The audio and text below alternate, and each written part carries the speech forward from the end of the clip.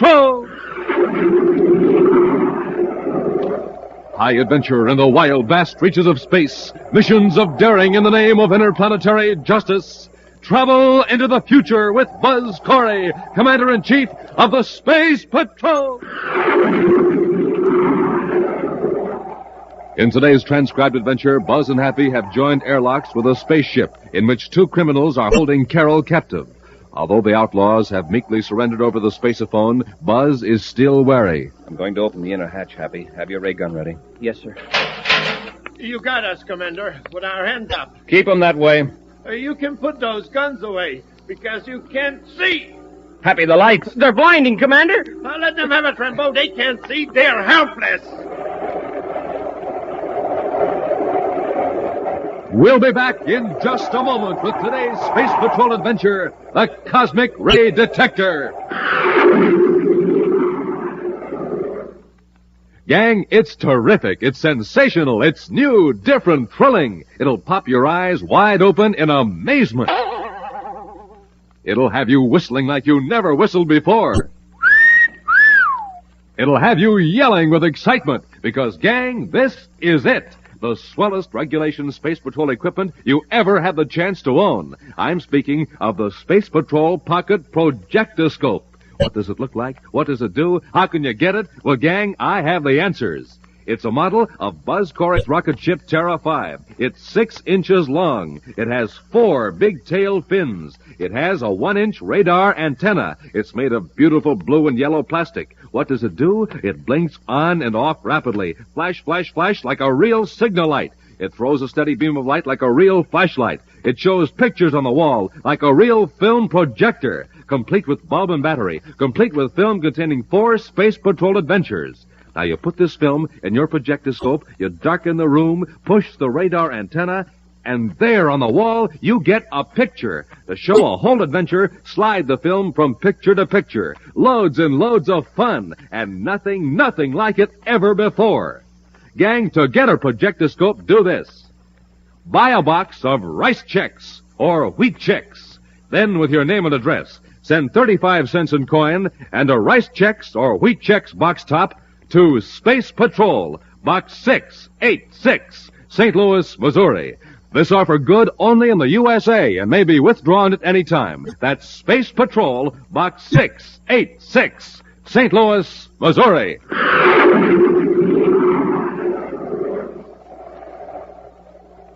And now, today's Space Patrol adventure, the Cosmic Ray Detector. In Commander Corry's central office at Space Patrol headquarters on Terra, Cadet Happy is checking through a file of search mission reports from the Venus Command as the Secretary General's daughter, Carol, enters. Hi, Happy. Oh, hello, Carol. Hey, that's some outfit. You like it? Dad got it for me especially for this trip to Jupiter. Hey, it looks great. What time does your ship leave? In about an hour. I'm going on the SS Space Queen. Traveling in style, eh? Well, I wanted to fly my own ship, but Dad talked me into taking the passenger transport. Is the commander around? Oh, he stepped out about a half hour ago. I don't know when he'll be back. Oh, gosh, I hope he didn't forget. Say, that reminds me. He said this folder was for you. Oh, good. It's the data for my talks at Jupiter University. What are you going to talk about? Opportunities for youth in interplanetary government service. Well, that shouldn't give you any trouble. Well, I imagine the commander's notes in the Space Patrol will be a big help. Well, I'd better get over to the spaceport and see what's happened to my luggage. Okay, Carol. Good luck. Thanks, Happy. Oh, and thank the commander for these notes. Oh, sure.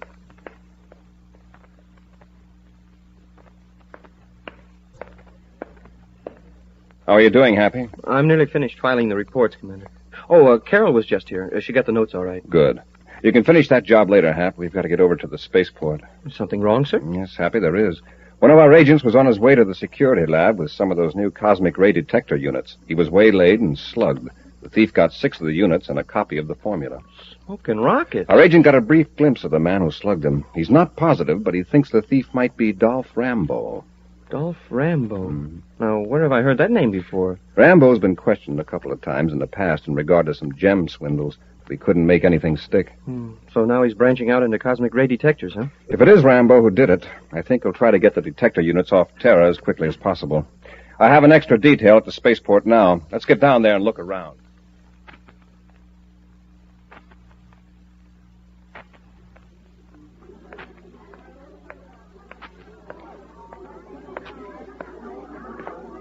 Oh, excuse me. Could you tell me where the interplanetary transport ticket office is? Yes, I'm headed that way myself. Follow me. Why, thank you. Got the detectors, Henchley? Yes, in a jewel case right here in my pocket. No one's watching. Hand it to me. Better be careful, Rambo. The terminal is swarming with space patrol men. So what? Didn't you fix the detectors into a necklace the way you planned? Yes, and it's a beauty. It would take an expert to tell the real gems from the ray detector crystals. What about the formula? It's hidden under a false bottom of the jewel case. Then slip it to me. In 10 minutes, I can be aboard the Space Queen. I think these space patrol agents are looking for somebody. If they get suspicious, they'll hold the gems for a careful examination. But they wouldn't hold me, Henchley. I've got those identification papers you fixed for me, showing that I'm a representative for Jupiter Gem Importers. It's too big a risk, Rambo. I wouldn't be surprised if everyone who was getting on the ship was thoroughly searched. Well, what are we going to do? Stay here on Terra? Ah, that's risky, too. Say, look over there. Isn't that Carol Carlisle, the Secretary General's daughter? Where? Over there, checking her luggage. Yes, it is. Looks like she'll be aboard the Space Queen, too. Well, now, I doubt very much if her luggage would be searched. Well, what do you mean? Just this. You go on ahead. I'll wait here. And as soon as I can, I'll slip the jewel case into one of her suitcases. And after the ship gets to Jupiter, you can steal it back from her. Yeah, that's a great idea, Henchley. All right. But watch your step. Go on now. Get aboard. I'll take another ship to Jupiter and join you there.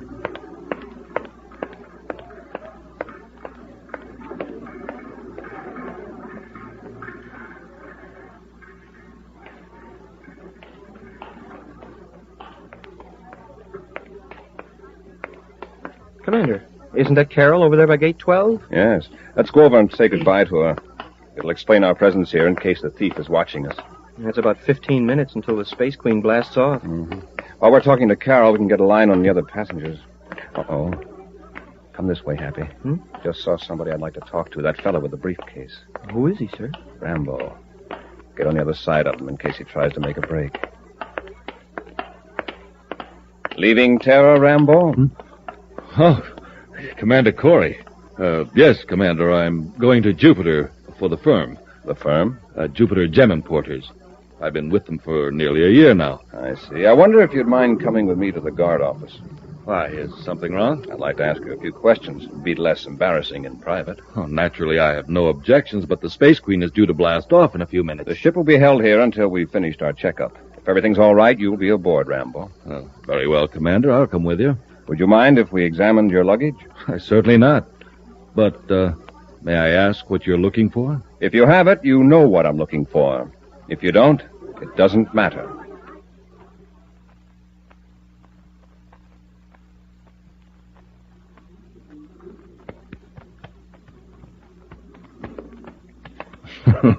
Satisfied, Commander? Oh, not quite, Rambo. What did you find out, Happy? All the luggage has been checked, sir. Nothing. How about Rambo's? His is okay, too. All right, Rambo, you can go now. Thank you, Commander. I must say your men have been very thorough. That's their job. The Space Queen will be blasting off in a few minutes. Yes. Hope you find what you're after. Whatever that may be. Well, sir, it looks as though we drew a blank on Rambo this time. Happy, you and I are going to blast off for Jupiter and Terra 5 and see what we can find out about Rambo and his honest business venture. This is Dolph Rambo on Jupiter calling Burton Henchley aboard private space cruiser J437. Rambo calling Burton Henchley. Henchley here. Go ahead. Henchley, something's gone wrong. What do you mean? Where are you? At the Hotel Juno in Jupiter City. Did you get the ray detector? No, they weren't in Carol's suitcase. I checked right after the luggage was taken off the Space Queen. But they got to be. Are you sure you picked the right one? Yes, but they weren't there. The jewel case was gone. Now listen. Don't get panicky. The girl probably has it. Where is she staying? At the Olympia Hotel. Well, I'll be landing at Jupiter City in a few minutes. Just sit tight till I get there. We'll search her room. Suppose she's in it. Figure some way to get her out for a while. A fake phone call ought to do the trick. Yeah, but what'll I tell her? Well, that's your problem.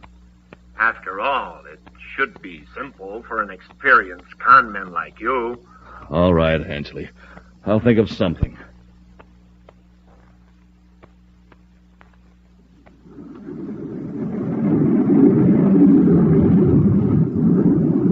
Happy? Yes, Commander? Want me to take over the controls? Oh, no, thanks. Space Control has cleared us for landing. I'll bring her in. I just wanted to tell you that our suspicions of Rambo are well-founded. Oh? You mean he's the one that slugged our agent and took the ray detector? He might be. At any rate, this gem importing firm he works for has a dubious reputation. Space Control just relayed some information on it. Jupiter Gem Importers is run by a man named Burton Henchley.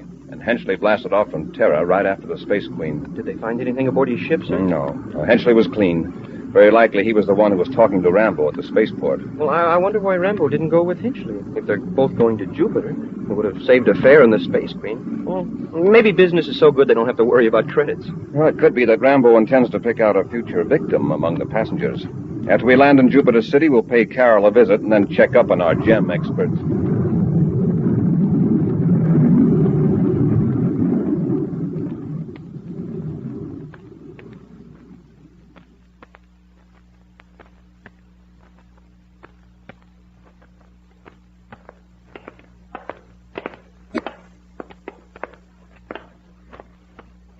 This is Carol's room, Henchley, 1209. Is anybody looking, Rambo? All clear. It's locked. We'll have to use the magna key.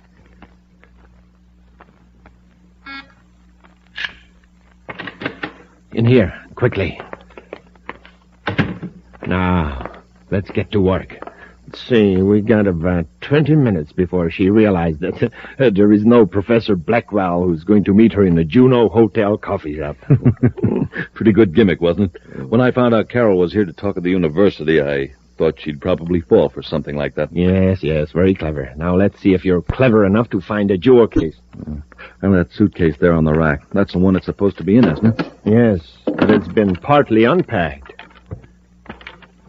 I'll see, like I told you, it isn't here. She must have found it on the ship. Look, here on the dressing table. That it? Oh, it's the case, but the necklace is gone.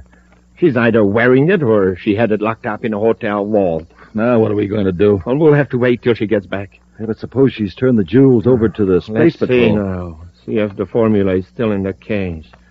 Yeah, it's still here. Well, my guess is she's wearing the necklace. After all, she'd never suspect that some of the gems are really ray detector crystals. Wait, what's this? A spacegram. Look, she started to send a message and was interrupted. To Secretary General Carlisle, Terra. It's to her father. Dear Dad, what a wonderful surprise. I found a necklace when I opened the suitcase on the ship. You really shouldn't have. That's all the farther she got. Probably my phone call as Professor Blackwell interrupted her. Oh, that's a break. Supposing she'd send this spacegram. Yeah. I'll just take this message. Listen, someone's at the door. It's probably Carol. We won't get rough unless we have to, but we're going to get her out of here.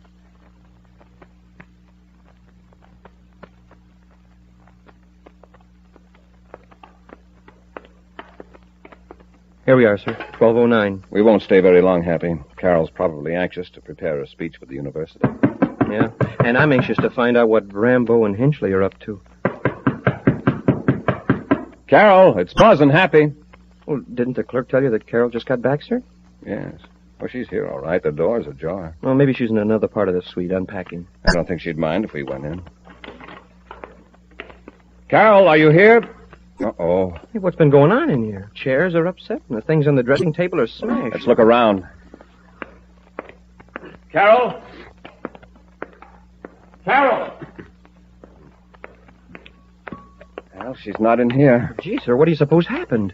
Carol's been taken away. By the looks of this room, she wasn't very willing to go. Happy notified Jupiter City Space Patrol. I'll start questioning the hotel staff. We'll return to Space Patrol in just a moment. Say, gang, how's your morning takeoff? Are you blasting off with your jets really roaring? Are you riding your bike like Buzz Corry rides his rocket? I mean with your speedometer smoking like a volcano on Venus. In other words, Space Patrollers, are you supercharged in the morning? Well, here's the way that Commander Corry gets supercharged. He tucks away a power breakfast with Rice Chex or Wheat Chex, the super cereals. Try Rice Chex today. What'll you say? Delicious. and try Wheat Chex today. So swell tasting, you'll eat more and more and more and more. Rice Chex, Wheat Chex, the only cereals in the universe with that modern, bite-sized design for easy eating. The only cereals in the universe with a picture of Commander Corry or Cadet Happy on the outside of the package, and the only cereals in the universe with that mysterious magic space picture on the inside of the package. The super cereals that help to supercharge you. Rice Chex, Wheat Chex. So gang, 1, 2, 3. Get ready to blast off to your grocer's forum right after today's Space Patrol adventure. And now, back to our Space Patrol adventure, the Cosmic Ray Detector. Buzz and Happy are investigating the mysterious disappearance of the Secretary General's daughter, Carol, from her hotel room in Jupiter City. Knowing that Carol's luggage would not be thoroughly searched for the stolen Cosmic Ray Detector crystals, the two thieves, Burton Henchley and Dolph Rambo, had put the crystals in one of Carol's suitcases. They intended to retrieve them before the luggage could be removed from the Jupiter City spaceport to the hotel. But their plan misfired when Carol accidentally discovered the crystals, which the thieves had disguised by working them into an expensive-looking necklace. While Happy examined Carol's hotel room for clues, Commander Corry has finished interrogating the hotel staff. Find anything, Happy? No, sir. Maybe one of the lab experts could make something out of these smudged fingerprints. I can't. 2 technicians are on their way over now. I finally located a maid that's pretty sure she saw Carol. She was with 2 men. They were going down the rear stairs. Did she say Carol was struggling? According to the maid, she didn't appear to be. Of course, they could have held a ray gun on her. The maid thought it was strange they didn't take the elevator. Now, here's one thing I found. It may not mean much, sir, but, well, it was in the wastebasket. Here it is. It was all wadded up. A spaceogram. Carol's father. She must have decided to rewrite it. It isn't finished. Dearest Dad, I opened my suitcase on the ship to get a book to read, and there was this beautiful necklace. I was so surprised. Necklace? That could be a motive, all right. Someone in the ship may have seen it. Rambo. Possibly. Rambo doesn't go in for strong-arm methods. Besides, taking the necklace would be one thing, but forcing Carol to go with him, well, that's something else. Well, maybe she didn't have the necklace with her, and the crook was making her take him to where it was. But where else would it be? Carol just arrived here. It would be here in her room or in the hotel vault. I'll check with the manager. That phone call, I wonder. Phone call? The desk clerk said a Professor Blackwell of the university called Carol shortly after she checked in. She told the clerk she'd be back in an hour, but came back much earlier. Happy, let's get over to headquarters. Yes, sir. We'll check with the university on Professor Blackwell, and then I'll space-phone the Secretary General for a description of that necklace.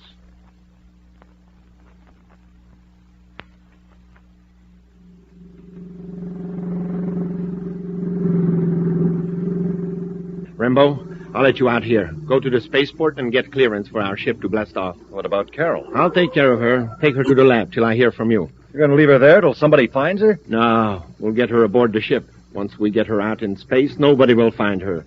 And if they do, she won't be able to tell them anything. All right, Rambo. Get out and hurry to the spaceport. Are you sure you can handle her? And drive, too? Yeah, if she gives me any trouble, the paralyzer ray will quiet her down. Now get going. All right, Henchley. I'll call you at the lab.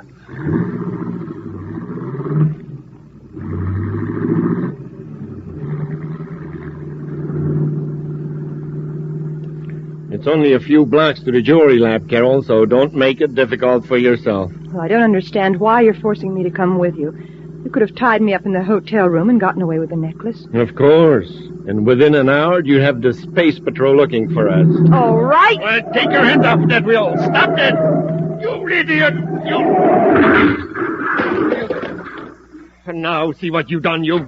come back here. Get back in this car. Thanks for the ride. Come back here. Come back.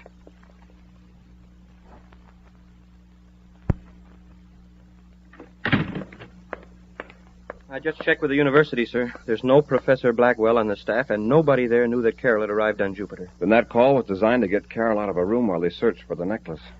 I've talked to the Secretary General. He didn't give Carol that necklace. Well, then who did? I don't think it was ever intended that Carol find it. It was smuggled into a suitcase back on Terra.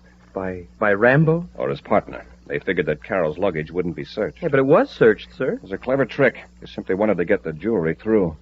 Certainly. No one would suspect the Secretary General's daughter of having jewelry that wasn't hers. Well, here's the important point, Happy. Rambo is supposedly a messenger for a legitimate gem importer. Why couldn't he openly carry jewelry? Hey, that's right, sir. Unless something else was being passed off as jewelry. The ray detector crystals. Right. And perhaps the stolen formula. I'll get it, Hap. Maybe for Captain Raymond. He's using Major Young's office temporarily. Commander Corry here. Commander, this is Carol. Carol, where are you? I'm in the Jupiter Arcade building at Public Communications booth 27. Are you all right? Yes. I managed to get away from Rambo and Henchley.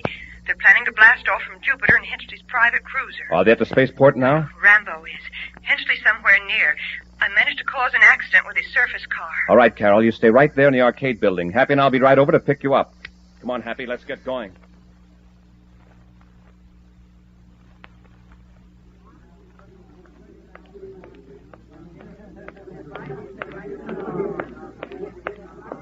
Expecting someone, miss?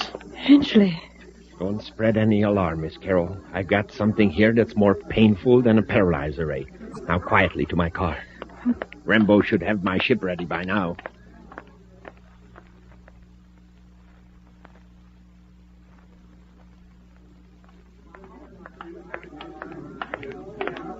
I've looked all over the arcade, Commander. She's not here. Did you check the communication booth? Yes, sir, and the cafe. I told her to stay right here. Maybe she saw Henchley or Rambo. That's what has me worried.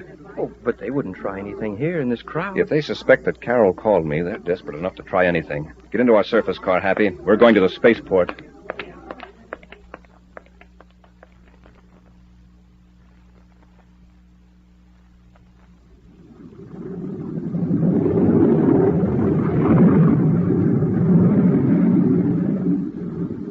So now you see, Miss Carroll, that break for freedom didn't do you a bit of good. Yes. We're hundreds of DUs out of Jupiter now. Where are you taking me? Well, your part of the trip is just about over. We have to get rid of you. It's regrettable. Henchley, look at the rear view scope. Huh? Looks like something's coming after us. Spaceship. Increase the sensitivity. Let's see if we can identify it. It's a Space Patrol battle cruiser. Commander Corry. Now, I am glad I brought you along. Corry won't dare fire on us now. Commander Corry aboard Terra 5, calling Henchley and Rambo aboard private cruiser J437. Commander Corry to Henchley and Rambo. What are we going to do? That's Corry's problem. Let him worry about it. Corry to Henchley and Rambo. I'm right behind you. Stand by to be boarded. Here, I'll talk to him. Henchley to Corry. Let me give you some advice. Turn around and go back, and keep the rest of your space patrol away from us. We got Carol Carlisle aboard. I'm giving you a chance to surrender, Henchley. Better play it smart. Corry, if you come any closer, we're going to push Miss Carlisle out into space without a spacesuit. I thought that would cool you off. Rambo, stop her. She's running back up. Hey, you come back here. Rambo, grab her quickly. I'm warning you, we mean business. Come out of that compartment. Open up, you little fool. Open up or I'll break the door down. Go ahead. Rambo, did you catch her? She locked herself in the compartment. What are we going to do now? The only thing you can do is give up. You can't harm Carol now. Well, what's your answer? All right, Corry. You win. We'll cut our velocity and stand by to be boarded. I'm coming up to join airlocks. Check Henchley out. You'd cut off the space phone, Corry. I'd never known we couldn't carry out our threat. We're not through yet, but I want Corry to think so. Yeah, but what can we do now? Listen, get a couple of high-powered atomo lights. Rig them up so they're focused on the inner hedge. Atomo lights? Yeah. Stand in front of them. Then when Corry comes through the hedge, step aside. Before he can recover from the glare, we'll take care of him for sure.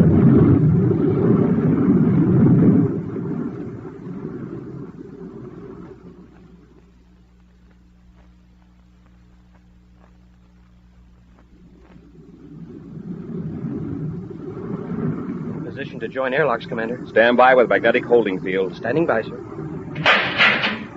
Airlock secured. Apply holding field. All right, Happy. Into the airlock. Yes, sir. You think they'll try anything, sir? We're going to be prepared just in case they do. Have your ray gun? Yes, sir. All right. Open the outer hatch. Now into their airlock. I'll go first.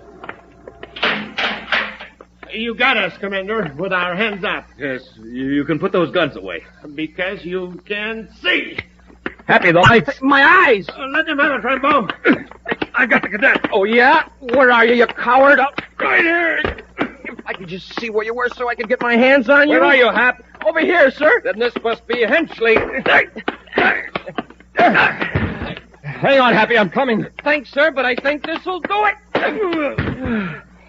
Nice going, Happy. Oh, for a while there, I thought they had us. That was close, all right. Buzz, Happy, are you all right? Yes, Carol, and you? Oh, I'm fine. Oh, Commander, here's the necklace. I found it in Hinchley's pocket. Oh, good. Hang on to it. Hey, but which ones are the ray detector crystals? We'll let the lab experts figure it out. Oh, Buzz, look at the time. How long will it take us to get back to Jupiter? I don't know exactly.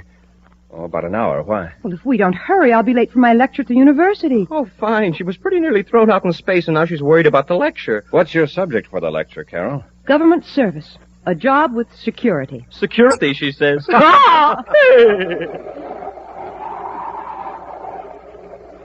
preview of next week's exciting Space Patrol adventure in just a moment. Hey, gang, imagine the fun of owning a model rocket that shows pictures on the wall. Imagine the fun of owning a rocket you can use as a signal light and also as a flashlight.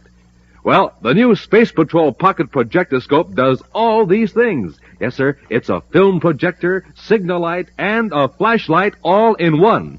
Nothing like it on the face of the Earth before. It comes with a real strip of film for showing pictures on the wall. And, gang, wait till you see what those pictures are. 4 complete Space Patrol adventures with Buzz Corry and Cadet Happy. Listen to these titles. Space Pirate, Men from Mars, Robot Invasion, Mighty Missile. Don't they sound terrific? You bet. And just think, gang, you can show these complete Space Patrol adventures on your wall. You just slip the film in your projectoscope, darken the room, push the radar antenna, and there on the wall you have it, a real picture. So, gang, don't wait not a single day. Send for this wonderful new Space Patrol Pocket Projectoscope just as soon as you can. Remember, it's a film projector, it's a signal light, it's a flashlight, all in one. A 6-inch blue and yellow plastic model of Buzz Corry's own rocket ship. And it comes to you complete with bulb, battery, and film. To get a projectoscope, buy a box of Rice Chex or Wheat Chex, the cereals that bring you the magic space picture. Then, with your name and address, send 35 cents in coin and a Rice Chex or Wheat Chex box top to Space Patrol, Box 686, St. Louis, Missouri. This offer good in the USA only and may be withdrawn at any time. That's Space Patrol, Box 686, St. Louis, Missouri. And now, a preview of next week's exciting Space Patrol adventure. Buzz and Happy are in an underground passage deep beneath Saturn City, attempting to capture a plutonium thief, Victor Drumlin. Drumlin has reversed the atmosphere pumps and is drawing deadly methane gas from Saturn's atmosphere into the lower levels. Protected by a shielded hideout, Drumlin refuses to surrender. That methane gas isn't going to stop us, Drumlin. We can break that door down before it reaches this level. That door is built to shield against an explosion, Corry. The kind you're gonna hear in a moment. What does he mean, Commander? He's bluffing, Happy. Methane isn't explosive. It is when it's mixed with ordinary air and ignited. Listen! What's that, Commander? He's turned on the generators, Happy. If he overloads them, he'll ignite the gas and blow up Saturn City. Be sure to be with us next Saturday for the exciting story, The Secret of Sub-Level 7, when Wheat Chex, Rice Chex, and Good Hot Ralston again bring you Space Patrol!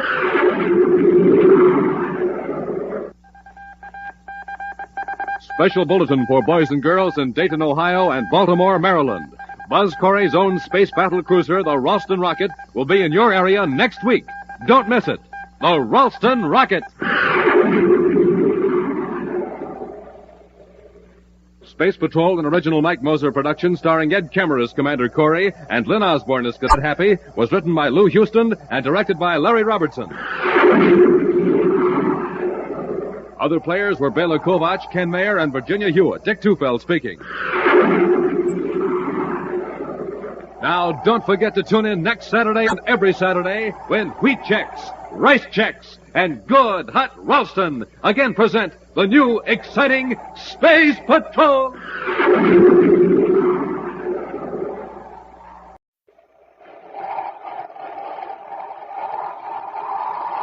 Wheat Chex, Rice Chex, and Good Hot Ralston present Space Patrol. High adventure in the wild, vast reaches of space. missions of daring in the name of interplanetary justice. Travel into the future with Buzz Corry, Commander-in-Chief of the Space Patrol. In today's transcribed adventure, 2 criminals are holding Tonga in the subcellar of a Venus skyscraper. As Buzz and Happy advance toward the men, they pass a large ventilating tunnel covered with a metal screen. One of the men throws a switch, and behind the screen, the blades of a giant fan start to whirl. They've turned the ventilator fan on. Rush them, Happy. Yes, sir. I can't stay on my feet. Keep away from the grating. I can't move. The air suction pulled me against the grating. It's got me, too. Try to pull loose, Happy. The wind's too strong. Commander, the grating is sliding up. Pull, Happy. Pull hard. If you don't get out of this tunnel, we'll be pulled into the fan. We'll be back in just a moment with today's Space Patrol story, The Top Secret D-Ray.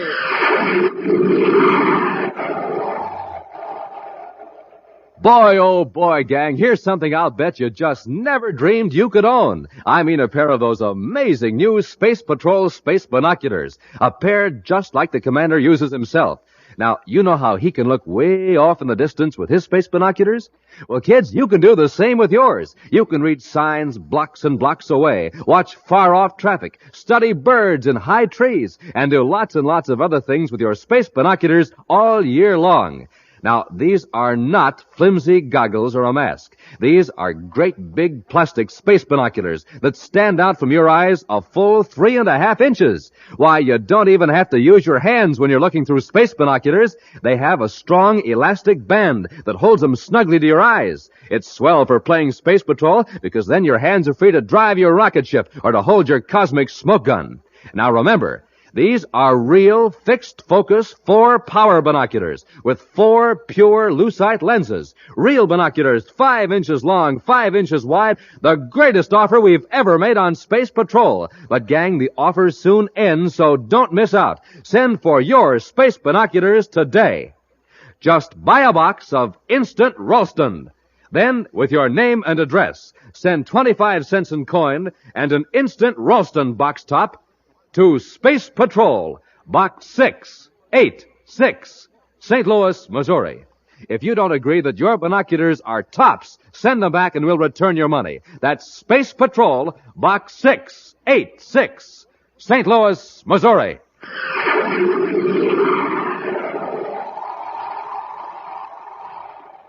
Commander Corry and Cadet Happy have just blasted off from Terra and have set their vector for the lunar fleet base on the Earth's moon. One of the busiest spaceports in the solar system, the fleet base is also the center of scientific research into the development of space flight. For the past week, it's been open house at the base, with guided tours for throngs of visitors from Earth and many of the other planets. Tonga has been assigned to special duty at the base to see that security regulations are observed.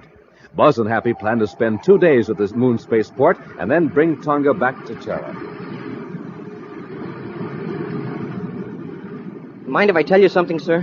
What, Happy? Well, I didn't say anything one way or the other, but, well, I'm certainly glad I wasn't assigned to duty at the fleet base this week. Somehow I get the impression that you don't exactly care for the idea of herding tourists around. Oh, it might have been fun for a couple of days, but, gee, a whole week. Why, I'd rather fly through the Meteor belt in a birdcage. I know what you mean. Just the same, Visitors Week at the lunar base has been fine for public relations. You'd be surprised at the number of people who are on the moon this week who've never made a space flight before. Tonga, Lunar Fleet Base, calling Commander Corry aboard Terra 5. Tonga, calling Commander Corry aboard Terra 5. Corry here. Go ahead, Tonga. Commander, I have an emergency message. I'm cutting to Scrambler Circuit, code 5. All right, Tonga. I'll adjust the receiver. Code 5 circuit cut in. Go ahead. There has been a security leak on the D-Ray project here at the base. The D-Ray project? Yes, Commander. A strip of microfilm containing the basic designs has been taken from the files. Do you have any idea when the theft occurred? Within the last 3 days. Order the base commander to declare condition red and ground all spaceships. The thief may still be on the base. Condition red is already in effect, Commander. Colonel Jacobson issued the order 20 minutes ago. Good. That film must not be smuggled off the base. Tonga, cut on your tape recorder and take this message. Feed it through the public address system at the spaceport every 10 minutes. Ready, Commander. Here's the message. Attention, everyone, base personnel and visitors. No film of any kind is to be taken from the base until checked by security officers. Film that is cleared will be sealed and returned to passengers after they're permitted to board their ships. Film not surrendered to security officers will be automatically blanked out by cancel ray machines as passengers and luggage pass through the gates. To preserve your personal films, follow these regulations. End of message. I have it recorded, Commander. It will be put on the base PA system immediately. We don't want to keep innocent people on the base longer than necessary, so run the films through inspection as rapidly as full security methods permit. Yes, Commander. Happy and I will arrive at Lunar Fleet Base in approximately 3 hours. We'll contact you upon arrival. Corry out. Commander, what is this D-Ray project? The D-Ray is a new defense ray. It can make any unfriendly spaceship completely powerless, even at great distances. It neutralizes all electrical fields. Hey, yeah, it would cut off all controls so you couldn't maneuver the ship or fire weapons. You couldn't even use the spacerphone or viewscope. Oh, and those are the plans that have been stolen? Yes, and that means that somebody could build a D-Ray to use against Space Patrol ships, if they got away. That's why we have to get that microfilm back. Smoking rockets. I want to spaceophone Major Robertson and have him transmit the pictures and records of everyone suspected of espionage to the Lunar Fleet Base. Take over the controls, Happy. Yes, sir. And keep it on vector. Yes, sir.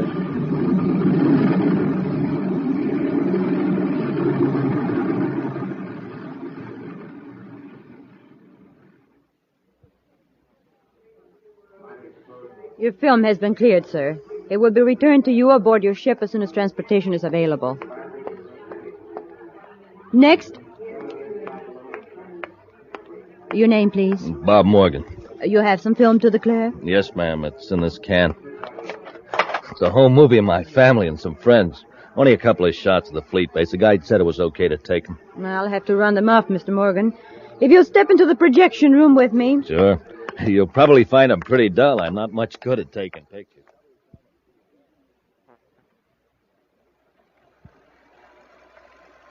Now, this is about the last of the shots I made on Venus.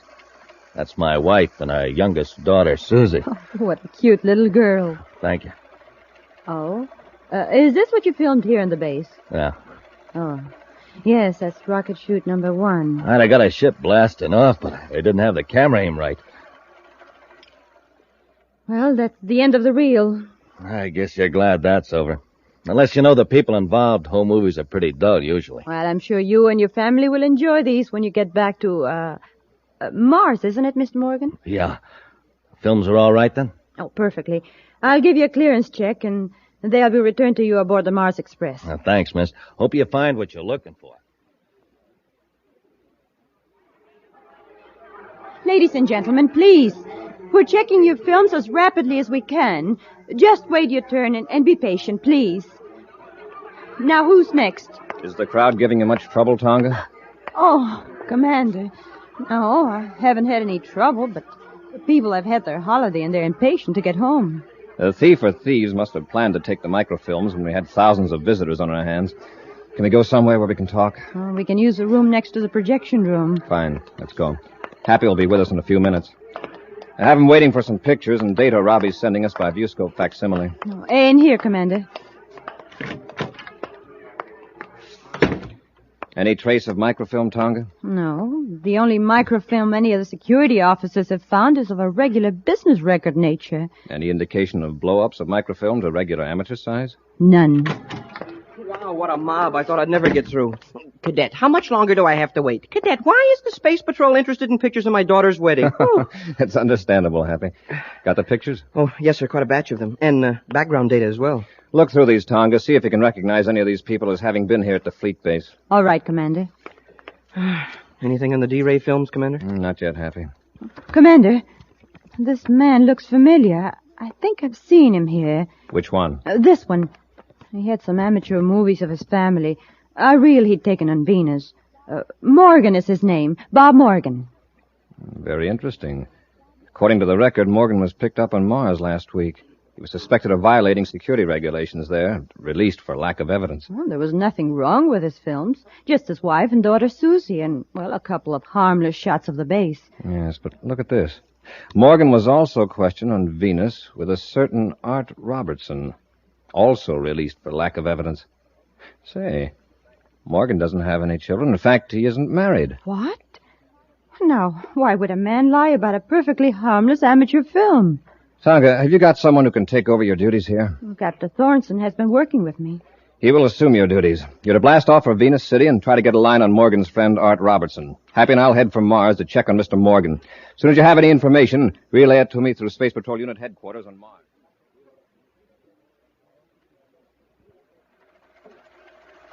Can't you speed up that projector, Morgan? I'm tired looking at these phony home movies. You're tired of them. I've seen this film a dozen times while I was editing and doctoring it at the fleet base, and I had to look at it again at security. Okay, I'll speed it up. Well, the place where I dubbed in the documents is coming up shortly. You must have done a good job if the assistant security chief passed it. It's lucky I took all that trouble out. Even though we thought we could get off the fleet base before anyone discovered the D-Ray plans were gone, it didn't work out that way. Now, what happened? Well, some eager beaver engineer started his ship 3 hours early. Now, we're getting close. Watch this, Art. There. I've stopped the film on the frame of the little girl. I don't see anything unusual. No, neither did security. Watch now. I'll switch to the microfilm lens on the projector. All I see is a plain white space with a blue border. Now, that's a blow-up of one of the white checks on the girl's skirt. The blue border is made by the adjoining blue squares. You mean one tiny square fills the whole screen? Oh, I still don't see anything. You will, when I cut off the regular lamp and turn on the infrared. Jump on Jupiter, the D-Ray plans. Right. That's page 1. The next 20 frames, there are other pages concealed in squares of the girl's skirt. Great job, Morgan. Terrific. Yeah, nearly went nuts. First I had to project the original microfilm, photograph it in infrared on another microfilm. Then came the tough part. I had to superimpose the plans on the regular-sized film inside one of those tiny squares. You did a great job, Art, and take the D-Ray strip to Venus. Now where we collect? Yeah. But it'll take me a couple of days to establish contact with the man who pays off. Naturally, he's cautious.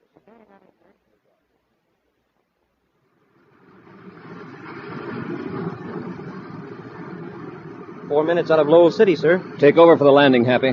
Tonga at Venus City Space Patrol Headquarters calling Commander Corry aboard Terra 5. Tonga calling Commander Corry. Corry here. Go ahead. I've been checking on Art Robertson, Commander. Got the word earlier than I thought I would. Let's have it.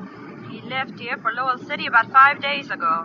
Then there's a good chance he came to Mars to meet Morgan. One of our agents at Lowell City has found Morgan's location. We'll stay in Venus City, Tonga. Find out who Robertson's friends are. See if you can run down any definite contacts or connections between Robertson and Morgan. Yes, Commander. Happy and I'll handle things at the Lowell City end. Corry out.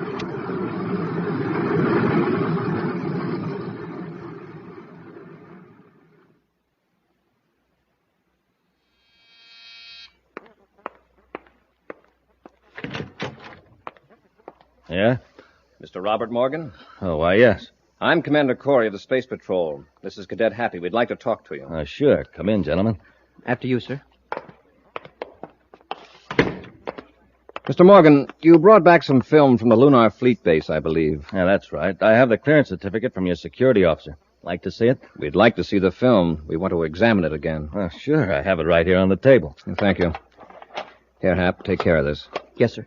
Anything wrong, Commander? I mean, with the film? I hope not. Oh, by the way, is your wife home? She's visiting her sister in Jupiter City. I see. And your daughter Sally is with her, I suppose. Yeah, Sally's with her. Mr. Morgan, unless I'm mistaken, when our security officer was running the film at the base, you told her your daughter's name was Susie. Why, we call her Sally as a sort of a nickname. In our files, Mr. Morgan, you're listed as being single. Well, I'll tell you. Actually, that film belongs to a friend of mine. I thought I could get it through inspection quicker if I acted as though it were mine. I realize now it was foolish and unnecessary. We'll give the reel a very thorough examination at the security lab. You'll hear from us then. Fine, Commander. Say, that's a pretty fancy projector. I was just noticing that, Happy. An expensive professional model, isn't it? Yes, hobby of mine. Yeah, it's got a lot of extra gadgets on it, too. And they seem to be similar to those in the security lab. Mm-hmm. A turret with several different lenses, including one for microfilm, and with an infrared attachment. Hey, we could run it off right here. Say, Morgan. Get him, Robertson. It's a space patrol. Hey, look out, Commander! Commander! You warned him too late, Cadet. You got here just in time. Get the film. What do we do with Corry and the cadet? We gotta get him out of here. We'll have to take him to Venus with us. Maybe on the way we'll finish him off without leaving the clue.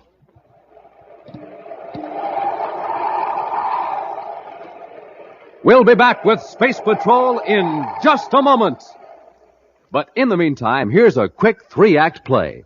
Act 1 begins with a boy and his mother in a house in a kitchen in the morning.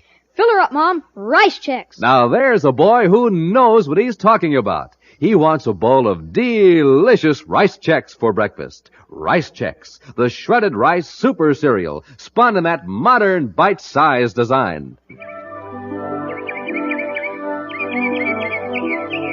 Act 2, next morning, same house, same boy. And in the kitchen, he's lifting up that bowl again. Fill her up, Mom. Wheat checks. Yep, today he wants Wheat Chex. Power-packed Wheat Chex. Swell-tasting shredded wheat biscuits in that same modern bite-sized design.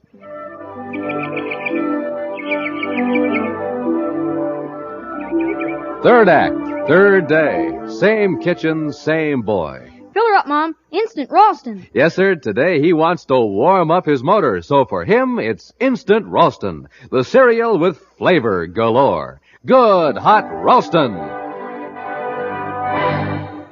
And so ends our play. And gang, here's the moral. For a super breakfast, eat a super cereal. Rice Chex, Wheat Chex, good hot Ralston. Bob Morgan has stolen a set of microfilm plans for the secret D-Ray from the Lunar Fleet Base by superimposing them on an innocent-appearing film of regular size. Buzz and Happy, suspicious of Morgan because of discrepancies in his story, found the film containing the defense secret. But before they could examine it, Morgan's accomplice, Art Robertson, arrived, and the two men overpowered the space patrolman in a fight in a darkened room. Right now, with Buzz and Happy locked in a compartment, Morgan and Robertson are in a spaceship approaching Venus. We aren't going to land in Venus City with Corry and the cadet aboard, are we? No, we'll set the ship down at my place on the Turquoise River and get rid of them then. Get the ozone cylinder, hook it up. We'll turn it on just after we land. And leave Corry's compartment unlocked. I'll land the ship.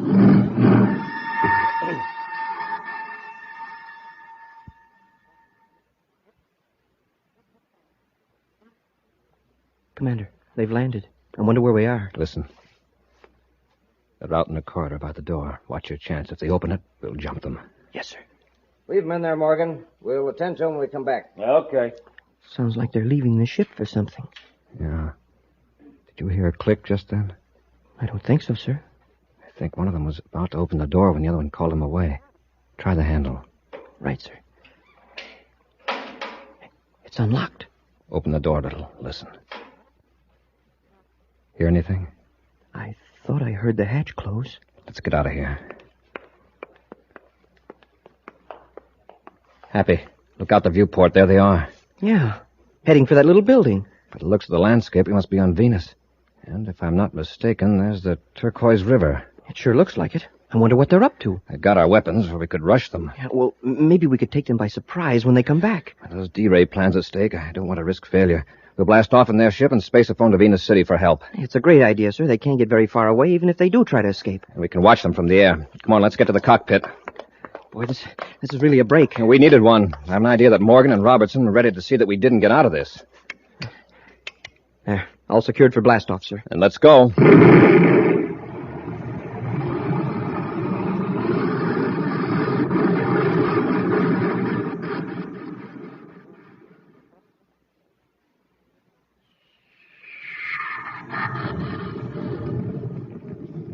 There they go. Yeah, just the way you planned it. How long will it take for that ozone to take effect? Just a couple of minutes. After a few lungfuls of that contaminated oxygen, they'll get sick and dizzy. Before they can land, they'll black out. And there'll be a terrible tragedy on the Space Patrol records. Where's your submarine? It's hidden under the wharf on the river. Come on, let's get down to it.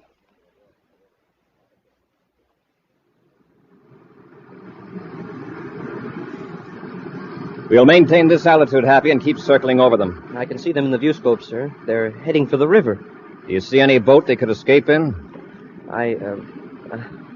What's the matter, Hap? Oh, nothing, sir. My eyes blurred for a minute, that's all.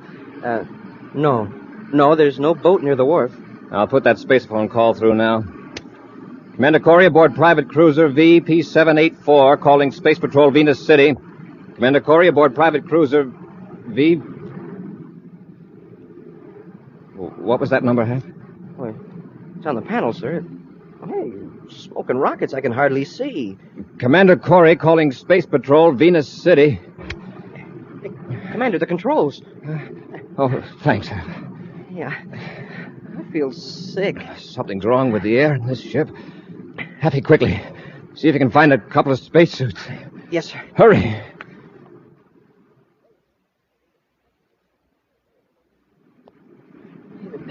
The suit's hard to get on. I feel so weak. I'll help you, Happy. There. Now close the facepiece. Let's hope the oxygen supply works. Is your suit receiver working, Happy? Yes, sir. I read you. Take several deep breaths. My head's clearing already. So is mine. I checked the view scope. Do you see Morgan and Robertson? No, sir. The last I saw of them, they were headed for the wharf. Do you suppose they're swimming across the river? Well, keep watching, Happy. I'll check the air analyzer and see what's wrong. Of course, they might have gone back to the building while we were putting on our suits. Boy, I sure thought I was going out there for a while. No wonder. The ship's air indicator's in the red. A few more breaths and we'd have been finished. Hey, there is a boat down there. It's coming out from under the wharf. It's an odd-looking craft. Hey, now it's gone. It sank. Submerged is more accurate. A submarine. A miniature sub. Right. I'm afraid we fell into a trap. They wanted us to blast off in this ship. Happy, check the air system, see what they rigged up. I'll notify Venus River Patrol to take soundings up and down the river for that sub.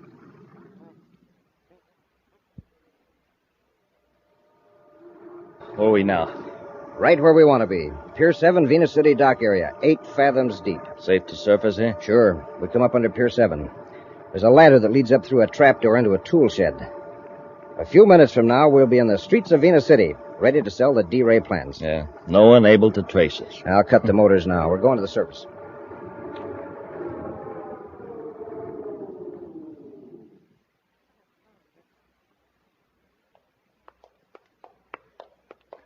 We hit Venus City at just the right time. The streets are deserted. Yeah. Turn left at this corner. We'll walk over to the business section and hail a surface taxi. No. Sorry, lady. Why don't you look where you're going? I beg your pardon, but you came around the corner. Yeah, our fault. We're sorry. Wait, you're Bob Morgan. We're in a hurry. Wait, you're under arrest, both of you. We're bumping into you? Don't be stupid. She's from the fleet base, a security officer. That's right. And you have to come with me to headquarters. That's what you think. Let go of me! Put your hand over her mouth so she can't yell. Okay. Hold still, you. We can't ever spread in the news we're in town. Drag her into the alley. Leave her there? No. The new building my company is moving to is a block from here. There won't be anybody there this time of night. I'll guard her while you go get a surface car. Surface car? Yeah, so we can haul her to the river. Come on, I'll help you carry her. Where am I now? Told you before, you're in the basement of the Marcab building, 4th Avenue and Venus Boulevard, Venus City. Here's Morgan. Hey, what took you so long? I had trouble renting a car, but I got one. Come on, let's get her out of here. Okay, Tonga. Here we go. All right, Morgan, Robertson. It's Corry and the cadet. Let go of Tonga and get your hands up. Quick, Morgan, down this corridor toward the ventilator intake. Take the girl. Corry won't dare shoot. Let go! Come on! Commander! They're getting away, Commander. After them, Happy. Robertson, it's a dead end. Go to the far wall. We'll make a stand there. Come on, you. Commander! You haven't got a chance. With the girl here, we can bargain with Corry. All right, press back into this corner, under the switch box. You might as well give up, you two. Come and get us. Come on, Happy. Are you crazy? We left our ray guns in the sub. Corry will have to pass in front of that big grating. When he does, I'll throw the switch. What'll that do? There's an 8-foot ventilator fan back there. It'll create a vacuum strong enough to pull them right up against the grating. Commander! Happy, don't come any closer. Shut up. Morgan, pull the switch. Rush them, Happy. Yes, sir. Hey, Turn that off. Commander, I can't move. Come on and get us, Corry. Suction. Now, Corry, I'm going to release the grating. Happy, if we could slump down, maybe we could crawl away from the vent. Commander, the grating is sliding up. We'll be pulled back into the fan. I can still move my arm. If I can throw my gun and hit that switch and short it out. Aim straight, Commander. Here goes. Hey, you did it, sir. A bullseye. Quickly, Happy, rush them. They hit the switch. Morgan, pick up that ray gun. No, you don't. Robertson. Get away from it, Morgan. Oh. All right, Robertson. Oh, yeah. No more. No more. I've had enough. How about you, Morgan? Sorry, Commander, but Mr. Morgan is out. Are you all right, Tonga? Yes, Commander. I guess you heard my miniature spaceophone. Yes, and Robertson's ship. Good thing you had it on. It was lucky Morgan had trouble locating a surface car. All right, Robertson. Where's that film strip? It's right here in my pocket. Hand it over. Happy, see if you can revive our fleet-based tourist, Morgan. Oh, he's not a tourist any longer. Where he's going, he'll be a permanent resident. We'll be back with an action preview of next week's exciting Space Patrol story in just a moment. Hey, gang, have you sent for your Space Patrol space binoculars yet? Well, you better hurry, because this offer is soon going to end. Now remember, space binoculars are real binoculars. Big, powerful binoculars you can see way off in the distance with. And when I say they're big, when I say they're powerful, I mean it. Space binoculars are 5 inches long, 5 inches wide. They're 4 power binoculars, and that means they make people, cars, buildings, everything else in the distance look 4 times closer. Now, they're not old-fashioned binoculars that you have to hold in your hand. They're sleek, new, modern plastic binoculars with an elastic band that holds them snugly to your eyes. Just think of the fun. You can spot planes in the sky, watch birds and squirrels in the trees, identify cars blocks away, read signs way off in the distance, and do lots and lots of other things with them day and night all year long. Absolutely the greatest value we've ever offered. But don't forget, this offer soon ends. So hurry. Send for your official Space Patrol space binoculars today. Just buy a box of Instant Ralston. Then, with your name and address, send 25 cents in coin and an Instant Ralston box top to Space Patrol, Box 686, St. Louis, Missouri. This offer good only in the USA and may be withdrawn at any time. That's Space Patrol, Box 686, St. Louis, Missouri. And now, an exciting preview of next week's exciting Space Patrol story. Buzz and Happy have conceived an extremely daring and dangerous plan to surprise 2 criminals who are holding Carol captive in the Martian hills. Right now, they're nearing the hideout in a small atmosphere ship. We're getting close, sir. Fasten your safety belt, Happy. Here's where we would develop power failure intentionally. I'm all set, sir. Hang on. I'm about to make the worst landing of my career. The ground's coming up awfully fast. You gotta make this look like a disastrous crash. Okay, but it's beginning to look too realistic. Brace yourself. It's beginning to look like a real thing to me, too. We're losing control.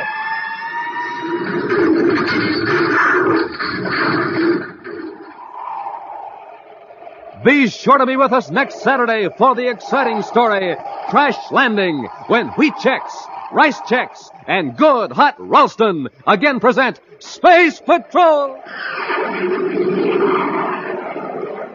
Space Patrol, an original Mike Moser production starring Ed Kemmer as Commander Corry and Lynn Osborne as Cadet Happy, was written by Lou Houston and directed by Larry Robertson. Other players were Norman Jolly, Ken Mayer, Nina Berra, and Stephen Robertson. Dick Tufeld speaking.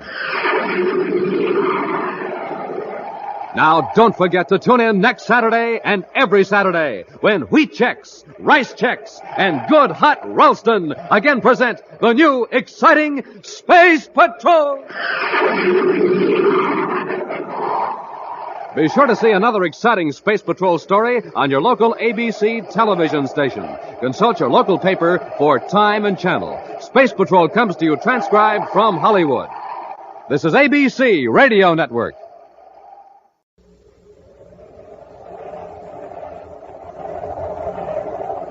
Wheat Chex, Rice Chex, and Good Hot Ralston present Space Patrol! High adventure in the wild, vast reaches of space. Missions of daring in the name of interplanetary justice. Travel into the future with Buzz Corry, Commander-in-Chief of the Space Patrol! In today's transcribed adventure, Buzz and Happy are exploring a deserted city on the planet Saturn. As they enter a room filled with precious gems, a stealthy figure slinks to the door and aims a ray gun at them. Look out, Commander. He's got a ray gun. He's firing. Quick, Hap, run down that passage. Keep going, Happy. He's right behind us. It's dark in here. He won't be able to see us. Uh-oh. Commander, it's a dead-end passage. We're trapped. We'll be back in just a moment with today's Space Patrol story, The Forgotten City. It's the cereal of the future, the real space cereal. The cereal that's different from any other cereal in the universe. The cereal you see on Commander Corry's own breakfast table. Delicious Rice Chex, the cereal with a flavor like no other flavor in all the universe. Delicious Rice Chex. Crisp shredded rice, spun in that modern bite-sized design for easy eating. Delicious Rice Chex, a real space cereal. Gang, those bite-sized biscuits have space inside so they can fill up with milk or cream. Try Rice Chex today. The only bite-sized rice cereal in the universe. Rice Chex, the only official Space Patrol rice cereal, Rice Chex. The super cereal that helps to supercharge you. Rice Chex at your grocer's in the brand new red and white checkerboard package with Buzz Corry or Cadet Happy on the outside and the magic space picture on the inside. Rice Chex, Rice Chex, Rice Chex, Rice Chex, Rice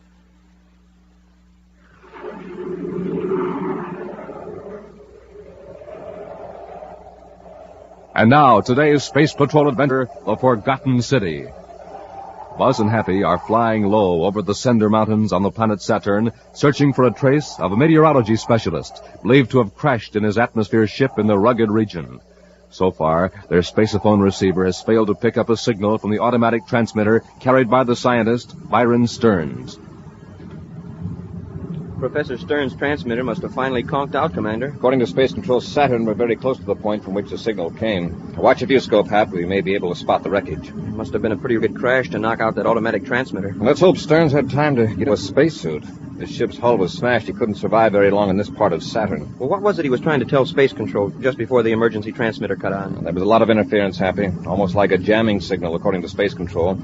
The operator thought Stearns was telling him about sighting another atmosphere ship making close passes at him. Stunting or on a lab ship? If we can prove stunting was responsible for whatever happened to Professor Stearns, some pilot will be grounded permanently. If he saw Professor Stearns was in trouble, he probably got away from this area as fast as he could. We may not be able to trail him. We'll see.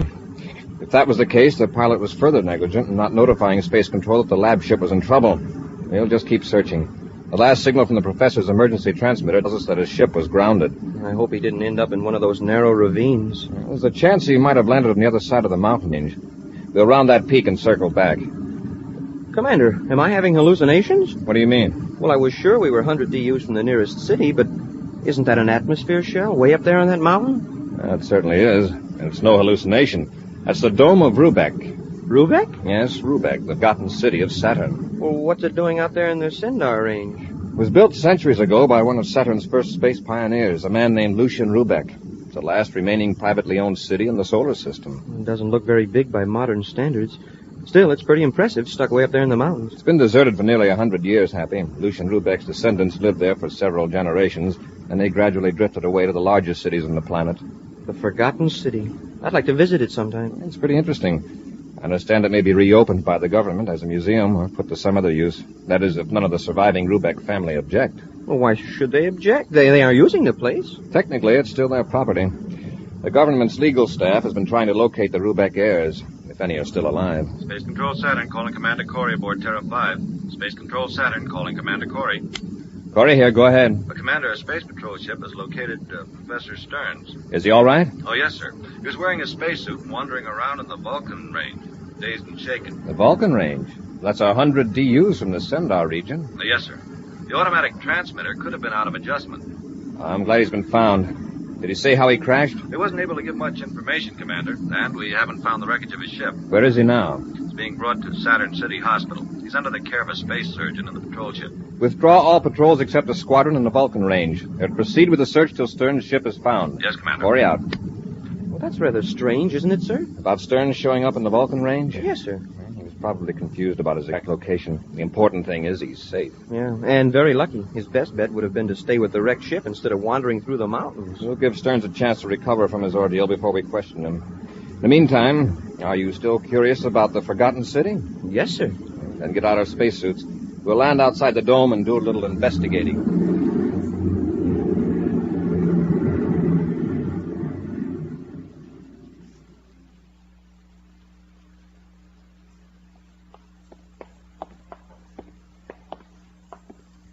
Here's the lock control switch. Hey, that doesn't look so ancient. It's Endurium. Just as shiny as if it had been installed yesterday. I hope the power's still on. We'll know in a minute. I'll open the switch housing. Let's see. Where's the inside control? Oh, here we are.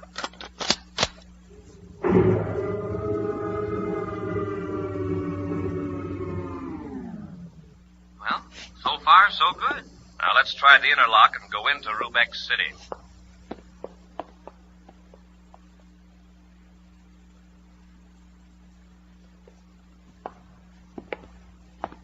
Once you get inside the dome, this city really looks big. 100 years ago, Rubeck City was one of the most important settlements on Saturn, Happy. Yeah, and now it's completely deserted. Hap, check your atmosphere indicator. Yes, sir. Say, that's funny. According to the indicator, the city's air is fit to breathe after 100 years. And then we can open the faceplates of our helmets. Say, the air is really fresh. How do you account for that, Commander?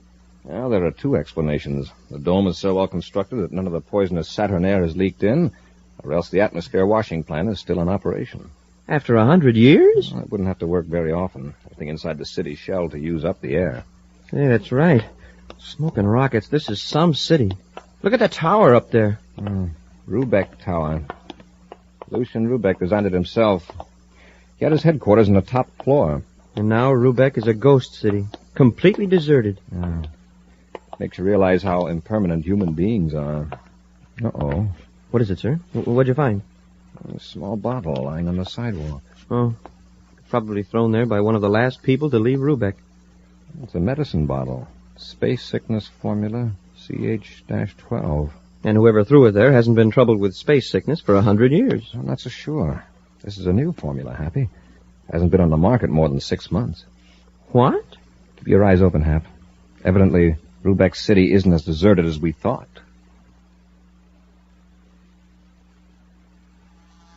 Come in. Oh, Lena. There are visitors in the city. I know, Shefka. I've been watching them from the tower room. They're space patrolmen. What are they doing here? We got to get rid of them. Don't get excited, Shefka. By their casual attitude, they must think the city's deserted. But no one ever comes here. They must know something. If they suspected what we're using the city for, they'd have brought more men with them. Let them snoop around. It isn't likely they'll come up here. But suppose Graken comes back while they're here. I've contacted Graken by spaceophone. He'll keep away from the city until the space patrolmen leave. Did he get rid of the lab ship pilot? Yes. Turn him loose in the Vulcan Mountains. Pilot's already been picked up. Suppose he tells them he was shut down near Rubeck. Oh, he's in a very dazed, confused condition. Graken saw to that. Space Patrol will assume the pilot was mistaken. Besides, you removed all trace of the wreckage of his ship. Yes, and I destroyed the automatic transmitter. Then there's nothing to worry about. But, Lana, the space patrolmen in the city... I know why they're here. The government's getting ready to take over Rubeck. We'll have to leave before they find the stolen jewels and space credits we hidden here. They won't search the city when they find out I'm the great-great-granddaughter of Lucian Rubeck. What? You are a descendant of Lucian Rubeck? No, of course not. But I can convince the government I am.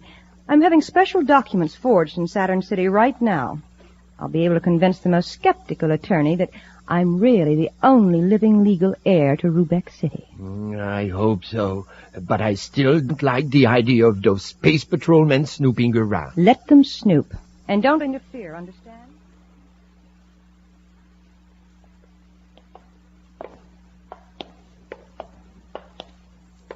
Hey, this is some building, Commander. Yes, Happy. Rubeck spent a fortune on this one building alone.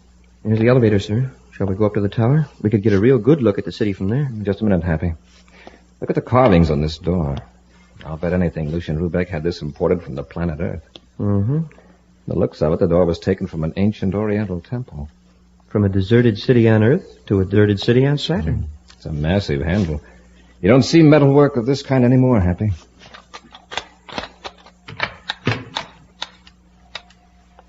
I wonder where this door leads. Commander, there's a light on in there. It flashed on automatically when I opened the door. Let's have a look. We'll go up to the tower later. Yes, sir. Say, this must have been Lucian Rubeck's treasure room. It's amazing. Look at those gold and silver goblets and old-fashioned candlesticks. And look, an ancient platinum electric lampstand. I thought Rubeck's descendants had cleaned out everything of value from the city, but apparently I was wrong. Imagine all this stuff sitting here for hundreds of years and with no lock on the door. Hold on a minute, Happy. This object isn't 100 years old. Why, it's a model spaceship, studded with jewels. Yes, and a very recent model, too. Look at it. Diamonds and rubies. Happy, listen. I heard a sound at the door. Uh-oh. Somebody's out there. Look out, Commander. There's a man with a ray gun. Hold your fire. We're space patrolmen. That's why I am shooting. Quick, Happy, down this passage. You aren't going to escape that way. Keep going, Happy's right behind us. Yes, sir. It's dark in here. He won't be able to see us. Commander, it's a dead-end passage. We're trapped. That's right. You're trapped. And I'm going to wait right here and pick you up. One at a time. We'll return to Space Patrol in just a moment. Hi, gang. Captain Dick Tufeld speaking from the planet Earth. Doing a Man on the Street broadcast this morning. Going to see what some of these kids here on Earth think about the 3 official Space Patrol breakfast cereals. Now, here's a sharp-looking lad. Say there, what'd you say the very first time you tried bite-sized wheat checks? I said, mmm. And here's another fine-looking chap. Son, what did you say the very first time you tried bite-sized rice checks? I said... And here's still another youngster. Tell me, what's your opinion of Instant Ralston, the hot super cereal made of rich whole wheat? Man, oh man, oh man, oh man. Try 'em yourself, gang. You'll say the very same thing. Mm-hmm. Man, oh man, oh man. Yes, get 'em today, boys and girls. Rice checks, wheat checks, good hot Ralston. And remember, checks now have a brand new package with Buzz Corry or Cadet Happy on the outside and the magic space picture on the inside.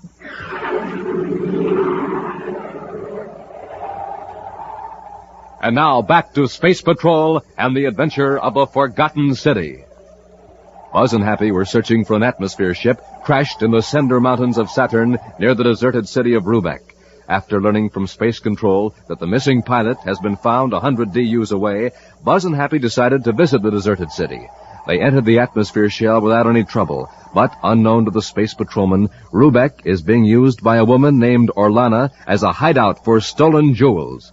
While Buzz and Happy were examining a treasure room in the base of a tower, they were fired upon by Orlana's henchman, Shefka. Now Shefka has them cornered in a darkened passage and is waiting to shoot them with his ray gun. Hap. Yes, sir. He can't see us. Lie down flat on the floor and then make a scuffling noise with your boots. When he fires at the place he thinks you are, I'll rush him. Yes, sir. Don't try to sneak up on me. I can hear every move you make. I warned you. I'll take that ray gun. Have you got him, sir? No, stay down, Happy. He broke loose. After him, Hap. Yes, sir. There he goes through that door. He's locked that door on us. We're in a spot. It's opening, sir. After him, quickly. He's in the elevator, Commander. Come out of there. Oh, he's going up to the tower. We'll take the stairs. Come on, Happy.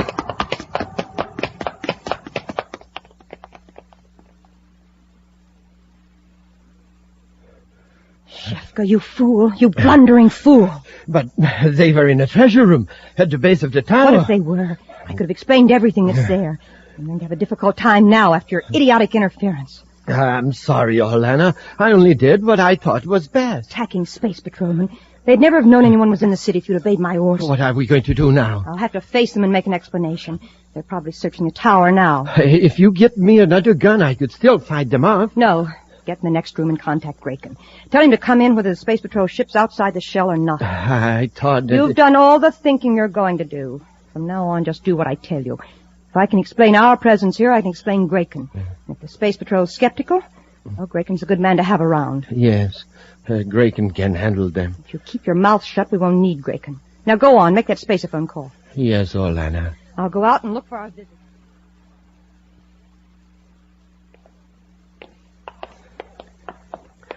This is the top floor of the tower, sir. Yeah. Now be careful, Happy. We'll search every room. I'll wait till I get my hands on that character. Hap, hold it. Huh? There's someone on the other side of that door. Oh, there you are. I was hoping I'd find you. We're looking for someone, too. Oh, you mean Shefka, my assistant. He told me what happened. I'm terribly sorry. Where is he? I want to talk to him. Well, please step in here. He'll be right out. Thanks. Come on, Happy. Yes, sir. I'm Commander Corry of the Space Patrol. And I'm Orlana Rubeck. Rubeck? Then you're related to the Lucian Rubeck who built this city. Yes, that's right. He was my great-great-grandfather. I was under the impression that the city was deserted. Well, I came here a few months ago with a couple of servants. Shefka, the man who fired at you, has been with the family for years. Does he always treat visitors so cordially? Oh, really, I'm awfully sorry about that. Shefka has a great sense of loyalty. He thinks his chief duty is to protect me. So why do you live here in this deserted city? Well, I'm not surprised that you're curious, but the explanation is very simple. I'm writing a book about my family. And you like to work in solitude, huh? Yes, it's a great inspiration to work right here in Rubeck City, where so much of Saturn's history was made. And, too, there are many ancient records and family documents right at hand. I see. I suppose that you can prove that you're a member of the Rubeck family. Oh, naturally. I can refer you to some influential people in Saturn City. Fine. Now, would you bring your servant out here, please? Well, yes. I'll be only a moment. Well, sir, what do you think? I don't know. I guess writing a book is as good an explanation for being here as any. As a matter of fact, a book about the Rubecks would no doubt be very popular. But we'll see. Hey, Commander, look at this plastic folder. It was on the desk. Let me see it. Looks like a official identification folder. Happy, this is Byron Stern's ID folder. What? The lab ship pilot? Yes. He was found in the Vulcan Mountains. His identification folder is here in Rubeck City. Wow. How could his... She's coming back. Act as though nothing happened. Oh, here he is, Commander. This is Shefka. Commander Corry, please accept my apology. I was greatly in the wrong. I acted from a mistaken sense of duty. If you thought we were intruders, there'd be some excuse, but have you forgotten that you seemed to accept the fact that we were space patrolmen at the time? Well, I acted on impulse, Commander. Again, I am sorry. All right, Shefka. Miss Rubeck. Yes, Commander? I was just telling Cadet Happy that a book on the Rubeck family ought to be very popular. Well, I hope so, Commander. I'd like to look over the first few chapters of your manuscript. Well, as a matter of fact, I'm merely in the note-gathering stage right now. There's really nothing down in manuscript form that anyone could read but myself. I see. Then would you show me around the tower? I imagine you must have a lot of family curios. Well, is this an official search, Commander? No, I don't have a warrant, but if you object to an informal tour... Oh, no, not at all. Shefka and I'll be delighted to show you around. Judging by a few items Happy and I saw down below, this ought to be very interesting.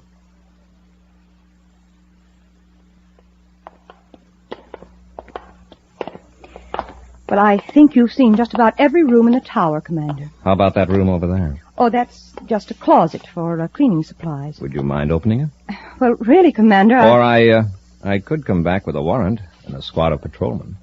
Very well, if you insist. But there's really nothing in there. Unlock it, Shefka. But Orlana... Open it, Shefka. All right.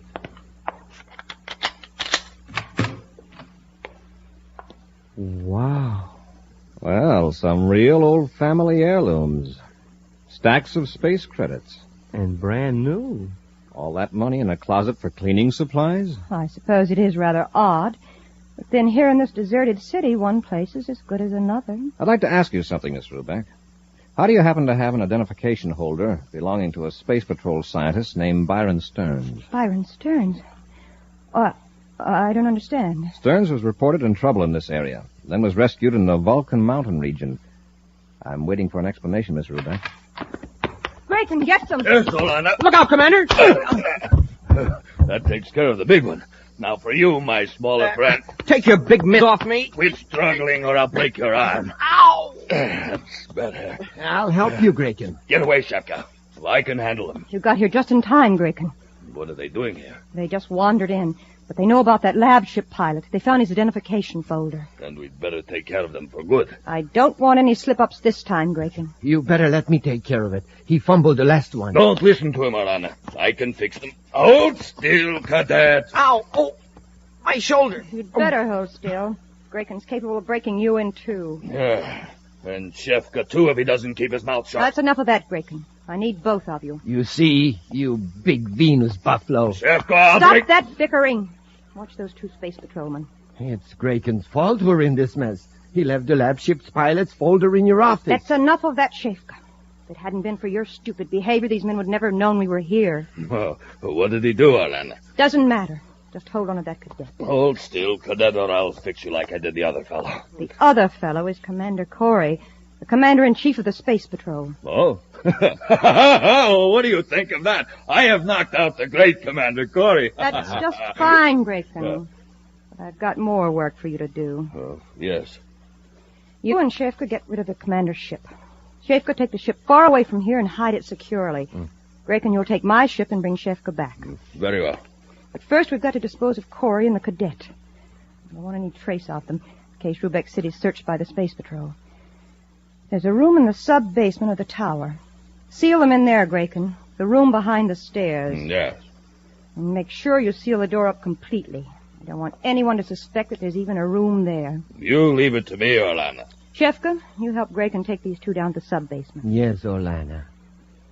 All right, go ahead, Grayson. Orlana, what did Shefka do while I was gone? To bring the space patrolman here, huh? You just follow my orders, Grayson. And Shefka, don't stand there with that smug look on your face. Both of you report to me when you're ready to hide the commander.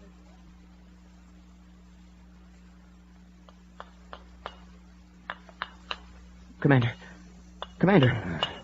Yes, Happy. We've got to do something quick. Where are we? In a room in the sub-basement of the tower. Orlana has one of her men sealing us up in here.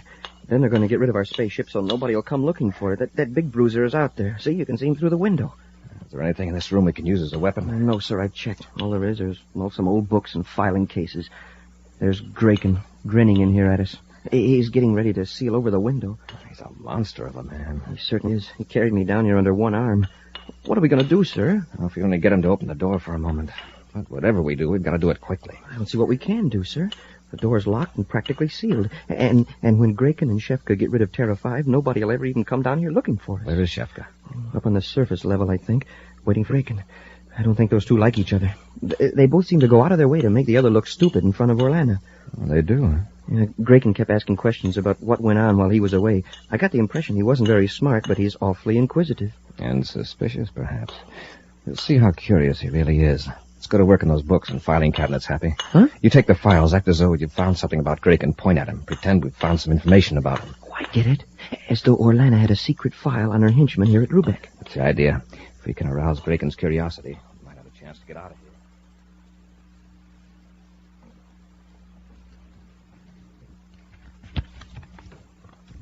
Is he watching us, Happy? He sure is. He stopped cementing up the door, and he's gawking in through the window. Point at him again. Laugh. As though we had a great joke on him. It doesn't matter what you say. Point at the files, too. Yes, sir. Hey, what a dope this Grayson is. You know, he's just about dumb enough to tear down that concrete and open the door and find out what we're doing in here. Keep it up, Happy. We've got him going. Yeah. Hey, look at that big, dumb face. He's just aching to know what we found in here in the files, Commander. Commander, I think he's going to open the door. All right. Ignore him for a moment. Act very interested in the files. Here he comes. Hey, what have you got in there? Nothing. Oh, don't try to fool me. I've been watching you through the door. What does it say about me in files? Why would there be anything about you in here, Grayson? There's something in there, I know it. Some lies Shefka told Orlana. Oh, sure. That's it. Shefka's up there now laughing at me. He figures he's tricked me into sealing up evidence against myself, right where he can get his hands on it when he needs it. Grayson, there's nothing in these files about you. Get out of the way. You can't fool Corry. Oh, I guess that's right. Corry, you can't. Got him, Commander? Yeah. Oh! Yeah, try to hold me, will you? Now, Corry. No, now you, Grayson.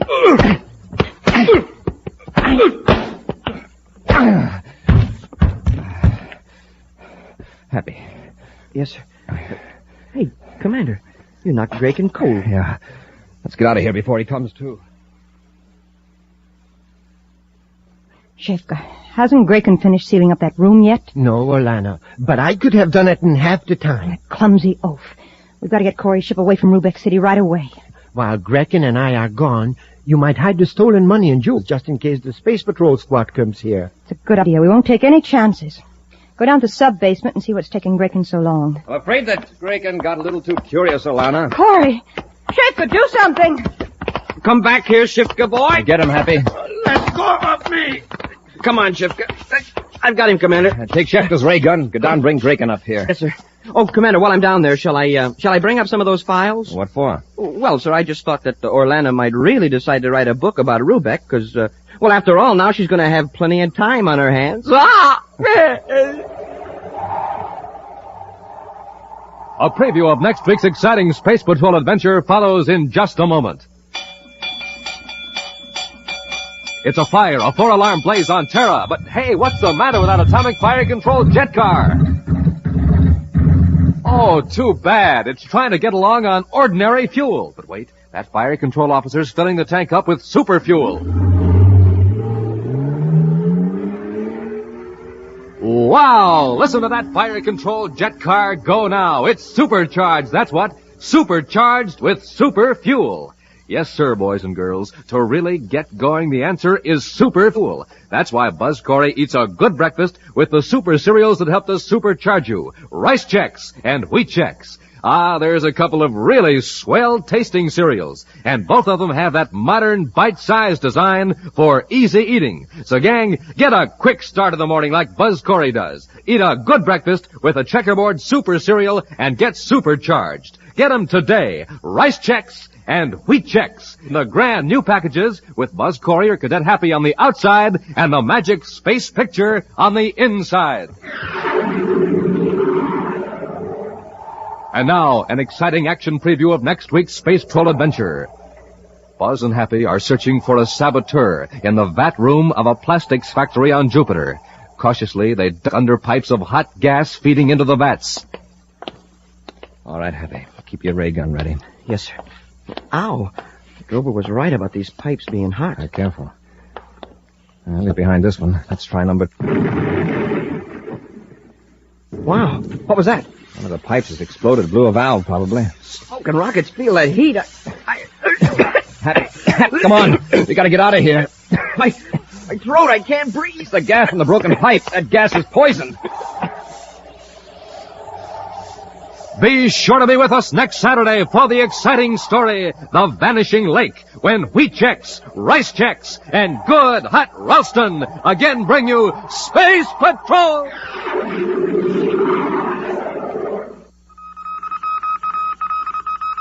Special bulletin for boys and girls in Oklahoma City, Oklahoma, and Knoxville, Tennessee. Buzz Corry's own space battle cruiser, the Ralston Rocket, will be in your area next week. Don't miss it. The Ralston Rocket. Space Patrol, an original Mike Moser production starring Ed Kemmer as Commander Corry and Glenn Osborne as Cadet Happy, was written by Lou Houston and directed by Larry Robertson. Other players were Bela Kovac, Ken Mayer, Virginia Hewitt, and Stephen Robertson. Dick Tufel speaking. Now, don't forget to tune in next Saturday and every Saturday when Wheat Chex, Rice Chex, and good hot Ralston again present the new exciting Space Patrol. Be sure to see another exciting Space Patrol program on your local ABC television station. Consult your local paper for time and channel. Space Patrol comes to you transcribed from Hollywood. This is ABC Radio Network.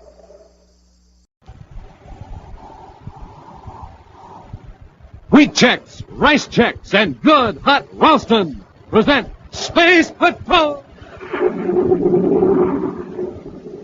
High adventure in the wild, vast reaches of space. Visions of daring in the name of interplanetary justice. Travel into the future with Buzz Corry, Commander-in-Chief of the Space Patrol! In today's transcribed Space Patrol adventure, Buzz and Happy are in a private space cruiser heading toward Jupiter when suddenly... It's a cosmic torpedo right off our port side. Who could be firing at us? I don't know, but he's within range. The next blast will get us shore. He hit us that time, sir. The power's gone. Well, that's not all, Hap. The hull's punctured. We're losing all our air. We'll return in just a moment with today's exciting Space Patrol adventure, Treachery in Outer Space.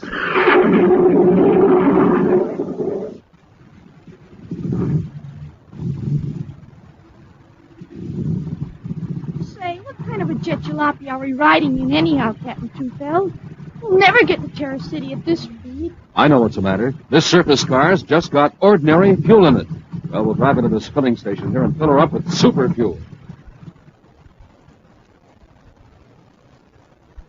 Let's try her now.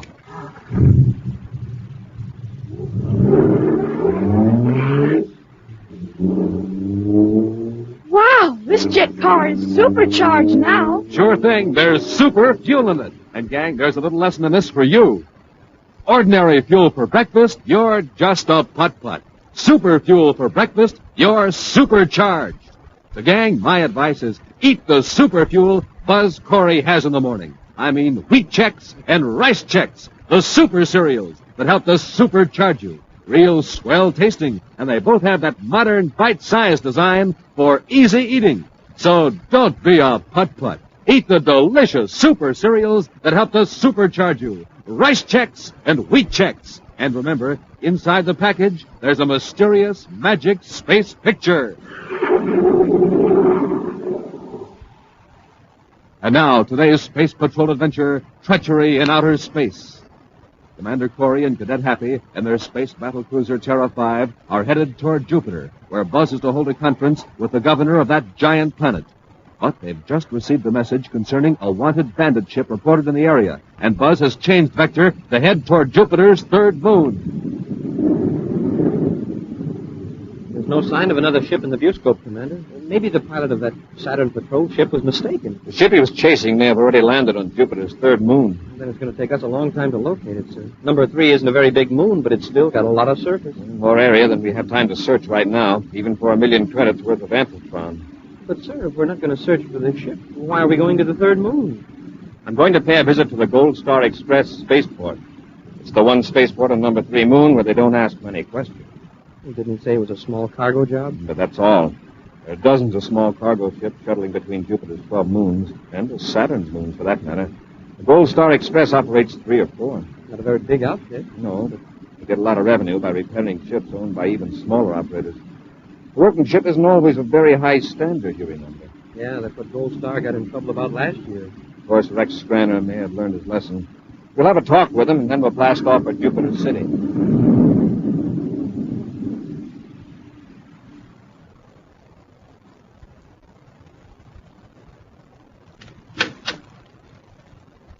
Loring, the amplitron's all unloaded. Oh, Mr. Scranner, I've been calling all over the spaceport trying to find you. Yeah, yard foreman told me. What's the trouble? Slate Rackman is out to get you. I'm not surprised after that neat double-cross my boys just pulled on him. We're in the big time now, Loring. We're as big as Rackman himself. Well, we will be after we dispose of that amplitron. Yeah, but what about Rackman? I outsmarted him once, I can do it again. Another deal. Let him plan the whole robbery, how to get the crates of amplitron out of the Saturn warehouse, then we step in a day early and do it ourselves. So we don't have to split them. Now stop worrying and see that my ship's ready. I want to blast off at Venus in an hour. You can't blast off. What do you mean I can't blast off? Got to make arrangements to dispose of the amplitron. It's just what Rackman's waiting for. He's going to blow your ship to bits. You sure of this, Loring? Ask Broder. He overheard a couple of Rackman's men talking about it in that Saturn City hangout of theirs. Well, he's not going to bluff Rex Scranner. I'm blasting off of Venus on schedule. Yeah, but Mr. Scranner, you know that cruiser of his. He's got weapons on it that could fight off a space patrol squadron.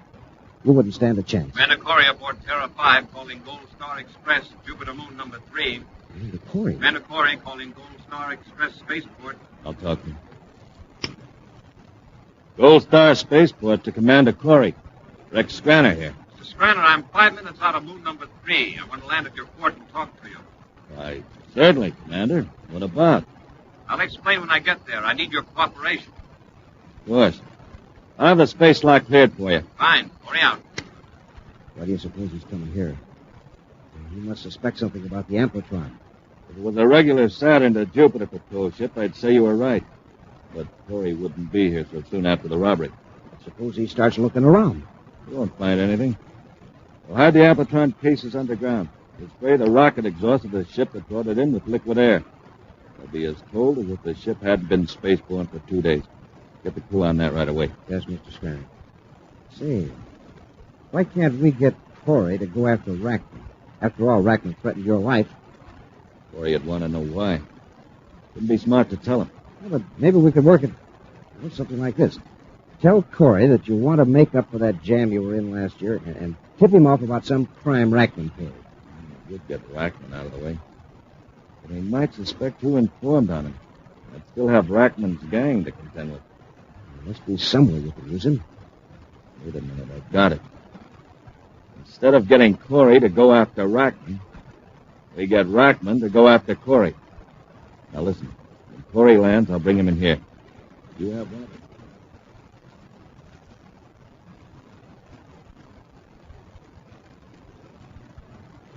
I'm sorry, Commander. Your ship's the only one to come into our Gold Star spaceport in the last 16 hours.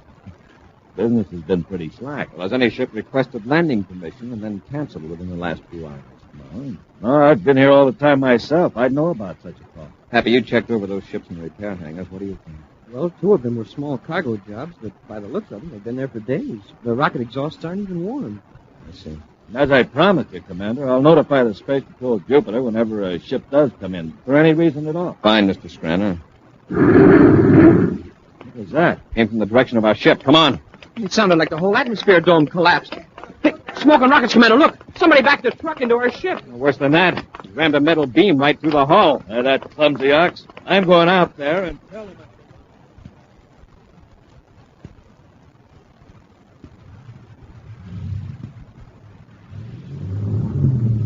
You tell your driver to pull the truck straight ahead now. I think the Endurium beam will pull out without causing any more damage.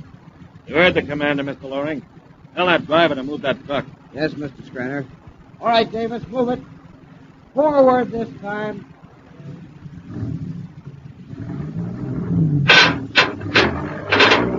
That's clear. Well, the next thing is to get it repaired. Commander, I hold myself personally responsible for this inexcusable accident. My company will repair the damage. All right, Mr. Scranner. But let's wait till Happy comes out of the ship.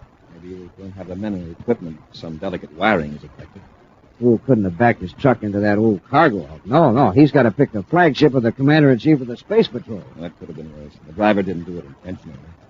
Very gracious about it, Commander. And since you insist, I won't fire them. Doesn't look so good, Commander. I mean, as far as a quick blast-off's concerned. What's the damage, Happy? Well, outer and inner hulls are pierced, the power cable broken, emergency air supply conduit snapped in two. Nothing really difficult to repair, but, well, it'll take some time. 3 hours, anyway. Now, my men will get on it right away. I'll have them drop everything else. 3 hours. That'll make me late for my appointment at Jupiter City. Well, we could space it in for a patrol ship to come and get us. Why don't you take my private cruiser over there? It's quite fast. I'm sure you'd have no trouble operating it. Won't you be needing your ship? No, not until tomorrow. By then, your ship will be ready. Well, if you're sure it's not an inconvenience, I'll take you up on it. Excellent. That makes me feel a lot better. And if you don't mind, we'll blast off right away. The ship's all ready. Good. Hap, let's get some of our gear out of Terra 5. Right. Good work, Mr. Scranner. Now, Loring, let's see if Rackman will carry out his threat to blast my ship to bits. Don't worry, Chief.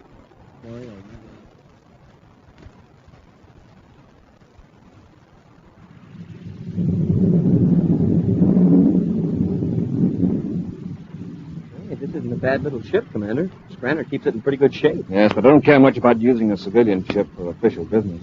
You know, I honestly think Scranner would have been offended if you had refused. Still, if it wasn't such an urgent appointment with the governor, I'd have waited for one of our patrol ships.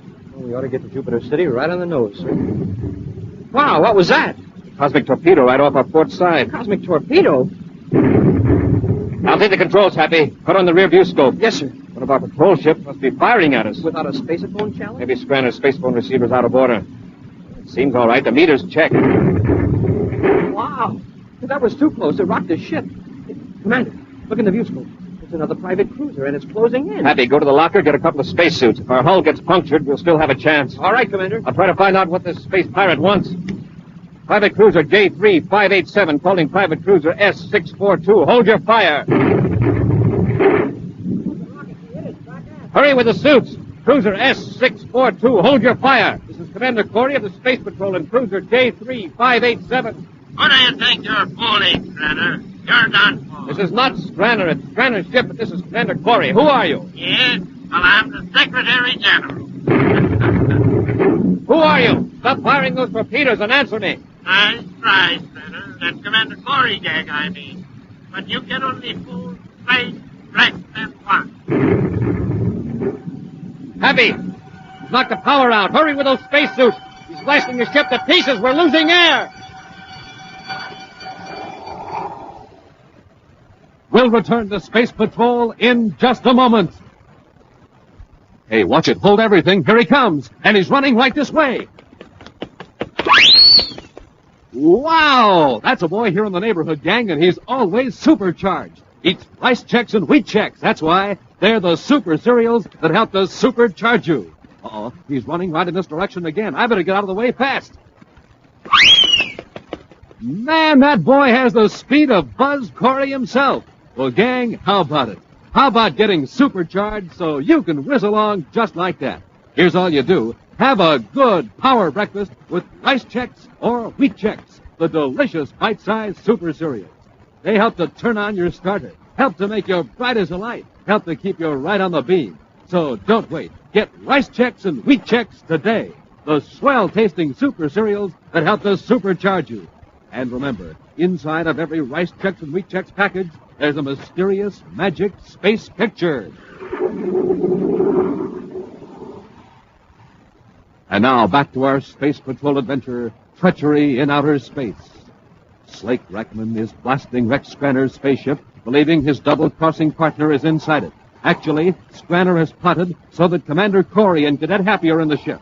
Thus, Scranner figures he's saving his own life and at the same time eliminating Buzz Corry. At this moment, Buzz and Happy are in the badly battered pilot space cruiser trying to get into spacesuits as their air pressure rushes through twisted hull plates into outer space. Into the airlock. Quickly, Happy. I can't breathe. We can put on our spacesuits in there. Hurry, Hap. Yes, sir. There's no air in the lock either. It escaped when we open the hatch. I'll turn the valve up. Oh, that's better. Get your suit on quickly, Happy. Are we going to jump out of the ship, sir? Not if that cruiser stops firing at us. What did he say his name was, sir? Rackman. He's after Scranner. Isn't he ever going to stop? Going to be sure no one's left alive in this ship. I've got my suit on, sir. I'm ready to leave the airlock anytime you are. Close your helmet faceplate and we'll go back into the control section. Ready, Commander. Right. Open the inner hatch. Wow, what a mess. If we'd stayed in the control section, we'd have been finished for sure. Rackman sent a torpedo right through here. Where is he now? The view scopes are wrecked. Look through the nose port. See that streak of flame? Hey, he's leaving us. Because he figures he's finished Scranner. Commander, it's sure lucky you thought of these spacesuits when you did with that big hole in the ship.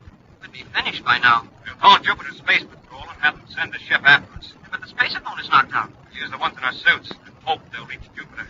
Just hope Rackman doesn't come back. Say, why do you suppose he's so anxious to do away with Scranner? That's just what I've been wondering, Happy. First we gotta find out who Rackman is. Then we may have a clue.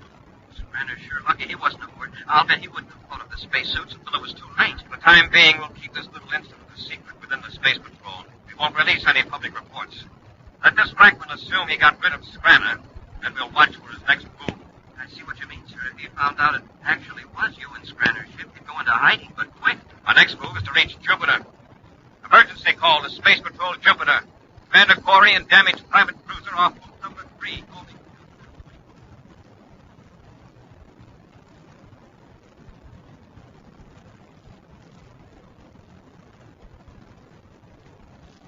Well, Loring, I'd say Corey's had plenty of time to reach Jupiter City. Should we check to see if he's arrived yet? Just to be sure? Yeah. We'll notify Jupiter City Space Patrol the commander's ship has been repaired, that it can be picked up any time it's convenient. That'll show the Space Patrol that we're very cooperative. Then maybe they'll let us know if something happened to Corey. What do you mean, if? What chance would Corey have in your ship against Rackman's armored job? Right. Well, while I call Jupiter Space Patrol, you give the boys orders to start loading those crates of Ampatron. I'll take them to Venus right away. But suppose the Space Patrol comes to pick up Corey's ship while we're loading. What if they do? Are they going to suspect us of loading stolen goods right in front of them? I guess you're right. You're sitting pretty, Loring. Rackman got rid of Corey for us. And when he finds out it was Corey and not me, he'll go into hiding. He won't dare show his face anywhere. Order the men to load the Ampatron. I'll call Jupiter Space.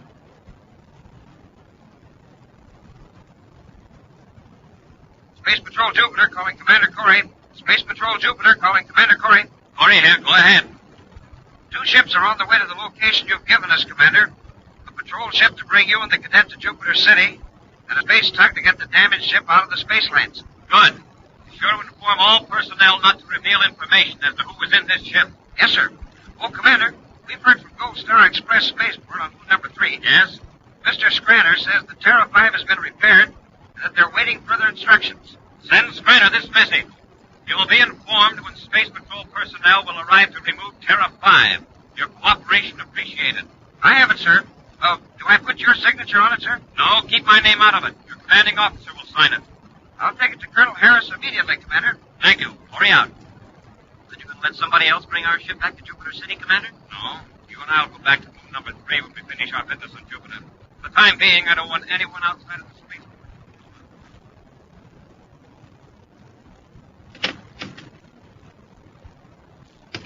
Men are loading the Amplitron cases into that Class C cargo ship, Mr. Scraner. You ought to be ready to blast off in an hour. Good.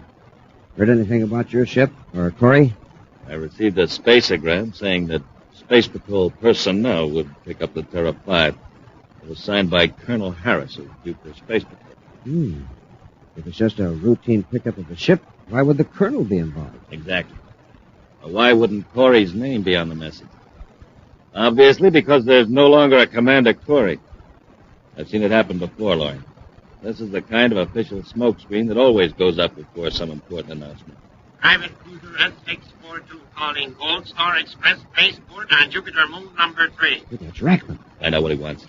But remember, you don't know anything about me except that I blasted off some time ago. Private cruiser S642 calling Gold Star Express spaceport Jupiter number 3. Gold Star Express, Jupiter number 3. Go ahead, cruiser S642. I would like to speak to the person in charge. Oh, that'd be Mr. Scraner, but he isn't here now. I know that. But who is in charge in Mr. Scraner's absence?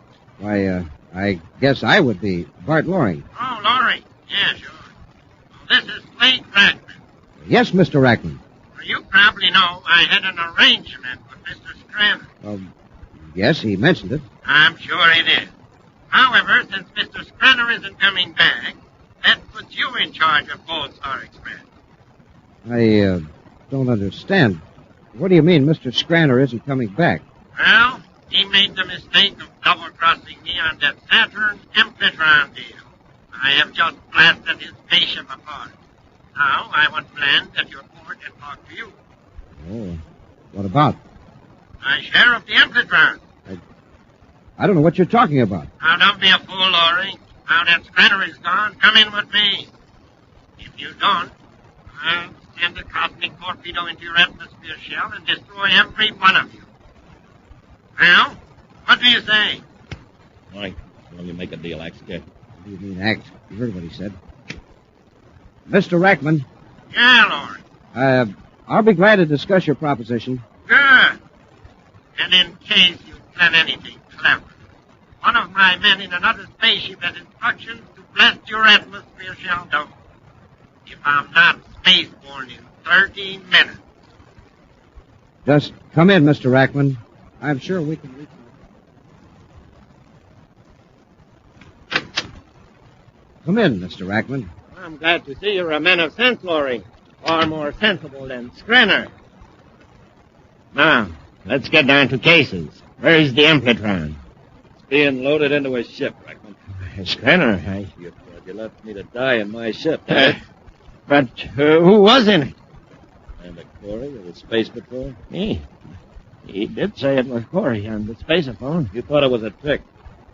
Of course, you were so anxious to do away with me. Well, actually, I'm glad it was Corry. Now you and I can operate without much fear of being caught. Now, look here. Here's my proposition. Cadet Rackman, I don't need you anymore. But I can give you a small job in my outfit. In an advisory capacity. Me? Work for you? Why, you're nothing but a space mechanic and a small-time one at that. You got your choice, Rackman. Come in with me and keep quiet. I'll tell the Space Patrol who blasted my ship and destroyed Commander Corry. Well, which is it? All right, Scraner. I'll come in with you. I hope that you appreciate how big-hearted I am. Yeah, sure. Space Patrol Cruiser J-83 calling Gold Star Spaceport, Jupiter Moon number 3. I'll handle it. You keep quiet. Gold Star Spaceport to Space Patrol. Go ahead. I'm acting on instructions of Colonel Harris at Jupiter Space Patrol headquarters. I'm bringing in the pilot who will fly Commander Corry's space battle cruiser back to Jupiter. Do I have permission to enter your atmosphere shell? Of course. The Terra 5's all ready. Good. Space lock will be ready at your approach. Thank you. Space Patrol Cruiser J-83 out. Yeah. Well, Rackman, it looks as though you did a good job sending someone after Corry's ship. You must have finished him all right, Rackman. You hear that, Pilot? He said he was acting on orders of Colonel Harris. What about my ship out there on the port? Well, let's send a few men to work on it. It'll look just as though it's in for repairs. Until Corry's ship blasts off, Rackman, you keep on.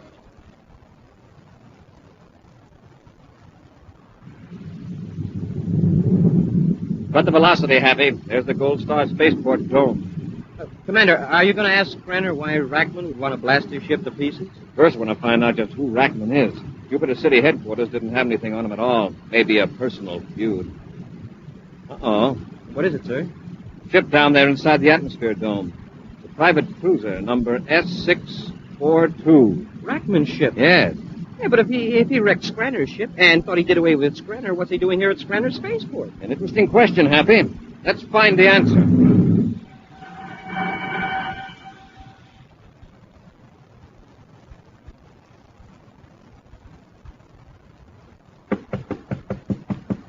Come in. Well, gentlemen, there's a ship... Commander Corry. Yes, Scranner. Why the surprise? Well, hey...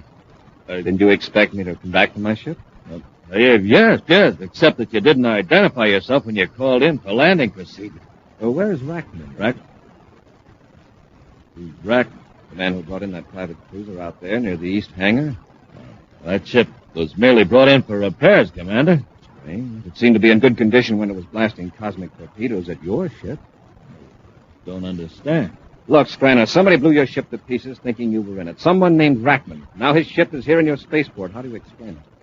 What is there to explain? Quit stalling, Scranner. Cadet Happy and I saw some men loading a cargo ship, hauling crates out of an underground storage vault. The crates look very much like the type in which Amplitron is packed. How about it? I think it's about time someone took over who can handle things. Don't move, Corry. I suppose you're Rackman. That's right. Loring, move in and get the commander's weapon and the cadet. Go ahead. I got them covered. Sure, Mr. Rackman. I see I wasn't thorough enough when you were in Scranner's ship. But that's a mistake I can easily correct right now. Hurry up, Loring. Take the commander's ray gun.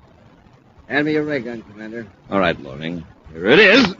Get Scranner, Happy. Yes, sir. You're a fool, Corry. You're 2 against 3. Not now. That evens it up, Commander. Watch Loring. Hello, Loring. All right, Scranner. Want some more? Wait. Commander, please. Had enough? Yeah, you've got to revive Rackman. Hurry or we'll all be destroyed. Oh, fine. He told me if he wasn't out of this atmosphere shell in half an hour, his men would blast a cosmic torpedo in us. We've only got 5 minutes. Oh. Bring him, too. Let him tell his men he's all right. Come on, Scranner. Commander, I mean it. A torpedo through this shell would destroy us all. Forget it, Scranner. I don't think Rackman's men are worried about him right now. Look out there, above the dome. Spaceship. Dozens of them. I took the precaution of making a space phone call when I was inspecting Terra 5. You're safe, Scranner. Yeah, Scranner. Where you're going, you'll be safe for a long, long time. We'll return in just a moment with a preview of next week's exciting Space Patrol adventure. Gang, there's not much time. What do you mean, Captain Tufel? No, sirree, there's not much time. Hey, Captain, not much time for what? To get a projectoscope. This offer will soon end. You had me scared. I already got my projectoscope. Ah, lucky you, but say, gang, how about you? Have you sent for your projectoscope yet? You better send for it today. It's a signal light, flashlight, and film projector, all in one. And it's shaped like Buzz Corry's rocket ship. Bright blue and yellow plastic and a full 6 inches long. What a signal light.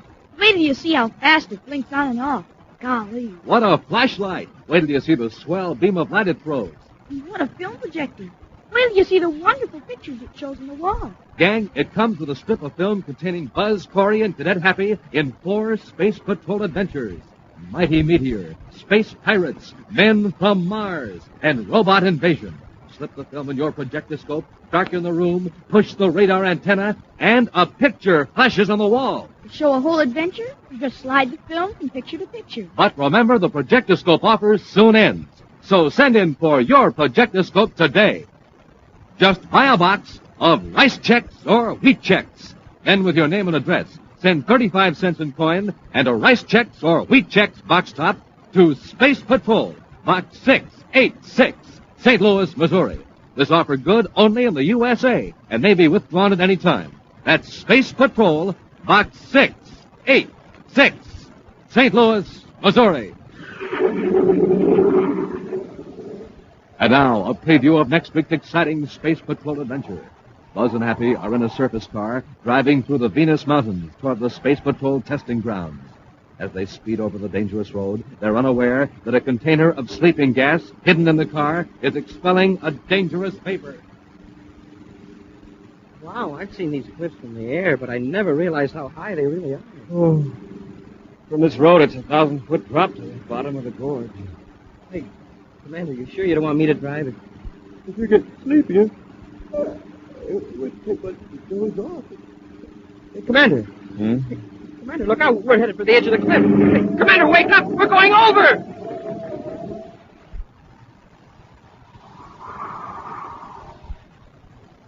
Be sure to be with us next week for the exciting adventure, The Immortal Brain, when Wheat Chex, Rice Chex, and Good Hot Lonesome again present Space Patrol!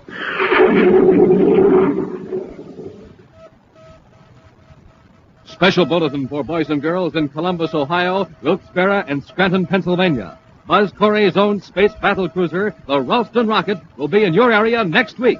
Don't miss it. The Ralston Rocket. Space Patrol, an original Mike Moser production starring Ed Kemmer as Commander Corry and Lynn Osborne as Cadet Happy, was written by Lou Houston and directed by Larry Robertson. Other players were Ken Mayer, Bela Kulbach, Norman Jolly, and David Duval. Dick Tufel speaking. Now, don't forget to tune in next Saturday and every Saturday when Wheat Chex, Rice Chex, and Good Hot Lonesome again present Space Patrol! And be sure to see another exciting Space Patrol program on your local ABC television station. Consult your local paper for time and channel. Space Patrol comes to you transcribed from Hollywood. This is ABC Radio Network.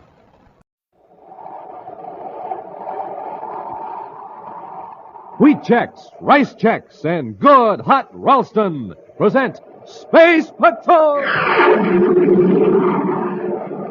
High adventure in the wild, vast reaches of space. Missions of daring in the name of interplanetary justice. Travel into the future with Buzz Corry, Commander-in-Chief of the Space Patrol! In today's transcribed adventure, Buzz and Happy have descended into a canyon on Venus to rescue a wounded space pilot. As they reach the injured man, a flash flood roars down the river, piling water up behind the dam above them. We gotta get him out of here quickly, Happy. The water's rising fast. Once we get him to the ledge, we shouldn't have any trouble carrying him to the top.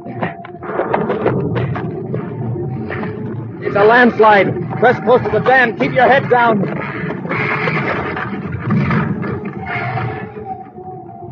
Smoking rockets. That was close. Hurry. We gotta get him up the path. There may be another landslide. Commander, look up there. Most of the ledge is swept away. We're trapped. We'll be back in just a moment with today's Space Patrol story, The Mysterious Meteor.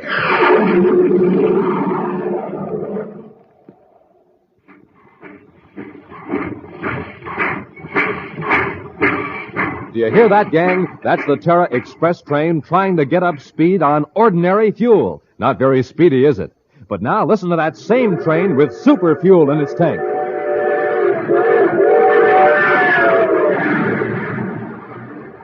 Yes, sir, that train's really traveling now because it's supercharged with super fuel. And gang, without a good breakfast, you can't go very fast either. But with super fuel in your tank, you're supercharged. Here's how Buzz Corry gets up a head of steam in the morning. He has a good breakfast with Rice Chex or Wheat Chex, the super cereals that help to supercharge you. For taste, they're terrific. And for size, they're perfect. Because they both have that modern bite-sized design. So, gang, get off to a quick start in the morning the way Buzz Corry does. Get supercharged. Just eat a good breakfast with the Checkerboard Super Cereals. And get them today in the red and white Checkerboard packages. Rice Chex, Wheat Chex.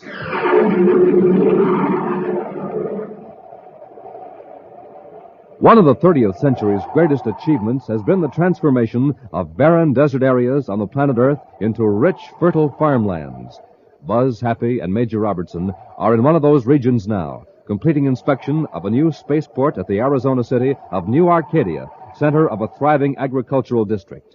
While Robbie is finishing up a few details in the city, Buzz and Happy have taken a surface car for a drive out in the country.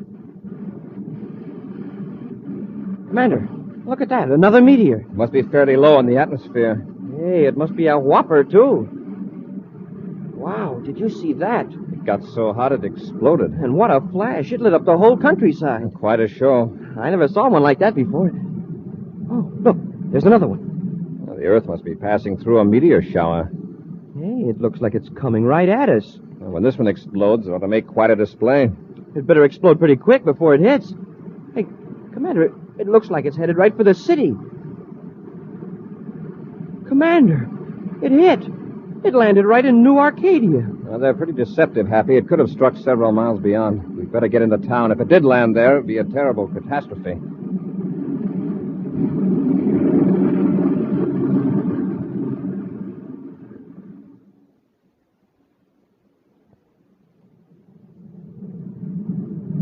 We're getting close, Commander. There's a whole area roped off up there. And the people are jammed around it. Yeah, we'll have to stop here and get out, Happy. We can't get through the crowd with this surface car. Hey, look. There's Major Robertson. Commander, I'm glad you're here. What happened, Robbie? A meteor landed right in the middle of the park. Anybody hurt? No, by a lucky chance. But a few people got showered with dirt, and a couple of hundred got the scare of their lives. Well, how big is the meteor? It's hard to tell. Dug a crater about 20 yards wide. The meteor's way down the bottom of a deeper pit, glowing and red hot. Let's get through this crowd and have a look. Right, Commander. All right, make way, please. Space Patrol coming through. What a crowd. Oh, there she is. Hey, it looks like a huge red eye. We don't know how large it really is. Part of it's buried by the dirt that fell back into the pit. Look at the size of the crater, Robbie. A miracle it landed where it did. A very lucky miracle. Well, they're bringing up the Tomo power shovel now. Well, aren't they going to wait until it cools off before they try to pull it out? Professor King wants to encourage her to make some tests. Professor King? Yes, sir. Professor James King, the meteorite expert. Hold it right there. Hold it. That's the professor shouting at the shovel operator. Professor King's been lecturing at the university here. Oh, I recognize him now. I met him a couple of years ago on Mercury. Well, apparently he's seen you. Here he comes. Commander Corry, isn't this most fortunate? Hello, Professor. Yes, it is fortunate. It could have been a terrible calamity. Exactly. If I had followed my usual custom, I would have been home in my study. But something urged me to go for a stroll, and I was only half a block from the park when this green streak roared out of the sky. I was thinking it might have killed someone. That would have been tragic, of course. But think of it. A rare meteor falling right at my feet, so to speak. Commander, do I have your permission to test it? Of course. Thank you. I already examined it for radioactivity. How does it test? Well, it's rather high, but not unusually so for an object that has spent millions of years in outer space. It's not dangerous, then? Oh, no, except that right now it's rather hot from the friction of the atmosphere. The shovel operator is going to scoop away some of the dirt so I can check its size. Would you care to watch? Of course, Professor King. Oh, by the way, this is Cadet Happy. How do you do, sir? Glad to know you, Cadet. Your first meteor? Well, not quite. Happy's had quite a few experiences with meteors in space. Oh, of course. Now, here comes the first scoop. Get back! The meteor exploded. No, it didn't. It's still glowing. Yeah, but look at the shovel. You mean look where it was? That huge scoop is gone. The cables are just hanging there. What could have caused it, Professor? I don't know, Commander. The meteor is hot, but not hot enough to melt a steel shovel. To say nothing... Hit by the hot metal. Professor, you'd better leave that meteor alone till we get this crowd cleared away. Yes, Commander, you're right. Robbie, have the local patrol keep everybody out of the park except the professor and men on official duty. Yes, sir. And Professor, I suggest you get an endurium scoop on that power shovel. You'd better wait till that meteor cools off a little more. Good suggestions, Commander. I'll follow them. Robbie, put a guard around the crater. I don't know what we've got here, but this is no ordinary meteor.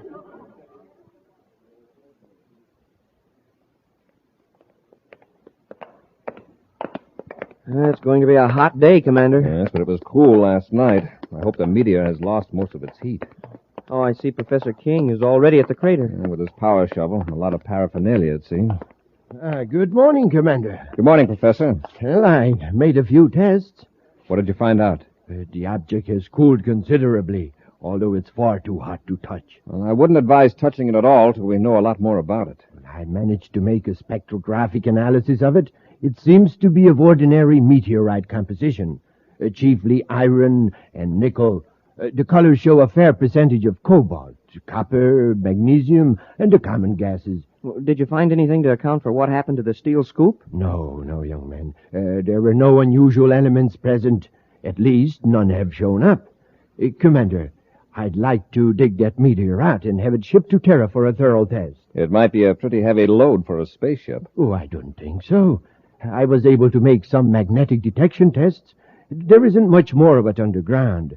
It should only weigh about 500 pounds. Well, hand me that case, Happy. Before we start that Endurium shovel, Professor, let's make a few simple tests. What kind of tests? We saw what happened to that hard steel last night, so I brought a few small samples of different metals. I thought we might toss them down on the meteor and see what would happen. It's an excellent idea. Let's go down into the crater a little farther. Fine.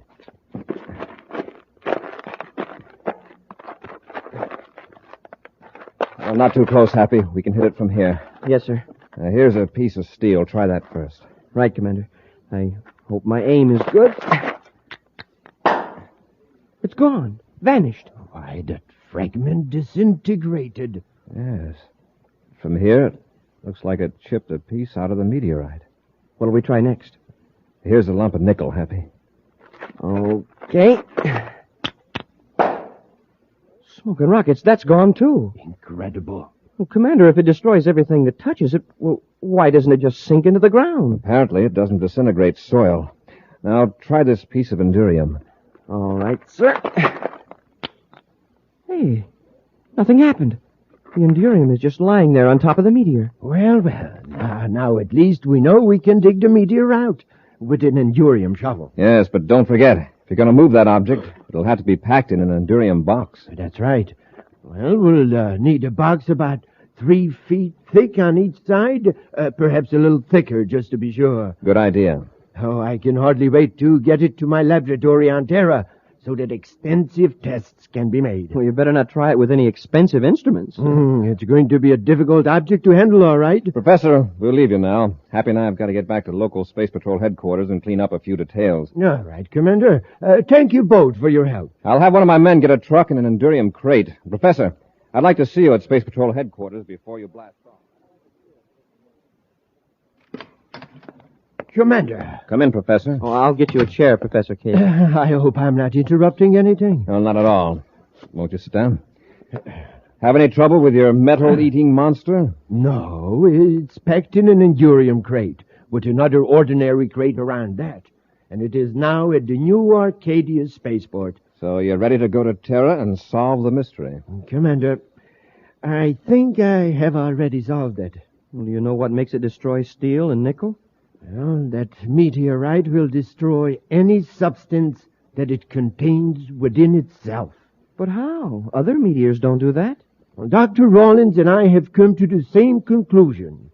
We believe this meteor is matter in reverse. Matter in reverse? Yes.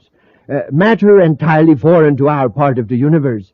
It may have come originally from a galaxy millions of light years away, where matter is formed in an entirely different way. But you said it appears to be iron and nickel and other substances with which we're familiar. Yes, that's how it appears. But the atomic structure of each element is in exact reverse.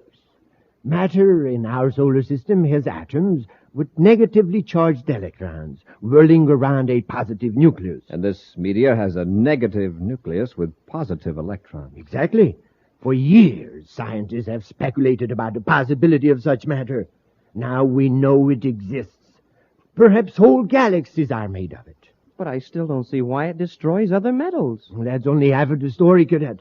Part of the meteor is destroyed, too, in another form of atomic explosion. The two forms of matter cancel each other out, They neutralize each other. Precisely. Atom for atom. Commander, if we can learn to duplicate that process, we're on the threshold of a new era. Excuse me, Commander. Oh, Major Robertson. Yes, Robbie? I'm glad the professor's here, sir. There's been a mix-up at the spaceport. That Meteor was put aboard the wrong spaceship. What? Well, there's nothing to be upset about. Freight dispatcher traced it.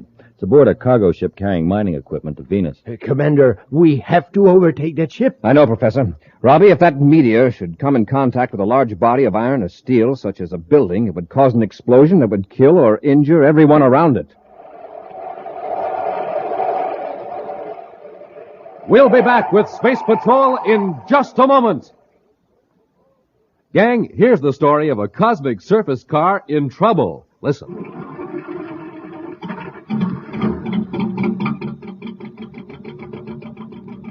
The trouble? It's got nothing to go on but ordinary fuel.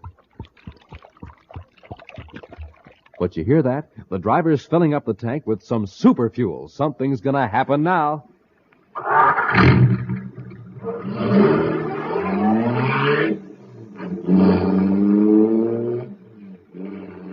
Boy, that cosmic surface car is really roaring. That's because it's supercharged with super fuel. And the same is true with you, gang.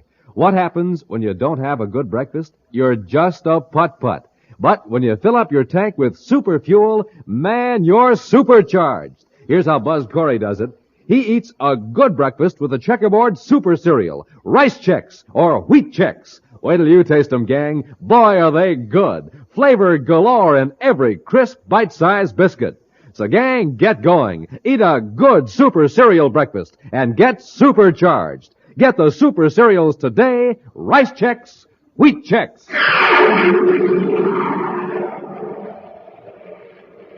While Buzz, Happy, and Major Robertson were in Arizona on the planet Earth, a strange meteor hurtled out of the sky and buried itself in a city park. Attempts to dig it up resulted in steel digging tools being disintegrated in a blinding flash. So far, only the metal Endurium has resisted the strange destructive force. It's now believed that the meteor is composed of matter with reversed electrical charges, matter from outer space that can destroy matter as it's known in our solar system. By mistake, the Endurium crate containing the meteor was put aboard the wrong ship. Right now, Buzz and Happy are aboard the Terra 5, racing to overtake the cargo ship carrying mining equipment and the strange meteor to Venus. Happy, keep the freighter in the view scope. Yes, Commander. Hey, if he's headed for Venus City, he's losing altitude pretty fast. That's been worrying me, Hap. I'll contact him again by spaceophone. Commander Corry aboard Terra 5 calling cargo ship EC-349. Commander Corry to pilot Bill Craig aboard cargo ship EC-349. Craig here. Go ahead, Commander. I was just wondering why you're coming in so low. I wanted to tell you, but I've been too busy to call, Commander. I'm sure you know your business, but those Torlock Mountains aren't exactly anthills. You bet they aren't. Believe me, I'd enjoy being about 3 miles higher. Having trouble with your ship?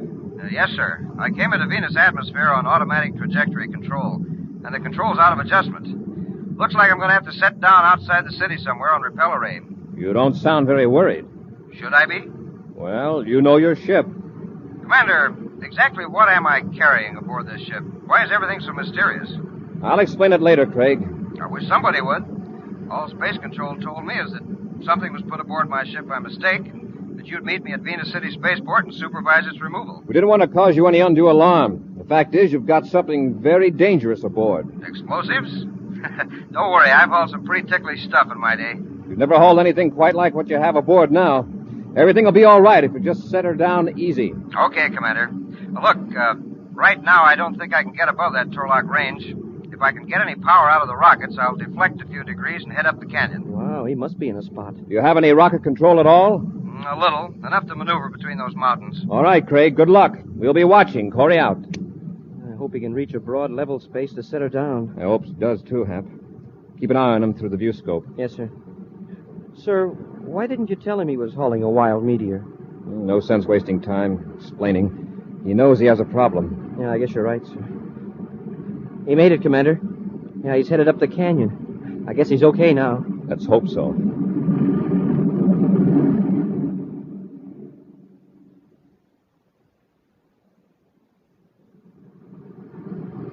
Hey, his speed's dropped way down, sir. He's losing altitude. Corry aboard Terra 5, calling Bill Craig.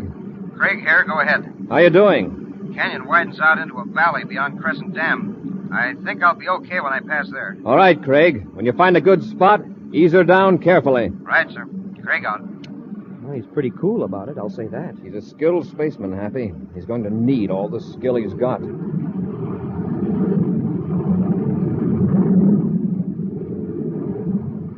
There's the dam up ahead. He's getting awfully close to that canyon wall. Yeah. He isn't going to clear the dam by more than a few... He hit the side of the hill. His ship's skimming along that shoulder. If it'll only hold together. Smoking rockets, Commander. I can't look. Did he hit the dam? Not quite. It's a bad crack up. It broke the hull open. It's hanging over a rock halfway down the side of the canyon. At least the meteor didn't explode. The seal on the Endurium crate must have held fast. We'll set the ship down on that flat stretch on the other side of the dam and get to Craig as quickly as possible. Looks of that sky, there's an ammonia storm brewing. I hope it holds off until we get Craig.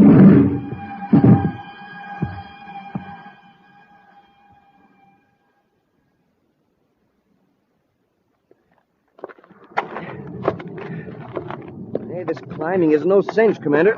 This terrain is rough. A few more feet and we'll be even with the top of the dam.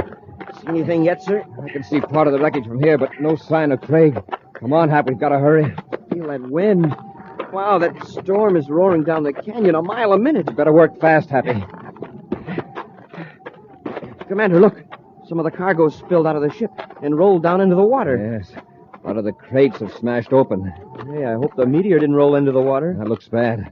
The hull is smashed right near the pilot's compartment. I hope Craig is all right. Let's work our way down into the ship. Commander, look. Isn't that a man down there at the edge of the water? It's Craig. He must have been tossed out of the ship. He sees us. He's waving. He's hurt. Come on, hurry. Watch your step. It's steep through here. Happy, there's a ledge that slopes right down to the dam. A couple of crates stopped there. Sir, it leads right up to that ladder on the dam, near the gate. Now, let's head for it.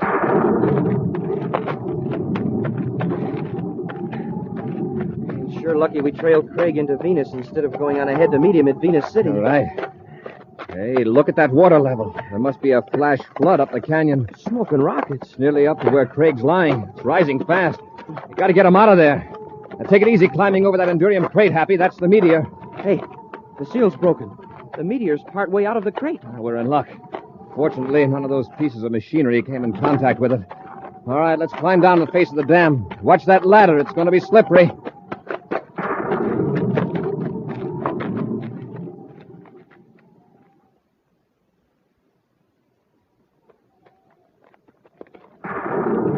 Commander, we'll have you out of here in a few minutes, Craig. Here, Happy, help me lift him to his feet. It's my right leg. I didn't mind the ship crashing, but bouncing down the mountain like a rubber ball was pretty rough.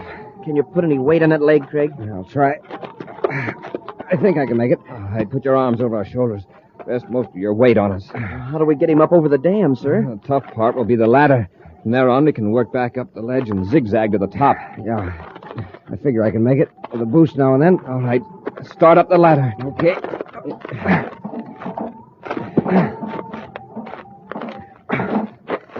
It's okay. I can make it. Look at that water. It's rising fast.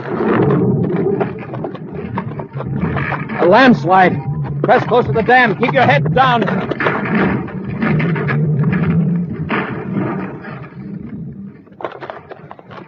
Smoking rockets. That was close. Look at that. If you men hadn't come for me, I'd be buried under several tons of dirt right now. Let's get out of here. There could be another landslide. Commander, look up there. How are we going to get out? The landslide has swept away most of the ledge. He's right. We can get as high as the sluice gate, but from then on, it's sheer wall. Let's get up to what's left of the ledge. We'll be out of the water at least.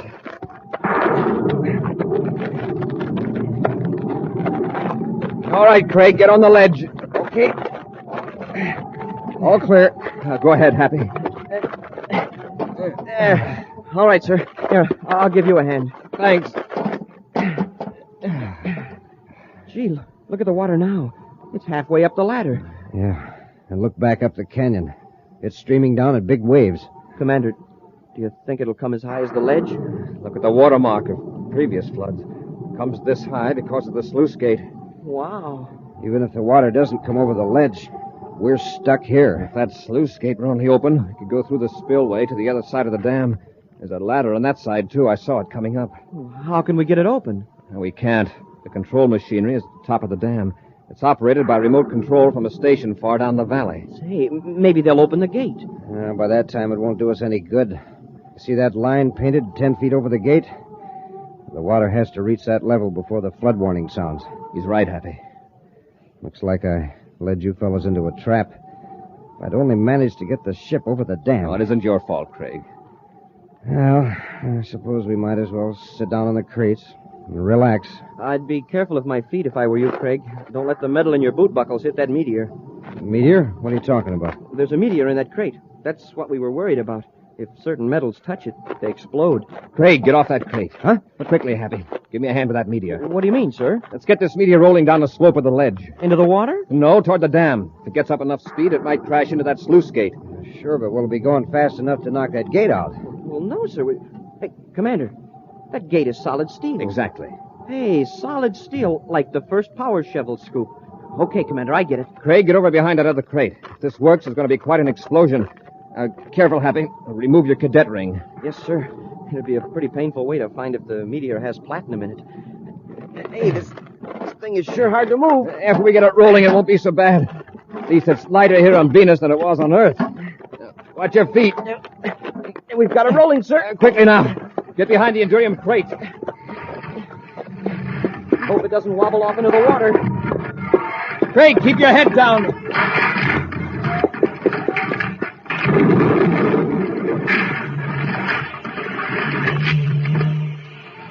Commander, it worked. There's a great big hole in the sluice gate. Come on, let's get off this ledge into the spillway. Yeah, let's get through before the water does. Hey, Commander, can you see through the dam to the valley? There's our ship. Now, that's a beautiful sight. Commander, what about Professor King? What's he going to say? I'm afraid the professor will have to be content with telling another story about the big one that got away. An exciting preview of next week's thrilling Space Patrol adventure in just a moment. But first, gang, here's something that's more fun than anything you ever owned.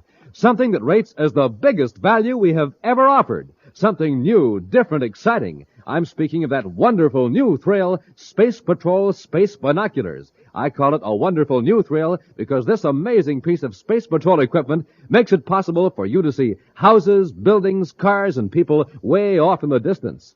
Yes, sir, when you look through your Space Patrol Space Binoculars, you can see what's going on blocks and blocks away. And when you look through your Space Binoculars, you don't even have to hold them. No, sir, they have a strong elastic band that holds them snugly to your eyes. Makes you look like somebody from outer space, because when you wear your binoculars, they stand out from your eyes a full 3.5 inches. Now, that's right, I'm not talking about flimsy little goggles or a mask. I'm talking about real, honest-to-goodness 4-power binoculars with 4 pure lucite lenses. The real McCoy, in other words. Real binoculars. They're made of solid black plastic, and they have a bright red leather-like trimming that makes them look terrific.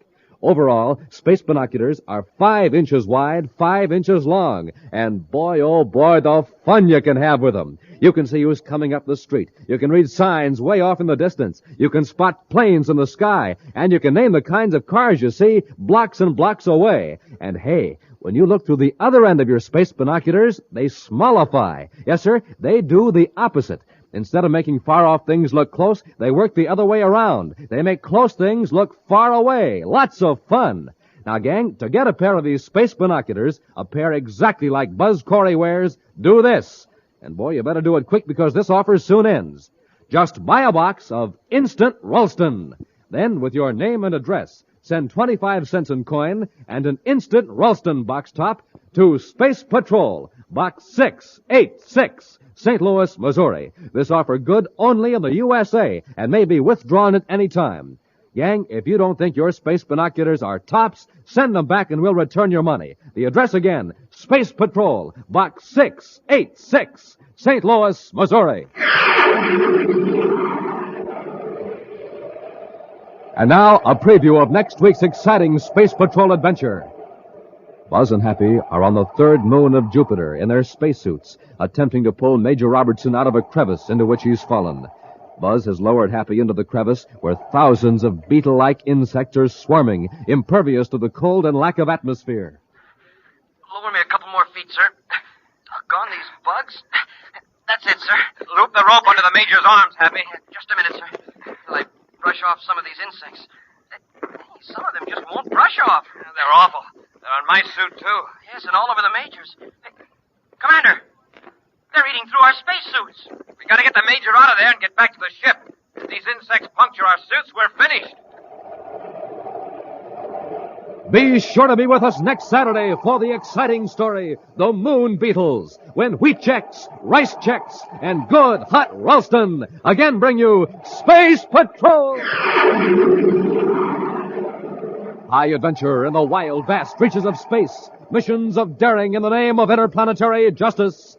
Travel into the future with Buzz Corry, Commander-in-Chief of the Space Patrol! Space Patrol, an original Mike Moser production starring Ed Kemmer as Commander Corry and Lynn Osborne as Cadet Happy, was written by Lou Houston and directed by Larry Robertson. Other players were Norman Jolly, Ken Mayer, and Bela Kovac. Dick Tufeld speaking. Now, don't forget to tune in next Saturday and every Saturday when wheat checks, rice checks, and good hot Ralston again present the new exciting Space Patrol. Be sure to see another exciting Space Patrol story on your local ABC television station. Consult your local paper for time and channel. Space Patrol comes to you transcribed from Hollywood. This is ABC Radio Network. Wheat checks, rice checks, and good hot Ralston present Space Patrol! High adventure in the wild, vast reaches of space. Missions of daring in the name of interplanetary justice. Travel into the future with Buzz Corry, Commander-in-Chief of the Space Patrol! In today's transcribed adventure, Buzz and Happy are in their spacesuits, investigating a gigantic six-wheeled atomic digging machine on the planet Mercury.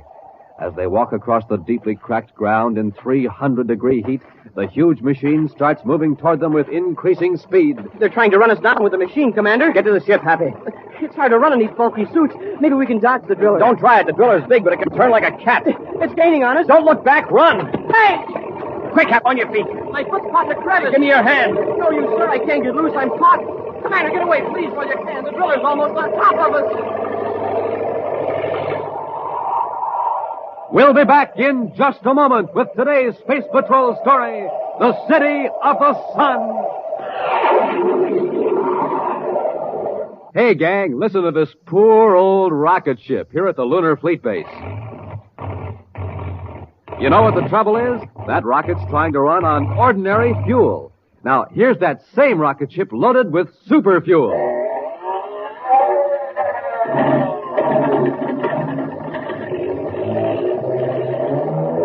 Now, that's what I call a real blast-off. And boys and girls, to get a bright and snappy start, you need super fuel too, especially in the morning. So start your day with a breakfast that supercharges you. A nourishing breakfast with a checkerboard super cereal, like Rice Chex. Triple crisp Rice Chex. Triple crisp because it's toasted 3 times. And oh boy, is Rice Chex delicious. Makes breakfast sparkle, that's how good it is. Rice Chex. Golden shredded rice biscuits in that modern bite-sized design for easy eating. So remember, gang, to start off bright and snappy in the morning, eat a nourishing breakfast with a checkerboard super cereal and get supercharged.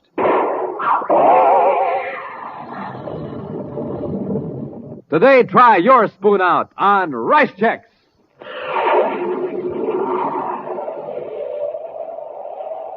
Commander Corry and Cadet Happy are on the planet Mercury, organizing Space Patrol units into a search for Professor Mallison, whose spaceship vanished on the dark side of the planet. But now, a second emergency on another part of Mercury sends Buzz and Happy racing to the hot side of the tiny planet, to Solaria, the city of the sun. Who's behind the sabotage, sir? I don't know, Happy. That's what we've got to find out. But I've got a pretty good idea what the motive is. What's that, sir? Solaria has suddenly become very important. because of the mineral deposits that have been found about 60 miles south of the city. South? That means it's hotter than the Solaria area. Well, how do they work it? With robot-controlled mining equipment operated from Solaria. And with spacesuits, a few technicians can work in 2-hour shifts on the mining site itself. Oh, and whoever sabotaged the power plant doesn't want those mining operations to continue. Probably cuts into their own source of revenue. I suppose this is more important, but I sure would have liked to locate Professor Mallison first. We've got the search units well organized, Happy. They'll comb the entire dark side of Mercury with infrared viewscope scanners. Well, do you think the professor could still be alive, sir? He's been missing over 4 days. That would be a long time to hold out in sub-zero temperature on the dark side of the planet. Well, how about the spaceophone signal picked up yesterday, though? That was from Mallison, wasn't it? It was his code, all right. But it was an automatic signal. It could have been sent from one of the small rockets Mallison had aboard his ship. When released, it automatically sends back information on cosmic radiation, temperature, and Mercury's own magnetic field. Oh, that's what Mallison was studying? Yes. Even if we locate the rocket, it wouldn't mean it's anywhere near Mallison's ship. A commercial spaceship picked the signal up briefly, just for a few seconds. All they got was Mallison's identification code and the temperature. 122 degrees below zero. Which could mean that Mallison released the rocket several days ago and it landed on the dark side of the planet. Right. Commander, what's that? It looks like steam shooting out of the ground down there. Looks like a geyser. Geyser on the hot side of Mercury? Happy, check our exact position. I don't like the looks of this. Yes, sir. I'll call Solaria Space Control. Corry and Terra 5 to Space Control Solaria. Corry and Terra 5 to Space Control Solaria. Space Control Solaria to Commander Corry. Lieutenant Orris here. Lieutenant, I'm flying low northeast of Solaria. My cadet and I have sighted something that looks like steam shooting out of the ground. Steam, Commander? Yes, I'll give you our position. Check it against the location of water conduits leading to the city. Yes, sir. Happy, got the data? Yes, sir. We're 10 degrees, 27 minutes, 48 seconds south by 112 degrees, 51 minutes, 08 seconds east. Got that, Lieutenant? Yes, sir. I'll check it against the chart. Commander, do you suppose it is a broken conduit? I don't know what else it could be, Happy. Possibly a quake broke the pipe. Commander, it looks like a broken conduit, all right. Solaria's main water supply line runs right through that point from melting and pumping station number 3 on the cold side of Mercury. Better check with Solaria Water Control. See if they've noticed a drop in pressure. Yes, sir. Thanks for telling us. If that's a bad break, we'll be in a tough spot here. Is there a seismograph in Solaria? I believe there is, sir. I suggest you check the city engineering office. Have them contact other cities on the planet and see if there's been a quake in this area. Yes, Commander. We'll circle this vicinity to see if any further trouble develops. Report back when you get the information. Corry out. Well, from the looks of that ground down there, sir, they must have a lot of quakes in this region. You mean those deep cracks? Well, those were formed millions of years ago, Happy, when Mercury first began to dry out under the terrific heat. Yeah, but with one side of the planet covered with ice and the other side with blistering heat, well, wouldn't there be a lot of quakes? Well, as far as I know, there hasn't been a serious one reported in recent years. We'll keep circling till we hear from Solaria.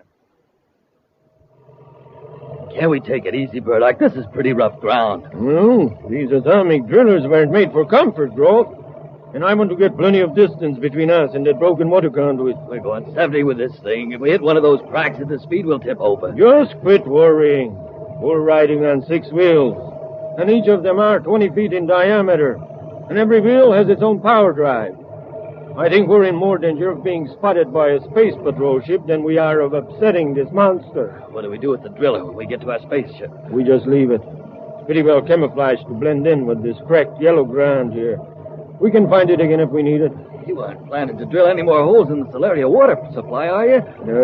Not right away. But this job will cause plenty of trouble. You think they'll be able to repair it? Probably. But with things like this happening, trouble with power and water, the rival companies are going to think twice about using Solaria as a base of operations. Hey, Burdock, watch it! Nearly tipped us over. Oh, just relax, Grove. We're almost to the ship.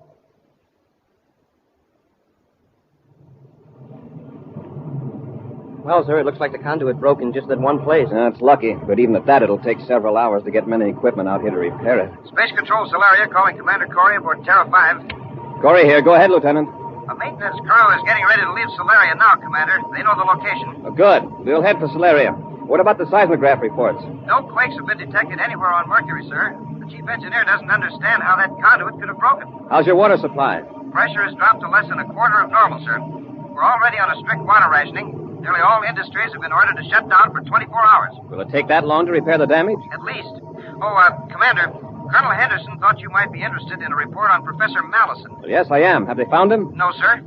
But another automatic signal was picked up by a cargo ship, apparently from a grounded instrument rocket. It isn't much help. What do you mean? It's sending inaccurate information. The cargo ship pilot got a rough fix before the signal stopped. It's on the hot side of Mercury, but the temperature data was 122 degrees below zero. Same as the other report. The sending mechanism must have been damaged when the rocket landed. Yes, sir? Thanks, Lieutenant. I'll contact you when we reach Solaria. Corry out. All right, Happy. Get on Vector for Solaria. Yes, sir. Hey, wait a minute. Look down there on the ground. What is it, Commander? See those gouges? A sort of crisscross pattern. Yeah, 2 rows of them. They're tracks. What would make tracks that far apart? Some heavy earth-moving machinery, probably. Oh, from when the conduit was laid. I don't think so. Focus the viewscope toward the steam spout. There, see? The tracks end right near the place where the break is. Say, that's right. Follow those tracks in the other direction, Happy. Hey, they lead away from Solaria. Makes them interesting. Any surface equipment out here would be more likely to come from Solaria than anywhere else. We're going to find out where those tracks lead. Just a few minutes more, Grove. Our ship's on the other side of the Jagged Butte. I'll sure be glad to get out of this driller. You're mighty peculiar, aren't you? You don't like spaceships either. Who says I don't? Well, didn't you get space sick the other day? Well, Or was it because I shut down the lab ship? you shouldn't have done that, Burdock. He wasn't bothering us. He was on some scientific mission. Well, it's just too bad. He came snooping around just as we blasted off from our hideout. We didn't have a chance. Don't be so squeamy. By acting quickly, we probably kept the Space Patrol from spotting us near the power relay station, and... What's the matter?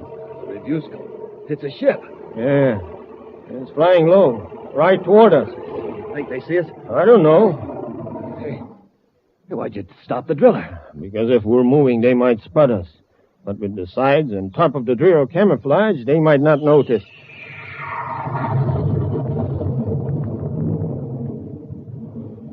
They went right over. It's a Space Patrol ship.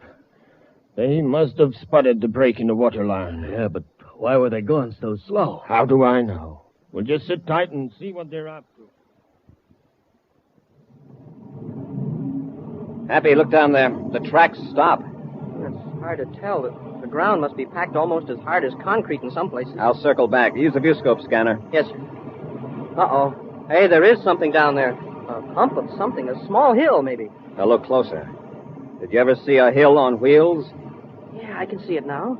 It's a big piece of machinery, and it's camouflaged. Happy, get our spacesuits out of the locker. I'm setting the ship down. Yes, sir. Check the refrigeration units in the suits carefully. We're going to be walking around in oven temperature down there. They must have seen us.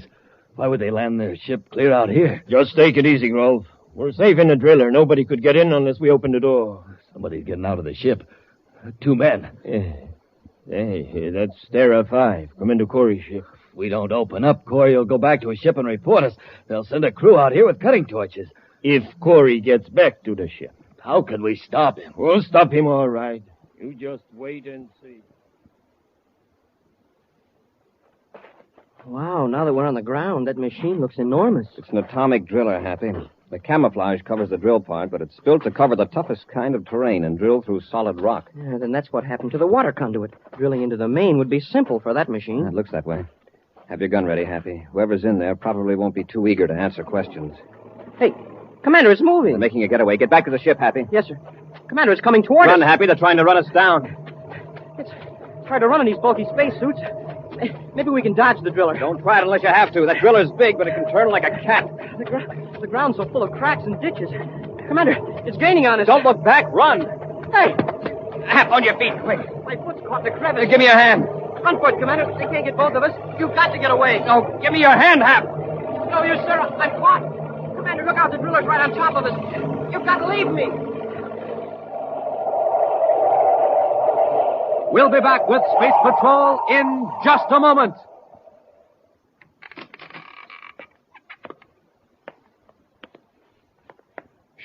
Space Patroller Dick Tufeld, gang. I've got a secret for you. Wait till I close the door. Okay?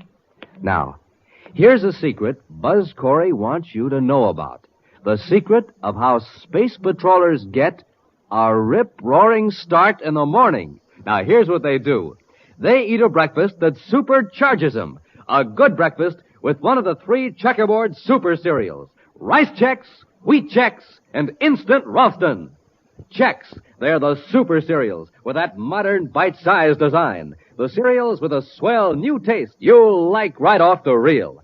And to warm up your motor, there's Instant Ralston, the hot super cereal. Has a heart-of-the-wheat flavor that you'll really warm up to. So now you know how space patrollers get that rip-roaring morning start.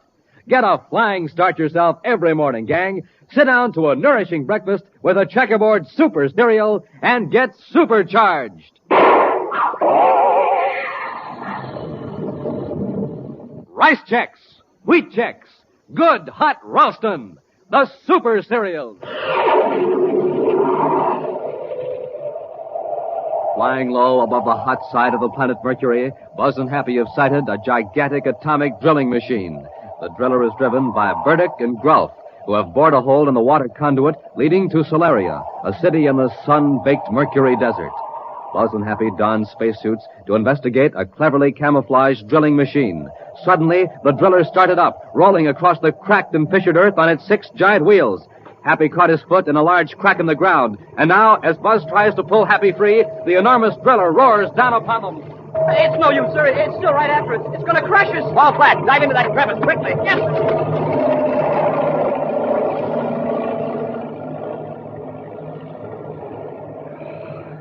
Happy, are you all right? I guess so, sir. Half buried in the dirt. Don't move yet. Stay down in the crevice until the driller's out of sight. We don't want them coming back to finish the job. I sure thought we were goners when that big thing thundered over us. We're lucky to find a crevice deep enough. They're still going, I guess. Yeah. Fortunately, they didn't stop to wreck our ship. That means they're sure they crushed us under the wheels. The driller's completely out of sight now, sir. All right, into the ship, Happy. We won't take time to get out of these suits till after we blast off and start our search for that drilling machine.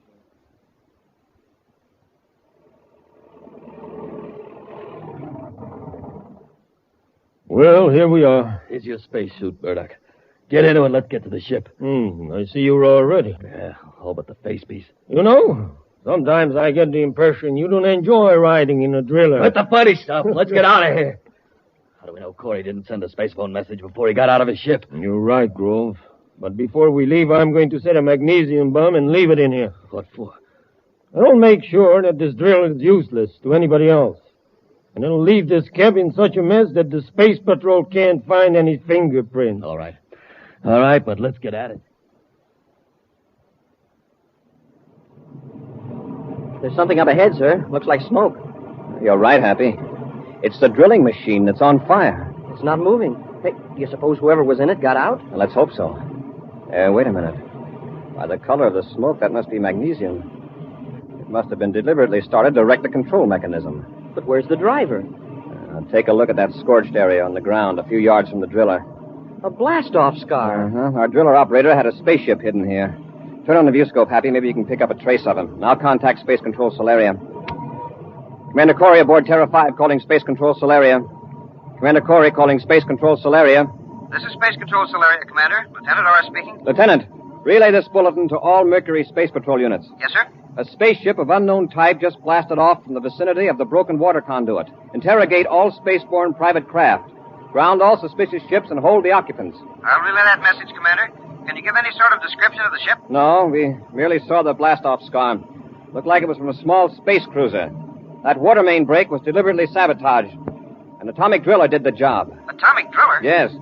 We found it abandoned near the break. Tell Colonel Henderson I want investigators sent out to examine it. They'll need firefighting equipment. Yes, sir. Make an immediate check of all known atomic drilling machines on Mercury. Where they are and who has them. Yes, Commander. How's the water situation in Solaria? It's even more serious than we thought, sir. We're setting up cargo ships to bring some in from other cities. Commander, a Venus-bound passenger ship reported seeing a wrecked lab ship south of Solaria. The pilot thought it might be Professor Mallison's ship. South of Solaria? How far south? 15 DU, sir. That's the hottest part of the planet. Even if the ship wasn't badly damaged by the crash, it looks bad for Mallison. The same passenger ship also picked up Mallison's automatic coat, sir. And another temperature report. 122 degrees below zero. Below zero? That seems impossible. Have you sent any units to investigate? Not yet, sir. Colonel Henderson... Yes, I know. You've got problems of your own, Lieutenant. Give me the location of that crashed ship. I'll investigate it myself. And 87 degrees, 16 minutes, 43 seconds west. But I suppose that's a ship you shot down? Shut up, Beetles. I got their frequencies, both of them. Got it, Lieutenant. One more thing, Commander. The passenger ship pilot isn't sure, but he thought he saw something moving near the crashed ship. It doesn't seem likely. No, it doesn't. But but I'll get there as quickly as I can. Corry out. Corry alive? Yeah, it was somebody else we ran over with the driller. Cut it off. If that is the first ship you shot down, then there's someone still alive. There couldn't be. That was 4 days ago. And even in the best spacesuit made, nobody could live 4 days in that heat. What are we going to do? I'm going to make sure. Maybe we can get there before Corry does. And if not, we'll cut Corry's investigation short. Murdoch, maybe we didn't kill those men with the driller. Maybe it was Corry and somebody else, and they escaped somehow. Well, if he did, he wouldn't escape this time. You marked down those coordinates, didn't you? Yeah, they're right here. All right. I'll take the controls. You get on the view scope. We don't want to get close to another ship, especially Corry's. We're nearly to the location, sir. Drop her down a few thousand feet, Hap. Yes, sir. Hey, this part of Mercury looks even worse than where we were before. Rougher terrain. Yes, and it's even hotter. Close to 500 degrees. Now, listen. Get that down, Hap. Yes, sir. MLS 28. Mercury Lab Ship 28. That's Mallison's identification code. Temperature minus 122 degrees. Hey, it cut out. Minus 122 degrees. I got a fix in that signal, Happy. It's almost directly below us. Look. It's a cracked up ship, all right. A lab job, too. Get your spacesuit on, Happy. Yes, sir. Whatever we do, we've got to do it fast. Hey, Commander, down there by that cliff. It's a man in a spacesuit. That's incredible. He's waving to us. Stand by for repeller ray. That's the lab ship, all right. Even in the viewscope, you can see it's pretty badly smashed up. Yeah, but we're too late. Corry's ship is landing right near it. What do we do? He'll probably go in to find what's left of Melisson. When he does, we'll swoop down and blast the wreckage, and then shoot up Terra 5. Better not get so low, Burdock. They may see us. There's not much they can do about it. Anyway, I'm keeping between them and the sun. Nobody's going to look up at the sun, especially here on Mercury. Wait a minute. They're running right past the ship. Where are they going? Oh, maybe. Seeing something close to the cliff. Burdock, it's a man. And he's alive. After 4 days in the blast furnace down there, it's impossible. See for yourself. Must be Melisson. We've got to make sure that none of them get out of here. Get your spacesuits on, Grove. We aren't going to land. Not unless we have to. But I'm going to make sure that all 3 of them are finished before we leave here. Check your suit spacerphone, Happy. It's working okay, sir. And so's the temperature control. And we'll need it. All right, open the outer hatch.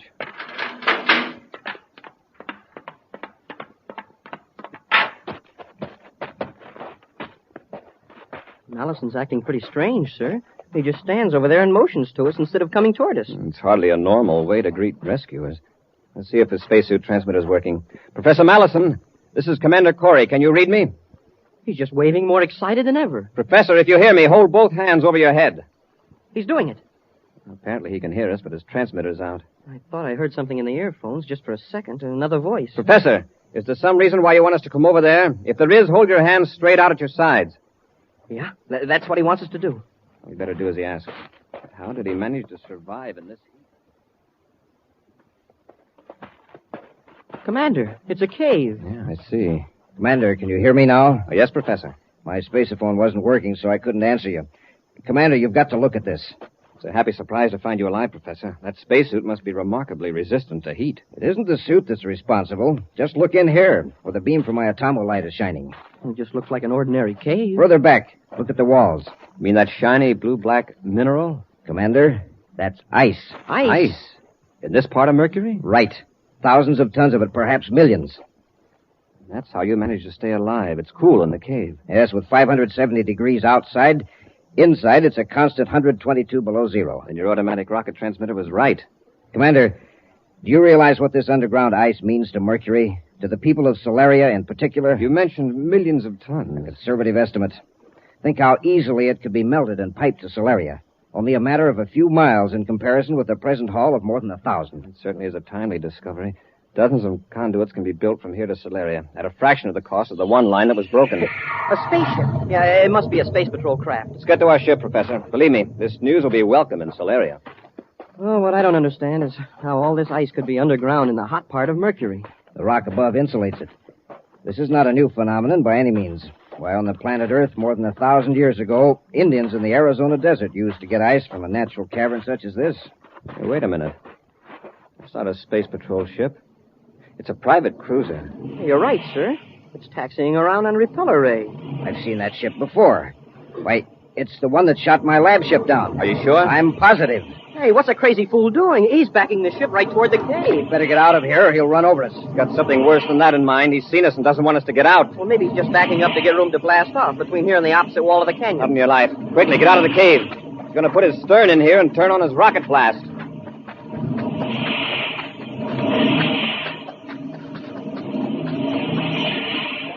It's lucky we saw him in time to get out of the cave. Now get behind this rock. Maybe he won't see us from the ship.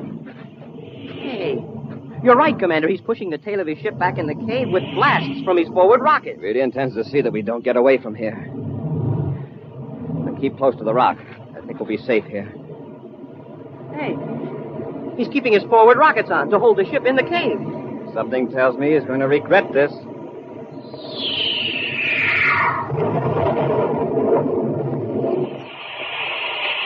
Wow, the ship's wrecked. It shot right across the canyon into the opposite wall. His hand must have slipped off the controls. No, Happy. The heat from his rocket exhaust turned the ice into steam, and it popped the ship out of the cave like a cork. We'd better get over there, Commander. They may be badly hurt. If they haven't got spacesuits on, they haven't a chance.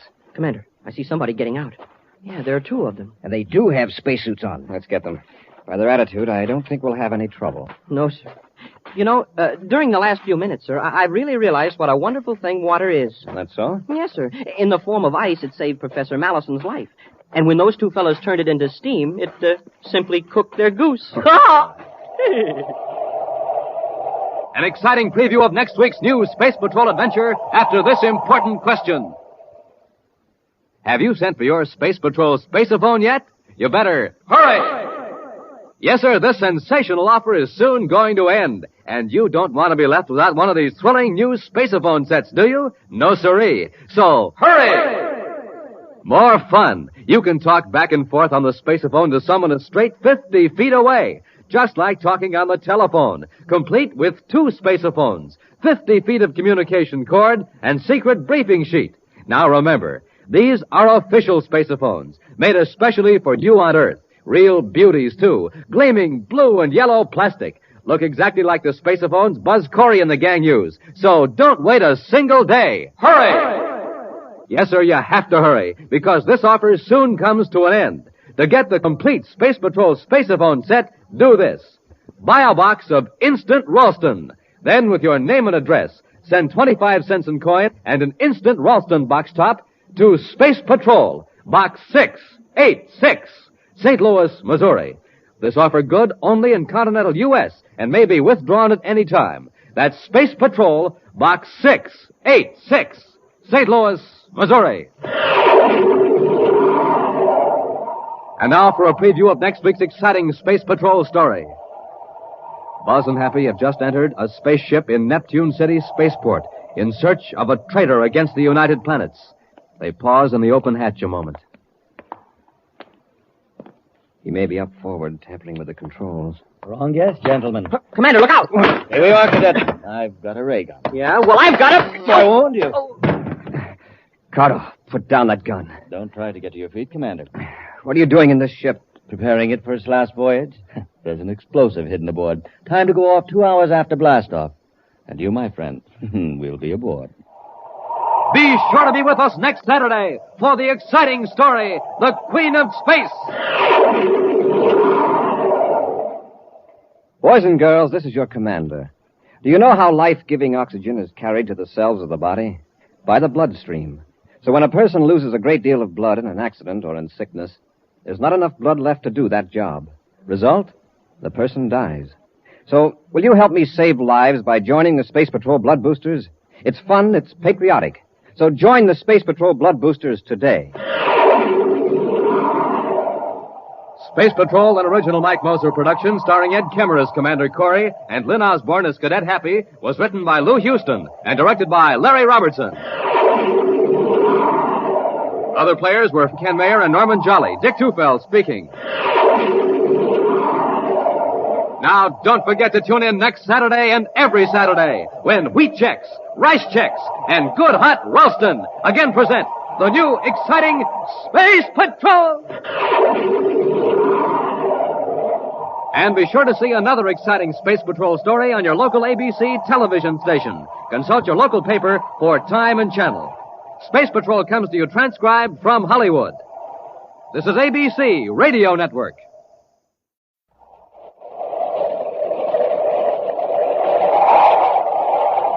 Wheat checks, rice checks, and good hot Ralston present Space Patrol! High adventure in the wild, vast reaches of space. Missions of daring in the name of interplanetary justice. Travel into the future with Buzz Corry, Commander-in-Chief of the Space Patrol! In today's transcribed adventure, Buzz and Happy, in their spacesuits on a tiny asteroid, are approaching a criminal who has stolen evidence that's needed to convict a crime syndicate. He's got the metal box, sir, with the evidence. All right, Chura, come out of that crater and get into our ship. I'm getting into my own ship, Corry. And you're not going to stop me. All right, we'll come down and get you. Take one more step and I'll use this gun on you. All right. Have it your own way. I warned you. Drop, Happy. Wow, that was close. That ray gun knocked a hunk of rock loose as big as your head. Don't move, Hap. I think Chura means business. He sure does. And it isn't funny business either. We'll be back in just a moment with today's Space Patrol story, The Search for Asteroid X.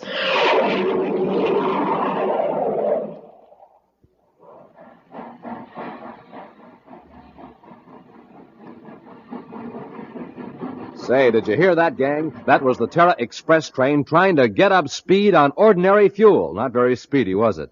But now listen to that same train with super fuel in its tank.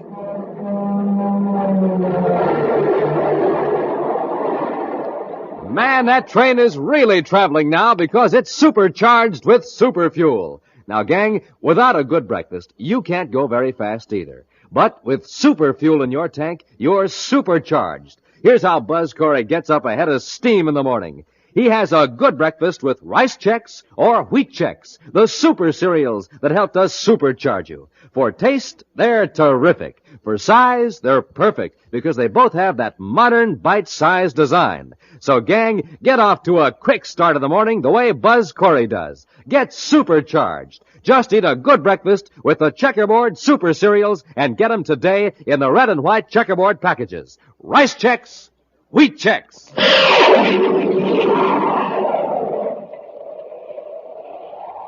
After months of careful investigation, Space Patrol agents have gathered evidence against the leaders of the notorious Saturn Syndicate. This gang, for months, has been victimizing honest businessmen on the outer planets of the solar system. Commander Corry has been awaiting the arrival of an agent with the evidence that will convict the leaders of the syndicate. Now, Buzz grimly enters his central office on Terra, where Cadet Happy is decoding spaceograms. Lock those messages in the file, Happy. You can work on them later. Is something wrong, Commander? There certainly is. I've just received a report that Fraser's in the hospital. All the evidence is gone. What? Somebody jumped Fraser while he was on his way here in a surface car. He was knocked unconscious. Every scrap of evidence was stolen. Documents, microfilm, everything. Do you have any idea who did it, sir? No, I understand the doctors won't let our security people see Fraser yet. Is he badly hurt? Fortunately, no.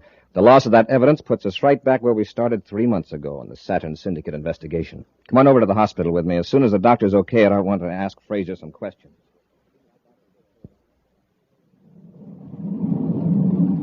Cut your speed and go lower, Hundley. I think I see something down there. Where? Right near that small pond. Isn't that a building of some kind? You're right, Chura. Well, I hope it's occupied. Say, there is a man down there by the pond. That's surprising to find anybody in this part of Mars. Set the ship down. We'll load up with food and water. Suppose this guy won't give us any? Well, then he'll get what our friend, the Space Patrol agent, got. Do you think you finished that guy, Chura? Who cares? We got the evidence. Yeah, but I won't rest easy until we get it hit on Asteroid X. Oh, kick on the repeller ray. Repeller ray on.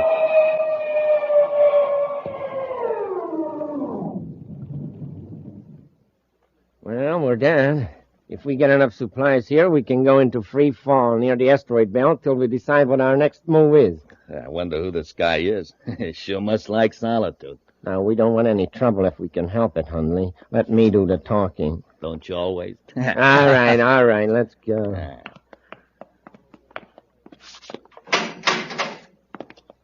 Now the outer hatch. Hi there. He looks good-natured and not very bright. Just what we ordered. Hello, friend. Having trouble with your ship? No, but we're out of supplies, food and water. When we left Lowell City, we thought we had enough to get to Neptune, but looks as though I miscalculated. Well, I got plenty here, gentlemen. Come on in, take what you want. We'll pay you for it. Oh, no, I got plenty. Come on in the house and help yourselves. Why, that's mighty generous of you, Mr. Noonan. Marty Noonan. By the way, I don't believe I got your names. Well, I'm Steve Chura, and this is my friend Wally Hundley. Now about those supplies. Oh, sure. Sorry, you folks are in a hurry. But since you are, just come with me, gentlemen.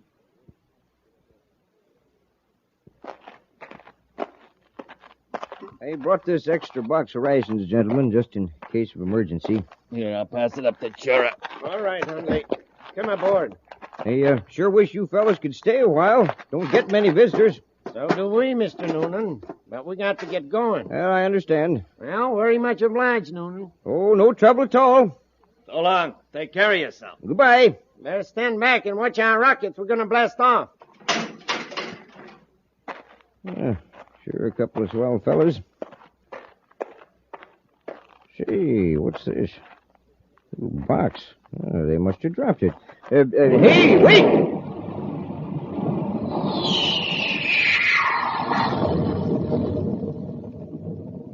Oh, this looks pretty important. Microfilm Reel 14B property of Space Patrol. Investigation Squad Number 3, Space Patrol Headquarters, Terra. Gosh, they're Space Patrol agents. I'd better call headquarters right away. Commander, will you take this spaceophone call? It's something about a can of microfilm a fellow found on Mars. All right, Happy. Corry here. Go ahead, please. Commander, my name is Noonan. Yes, Mr. Noonan? A couple of your agents dropped a can of microfilm on my land. Want to know how to go about returning it. Well, what does it say on the label? Reel 14B, Investigation Squad Number 3. Oh, just a minute. You say Space Patrol agents dropped it? Yes, sir. I think it fell out of one of the men's pockets. Happy. Squad 3 was on the Saturn Syndicate case. Mr. Noonan, what were these agents doing on your land? They ran out of supplies on the way to Neptune. Did you see their credentials? No, I didn't. Just figured they were agents when I found the film. Said their names were Steve Chura and Wally Hundley. Did you ever see these men before? Why, no, Commander. Where are you now? At my place. Sector 17H on the Martian plain. About 4 6/10 DUs directly northwest of Lowell City. Got that, Happy? Yes, sir. What kind of a ship did these men have? Was it a Space Patrol ship? No, didn't have any insignia at all. But I don't know what kind it was. Mr. Noonan, hold on to that microfilm. I'm coming after it. Right, Commander. And don't give it to anyone else. Is that clear? Yes, sir. Thanks for your cooperation. I'm on my way. Corry out.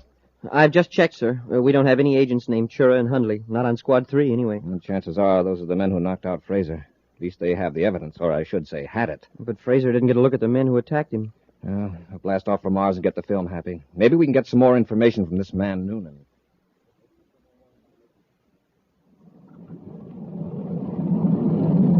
I finished decoding the patrol unit messages, sir. Good. Will you read them, Happy? Yes, sir. Quote, the Commander-in-Chief aboard Terra 5, Jupiter Patrol searched Mars to Neptune orbit. No suspicious craft sighted. Unquote. From Saturn Patrol, same, negative. Neptune Patrol also replies a negative. Any more? Well, Patrol Ship 34A, Asteroid Belt, picked up an unidentified object in their view scope. They're investigating it. Happy, we're going right into Lowell City. And how about the microfilm at Noonan's place? Yeah, you can go after it in an atmosphere ship after we land. I'll call Noonan, describe the credentials you'll present to him to relieve him of my original order. All right, sir. See how much you can find out about those men he saw. Get a full description. Very likely their right names aren't Chura and Hundley. It's almost certain they lied when they told Noonan they were going to Neptune. Shall I bring Noonan back to Lowell City? If you think he can give us any useful information. Yes, sir. Well, we'll reach Mars in 20 minutes, sir. I'd better check Lowell City Space Control.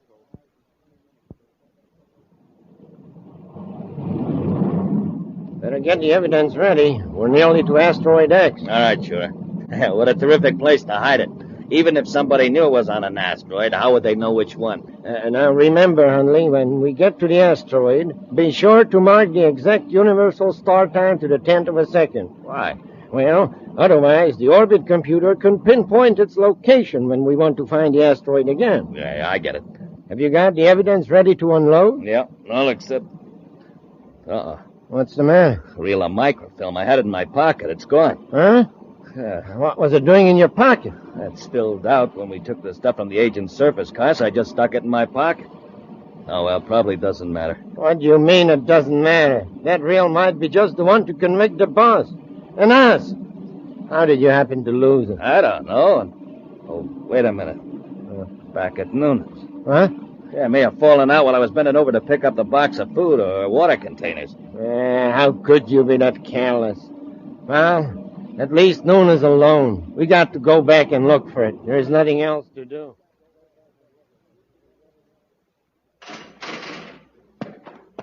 Hi there.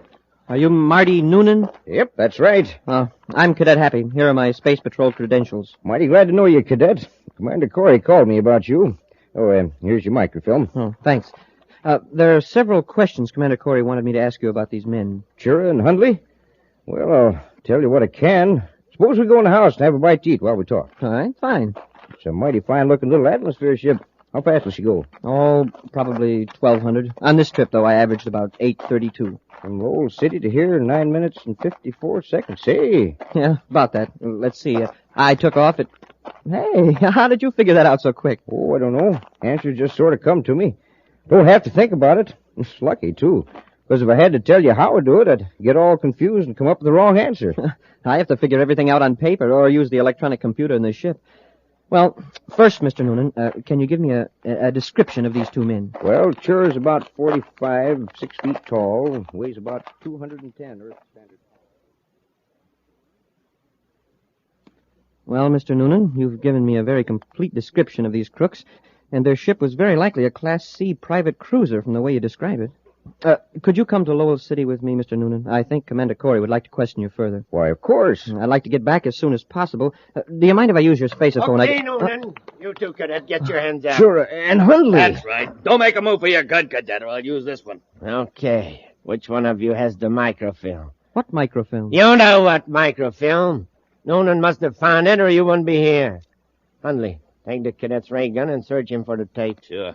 The film's in my jacket pocket, and it's going to stay there. You want to play rough, eh, Cadet? You let him alone.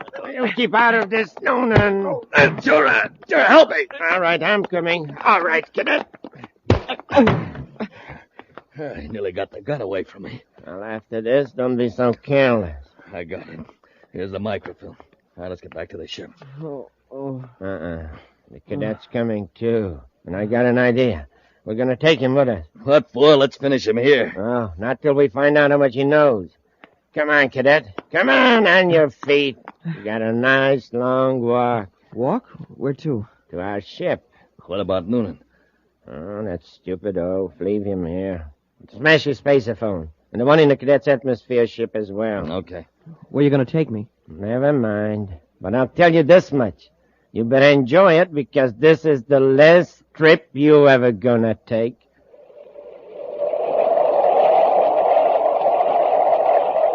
We'll be back with Space Patrol in just a moment. Gang, this is Space Patroller Dick Tufeld, and boy, am I excited. We have a new machine here at Space Patrol headquarters, and it's terrific. It's the flavor meter for testing the flavor of food. Now, I have a plain, ordinary cereal right here, so let's test it. The better it tastes, the louder it'll ring the bell. Now, all I do is place the cereal in this slot and push the button. Not much flavor there, is it? Let's put in some other ordinary cereal and see what happens. Why, not even a tinkle. Now, gang, here's a couple of super cereals I'd like to test. I'll put them both in.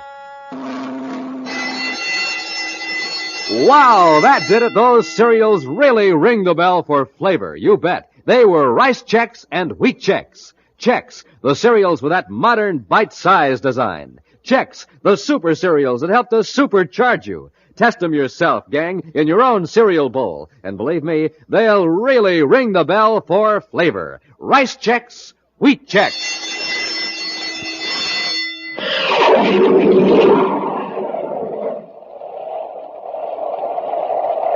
Commander Corry has sent Happy to Marty Noonan's isolated dwelling on the Martian plain to recover some stolen evidence, a roll of microfilm. Noonan and Happy were surprised by Chura and Hundley when the thieves returned for the film. After smashing Noonan's spaceophone, the criminals have taken Happy to their ship, leaving the unconscious Noonan locked in his house. Meanwhile, Buzz, in Lowell City, has tried in vain to contact Happy or Noonan by spaceophone.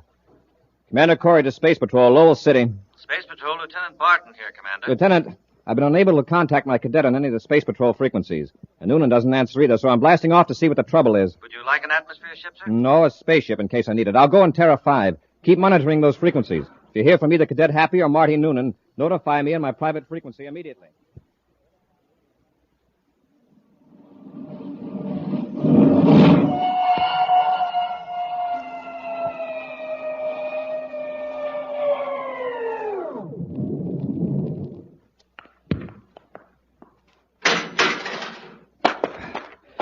Hello there. Are you Marty Noonan? Yes? I'm Commander Corry. Where's Cadet Happy? Sure in Hundley. They took him away, and they got the microfilm. I tried to stop him, Commander, but they knocked me out. They smashed my spaceophone and the one in the cadet ship there, too. Do you know where they took him? No, by the time I came to and broke out of my house, they'd blasted off. They'd locked me in. Did you hear anything that would give us a clue as to where they were going? No.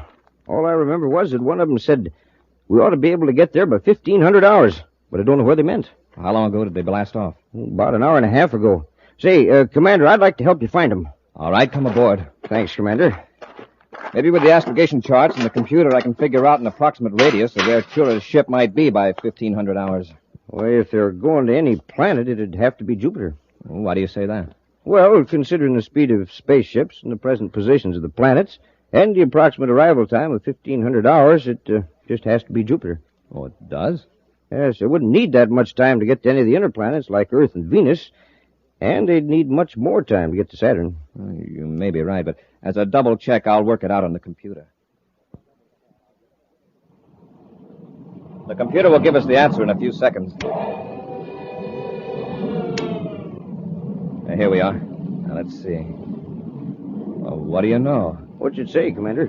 Mr. Noonan, this is amazing. Either you made a very lucky guess, or you must know the exact distances and positions of all the planets relative to Mars. Oh, I do. Make a hobby of remembering data like that. Jupiter comes nearer to satisfying the equation than any other object in space. How do you do it? I don't know, Commander. If I know a formula and the data, I can get the result. But if I stop to think how I do it, I get all confused. There's only one thing wrong. They couldn't quite reach Jupiter by 1,500. Of course, they may be heading for one of the moons. I'll check the astrogation chart again. Could be Ganymede, Commander, assuming we're right on the time factor. We'll see. Mr. Noonan, you've hit it again. The astrogation chart puts moon number 3, Ganymede, very close to the vector.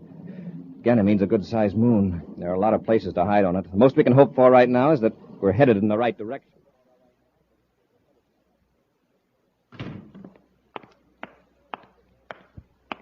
I just talked to the boss. What'd you tell him? Just that we got the evidence against the gang away from the Space Patrol, and that we're on Ganymede. And the boss is going to stay on Saturn, now that he's safe from prosecution. How long do we stick on Ganymede? Until the excitement over, the stolen evidence dies down a little. Say, where's the cadet? Sitting over there, Nick. He's gone. I told you to watch him. The spaceophone. Look in the next room, quickly. And I'm being held on Ganymede, Sector 9J. Hey, get away from that spaceophone. Grab him, Hundley. Sector 9J. I'll teach you, Cadet. Now, watch him after this. That was Happy. He was cut off. Sounded to me like somebody hit him. Sector 9J. That pinpoints the location, Mr. Noonan. We'll make a slow glide approach and land with repeller ray. Maybe Chura and Hundley won't hear the ship.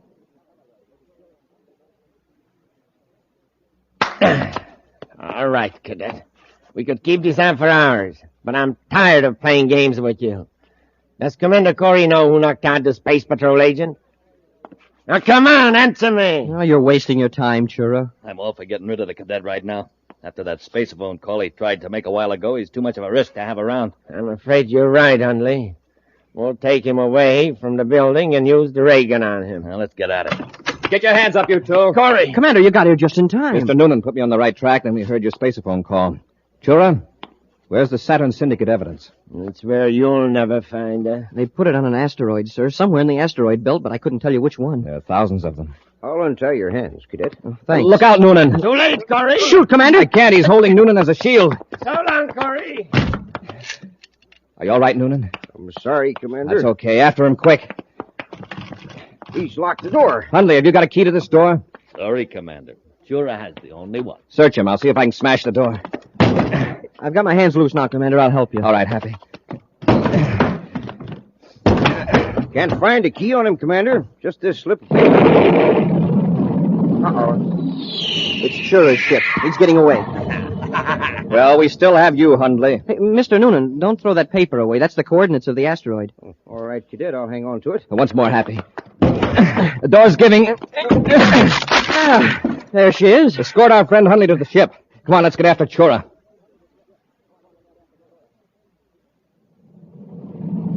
No sign of Chura's ship in the viewscope, sir. Hundley, you must know where he'd be most likely to go. Really, Commander? I haven't the slightest idea. He's probably heading for that asteroid to pick up the evidence.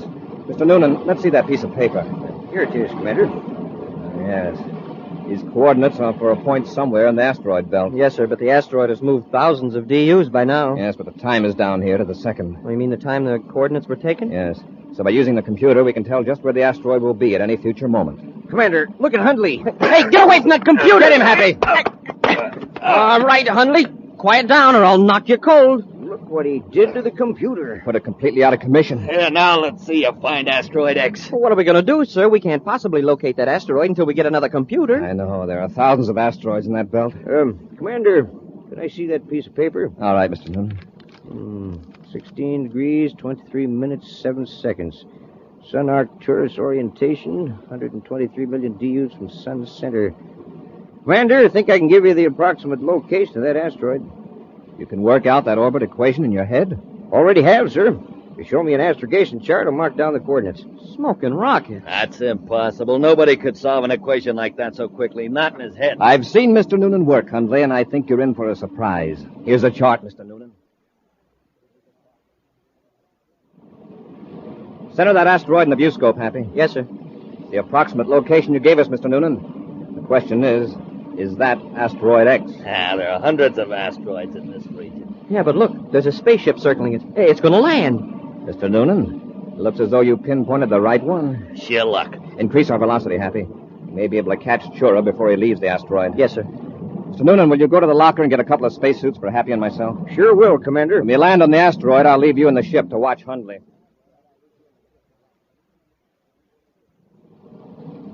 There's Chura, sir, in that small crater. We'll set down between him and his ship. Cut rockets. Rockets out, sir. Hit repeller ray. Repeller ray on, sir.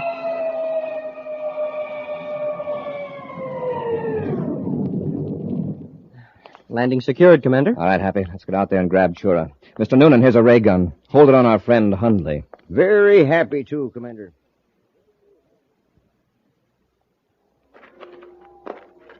He's got the metal box, sir, with the evidence. All right, Chura. Come out of that crater and get into our ship. I'm getting into my own ship, Corry, and you're not going to stop me. All right, we'll see about that. Now take one more step and I'll use this gun on you. I warned you. Drop, Happy.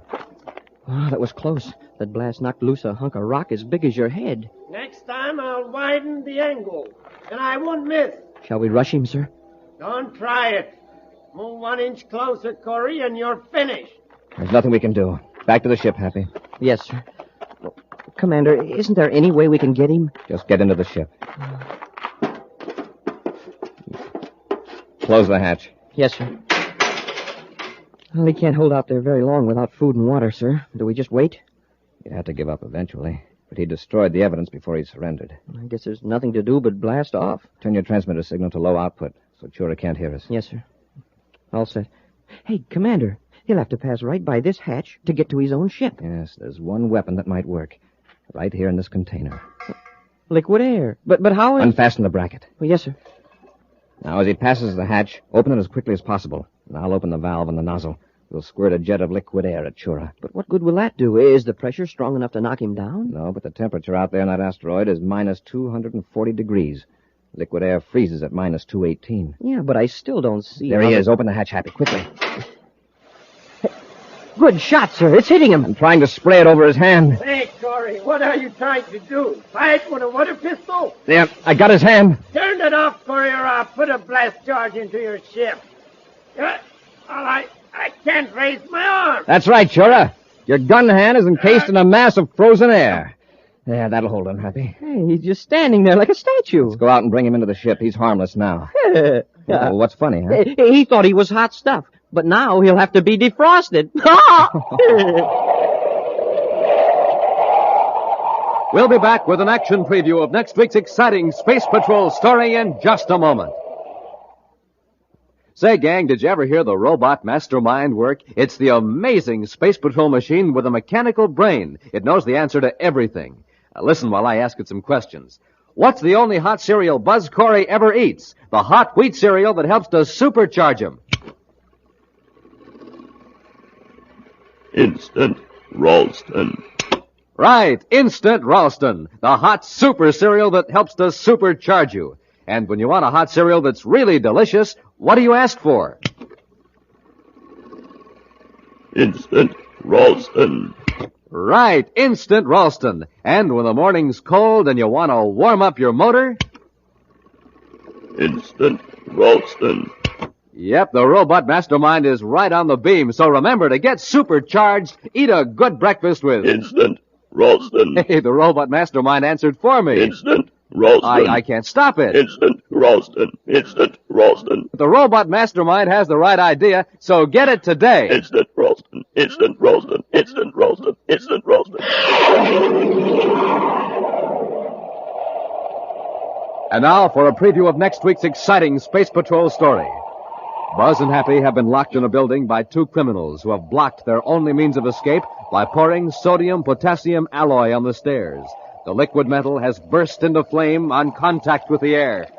Commander, the heat is terrible. We're going to face something worse than heat when the automatic fire extinguishing system starts to work. But, sir, the water will put the fire out and we can escape. Not with this alloy, Happy. It burns in air, but when water hits it, it explodes. What? The second that spray starts working, this whole building will be blown to bits. Smoking rockets, unless we find a way out, that means we'll be blown to bits, too. Be sure to be with us next Saturday for the exciting story, The Lady from Venus, when wheat checks, rice checks, and good hot Ralston again bring you Space Patrol! Now, gang, a word from Commander Buzz Corry. Can you answer this question? What group of boys and girls are doing all they can to get grown-ups to donate more blood? These boys and girls are helping their country and having fun, too. They're my Space Patrol blood boosters. And I'd like you to join them today, right now. And here's something else I'd like you to do, too. Tell your mom and pop to buy the Christmas seals that the National Tuberculosis Association mails out. Christmas seals help fight TB. Just think, TB kills one person every 17.5 minutes. So join the fight. Buy the beautiful Christmas seals of the National Tuberculosis Association. Space Patrol, an original Mike Moser production starring Ed Kemmer as Commander Corry and Lynn Osborne as Cadet Happy, was written by Lou Houston and directed by Larry Robertson. Other players were Bela Kovach, Ken Mayer, and Norman Jolly. Dick Tufel speaking. Now, don't forget to tune in next Saturday and every Saturday when wheat checks, rice checks, and good hot Ralston again present the new exciting Space Patrol!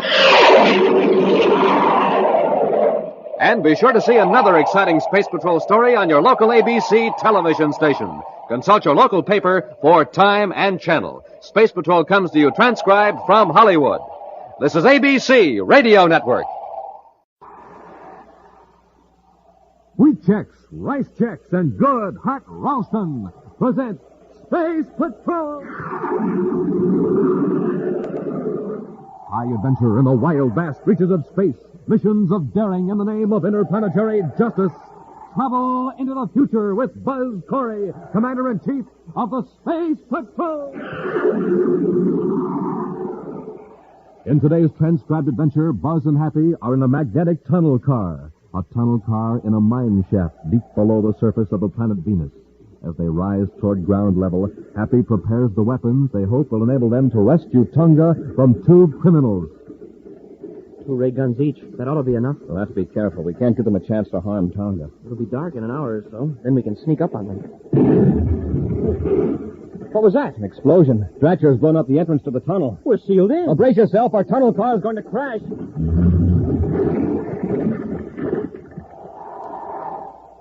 We'll be back in just a moment with today's Space Patrol story, The Caverns of Venus. Space Patrol!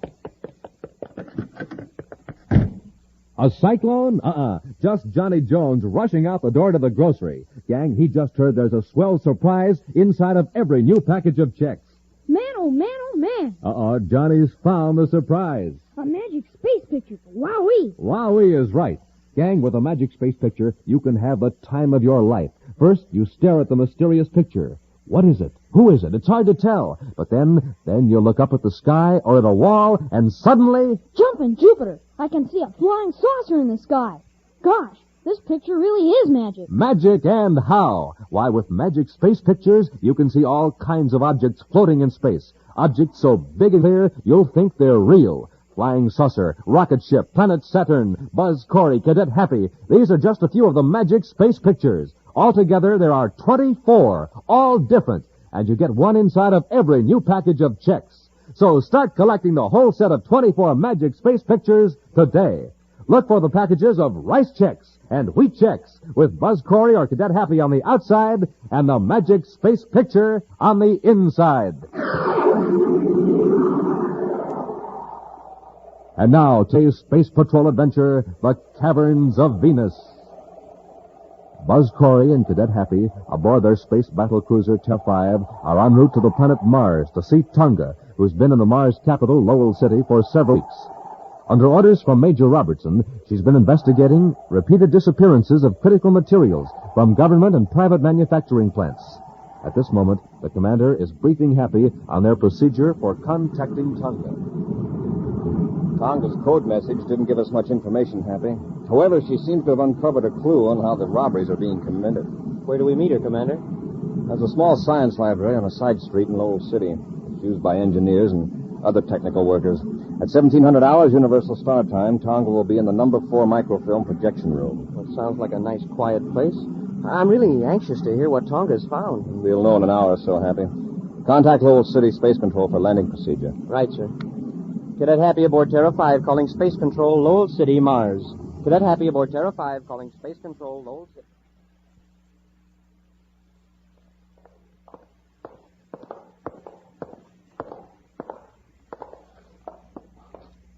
Here we are, Dratcher. This is her apartment. Try the door. It's locked. Here. This electronic key will open it. We'll have to work fast. She may come back any minute. Close the door. Okay, Wharton, get busy. Look through the desk. I'll search these built-in drawers. Okay. Well, personally, I don't think the girl's a Space Patrol agent at all. Oh, you don't, eh? Well, she's only been working at the electronics plant for 3 weeks, and she wanders all over the factory, into every section. That's just a gadabout. You know how some women are. Maybe she's just ambitious. Wants to advance. Well, she's too ambitious to suit me. Here. Look at this. What is it? Notes on various employees at the plant. Just listen to this. Hastings frequently last to leave his section after work. Drives expensive surface car. Maybe she's got a crush on Hastings.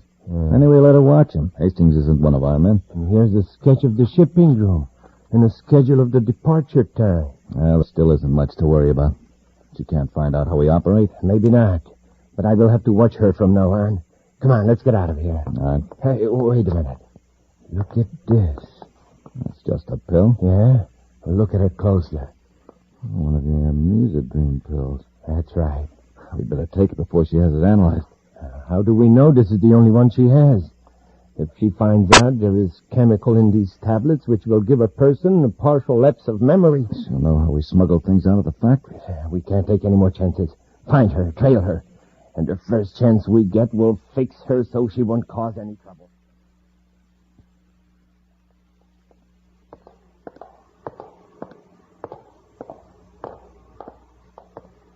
Yeah.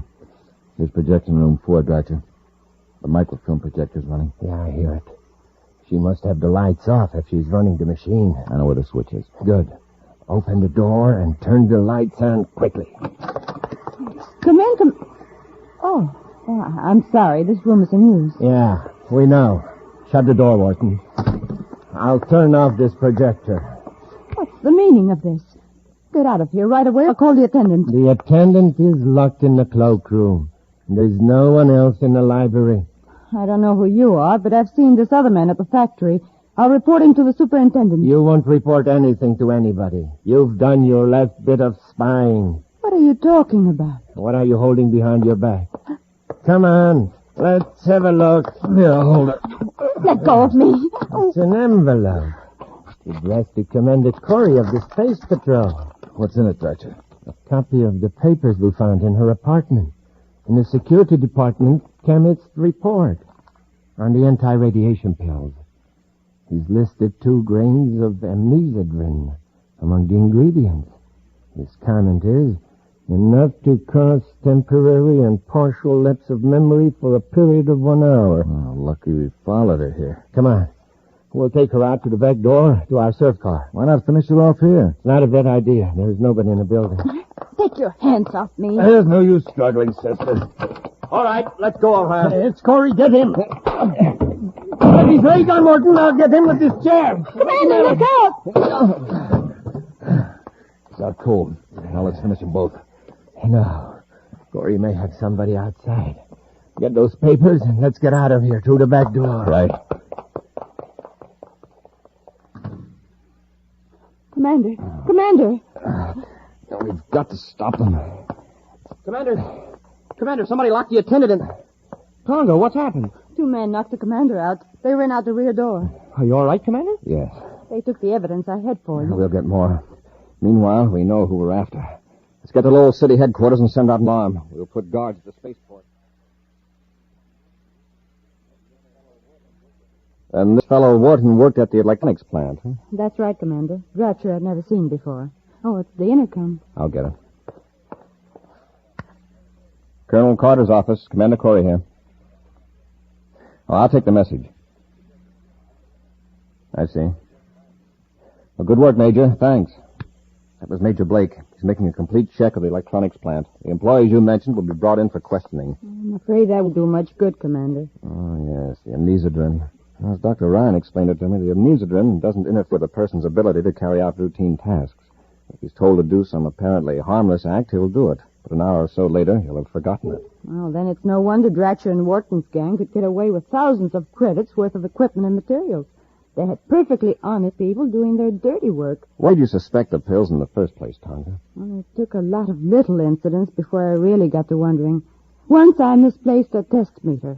One of the girls said I put it on a bench. Mm-hmm. I was certain I hadn't. But there it was. I had no recollection of putting it there. Later, I noticed other people forgetting things. All of a sudden, it occurred to me that in every case, we'd been given an anti-radiation tablet.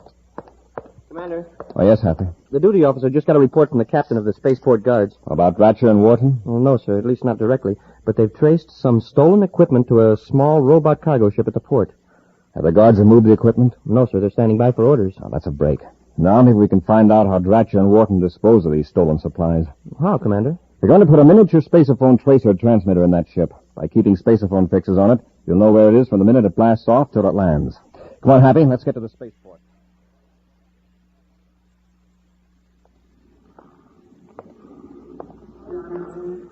Well, there's no one around the ship, sir. Okay, Hap, let's get aboard quickly. It's dark enough at this part of the field. Don't flash your atomo-light, Happy. One of Dratcher's gang may be watching. Got the transmitter? Right here, sir. Come on.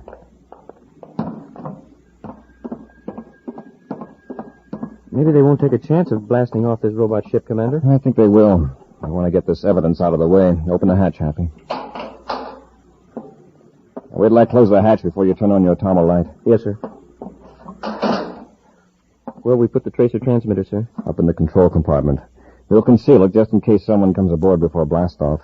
They must not be planning to blast off right away. Space Control Tower hasn't been notified. Let's take a look at this cargo section, Happy. I'd like to see what's in here so we can identify it later. All right, Commander. Shine your light around. Wow. This hold is really loaded. Look at this stuff. There's a fortune and equipment in here. And stolen by people who didn't even realize what they were doing.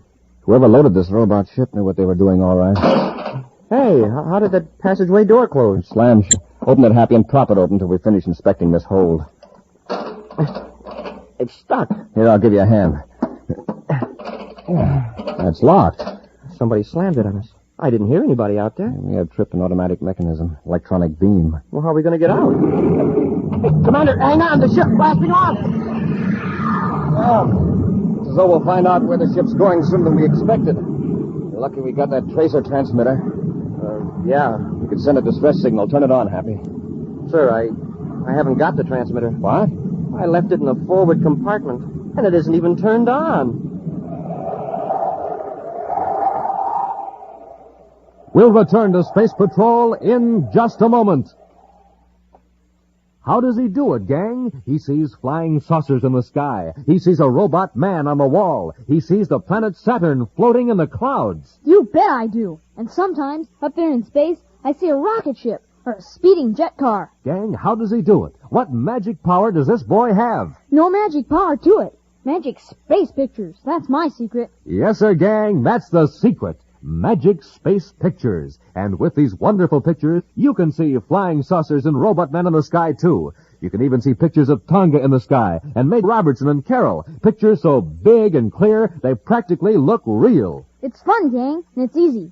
You just stare at the magic space picture, look up into the sky, and zowie!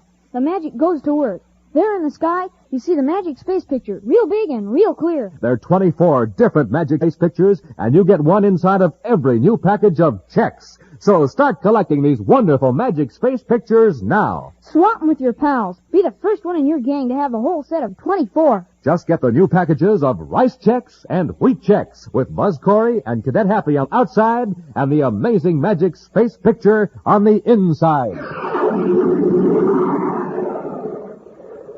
And now, back to our Space Patrol adventure, the Caverns of Venus. Buzz and Happy entered a robot spaceship at a Lowell City spaceport on the planet Mars to install a tracer spaceophone transmitter. In this way, Buzz hoped to learn the destination of the ship being used by a gang of thieves to transport stolen equipment. But Happy left the transmitter outside a cargo hold. While they were inspecting the stolen loot, the door slammed shut, locking them in the hold. Then the robot ship blasted off, leaving the unwilling passengers with no way to summon help. For hours now, Buzz and Happy have been trying vainly to force open the heavy metal door. Happy, notice the deceleration? Yes, sir. And we're going to land. It's about time. We must be nearly to Pluto. It hasn't been as long as it seems, Happy. It was a bad break, my leaving the transmitter outside the hold. I've gotten us into a fine mess. Oh, it wasn't your fault the door slammed shut. But, sir, nobody knows where we are. We don't even know. Well, we know this much. When that door opens, we're going to be in for a nice battle with whoever is going to unload this stuff. Commander, I just thought of something. What if we land on a moon without air? The men will be wearing spacesuits and we'll be finished. But if there is an atmosphere, we stand a fighting chance. Get your ray gun ready, Hap. The ship's landing.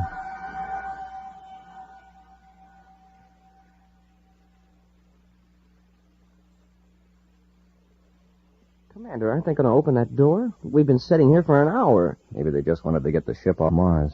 Yeah, and just leave it sit here on, well, wherever we are. It's not a very cheerful thought, but it's a possibility. Sir, we can't stand this much longer. The oxygen must be just about all gone as it is. I'll get kind of sleepy. I'll try to stay awake, Hap. When that door opens, we've got to be ready to give a good account of ourselves. Sure. I'll do my best. I'm awful sleepy, but I don't... Happy. Happy, wake up. Hap, don't go to...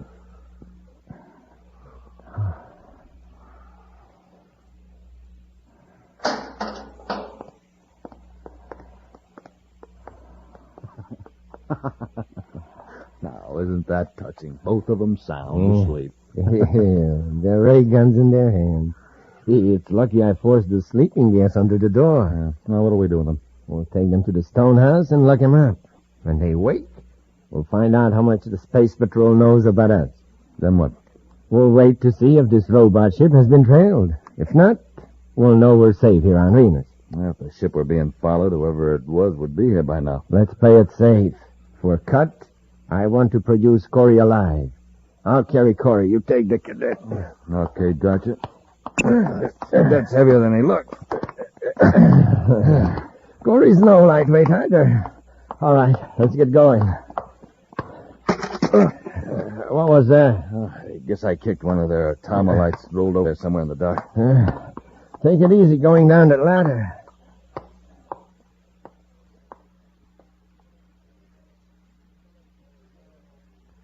Come on. Come on, Corry, wake up.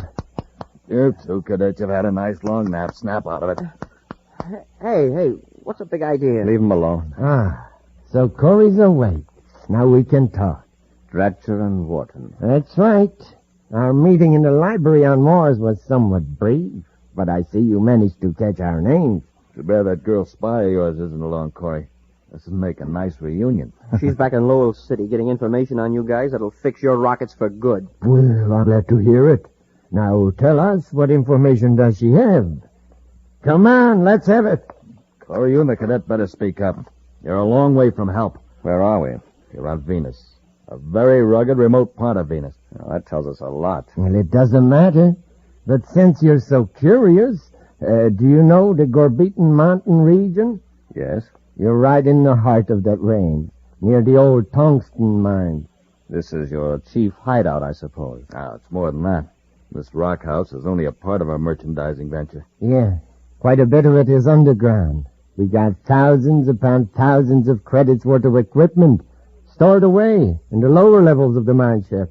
And enough food and water to last us for years, along with a supply of weapons. All set to stand a siege, huh? If necessary. However, I don't think that situation will arise. You see, Wharton and I are the only ones who know you're here. How did you get off Mars? You weren't in the robot ship, were you? No. We managed to get a ship belonging to a member of my organization. We controlled the robot ship from there. One of our men saw you get aboard and Spacer phoned us the information. Mm-hmm. Now that we've been so free with our information, suppose you tell us... Gotcha. Listen. What? Thought I heard a spaceship. I don't hear anything. Guess I'm getting jumpy. Yeah. All right, Corry. Just what information does the Space Patrol have about Wharton and me? You're wasting your time, Treachery. I have plenty of time. Sorry I can't say the same for you. Perhaps a few hours or days without food and water will loosen your tongue. Come on, Wharton. Let's leave our guests alone for a while. Lock the door as we leave. Gee, sir, I'm sure hungry. Try not to think about it, Happy. Yes, sir. I wish there was some way to break out of this place. The walls are a foot thick. Yeah, if I could be sure where Treachery and Wharton are, we might try the window. We better do it before we get too weak. The fluoride glass won't break. We could pry the lock loose, but there's nothing to pry with. I've looked. There's not even anything under the bed, if you can call that hunk of junk a bed. The bed.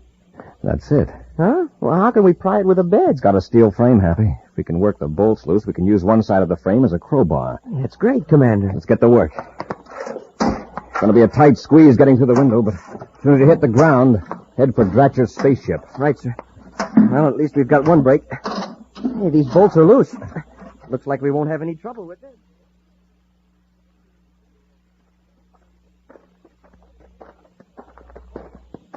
Now, Corry may not be ready to talk yet, but I'll bet that cadet's getting mighty hungry. What you ought to do is separate them.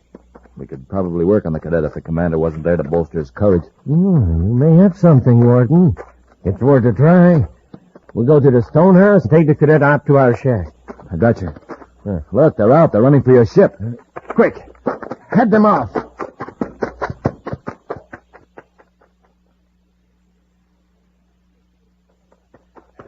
Hurry, Happy. Into the ship. They're cutting us off. They've got ray guns, too, sir. Head the other way, toward the mountain. Yes, sir. We'll hide till it's dark.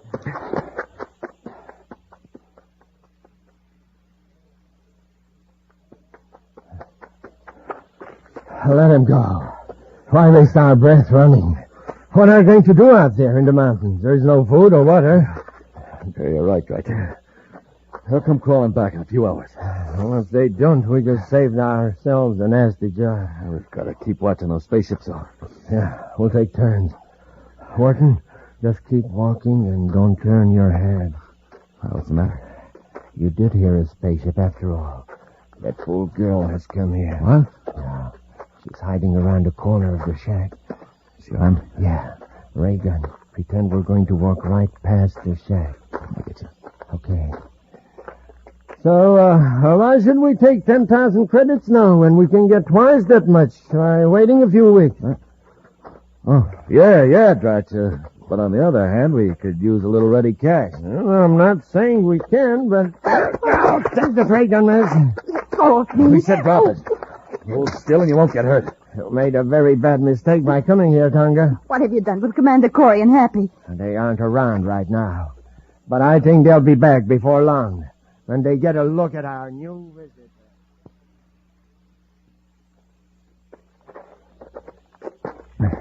Guess they aren't coming after us. No. We'll wait till dark, then try to surprise them. Let's rest a minute. They're standing down there by the shack. I can... Hey, Commander, looks like there's somebody with them. Smoking rockets, Commander. It's Tonga. How did she get here? You just pop out of the ground? Wharton did hear a spaceship after all. She must have landed on the other side of the mountain. We can't leave Tonga with those two rats. What'll we do now? Wait a minute. Dratcher said there were food and weapons down in the mine shafts. Hey, that's right. There must be an opening up there. A few hundred yards. Come on.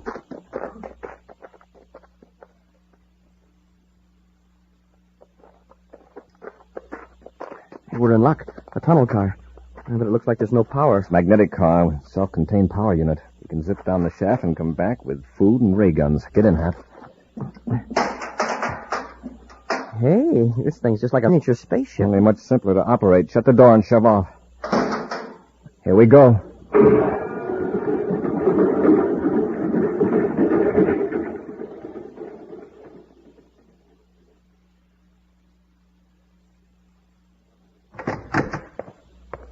I locked the controls of the robot ship and my space cruiser, Tonga, in case Corry and the cadet tried to pull a fast one.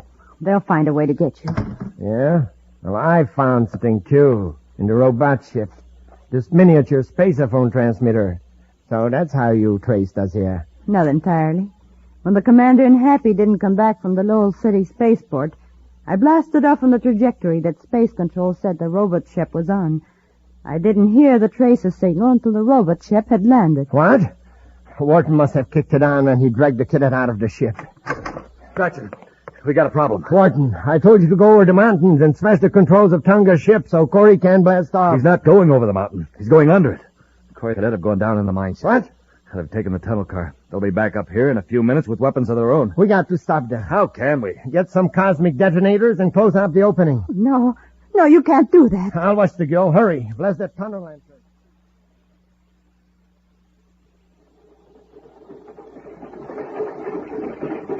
Two ray guns apiece. That ought to be enough. We'll wait till dark, then sneak up on them. There's the entrance up ahead. What was that? Hey, Commander, look out, up ahead. Stop! The tunnel's caved in. Brace yourself. We're going to crash.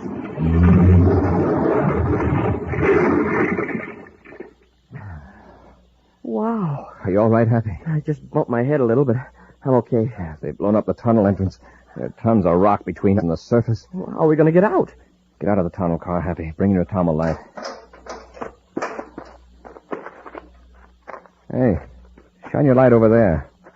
Seems to be a small side passage this side of the cave-in. That's funny. I didn't notice that passageway when we came in. Let's have a look.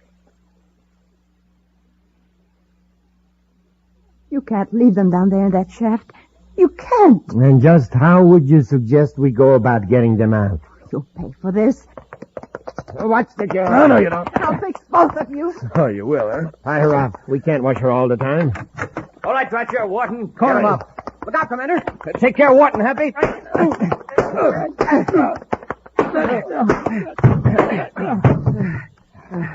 Well, Wharton won't bother us for a while, Commander. That's enough, Corry. Get up. Have the guns, Happy? Yes, sir. Oh, Commander and Happy. I thought they had you sealed in the mine. Now, we found a passage leading to a small opening several hundred yards up the slope. Another opening. I didn't know there was one. The explosion must have opened up an old passageway in the mine. Huh? That just shows you, Dratcher. You don't know your own mind.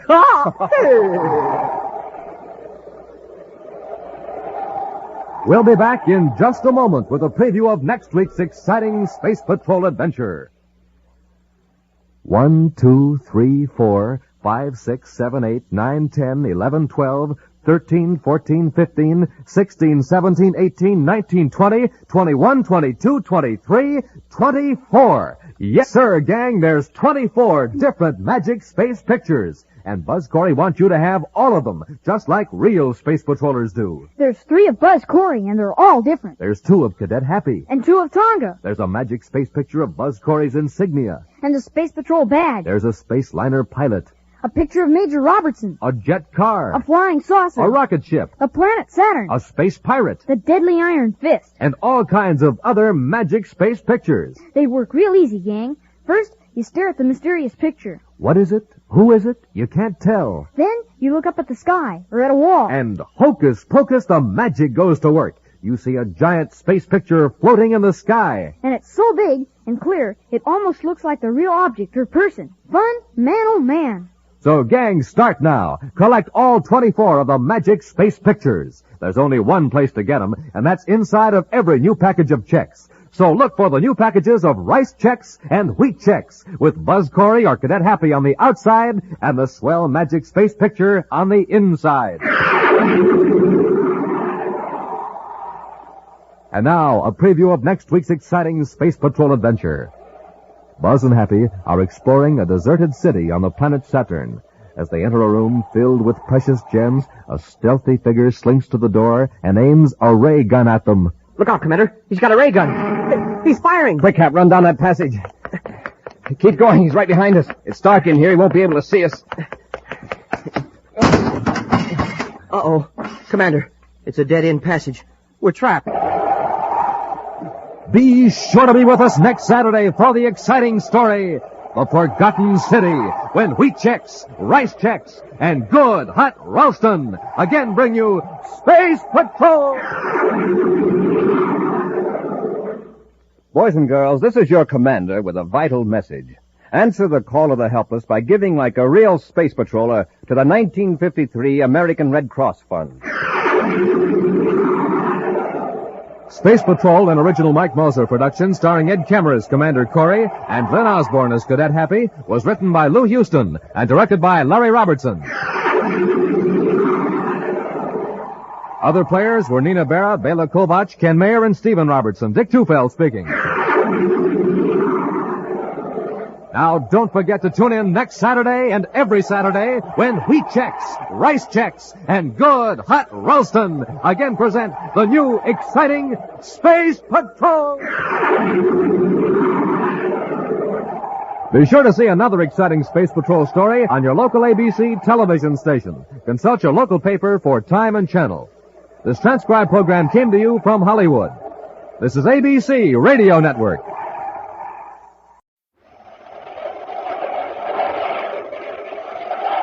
Wheat checks, rice checks, and good hot Ralston presents Space Patrol! High adventure in the wild, vast reaches of space.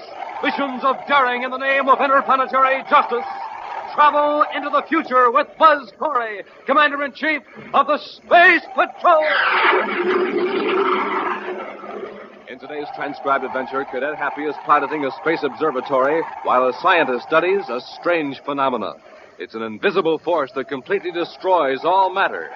Right now, Buzz Corry is in Terra the Fifth, warning Happy to veer away from the force, but too late. Out of control, the space observatory whirls toward the invisible menace. Happy!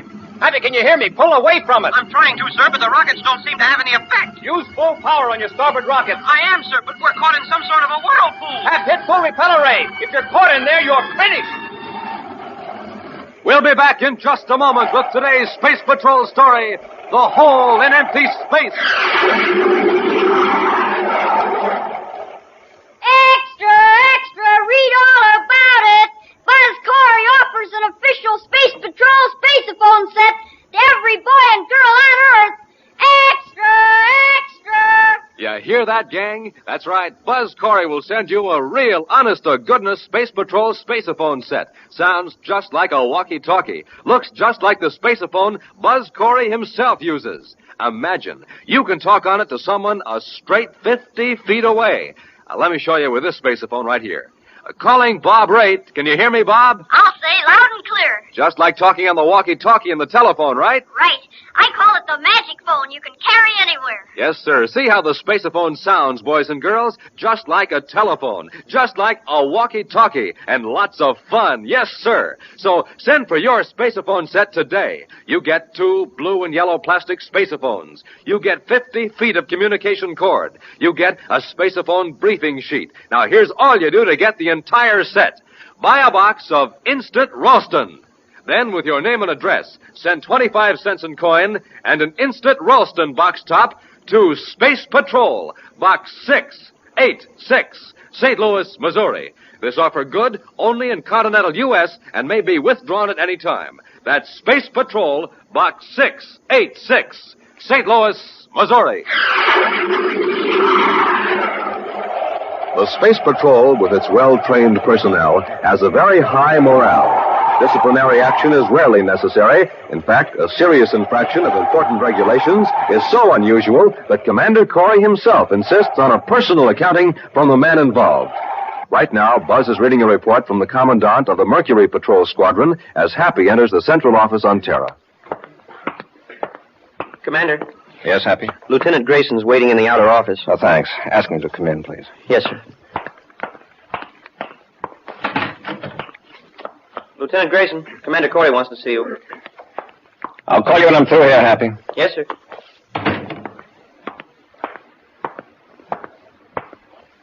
Commander? At ease, Lieutenant. Sit down. Yes, sir. You have an exceptionally fine record. I've been looking it over, and so far I can find no explanation for your behavior of the last few hours. I'm sorry, Commander. Is that all you have to say? Except that I'm ready to take the brainograph test. Lieutenant, it shouldn't be necessary to resort to the brainograph to obtain a routine report from a Space Patrol officer. I realize that, sir. You returned from a routine search mission, 3 hours overdue and with ammunition expended, yet you refused to offer any explanation. Those are the facts, Commander. I want a straightforward answer. Why didn't you file a report with your commanding officer? Commander, Colonel Gregory is a practical officer. He goes strictly by regulations, by routine. That's hardly a criticism, Lieutenant. I realize that, sir.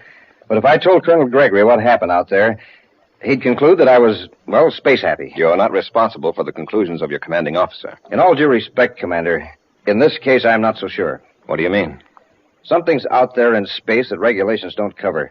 Commander, I want a brainograph test so I can be sure of myself, sure that my mind isn't playing tricks on me. Grayson, suppose you tell me the whole story.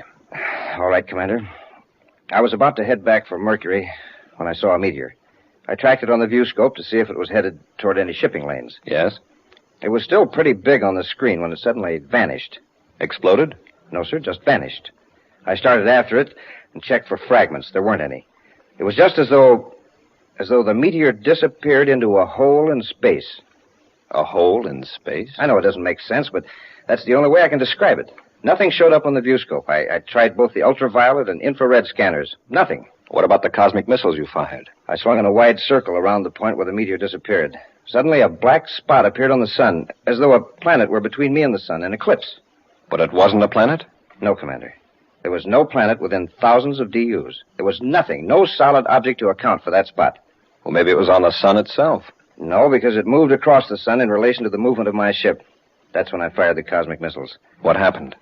The missiles vanished. Without an explosion? Without an explosion.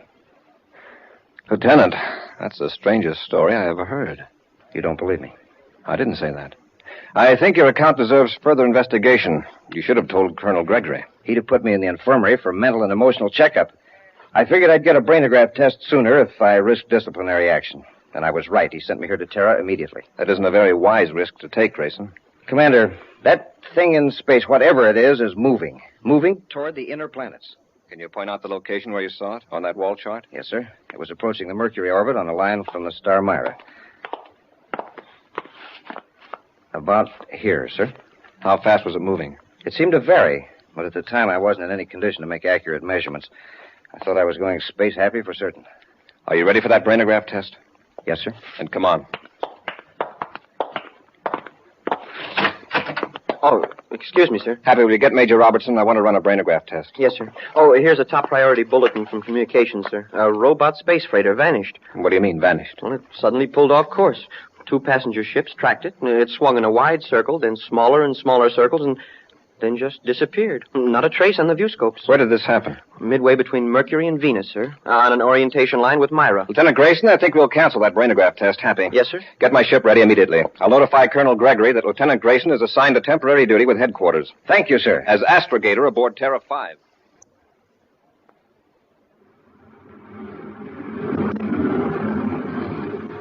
Commander, we're out beyond the point where the robot freighter vanished. Very good, Lieutenant. Happy established a zigzag course toward the sun. Yes, sir. We'll lace back and forth across the line between the sun and Myra. Reduce our velocity to 10,000 DUs. Right, sir.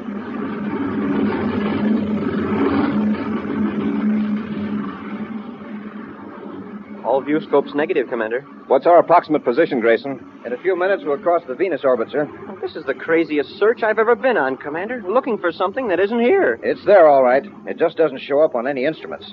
If you could have seen that meteor vanish, and those missiles... Oh, wait. There's something moving across the sun. A black spot. That's it. We've located it. Now, let's be certain. Check the viewscope, Happy. Yes, sir. Does anything register? Nothing except the sun itself. Reverse rockets while I turn on the spacephone, Happy. We'll hold our present position for the time being. Commander Corry and Terra 5 to Major Robertson at Space Patrol Headquarters, Terra. Commander Corry to Major Robertson. Major Robertson here. Go ahead, Commander. Robbie, we're at the Venus orbit, Sun-Myra orientation. We've found what we're looking for. What is it? We don't know. It's visible only as a black spot against the sun, and it definitely is not a solid object. Well, I've contacted Professor Jelka for you, Commander. He's aboard Space Observatory number 2 off Saturn. Good. Robbie, spacephone and all planets bulletin immediately. All shipping is to avoid this sector of space until further notice. Yes, Commander. All commercial, private, and space patrol ships are to evacuate this sector immediately. Roger. Well, Professor Jelka is waiting on the 150 megacycle channel, Commander. Thanks, Robbie. Corry out. Happy switch to 150 MCs. Yes, sir. Commander Corry aboard Terra 5 calling Professor Jelka aboard Space Observatory number 2. Professor Jelka here. Go ahead, Commander. Professor, have you detected any unusual phenomenon in space the last few days in the direction of Myra? No, Commander. There's something out there, now within the orbit of Venus. It's not a solid object, but it cuts off light from the sun. Well, it's possibly a cloud of gas or tiny particles. Too sharp an outline, Professor. Besides, things like meteors, cosmic missiles, and spaceships just don't disappear permanently in a gas cloud. Did you say disappear? Vanish completely, without an explosion or a trace. Commander, I must have a chance to study this thing at once. I think I know what it is. It's got us baffled. What is it? I call it a cycloplex. Cycloplex? I wrote a paper about it 12 years ago, purely as a theoretical idea. This is no theory. It exists. This is marvelous, Commander. With your permission, I pulled the Space Observatory out of the orbit around Saturn and head for your present location. Good. No ordinary instruments register it. You might have some that will. Set your vector for Pluto. Where that vector crosses the orbit of Venus, you'll roughly be at our position. Thank you, Commander. I'll contact you when I'm on the vector. Good. Corry out. Well, at least there's one man in the solar system who seems to have an idea what this thing is. I hope so. But what's more important, I hope he'll know what to do about it.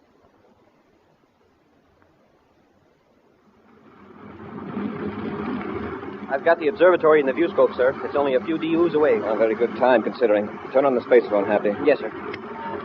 Corry aboard Terra 5 calling Professor Jelka. Jelka here. Go ahead, Commander. We've picked up the observatory in the viewscope. Have you located us? Yes, Commander, but I can't detect the cycloplex. I've used several types of detection devices. You'll see the black disk against the sun in a few minutes. We'll join space locks with you and come aboard the observatory. Very good, Commander. Corry out. Grayson. Yes, sir? While Happy and I handle the controls, you watch that black spot. If it moves away from the sun, let me know. Right, Commander.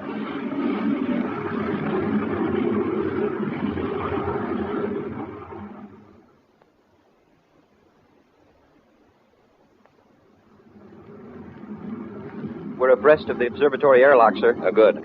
Stand by with magnetic holding field. Standing by, sir. Corry to Jelka. Go ahead, Commander. Professor, hold your space observatory on an even vector. We're going to make contact. Yes, Commander. Apply magnetic holding field, Happy.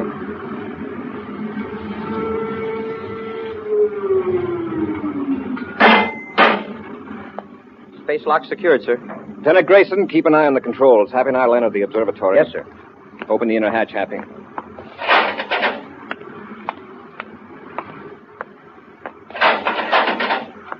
Press the release catch in the observatory hull.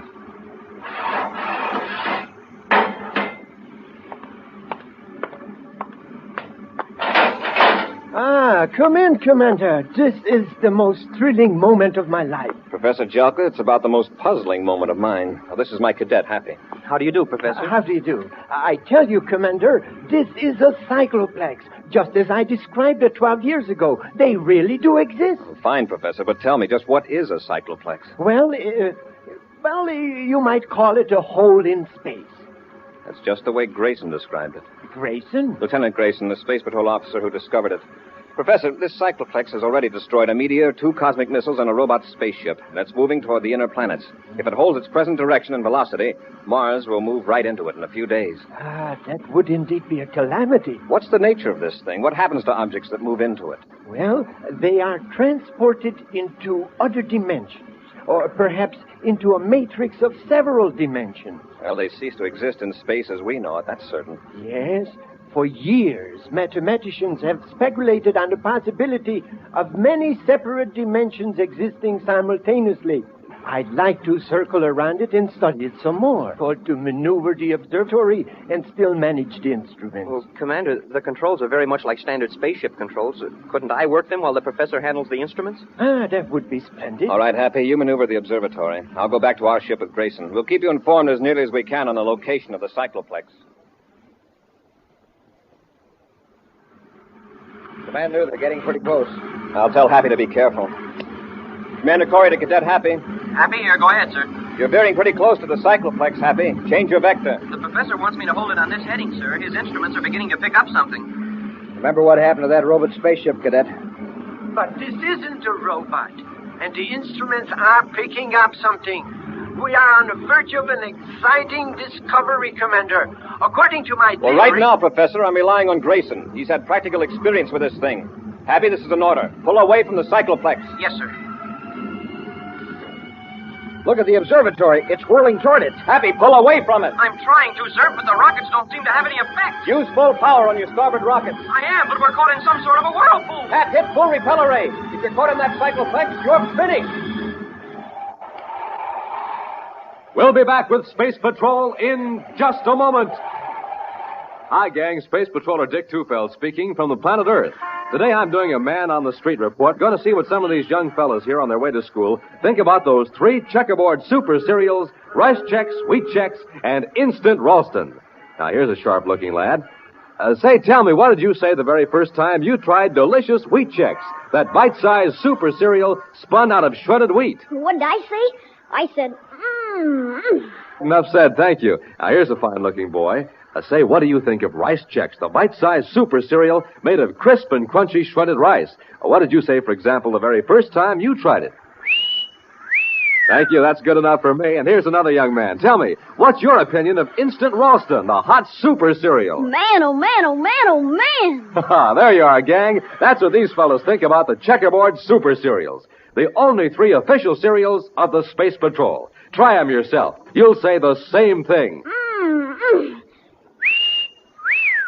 Man, oh man, oh man, oh man. Get them at your grocers today in the red and white checkerboard packages. The super cereals that help to supercharge you Rice Chex, Wheat Chex, and to warm up your motor, good hot Ralston. A Space Patrol officer, Lieutenant Grayson, has discovered an alarming peril in outer space, an invisible force that completely destroys matter without leaving a trace. Professor Jelka, an astronomer and mathematician, says this force, which he calls a cycloplex, is actually a hole in outer space.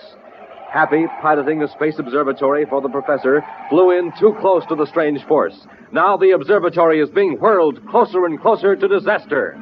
Meantime, Commander Corry and Lieutenant Grayson, in Terror the Fifth, are trying desperately to find a way to save Happy and Professor Jelka. Happy, is your repeller ray on full? Yes, sir. All rockets on the starboard side and stern as well. The observatory is being pulled faster than ever toward the cycloplex. Jelka never should have ordered Happy to go so close. Those observatories have a very low power ratio in proportion to their mass, Grayson.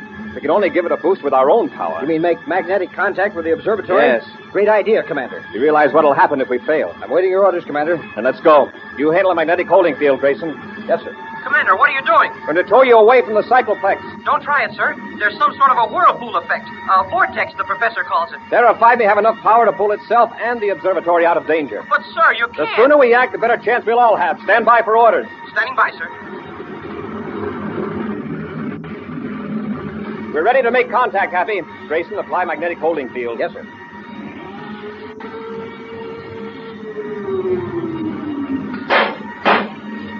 All right, Happy. Keep the observatory rockets on full power. Yes, sir. I'm going to increase our own power slowly at first. We won't try to fight the cycloplex force too strongly.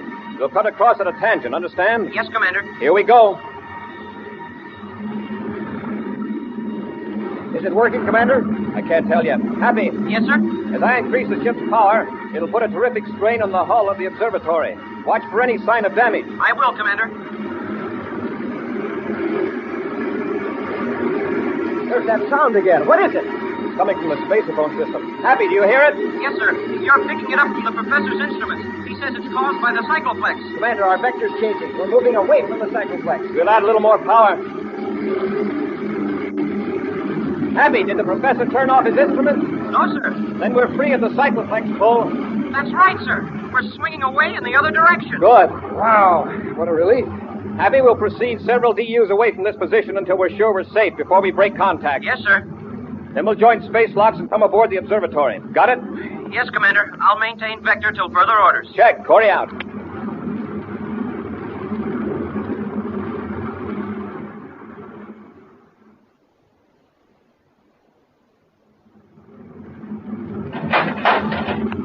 Come in, Commander.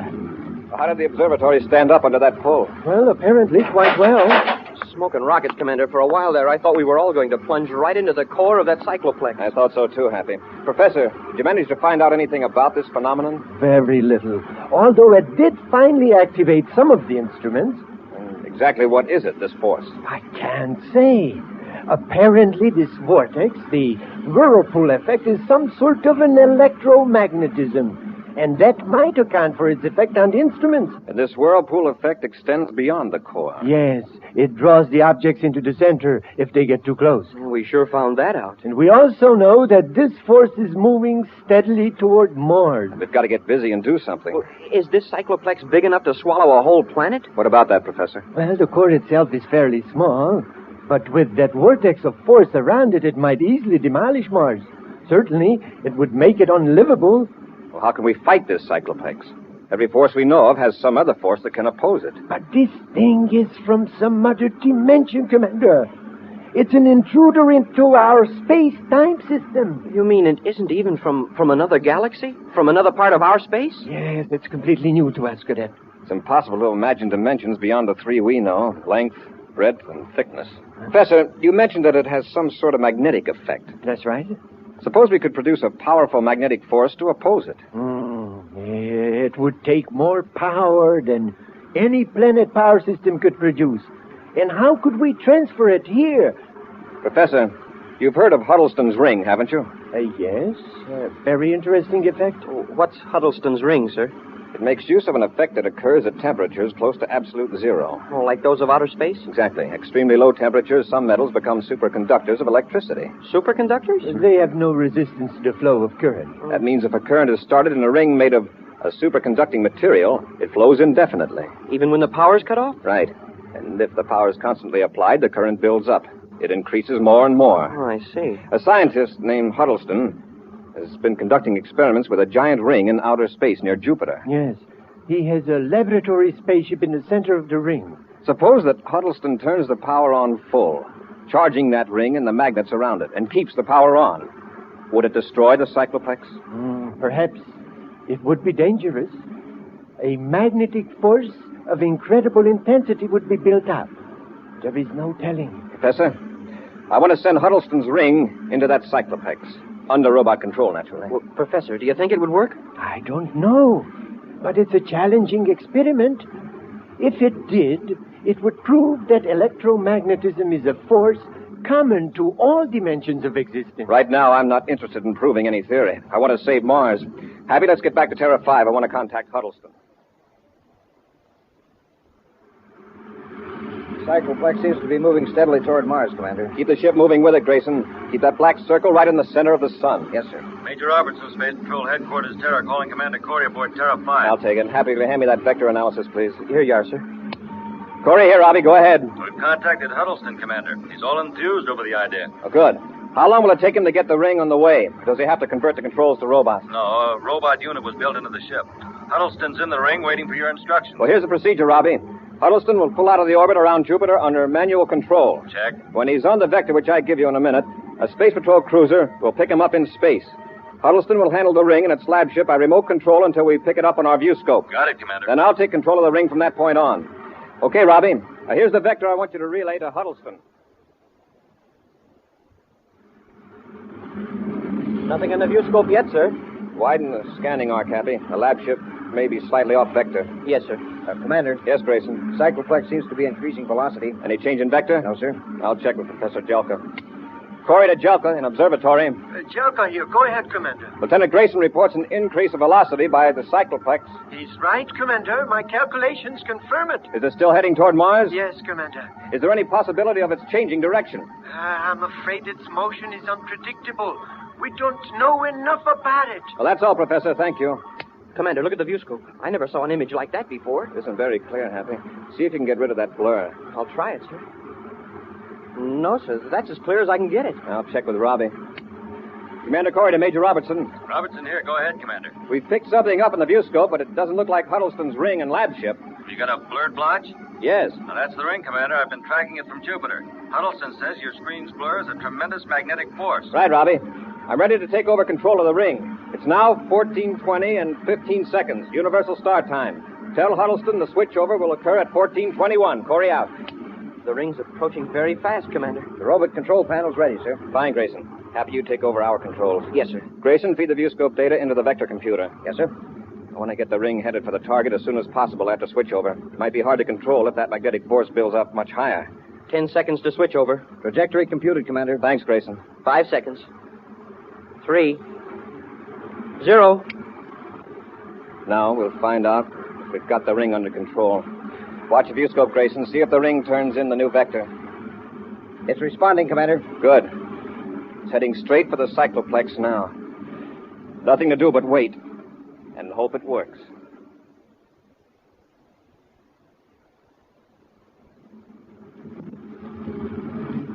A few more seconds, we'll know. Yeah, Huddleston's ring is practically in the outer field of the vortex now. Nothing's happening, though. Wait. The blur on the lab ship seems to be dimming. It's as though the Cycloplex were choking down the magnetism. Look, you can see the outline of the ring now, and the lab ship. I'm afraid it's not going to work, Commander. The power of the Cycloplex is too strong. Wow, look at that. The lab ship just flew apart. The ring is still intact. The blur's building up again. Magnetic force pulled the ship apart. The ring's in the black circle now. Golly, something's happening. It's a battle of magnetic forces. The black circle is growing smaller. It sure is. It's shrinking. And rapidly. If that ring can hold up long enough... The Cycloplex is just a black dot. It's gone. The Cycloplex is gone, Commander. It worked. Whew. Look at the viewscope, man. Huddleston's ring is still there. Thanks to you, Commander. It saved a planet. It took all of us. Enter the story in our logbook, Happy. Yes, sir. What a mission to describe. We've just filled in a hole in empty space. Hey, maybe I should make the log entry in invisible ink. We'll be back with an exciting preview of next week's thrilling Space Patrol adventure in just a moment. Hey, it's got things popping everywhere. It's setting the world on fire. It's even stopping traffic. What am I talking about? I'm talking about the Space Patrol Spaceophone, and I'm going to tell you how to get a set. A set complete with 2 spaceophones, 50 feet of communication cord, and an official briefing sheet on spaceophoning. What an offer! What an invention! The magic phone you can carry everywhere. Sounds like the walkie-talkie in the telephone. Barrels of fun. You can talk to someone standing a straight 50 feet away. Now, I'll show you with this spaceophone here. Hello, Commander Corry. Hi, Dick. Hi, gang. Aren't these spacephones terrific? You can play Space Patrol with them just as though you were a real space patroller living up here on Terra. Yes, sir, gang. Your spaceophone will look exactly like the one space patrollers use. Only yours will be even more terrific because they're a special model made for use on Earth alone. And good looking, too. Handsome blue and yellow plastic. Now, don't wait. Send for your spaceophone set today. Complete with 2 spaceophones, 50 feet of cord, and a briefing sheet. Now, here's all you do. Buy a box of Instant Ralston. Then, with your name and address, send 25 cents in coin and an Instant Ralston box top to Space Patrol, Box 686, St. Louis, Missouri. That's Space Patrol, Box 686, St. Louis, Missouri. And now, an action preview of next week's exciting Space Patrol story. Buzz and Happy have been captured by two criminals and are aboard a relay space station near the Pluto orbit. While the criminals are removing a secret power unit, Buzz and Happy are locked in a passageway looking for some method of escape. The lights. What happened to the lights? They must have disconnected the Cosmolite power unit. They'll be coming through the passage in a minute to get us, Commander. They won't need to, Happy. Stecker has already figured out how he's going to get rid of us. How? When they get back into their ship, they're going to leave the relay station airlock open. What? In a few seconds, this passage will be a complete vacuum. Every bit of air will escape into space. Be sure to be with us next Saturday for the exciting story, The Glowworm Project, when wheat checks, rice checks, and good hot Ralston again bring you Space Patrol! And now, a special message from Commander Corry. Boys and girls, this is your commander. I'm now holding an important bottle. When empty, it's worth very little. When filled, it's the most valuable bottle in the world. I mean, when it's filled with the greatest gift one person can give to another, his own blood. America has millions of these bottles to fill, and any grown-up can fill them. So, gang, will you help me get that message across to every grown-up in the USA? Then do this. Join the Space Patrol Blood Boosters now. Space Patrol, an original Mike Moser production starring Ed Kemmer as Commander Corry and Lynn Osborne as Cadet Happy, was written by Lou Houston, directed by Larry Robertson. Other players were Bela Kovac, Ken Mayer, Dick Beals, and Norman Jolly. Dick Tufeld speaking. Now, don't forget to tune in next Saturday and every Saturday when wheat checks, rice checks, and good hot Ralston again present the new exciting Space Patrol. And be sure to see another exciting Space Patrol story on your local ABC television station. Consult your local paper for time and channel.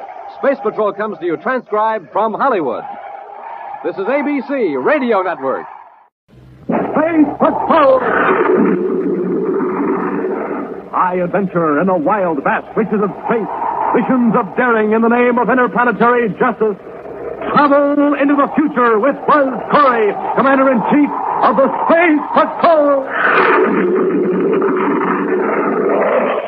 Commander Corry and Cadet Happy are making a series of tests of the new Star Drive spaceship.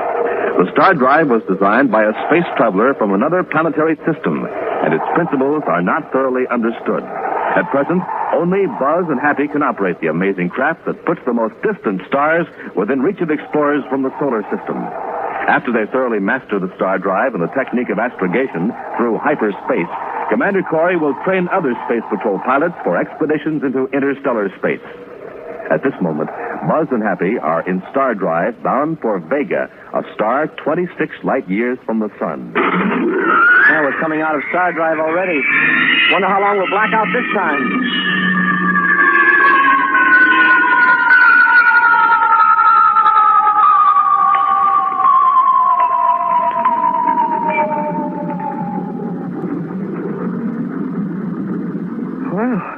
That time I didn't black out completely. Just got a little dizzy. Evidently, we're getting used to the pull in and pull out of the Star Drive. Hey, Commander, that must be Vega. Wow, that white-hot light. Check the instruments, Hap. Let's get a reading. Yes, sir. Well, the star is 6 million DUs distant, sir. And the radiation intensity scale reading is 9.1. That's exactly what Vega should be at that distance. Smoke and rockets, look at that. A spaceship off our starboard. It's either awfully close or it's a monster. Get a viewscope reading on it, Hap. The size, distance, and vector. Yes, sir. If you can, find out if they're carrying armament. Yeah, that's right. We're in a strange solar system. Maybe these people don't like visitors. They're on a parallel vector, sir, and matching our velocity. Just looking us over. It's a big ship, all right. 5 times the size of this one. Hey, look. They're flashing a light. Now watch closely. See if you can detect a pattern. 3 flashes. 3 flashes. And another 3 flashes. That must be a code of some kind. I'll send the flashes exactly as they did. 3 groups of 3. 3. 3. And 3. Now, let's see what the next move is. Uh-oh. They're really signaling now. Flashes all over the place. They're closing in, huh? I'd feel a lot easier if we had some space weapons. Right now, that ship is so close we could blast it. Oh, what's wrong with our rockets? It cut out. And our lights are dimming. Something must be wrong with the main power supply. Auxiliaries should cut in automatically, Hap. That other ship is causing the trouble. Well, even if we had space torpedoes, we couldn't fire them. Evidently, that's the idea, Hap. Those boys from Vega aren't taking any chances. Say, look now, sir. A hatch is sliding open. Something is being thrust out. It's a platform or a ramp of some kind. Something's moving. Well, it's a man in a spacesuit. Walking out on the ramp with both arms held out. It's a universal gesture. Showing us he isn't armed. What's he doing out there? It said he wants to come aboard. You gonna let him? Right now, they're calling the planes, Hap. Press the outer hatch control. When his ship pulls closer, he can step into our airlock. Yes, sir. He may be unarmed, but there's something hanging from the belt of his spacesuit. Some sort of a box. It may be a spacerphone or a weapon. You'll find out very soon. Open the hatch. We're going to have company. The huge spaceship maneuvers alongside the Star Drive craft, and a moment later, a light flashing on the control panel tells Buzz and Happy that their visitor is in the airlock. Buzz presses a button, and the outer hatch closes. Then, at a nod from the commander, Happy opens the inner hatch, and in strides a figure in a spacesuit. Commander, what does he want? I think he wants us to talk. Jacob, well, Vedic, he seems sort of pleased about the whole thing anyway. Evidently, that box is some sort of instrument that's picking up what we say. Yeah, I think he understands us. He's nodding his head. Let's identify ourselves, Hap, and use gestures. Maybe it'll help. I am Buzz Corry. I am Cadet Happy. Buzz Corry, Cadet Happy. That's the idea. Thank you. I think now we can dispense with gestures. I am Erdo, Assistant Deputy Field Agent for the Galaxy Trade Association. Wow, we sure got onto our language fast. That is why I hold my high position with the association. Of course, this device here helps considerably. It is sensitive to brainwaves and translates thought images into symbols of your language. An electronic translator? Yes. I've made contacts with 20 different planetary systems in the galaxy, and neither the translator or I have failed yet. I suppose you want to know why we're in the Vega system. Or do you already know that? I know that, like myself, you're on a peaceful mission. And you seem to be slightly lost. You're from another part of the galaxy, aren't you? Yes. And you've never had any dealings with the Galaxy Trade Association? Never heard of it. Well, it's lucky we chanced to meet. I can let you in on a very profitable arrangement. Oh, just a minute. After we sighted you, our rocket power cut off and our lights dimmed. Oh, yes. It was a necessary precaution on our part. We couldn't identify you, and you didn't know our code, so Krexor ordered the inhibitor beam to be focused on you. As you may have noticed, some of your controls have already been restored to use. Who is Krexor? The Deputy Field Agent for the Galaxy Association. I'm his assistant. Krexor is captain of our ship, the Charka. And you're from one of the planets in the Vega system? Oh, no. We're from Charka, a star 100 light years from here. Vega has 5 planets, and they're all members of the association. There's no reason why your solar system shouldn't join up, too. Just come aboard the Charka, and Krexor will draw up the contract. Oh, not so fast, Erdo. In the first place, what's the purpose of the association? Try to promote interstellar trade. Exchange of commodities, food, raw materials, and industrial products. All your planets do is follow the quota. We deliver materials from other planets and pick up the goods for export. Sounds fine, except for one thing. Who determines the quota? Well, it's worked out on an efficient basis. By the members? Or just by Charka? Corey, listen. If you tell Krexor where to find your solar system, why, after the deal is set up, you'll get a share of the profit. Get off this ship before I throw you off, and tell Krexor to take his association and ram it into the hottest star in the galaxy. I couldn't tell that to Krexor. You dare to defy the association? You bet I do. If only my planet had been courageous enough to defy them. The association has made America a slave planet. Yeah? Then why do you work for that outfit and try to get others to join? I had to. Charka controls everything. We'll either work for the association or starve. Hey, Commander, Krexor's blinking up a storm. What am I going to do? I can't go back now after what I've told you. How about that inhibitor beam? Is it still on? No. No, and he figured it was safe Krexor would cut it off. Save power. I'll have it going to blast away from here. What's the range of that beam? If you pull away fast, you can take Krexor off guard. Okay, Happy, fire rockets. Yes, sir.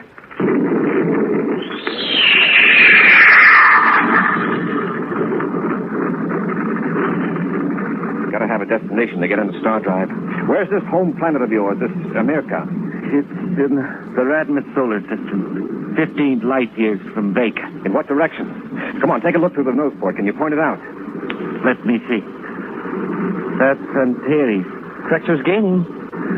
There's Radmith, just under Antares. About 10 degrees right. Having time for a fine adjustment of the hyperspace computer. 15 light years, Erdu? Yes, Corry. We're going into Star Drive.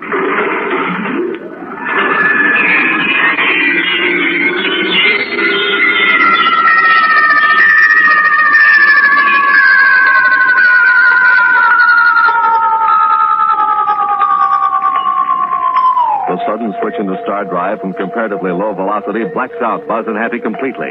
When they regain their senses, the light of a yellow sun is blazing in through the nose port. As they check their instruments, Erdu calls out excitedly. It's Radmith. We made it. We made it. Okay, now which one of these planets is America? That one. All right, Erdu. Nothing else to do with you but drop you off on America. Preferably away from the city. Excellent, Corry. You can land at my brother's farm. You won't be molested. We have no spaceships since Charka imposed its quota on our planet. But one more thing, Erdu. We didn't have time to calculate the hyperspace vectors accurately. To us, this is an uncharted section of the galaxy. Unless we can feed accurate data into our Star Drive computer, we're lost. I can give you some astrogation charts after we land. My father wanted to be a space pilot until the association forced him into operating a farm. And this is the kind of an outfit you tried to get us to join? I had no choice, can't you understand? Never mind that, Erdu. Help me get this ship into America. Following Erdu's instructions, the commander lands the spaceship on a plowed field near a crude farmhouse, several miles from the nearest city of the planet America. Buzz and Happy are waiting in the ship for Erdu to return with the promised astrogation charts, looking through the open hatch toward the ramshackle building. Hey, there's Erdu. He's motioning to us. What's the matter? Can he find those charts? Oh, come on, Hap. Let's see what he wants.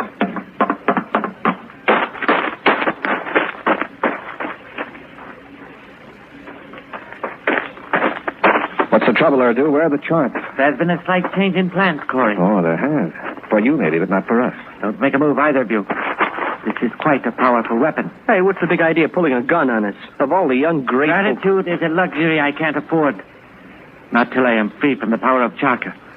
Not till the people of America drive out the association. What's that got to do with us? We can use your ship and your knowledge. Don't move. I'll show you what this gun can do. See that tree over there? Watch what happens.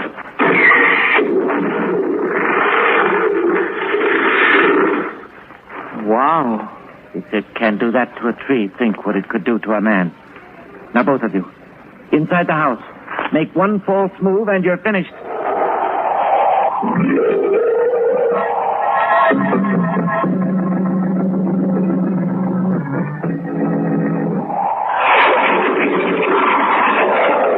While Buzz and Happy were exploring space near the star Vega, their Star Drive ship was halted by a strange craft. They were boarded by a man named Erdu, who told them of an interstellar organization called the Galaxy Trade Association, and urged the commander to bring the United Planets into the agreement. When Buzz refused to consider the proposition, Erdu broke down and admitted that the commander's suspicions were correct, that the association was a ruthless combine, bent upon enslaving the inhabitants of all planets in the galaxy. Blasting away from the other ship, Buzz and Happy returned Erdu to his home planet, America, in the Radmith star system. After tricking them into leaving their ship, Erdu produced a powerful weapon and forced the space patrollers to a farmhouse where they're being held at gunpoint. Now, look, Erdu, face facts for a minute. How do you expect to drive off the Charka outfit with one spaceship?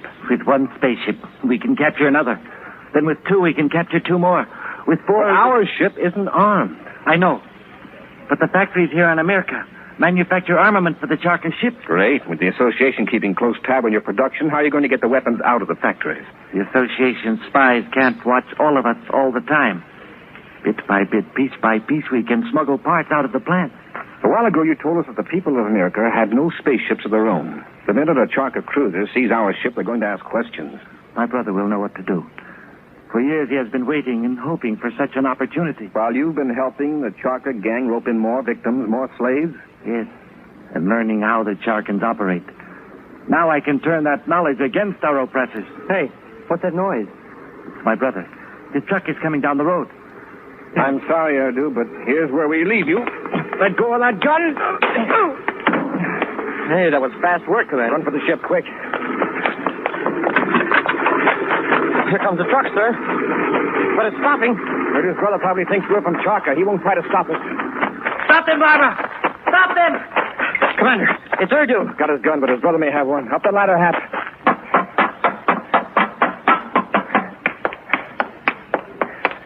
I doubt that they'd damage the ship to stop us, even if they've got another weapon.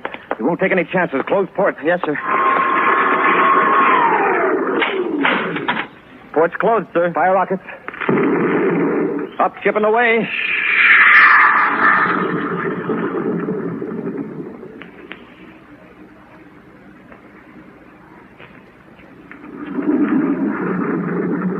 Well, we're clear of America, Commander. But we didn't get our astrogation chart. Rather than take the time to orient ourselves to this part of the galaxy, we'll return to Vega. It'll be easy to reset the star drive vector for the solar system from there. Yes, sir. Isn't that Vega? The bright star over there? Yes, Hap, that's it. Watch the vector computer. As soon as we reach a safe velocity, we'll go into star drive. A few moments later, Buzz cuts in the star drive. Then comes the now familiar silent journey through the black nothingness of hyperspace and the return to conventional rocket drive. Right now, in the region of the star Vega, Buzz and Happy focus instruments on 3 distant stars. The data is fed into the computer, which plots the complex hyperspace vector for their return to the solar system 26 light years away. All set, Hap? Yes, sir. Here we go, back into the star drive. And when we get back home, we can mark Vega down in the charts as a place to avoid from now on. Uh-oh, what's the matter? Star drive won't take hold. The lights are dimming. Smoking rockets, Commander, we're sunk. It's that ship again. Yes. Caught us with the inhibitor beam. All the rotten luck. We had to pop out of hyperspace right near Krexer's ship. It's probably after Erdu. Yeah, he's either got to let us alone or blast us apart. One thing's sure, he can't get aboard unless... Commander, I feel drowsy. Something's wrong. There, in the ship. Everything's getting blurred. That's quick. We've got to lock the hatch controls before... I'll get it, sir.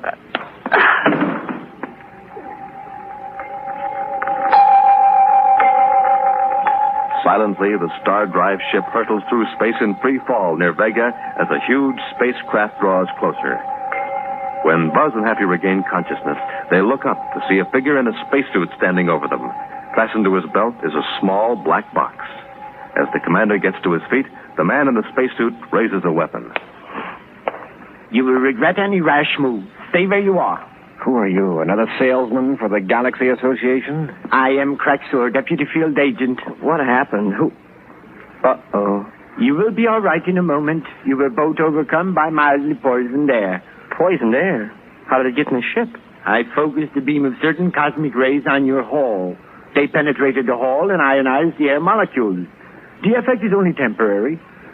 Why don't you completely clear the atmosphere by getting out of here? Come now. This is no way to talk to your future business associate. We've talked to your assistant. We're not interested in your type of business, Krexer. By the way, where is Erdu? I know he's not aboard your ship. I looked. Where is he? He resigned from the association. No one resigned from the Galaxy Association. Oh, I assume he persuaded you to take him back to that wretched planet of his. What a fool he is. And he had such a fine future with the association. But enough of Erdu. What part of the galaxy are you from? From the free part. And it's going to stay that way. It will be to your personal advantage to help me locate your solar system. It will also benefit your planet to join the association. We've already seen some of the benefits, Krexer. No thanks. Aboard my ship, the Charka, I have some very persuasive arguments. I assume you have spacesuits aboard. You had better get into them. You will find it most uncomfortable without them when I open the airlock. All right, Krexer, we'll come aboard. But you won't make us talk. We shall see. Get your spacesuits, quickly. With Krexer holding his weapon ready, Buzz and Happy don spacesuits and walk across the ramp into the Charka. Krexer forces them down a corridor and into a compartment filled with instruments and equipment of strange design. Krexer gestures that they're to raise their helmet face pieces. This is a good-sized ship, Crexer. How many men do you have aboard? That is information divulged only to association members. There are more than enough, however, to handle you two in the event you try to escape. This equipment, does it work? Or is it just to impress your clients? It all has a use. That device there, for example, will enable me to learn the location of your solar system. Once the electrodes are placed on your head, any knowledge you possess will appear upon the screen. Well, it's like our brain Correct, sir. Just how gullible do you think we are? Why, you've already seen our translator. If it hadn't been able to detect your brain waves, we wouldn't be communicating now. This device is more powerful. It penetrates into the unconscious. Nonsense. Nonsense, is it? All right, then. If you think this machine is a fraud, you might as well prove it by letting me test it on you. Oh, it'll work, all right, but not the way you say it will. It's some torture device. Torture device? Of course. When you attach those electrodes to us, you'll turn on a current. And keep increasing it until we either talk or pass out. So you think the device is a torture machine, do you? Yes, and you can't prove it isn't. Not to my satisfaction. I can prove it. That is, if you're not a complete idiot. Suppose I attach the electrodes to my own head and let you turn on any controls you want.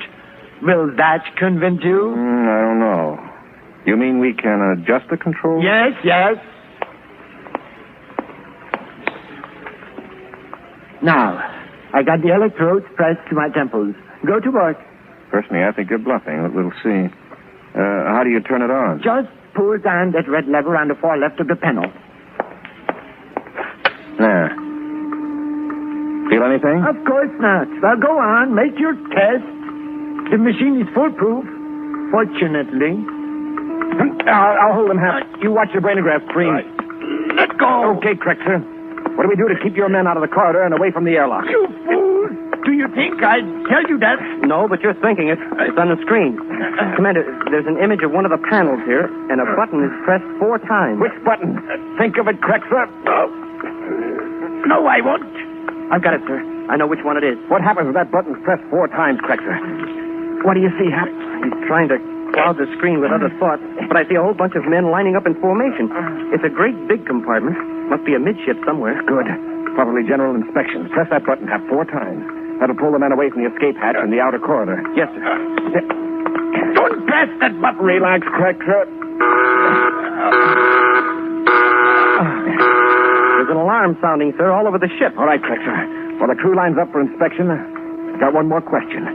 If you were our prisoner aboard this ship and you wanted to escape, what would you do? What's on the screen, Happy?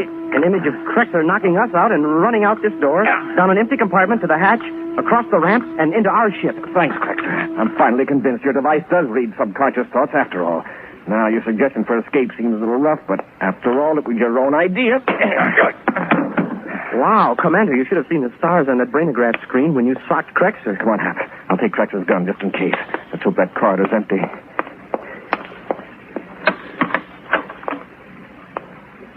No one's in the corridor, sir. It's clear all the way down to the hatch.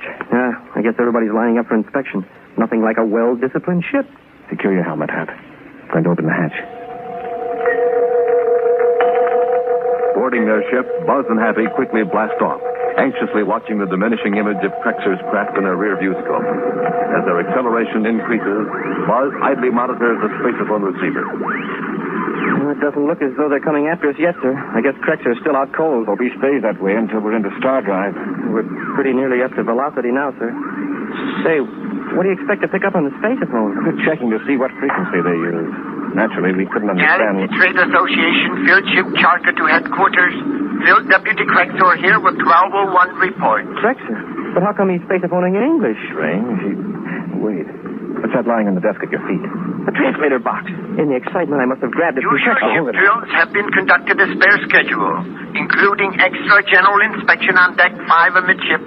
Crew, deportment, and morale excellent. Why the big fake? In reference to message 0562 broadcast earlier concerning the spaceship from an unknown origin, I have now completed interrogation of its occupants and have ordered them to depart. Is he talking about us? In my expert opinion, further contact with that solar system would not be to the best of interest of the Galaxy Trade Association. Deputy Field Agent Crexer out.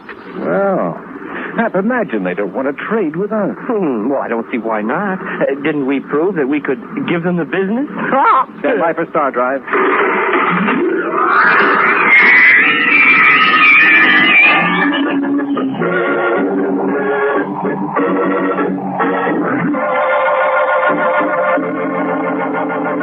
Join us again next week for another thrilling adventure with Space Patrol. High adventure in the wild, vast reaches of space. Missions of daring in the name of interplanetary justice. Travel into the future with Buzz Corry, Commander-in-Chief of the Space Patrol. Space Patrol comes to you each week at this time through the facilities of the United States Armed Forces Radio and Television Service.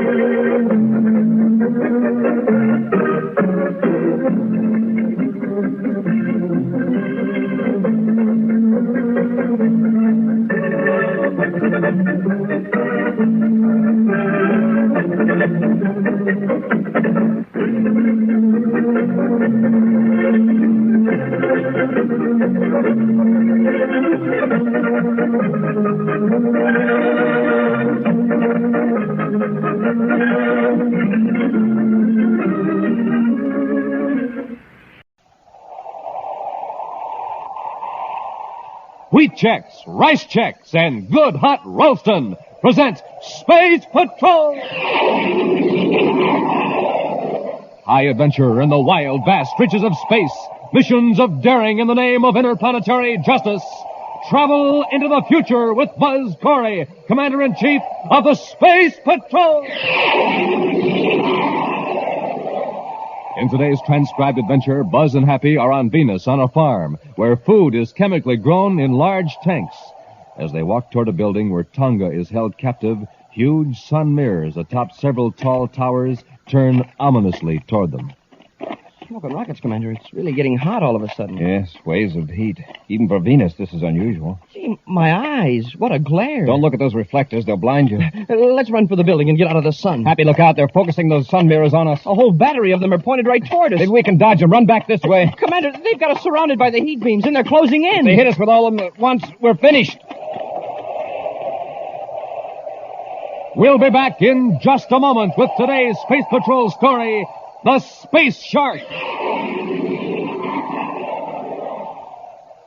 It's the cereal of the future, the real space cereal. The cereal that's different from any other cereal in the universe. The cereal you see on Commander Corry's own breakfast table.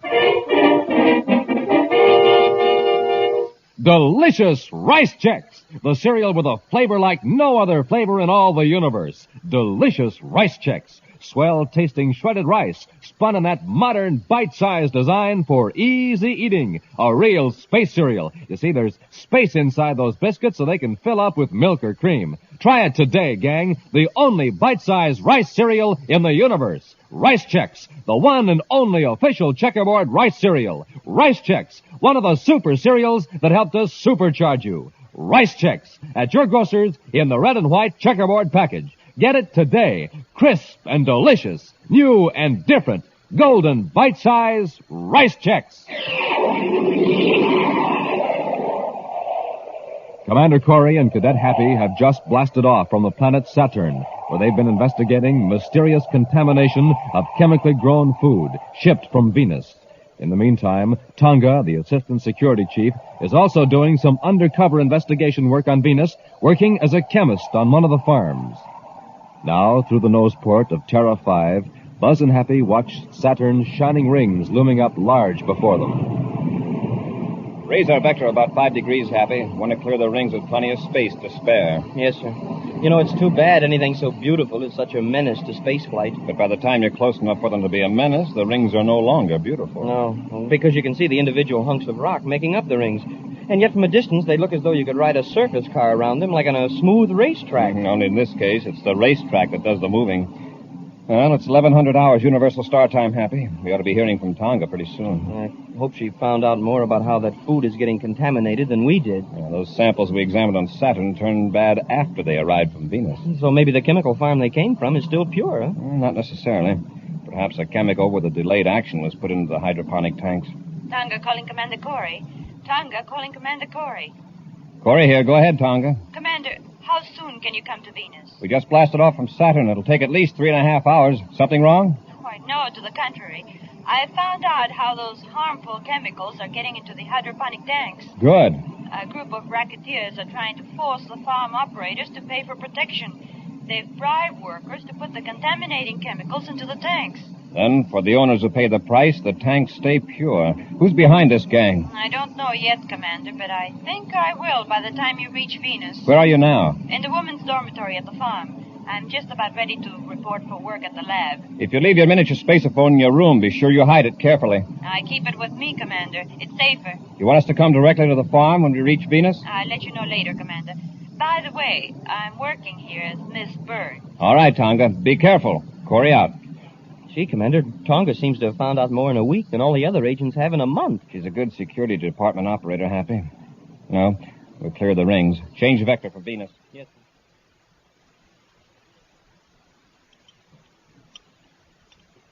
Ready for the spectroscope check on specimen 28, Mr. Baxter? All right, Miss Burns. Negative.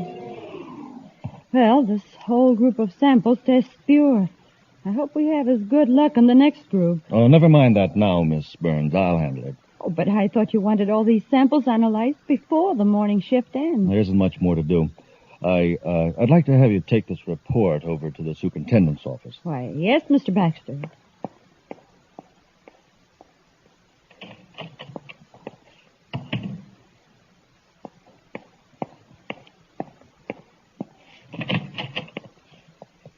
Come in, Eggle. Where is she? I sent her on an errand. All right, that Space Patrol spy. I wonder how much she knows. Not very much. I've kept close watch on her ever since we found that she's a Space Patrol agent. But that was 3 days ago. She's been here a week. I'd like to know where she kept that spaceophone. I've had her room searched at the women's dormitory. She's got it hidden, all right. Perhaps it's under the floor.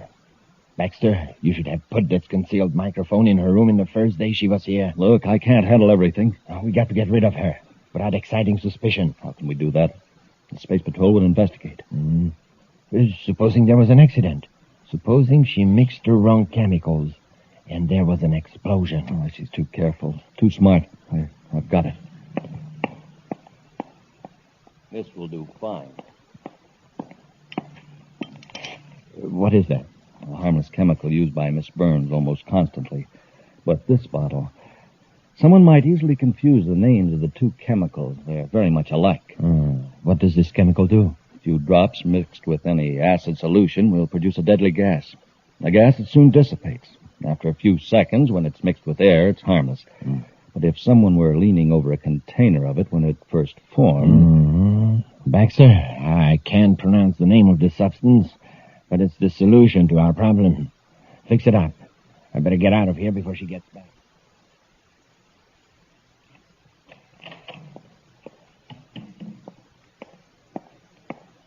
The superintendent said he'd check the report later, Mr. Baxter. Typical. He hollers his head off or something, then lets it sit on his desk for 3 days. Miss Burns, would you take over here? Of course. I've got to rush over to tank number 5. I'll be back as soon as possible. Right, Mr. Baxter.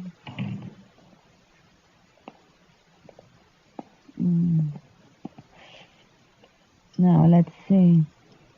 Anatheric acid, 20 cc's. Oh, now where's the... Oh, here it is.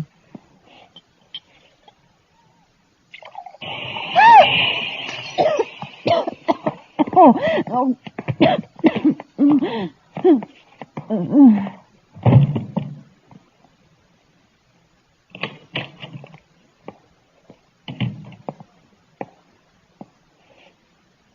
worked, Eagle. Has the gas dissipated? Do you think I'd be walking around like this if it hadn't? As I told you, it only takes a few seconds for the... Baxter, she's alive. Huh?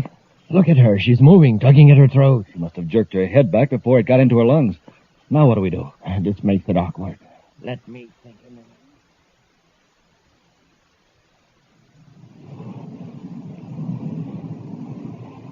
Well, at this acceleration, we'll reach Venus in half an hour, sir. Want me to take over? No, thanks, sir. I'd just as soon bring her in if I may. Well, fine with me. Happy. Listen, I heard something in the miniature spaceophone. So did I. I got her, Baxter. We'll load our Miss Burns into a surface car and take her to my hyperdriving farm.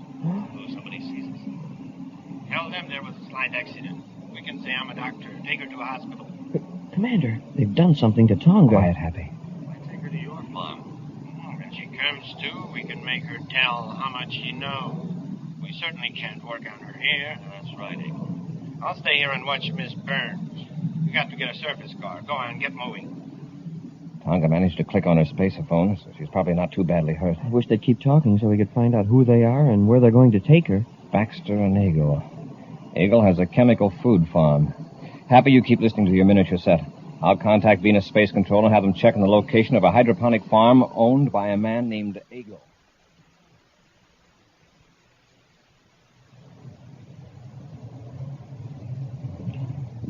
Our passenger seems to be very quiet back there. Well, apparently that gas just missed being totally effective. Here, pull up in front of this building. What's this place? A couple of storage rooms and a solar mirror control. Quite a layout you have. Yeah, very successful farm, Baxter. And you know, I haven't had a bit of trouble with contaminated food. I wonder why. I wonder why. Oh, come to think of it, maybe I'd better have some trouble, in case the Space Patrol starts wondering why. Well, come on, let's get her out of the car. She's still unconscious. We'll have to carry her. Yeah, all right, let's go. Spaceship. It's landing. Quick, get her inside. It's a Space Patrol ship. Why do you suppose it's coming here? It's the Commander ship. I've seen it a dozen of times on Terra. He must know the whole deal. How could he? The girl tipped him off. Probably has been waiting for days for some open move on our part. What do we do with her? Where's one of those storage rooms? Oh, wait. There isn't time for that now. Bring her in here. We got to stop Corry. Stop him? How? Set her down here. Look, why don't we lock her up out of sight? Maybe we can bluff Corry out of it. He can't know anything. Well, he's obviously been to the other farm and knows the girl was taken away in a surface car. Nobody asked us any questions? No, but several people saw us. Why don't we get in the car again and get away from here? And be followed by Corry's spaceship? I'm not anxious to tangle with Corry. We won't have to. Come here. I'll show you something that will take care of Corry. Commander, I'm not sure, but I thought I saw two men carrying Tonga into that building down there when we were landing the ship. That means she's still unconscious. Yes, we've got to be careful, Happy. It's lucky she managed to turn on her miniature spaceophone. And even when Eagle and Baxter weren't talking, it picked up the sound of the surface car motor and led us right here. This farm is more than just a front. Looks like a well-run operation. Well, then why does Milton Eagle get mixed up in a gang of racketeers? Very likely he's one of the higher-ups, if not the kingpin. This protection racket is his way of controlling competition. What are those big shiny pieces of metal on top of the towers? Those are solar mirrors, Happy. They can be focused on the food tanks to raise the temperature. Some of them seem to be moving now. They have to keep pace with the sun. Also, if the mirrors were kept focused on one tank too long, it would scorch the plants, probably boil the water. Oh, I see. I'm not so sure our rival hasn't aroused interest, Happy, so be on your guard.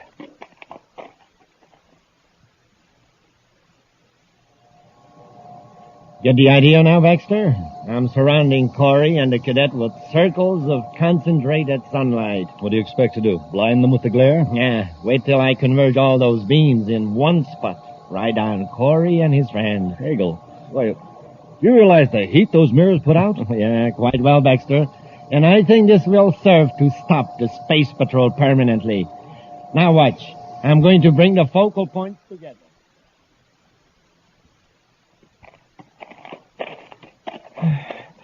Gee, Commander, sure is getting hot all of a sudden. Yes, waves of heat. Even for Venus, this is unusual. Smoking rockets, my eyes. What a glare. Don't look at those reflectors. They'll blind you. Let's run for the building and get out of the sun. Happy, they're focusing those sun mirrors on us. The whole battery of them. Maybe we can dodge them. Run back this way. Hey, Commander, we're surrounded by heat beams, and they're closing in. If they hit us with all those at once, we're finished. We'll be back with Space Patrol in just a moment. Right now, here's the story of a cosmic surface car in trouble. Listen. The trouble? Nothing to go on but ordinary fuel. You hear that? The driver's filling up the tank with super fuel. Now, something's going to happen now.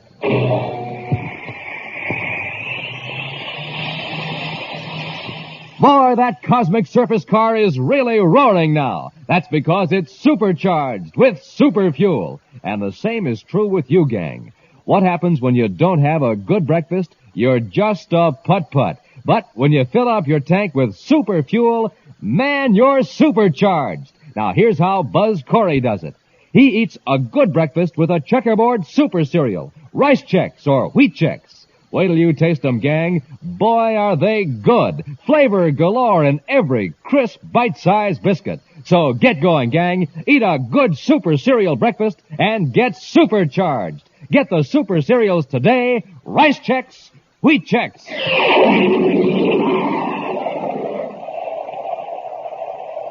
Buzz and Happy are on the grounds of a chemically grown food plant on Venus in an attempt to rescue Tonga, abducted by two men who've been putting poisonous chemicals in the food tanks of competing operators. The two conspirators, Milton Eagle and Richard Baxter, have seen Buzz and Happy approach the building where they're holding Tonga.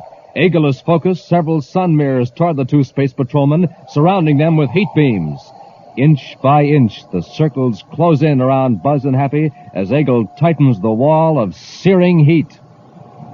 Look at them, Baxter. Ha! They can't move in any direction. Grass all around them is burning. Yeah, and a few seconds ago it was fresh and green. It must be stifling inside those beams.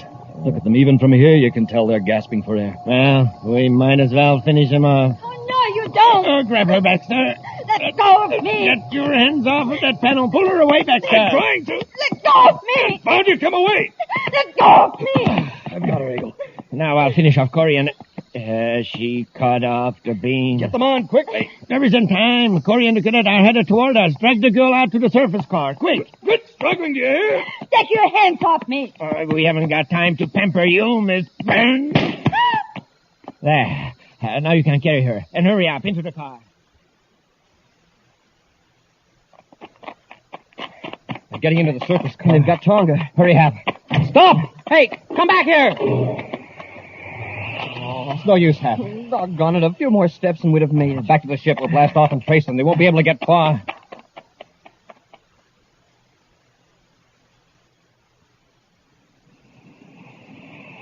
It was close. Plenty close. We aren't away yet. They'll look for us with their ship. Maybe put up a roadblock. Confounded girl. Why don't we get rid of her for good? Throw her out of the car. No, you fool. As long as she's with us, Corry won't get robbed.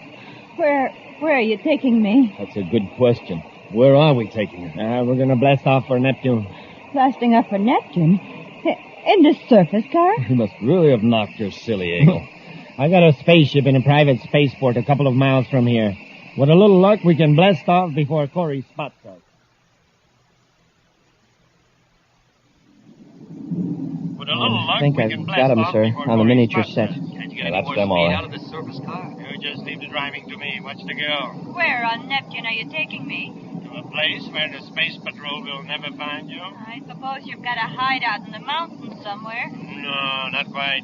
There's a small settlement along the Crawlog River, just about 60 views east of Neptune City, where we won't be found. A big city be better. People wouldn't ask so many questions. I know what I'm doing. Well, we know where they're going to take her. Hope we can rescue Tonga before they get her aboard the spaceship. Hey, Commander, there's a surface car down there on the highway. Do you suppose that's the one? Very likely. Let's cut down our speed.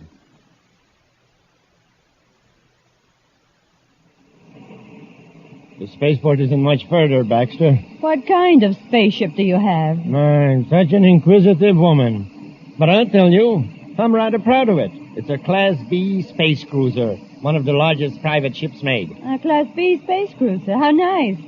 It must be Venus Registry, then. Yes, Venus Registry. Anything else you want to know? Eagle, we're being followed. By a surface car. None showing on a highway radar. No, a spaceship. It's pretty high up, but it's hovering. There's some binoculars in the compartment. See if you can make out what ship it is. All right. I don't like the looks of it. Why would a spaceship be traveling so slowly over this part of Venus? It's changing direction now. I can get these glasses, folks. It's a Space Patrol ship, Terra 5. Corry again. Yeah. Maybe he didn't see us after all. There were other surface cars on the highway near my farm. Wonder how he happened to follow this one. That's strange. Miss Burns, why do you keep playing with that locket? Why, I didn't know I was. Give me that. How dare you? Oh, rather large for a locket, isn't it? Snap it open. Now, isn't this interesting? What is it, Baxter? Miniature spaceophone. So that's how Corey's been able to find us.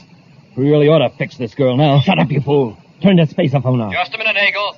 I know where you are and what you're up to. If either you or Baxter harm Tonga, both of you will regret it the rest of your lives. Oh, so your real name is Tonga, the assistant security chief. That's right. Corry, I got a proposition to make to you. What is it? If we turn Tonga loose, will you let us alone? You know I couldn't make a bargain like that. Well, I'm willing to take a gamble, Corry. I know you'll keep after us, but I'll trade Tonga for a few minutes' time.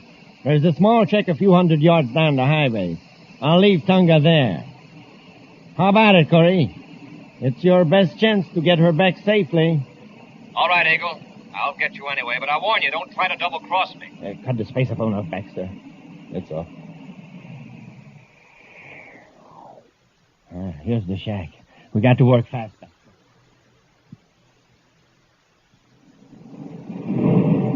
Corey's landing right where I figured he would. Stay behind the trees until he's out of the ship. Why don't we get in the car and get to your ship? Why waste time? While Corey is in the shack rescuing Tonga, we'll put his weapons out of commission. Why not wreck the controls so he can't blast off? Yeah, and have him alert other space patrol units? Our best bet is to have Corey after us himself. Tell me your ship is faster than Terra 5. No, but his ship isn't faster than the Shark. The Shark? Yeah, it's a cosmic missile with a special view scope device. I have one aboard my ship. And once it's launched at Corey's ship, he can dodge it or outrun it. Yes, and with his own cosmic weapons out of commission, he can't fire at the Shark. That's right. He can run all over the solar system.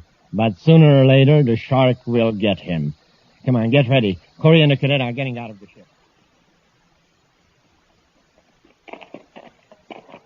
Here's the shack, sir. I sure hope they kept their word and left Tonga here. Eagle and Baxter are putting a lot of faith in a few minutes head start, but it won't do them much good. Try the door, Hal. Thanks.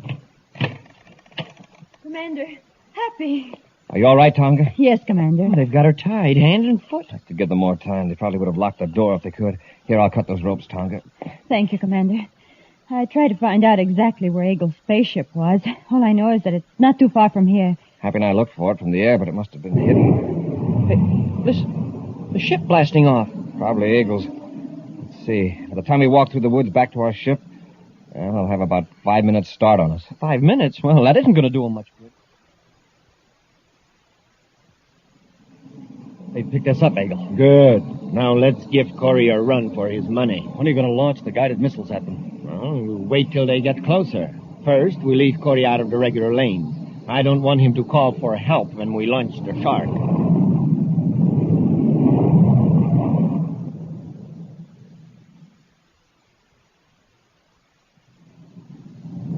We aren't gaining very fast, sir. They must realize they can't escape.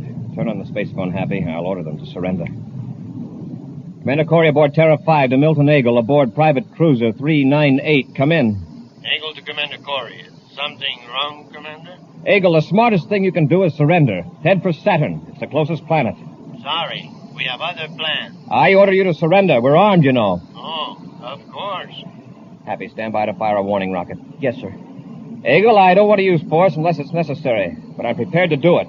Commander, something's wrong with the firing mechanism. What? The electronic controls are out of order. What about number 2? Well, they're all out of order, sir. That's right, Commander. Baxter and I took care of that while you were rescuing Tonga. We can still overtake you, Eagle. Meanwhile, we can call units from Saturn. You're going to be pretty busy, Commander. Baxter and I are sending you a present. Catch. Eagle, if you fire on a space patrol ship, you'll be blasted out of space. Commander, look at the view scope. Something's leaving their ship.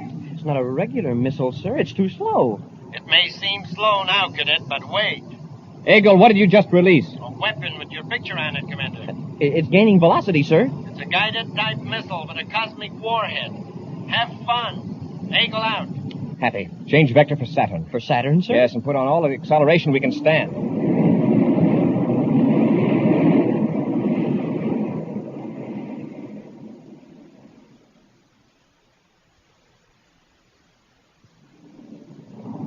It's getting closer, Commander. Head for Saturn's rings, Happy. For the rings? Yes, get on a tangent with the outer ring. All right, sir, but... Well, Commander. Yes, sir. The rings are made up of big chunks of rock. If we get too close... That's the idea, Tonga. We'll get as close as possible. We're going to let those rocks run interference for us. What an idea. Just like football at technology school. Blocking back, trailing you. Tonga, bring the forward view scope up to full sensitivity. We'll pick out a nice big rock. Yes, Commander. That missile's awfully close, sir. At this rate, it'll hit us in a few seconds. There's a giant hunk of rock dead ahead. Good. I'll take the controls now, Happy. I'm going to see how close I can come to that rock. Tonga, watch the rear view scope. The missile's awfully close. Fine. We're going to jaywalk right in front of that rock. Wow. Oh, boy, was that close. Smoking rockets, have you ever seen such fire? Watch the rear view scope. The rock. It blew up right behind us. Guided missile hit it. Oh, that was luck. Luck, nothing. That was the trickiest spaceship piloting in the universe, Commander. You hit a guided missile with an unguided missile. Now, let's take care of some unfinished business. Eagle and Baxter. How are we going to find them now? I don't think it'll be difficult. They figure we're out of the way, so they might go back to their original plan. The Crawlock River place? We'll try it. Take over, Happy. We're clear of the ring.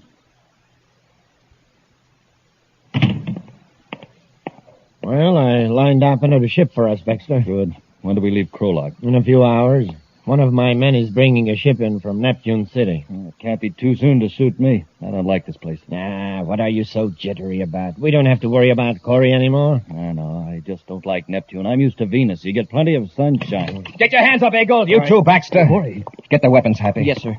Corry, how did you... The guided missile, you couldn't have escaped the shark. The shark, if that's what you call it, stubbed its nose on a rock just off Saturn. As a pet, it wasn't too trustworthy. You were so sure you'd finish Corry, I told you not to come here. No, Baxter. No recrimination. We gambled and we lost. Take it easy, Baxter. Like me. No, you don't, Eagle. All right. Now, Eagle. Are you ready to come along? Yeah, sure. Okay, Corry.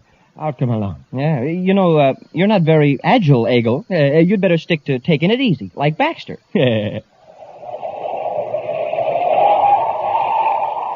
An exciting preview of next week's thrilling Space Patrol story in just a moment.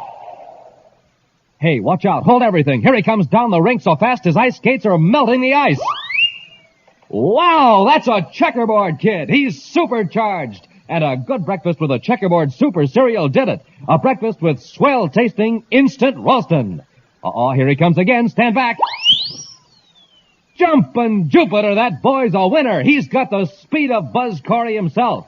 And how about you, gang? How about getting supercharged so you can whiz along just like that? Just do this. Have a good breakfast with Instant Ralston, the hot super cereal. The delicious hot cereal that helps to turn on your starter. Makes you bright as a light and helps to keep you right on the beam. That's what it does for the Commander. That's what it'll do for you. Here comes the checkerboard kid again on those flying ice skates. Don't wait, gang. Be a winner yourself. Get supercharged. Eat a good breakfast with a delicious hot super cereal, Instant Ralston. And now for a preview of next week's exciting Space Patrol story. Buzz and Happy and their spacesuits on a tiny asteroid are approaching a criminal who has stolen evidence that's needed to convict a crime syndicate. He's got the metal box, sir, with the evidence. All right, Chora. Come out of that crater and get into our ship. I'm getting into my own ship, Corry, and you're not going to stop me. All right, we'll come down and get you. Take one more step and I'll use this gun on you. All right, have it your way. I warned you. Drop, Happy. Wow, that was close. The gun chipped a hunk of rock loose as big as your head. Stand still, Happy. I think Chora means business. Yeah, he does. And it isn't funny business either. Be sure to be with us next Saturday for the exciting story, The Search for Asteroid X, when wheat checks, rice checks, and good hot Ralston again bring you Space Patrol! And now, an important message from Commander Buzz Corry. Did you ever read in the paper about a boy or girl saving somebody's life? Ever wish you could do something like that?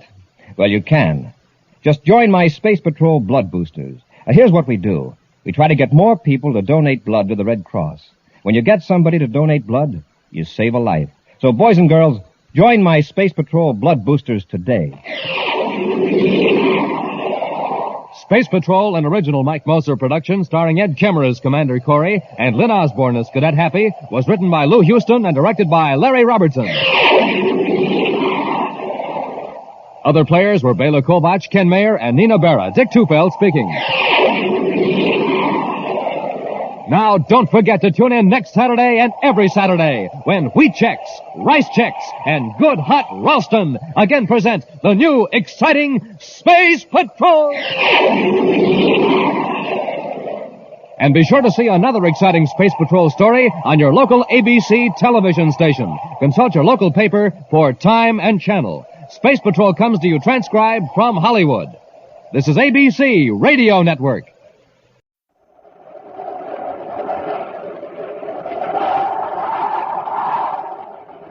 Wheat Chex, Rice Chex, and Good Hot Ralston present Space Patrol!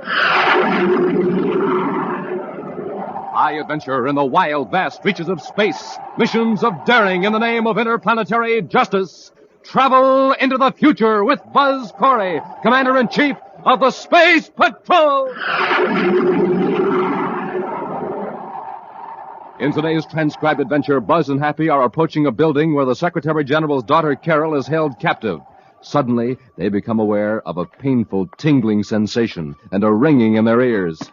It's hard to walk. It feels like a big weight on me. Yeah, I can hardly move. Happy, Nora's using some kind of a ray on us. Paralyzer ray? It's worse than that. We're in an ultrasonic beam. Run back to the ship. Get out of its range quickly. I can't. Happy, get up. Here, I'll help you. I can't even crawl. My head is 1,000 needles in it. If we don't get out of that beam, it'll shake us to pieces. We'll be back in just a moment with today's Space Patrol story, The Sleepwalker. And now, gang, here's some terrific news. Here's how to get a pair of the Space Patrol Space Binoculars, the most unusual binoculars ever designed. You wear them like official outer space headgear. That's right, a strong elastic band holds them snugly to your eyes, leaving your hands absolutely free. Now, these are not flimsy celluloid goggles, not a mask. They're the real McCoy. Big, full-size, solid plastic binoculars you can see way off in the distance with. Overall, they're a complete 5 inches in width, a complete 5 inches in length. And when you wear them, they stand out a full 3.5 inches from your eyes. Powerful? Oh, you bet. These are 4 power binoculars with 4 fixed-focus, pure lucite lenses. You can spot airplanes in the sky, watch for your dad coming home from work, read signs way off in the distance. Truly, the greatest Space Patrol value in all our experience. The most sensational offer we have ever made. Now, here's how to get a pair. Buy a box of Instant Ralston. Then, with your name and address, send 25 cents in coin and an Instant Ralston box top to Space Patrol, Box 686, St. Louis, Missouri. If you don't agree that your space binoculars are absolutely tops, return them and the Ralston Company will cheerfully refund your money. The address again is Space Patrol, Box 686, St. Louis, Missouri.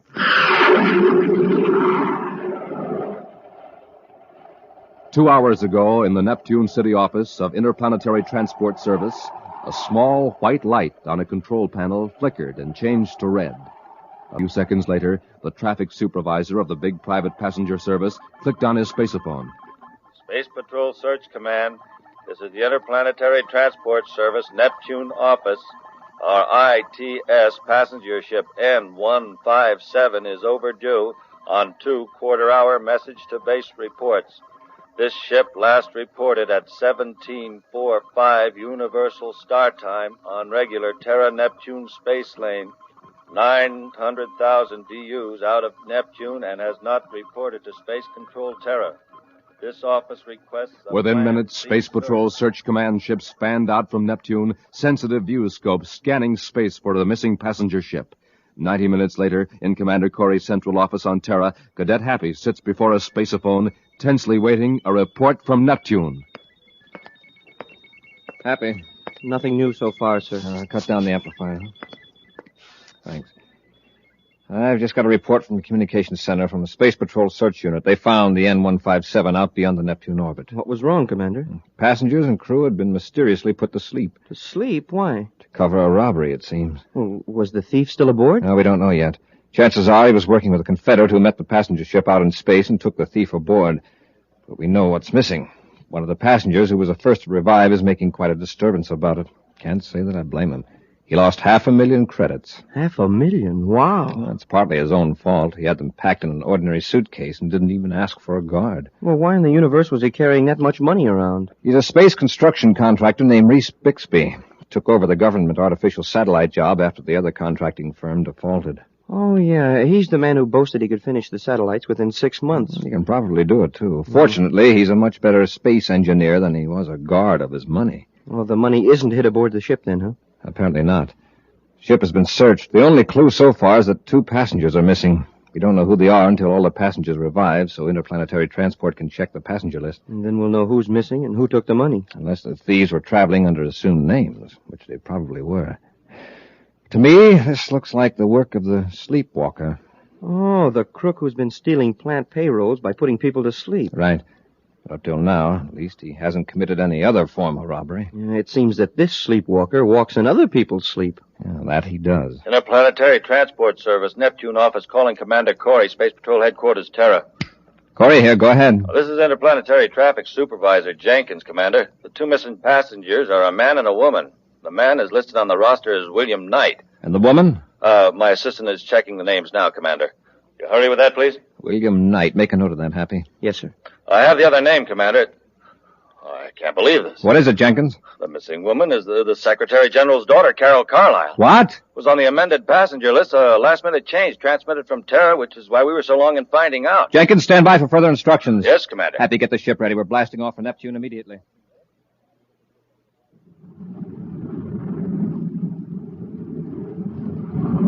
I wish we'd get a report from the Neptune Search Command, sir. Well, by this time, the other ship could be thousands of DUs away, Hap. And we haven't the slightest idea of what kind of ship to look for. Carol shouldn't have made a trip without notifying the Space Patrol. Carol calling Commander Corry. Carol calling Commander Corry. On the miniature spaceophone channel.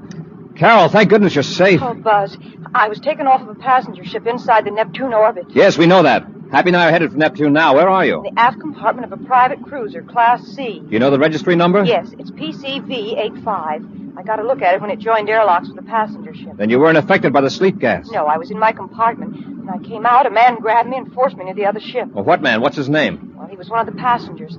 His partner calls him Woody. Woody Noor. Who's his partner? He was piloting the private cruiser. His name is Bob Morgan. You know where they're taking you? No, all I know is that... Buzz, someone's coming. Hide your miniature spaceophone, Carol, but leave it on. Corry out. I've changed vector toward their position, sir. Good, Happy. Increase our acceleration to 4 Gs.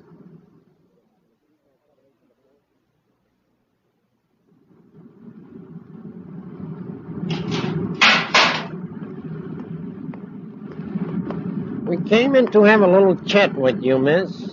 What's your name? You mean you don't know? Why should we? It was the money we were after. Yeah, it's too bad you weren't in the lounge with the rest of the passengers. Or maybe it's a good thing. How would you like to join up with us? Yeah, we can make it very profitable for you. Nice-looking kid like you would go far in our organization. Why, of all the insulting... Oh, you want to play rough, huh?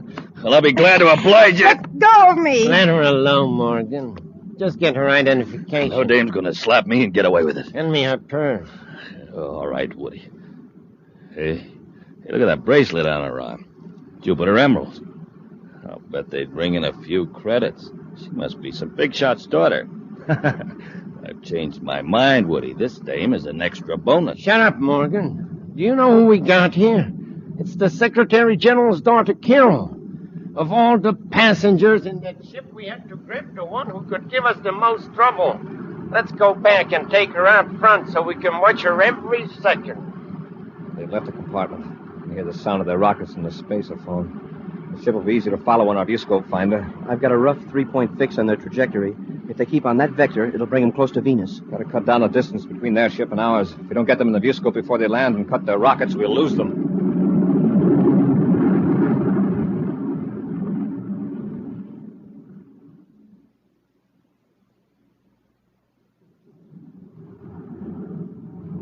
All right, Morgan, set her down. It's Venus.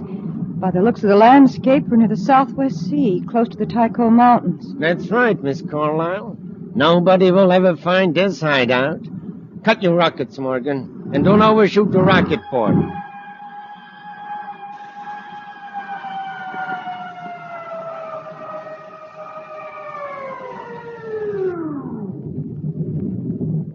You take the money, I'll handle the girl.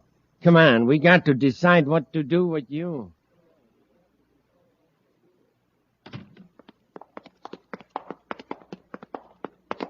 All right. Just sit down and relax, miss. Yeah, you can watch us count the money. We got to reach a decision and right away. What do you suggest? Well, we can't keep her here, and we can't turn her loose. She knows too much. That leaves only one thing. Do away with her. Yeah. But so far, we never had to resort to anything so drastic. It's her own fault. My fault? And just how do you figure that? You just keep out of this. Just leave it to a woman to spoil a man's perfect record of crime without violence. Me, Woody Nor, the sleepwalker. I pulled off dozens of robberies and never even had to slug anybody. I've got it. We can take some of this money and hire somebody else to take care of her. Morgan, have you no code of ethics? The principle is the same. Ethics. Hey, listen, the spaceship.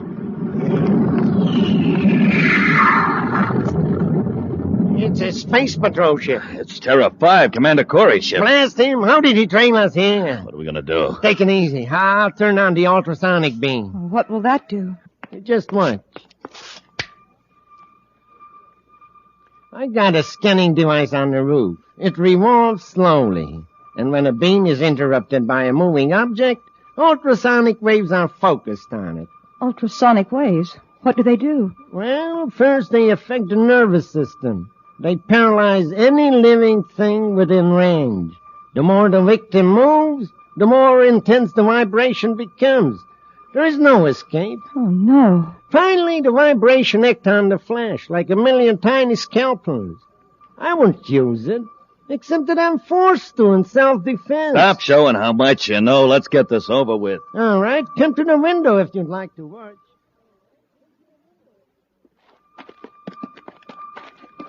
I thought I saw somebody at the window up there in the hideout, Commander. They've seen us. Keep your ray gun in its holster, Happy. Suppose they start firing at us. You may be taking them by surprise. If not, well, Woody Nor has never used physical violence before in his other crimes. Let's hope he doesn't start now. If you come up here ready to shoot, he may get panicky and harm Carol. He probably figures his own best chance is to... Commander, I feel sort of funny. So do I. A tingling sensation. There's a ringing in my ears. Do you notice it? Yes. It's not exactly a sound, yet... Hey, is this uphill or something? It's hard to walk. It feels like a big weight was put on me. I can hardly move. Happy, Nora's using some sort of ray on us. A paralyzer ray. Oh, it's worse than that. Look up there on the roof. See that big metal cone? It's following us. We're in an ultrasonic beam. Get back to the ship, Happy. Get out of its range quickly. Happy, get up. Here, I'll help you. Commander, I can't even crawl. My head, it feels like it's got 1,000 needles in it. If we don't get out of this beam, it's going to shake us to pieces.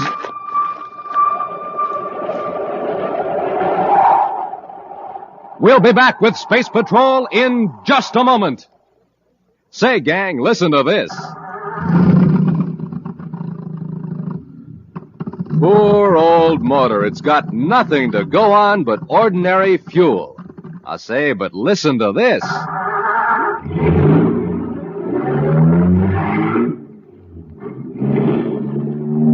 Wow, there's a motor that's supercharged. Got super fuel in it, that's why. Now, gang, you know the same is true of you. When you have ordinary fuel for breakfast, what are you? Just a putt-putt. But when you have super fuel for breakfast, Well, that's when you can be a super somebody, because you're supercharged. So, gang, eat the super fuel Buzz Corry has in the morning. A power breakfast with wheat checks or rice checks, the bite-sized super cereals. Good? Ah, wait till you try 'em. The swellest tasting cereals in the universe. And the only cereals in the universe with that modern bite-sized design. So don't be a putt-putt. Be a super somebody. Eat a breakfast that supercharges you. A power breakfast with the super cereals, rice checks, and wheat checks.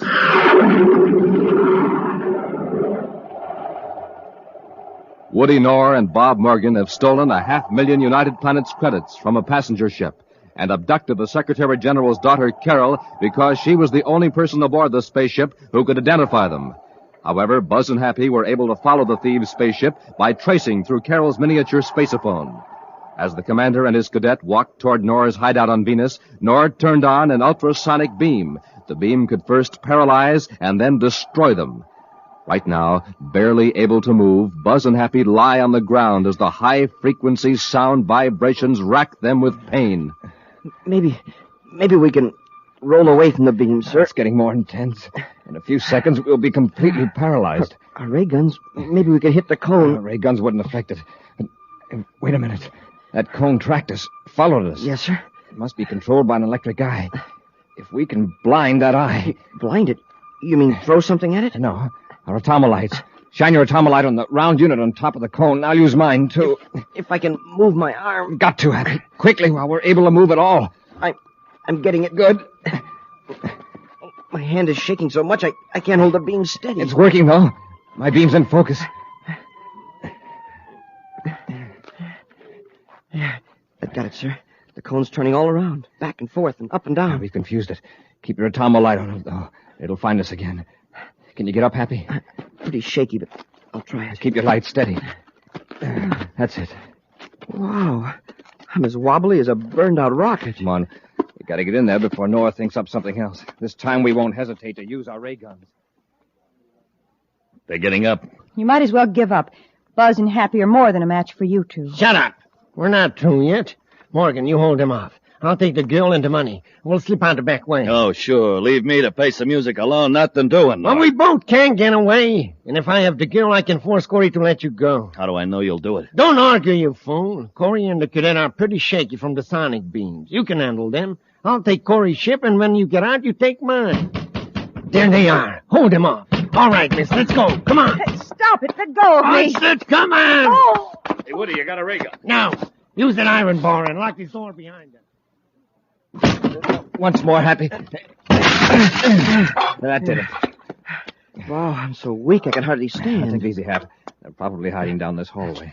Hey, I think I hear somebody in this room, sir. I'll open the door. You cover me from the side. Yes, sir. Empty. Try the next one. Now, Happy, I'll continue searching the house. You go out and see if there's a back door. They may try to sneak. Smoking rockets, we're too late. They made it to their ship. Their ship, nothing. Look out the window. Terra 5. They took our ship. And we'll take theirs. I don't think you will. Commander, look out! Why, you... Give me that bar. Stand back, Cadet. Oh, my shoulder. Next time it'll be your head, just like the commander got, only not so easy. All right, now I'll take those guns. Hey, the commander's hurt bad. He'll be all right. Well, Cadet, let's carry out the commander's order. Huh? He wanted to get in our ship, so pick him up. Come on, you're going to have to carry him.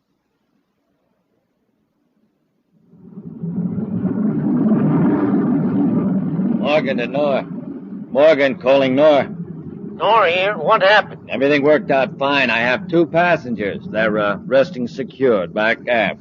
Good work, Morgan. You blasted off without any difficulty then. A little. Everything's fine now.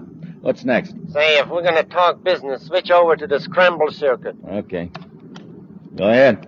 Well, we'll rendezvous near the uncompleted artificial satellite. What about our passengers? Well, unload yours on the satellite in spacesuits, and without the jetpacks. Then I'll transfer to our ship. What about the girl? I'll leave her in Terra 5. All comfortable and secure, except for one little thing. All right, Corry, Cadet. Get into the airlock. You aren't going to drop us off in empty space. If I was going to do that, I wouldn't have shut off the rockets. When you open the outer hatch, you'll step right off onto the unfinished artificial satellite, the one swinging around Venus. What about Carol? Is Nora going to leave her with us? She won't be far away. Now get out. Close your helmets and step out. I want to know what you're going to do with Carol. You're going to get a blast of this ray gun if you don't move. I'll tell you about Carol when you're outside the ship. There's Terra 5, sir. But why is Nor stopping it so far from the satellite? Happy, stand clear of Morgan's ship. I think he's getting ready to blast away from the space platform. That's right, Corry. Gonna pick up Nor and we'll be on our way. What about Carol? Leaving her and Terra 5 several hundred yards away. But we're leaving a time bomb in the ship with her. What good is that going to do you? If the ship's destroyed, there'll be no chance of it being sighted by another ship. No one will look for you two on this unfinished space platform. Not for weeks. Why can't you give Carol a chance? Put her here with us. Wouldn't you prefer to have her go quickly instead of suffering from hunger and thirst? Besides, Nora and I like to think of you two watching, waiting for that explosion. It'll give you something to think about while you wait for your own finish. Nora's ship is nearly out of sight, sir. Yes, the contemptible cowards. And there's Terra 5. So close, and yet it might as well be several DUs away for all we can do about it. Commander, this is Woody Nor, with just a final fond word of farewell. Nora, listen. Did you really leave a bomb in our ship? Well, you just wait and see. Incidentally, I can barely hear your signal from the spacesuit transmitter. I doubt that a spaceship could hear you or reach you in time to save the girl. Oh, yeah. Don't forget to keep your magnetic boots turned on full, or you'll float off into nowhere. Goodbye, Commander.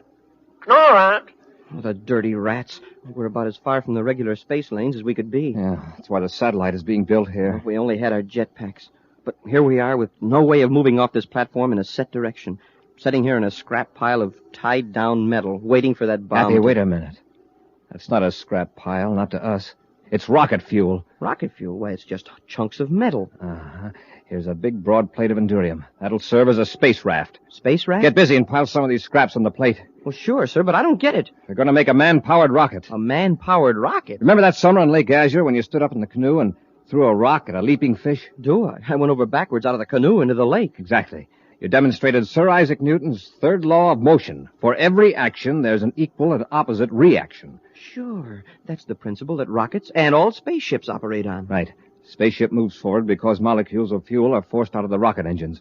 This big flat endurium plate is our ship. You and I are the engines, and these chunks of metal are the fuel. Hey, I get it. We toss the chunks off our raft in the opposite direction from where we want to go. Right, let's get busy. Don't know how much time we've got left.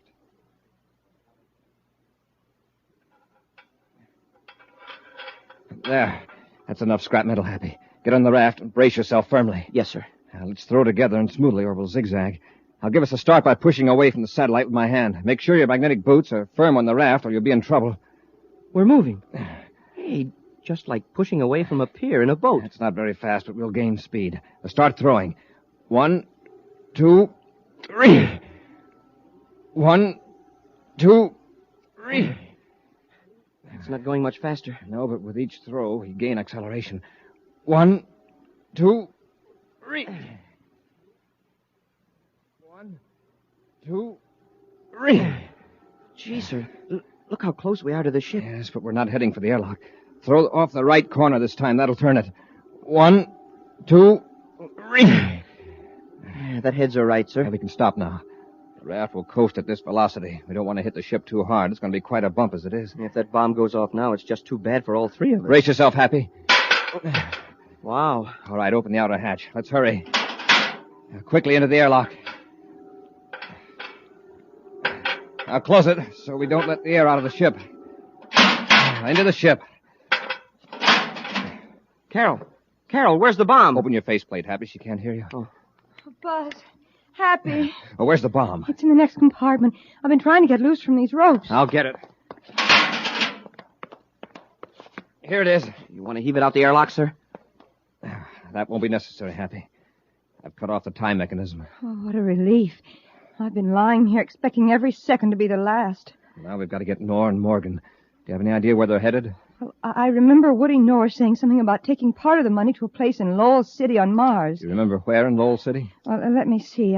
I think I can, but I'm so upset right now. All right, Carol, you relax. Happy now, blast off for Lowell City.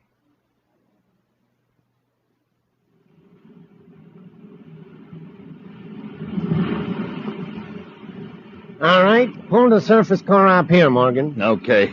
Hello, city sure looks good to me. Hey, you sure this guy can get rid of these credits for us without getting caught? Oh, yeah. He's got a perfect setup. He spreads the stolen credits among the bank's funds. Gives us other money for the hot stuff. Less 10% for his services. Okay, let's get out of the car. I'll bring the loot. Help you with your luggage, gentlemen? Corry. Run for it, Morgan. Oh, no, you don't. Hey, let go of me. And this one's for that sonic beam. If that's a gun you're reaching for, drop it. I've got Morgan, sir. Hang on to him, Happy. Get up, Noah, on your feet. All right. Don't need me anymore. You got off that space platform, but how?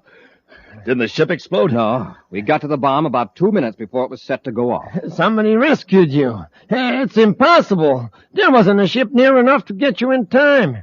No living person could help you off that satellite. Yeah, you're right, Nor. No living person did. But somebody did help us. One of the greatest scientists who ever lived.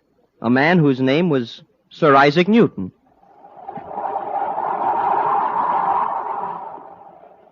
An exciting preview of next week's thrilling Space Patrol adventure in just a moment.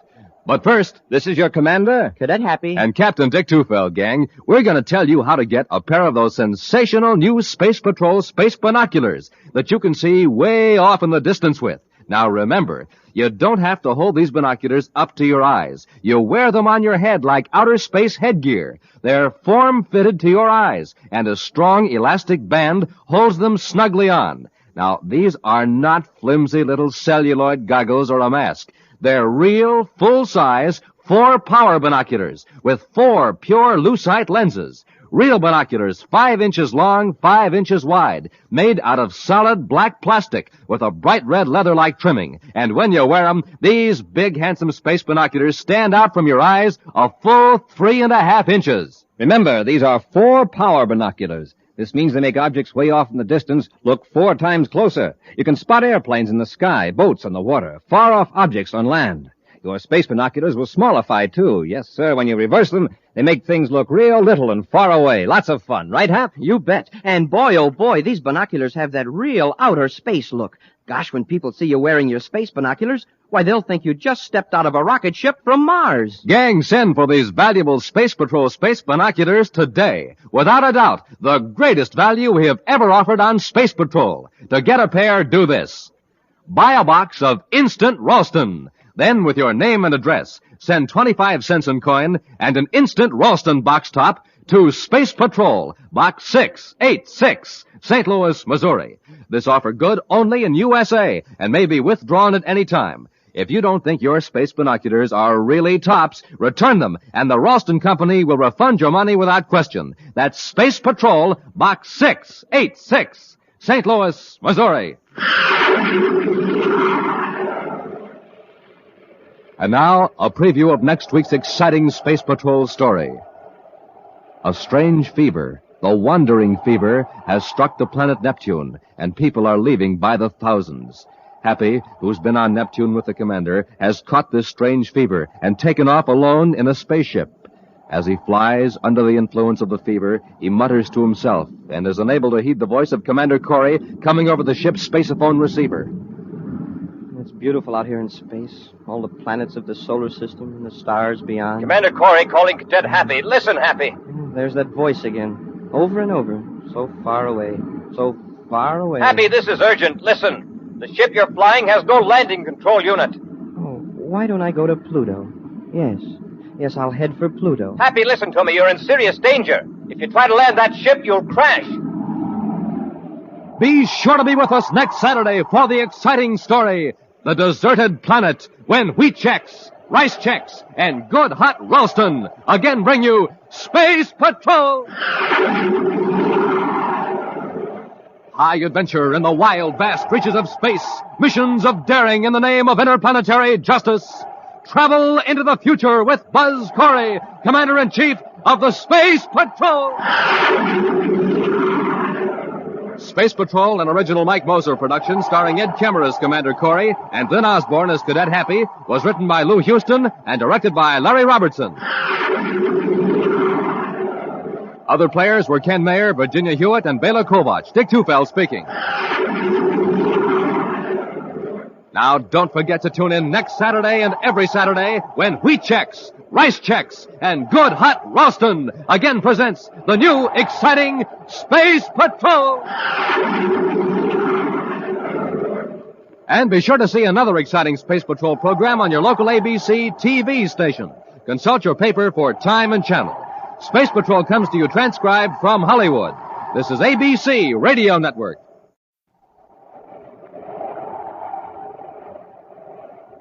Wheat Chex, Rice Chex, and Good Hot Ralston present Space Patrol! Transcribed high adventure in the wild, vast reaches of space. Missions of daring in the name of interplanetary justice. Travel into the future with Buzz Corry, Commander-in-Chief of the Space Patrol! Buzz and Happy are in the lower shaft of a secret mine on Saturn's sixth moon. As they wade through the water of the partly flooded shaft, a strange sound filters down through the mine. Happy, listen. Sounds like a motor of some kind. The mine's automatic pump. When the water reaches a certain level, it cuts on and draws off the water. But, Commander, look at the water level against the wall of the shaft. It's rising. You're right, Happy. That pipe isn't drawing water out, it's forcing it in. Someone reversed the pump. They're trying to drown us. We'll be back in just a moment with today's Space Patrol story, The Last Voyage of the Lonesome Lena. Presenting the story of a young boy who didn't like any of the cereals his mom brought home. First he'd say, I can't eat that stuff, Mom. Sometimes he'd say, Oh, gee, no flavor. And then again, Don't like it, Mom. I just don't like it. So she tried cereals in white packages, yellow packages, blue packages. But no luck. No flavor. Then one day she brought home a pair of cereals in red and white checkerboard packages. Wowee, that's good. Oh, boy. That's what he said when he tasted one of them. Jumpin' Jupiter. Great day in the morning. This is it. That's what he said when he tasted the other. The cereals? Rice Chex and Wheat Chex, gang. Man, oh man, they're my cereals. Buzz Corry cereals, too. The bite-sized super cereals that help to supercharge you. Best tasting cereals in the universe. And the only official ready-to-eat cereals of the Space Patrol. Fill her up, Mom. Rice Chex. That's what our friend says now. Fill her up, Mom. Wheat Chex. So, gang, if you want a cereal that's right on the beam for flavor, get the cereals in the red and white checkerboard packages. Rice Chex. Wheat Chex.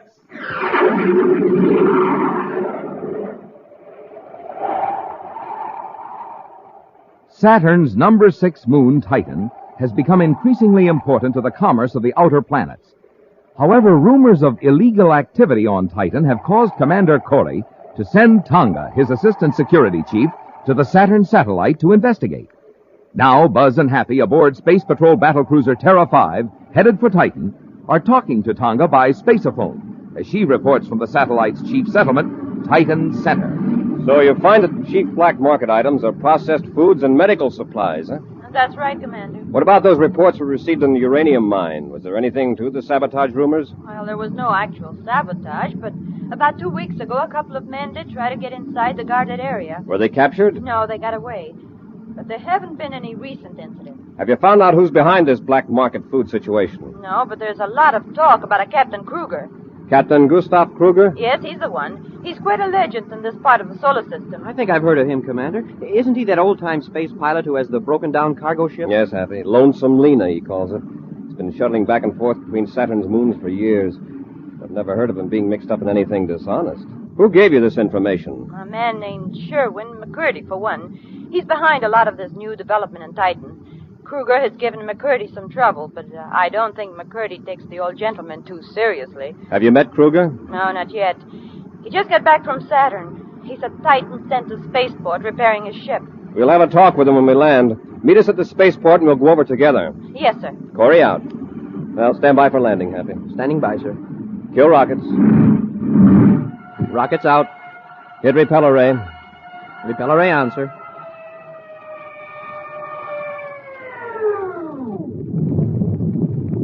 Yeah. Now, let's button up the ship, and then we'll have a chat with Captain Kruger.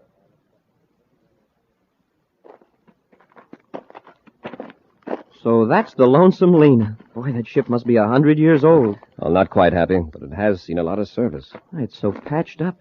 And look how it's pitted with meteor hits. Only a real space pilot could keep it in operation. Is that Kruger coming down the ladder? Yes. Captain Kruger! Oh, Captain Kruger! He looked right at us and then turned away. Oh, I told you he was independent. Let's get over there. He's checking the hatch.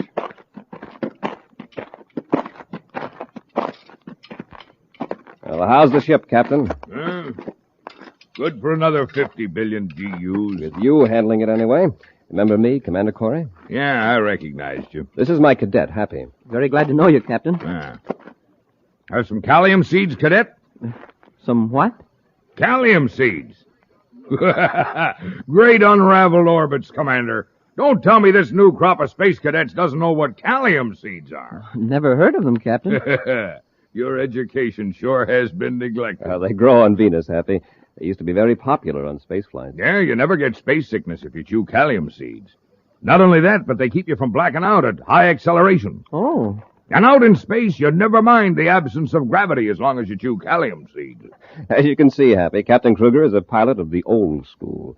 He's the only pilot I know who still chews raw calcium seeds. Yeah. People nowadays won't touch them. Just because they stain your hands purple when you crack them. Huh.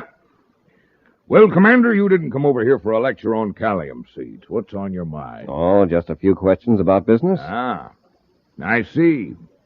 I suppose you've heard rumors that I'm hijacking food and selling it on the black market. Is that it? There are a lot of rumors in Titan these days, Captain. Yeah, and a lot of upstarts. They come in here with shiny new ships and big ideas. They act like I don't belong. I'm getting shoved around, Commander. But I'm not going to take it. I never have. I'm not going to now. Well, now, if you'll excuse me, I got some repairs to make. Lonesome Lena's in pretty bad shape. All right, Captain. Come on, Happy. Let's find Tonga. You can tell them for me that if Sherwin McCurdy promised delivery, they'll get it. We're a little short of spaceships here on Titan right now. Hey, look, stall them off. Promise them anything. I'll call you back later. Come in. McCurdy, I want to work with you. Well, Captain Kruger, glad to see you. Put your hand back in your pocket, McCurdy. Why, what's the matter, Captain? You seem angry. Why wouldn't I be? For 10 years, I've been setting the old Lonesome Lena down on Titan any place I wanted, or on any moon in the Saturn system. Folks were mighty glad to see me whenever I rocketed in, until your crowd got here. My crowd, Captain? One of your hired flunkies just told me I can't set down on the Titan Center spaceport anymore. Oh, what kind of high-handed nonsense is that? It isn't nonsense, Captain. You can't put the Lonesome Lena down on this port. Well, that old bucket of bolts you call the Lonesome Lena's a menace. If I had my way, I'd report you to the Space Patrol. They'd melt up that old hulk. Oh, you would. You'd melt up a ship that has helped keep people alive for the last 40 years out here on these moons. Ship's out of date. It served its purpose. Now it's finished. Who are you to decide whether the Lonesome Lena's finished? One patch on that old battered hull is worth 10,000 of you. Melt her up, would you? I warn you, McCurdy, if you ever say that again, I'll slap you. Take your hands off me. Take your... All right, Captain, that's enough. Commander Corry, this man attacked me. You got here just in time. What's the trouble here? I was merely pointing out that his spaceship violates Space Patrol safety regulations. That's a bald-faced lie, McCurdy. The Lonesome Lena's safe as any ship in the space lane. Does it have repeller ray equipment? Well, no. Does it have infrared viewscope equipment? I don't need it. I can land it blindfolded on any spaceport in the solar system. Does it have Class A radiation shielding on the space drive? Her shielding's good enough. I ought to know. I built it. I see, Commander. Obviously, he can't be permitted to land here at Titan Center. Those are regulations. Commander, I've always respected you. Are you going to side in with this planet lubber? I'm sorry, Captain Kruger, but I don't make the regulations. My job is to enforce them. There are thousands of people here in Titan Center. Their safety comes first. They're safer with Lonesome Lena than with half the amateur pilots in these new ships, and you know it. Captain, if we made an exception in your case, we'd have to do it for everyone. However, we won't be concerned if you have these safety devices installed. But that takes money, Commander. I haven't got it. I'll never be able to get it if I can't land here to load and unload freight. Well, perhaps you can work out some arrangements to land outside a 10-mile radius of Titan Center. 10 miles? Might as well be 10 DUs out in space. I'm sorry, Captain Kruger. There's nothing I can do. You win, McCurdy. Have some calcium seeds. I won't be needing them anymore. Well, Captain is very dramatic, isn't he? I don't find it amusing, Mr. McCurdy. That old ship of his means more than his livelihood. It's his life. Well, Commander, I wouldn't let my sympathies blind me to Captain Kruger's sharp practices. What do you mean? Kruger's lived by his wits. He's been a lone wolf. Now he's up against the rules of society, and instead of abiding by the rules, he takes the attitude that everyone's against him. Watch him, Commander. I confess I'm rather afraid of what he might do. I'm here on Titan to prevent trouble, Mr. McCurdy. That's why I came to see you. I'd like to talk to you about conditions here. Of course. Sit down. All right, now I just want to make an appointment. I have a few matters to talk over first with my assistant security chief, Tonga, back at our temporary headquarters. I see. How about later today? That'll be fine, Commander. I'll look forward to it. So the captain is really sore, huh? Yeah. In a way, I can't blame him. Oh, Tonga, did you tell the commander about the uranium mine? Uranium mine? Yes, the big one, halfway around Titan. Someone is planning to tap the mine, dig into it from a natural cavern on the other side of the mountain so they can steal the ore, or sabotage the mine. Who's behind this? I don't know. But I do know that some mining equipment has been hidden in the cavern. And I know the location. They are being very careful. The crust tunnel is being worked only when the cavern is on the night side of Titan. It's daylight there now. I think Happy and I ought to take a look at it. Do you want me to go too, Commander? No, you stay here in Titan Center. Call Sherwin McCurdy. Tell him I won't be able to keep that appointment. May not be back in time.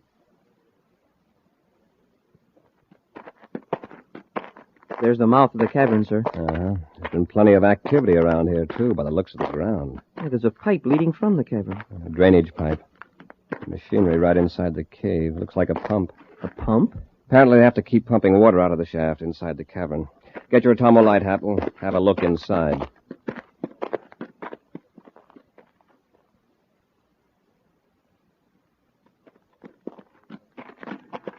Don't bump your head when you go through this opening, Happy. I wonder how close we are to the regular mine. It's hard to tell. Hey, we're in water over our ankles. Oh, the shaft can't go much farther. We must be halfway into the mountain by now. The water's getting deeper, sir. It's nearly up to my waist. Yeah. Listen. Sounds like a motor of some kind. Must be back outside the cavern. The automatic pump engine. When the water reaches a certain level, it cuts on and draws off the water. But, Commander, look at the water level against the wall of the shaft. It looks like it's rising. You're right, Hap. That pipe isn't drawing water out, it's forcing it in. Someone reversed the pumps. They know we're down here, and they're trying to drown us.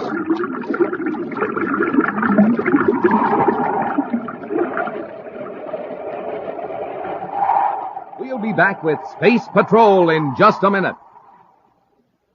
They call him Whizzer, and there's not another boy in the neighborhood who can play basketball half as well.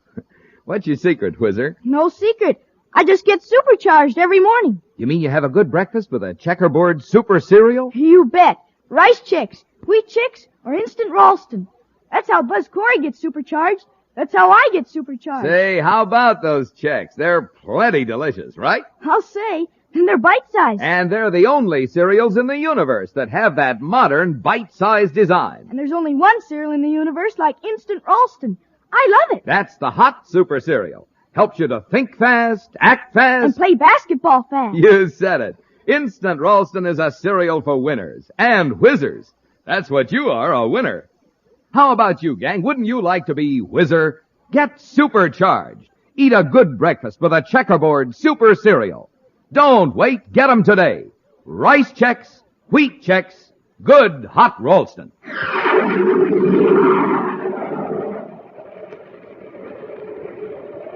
Buzz and Happy have entered a cavern on Titan, 6th moon of the planet Saturn, to investigate a hidden shaft that they believe leads to a uranium mine. After crawling through a narrow opening far under the ground, they suddenly noticed that the water in the bottom of the shaft seemed to be rising. Then they heard the sound of the pump echoing down from the cavern opening and realized that water was being deliberately pumped into the mine shaft to drown them. With the water up to their chests, they flashed their atomolites around them, searching for a way to escape. Hey, wait, Hap. Listen. I don't hear the pump anymore. Maybe it's been shut off. No. The water's still gushing in from that pipe. We don't hear the pump because the water's over the narrow opening.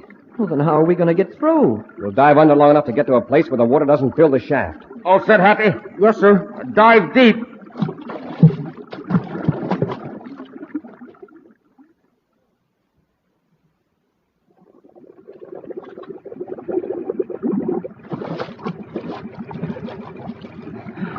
We made it.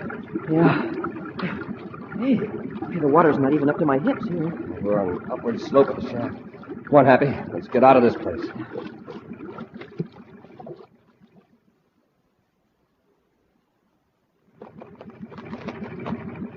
I'll shut it off.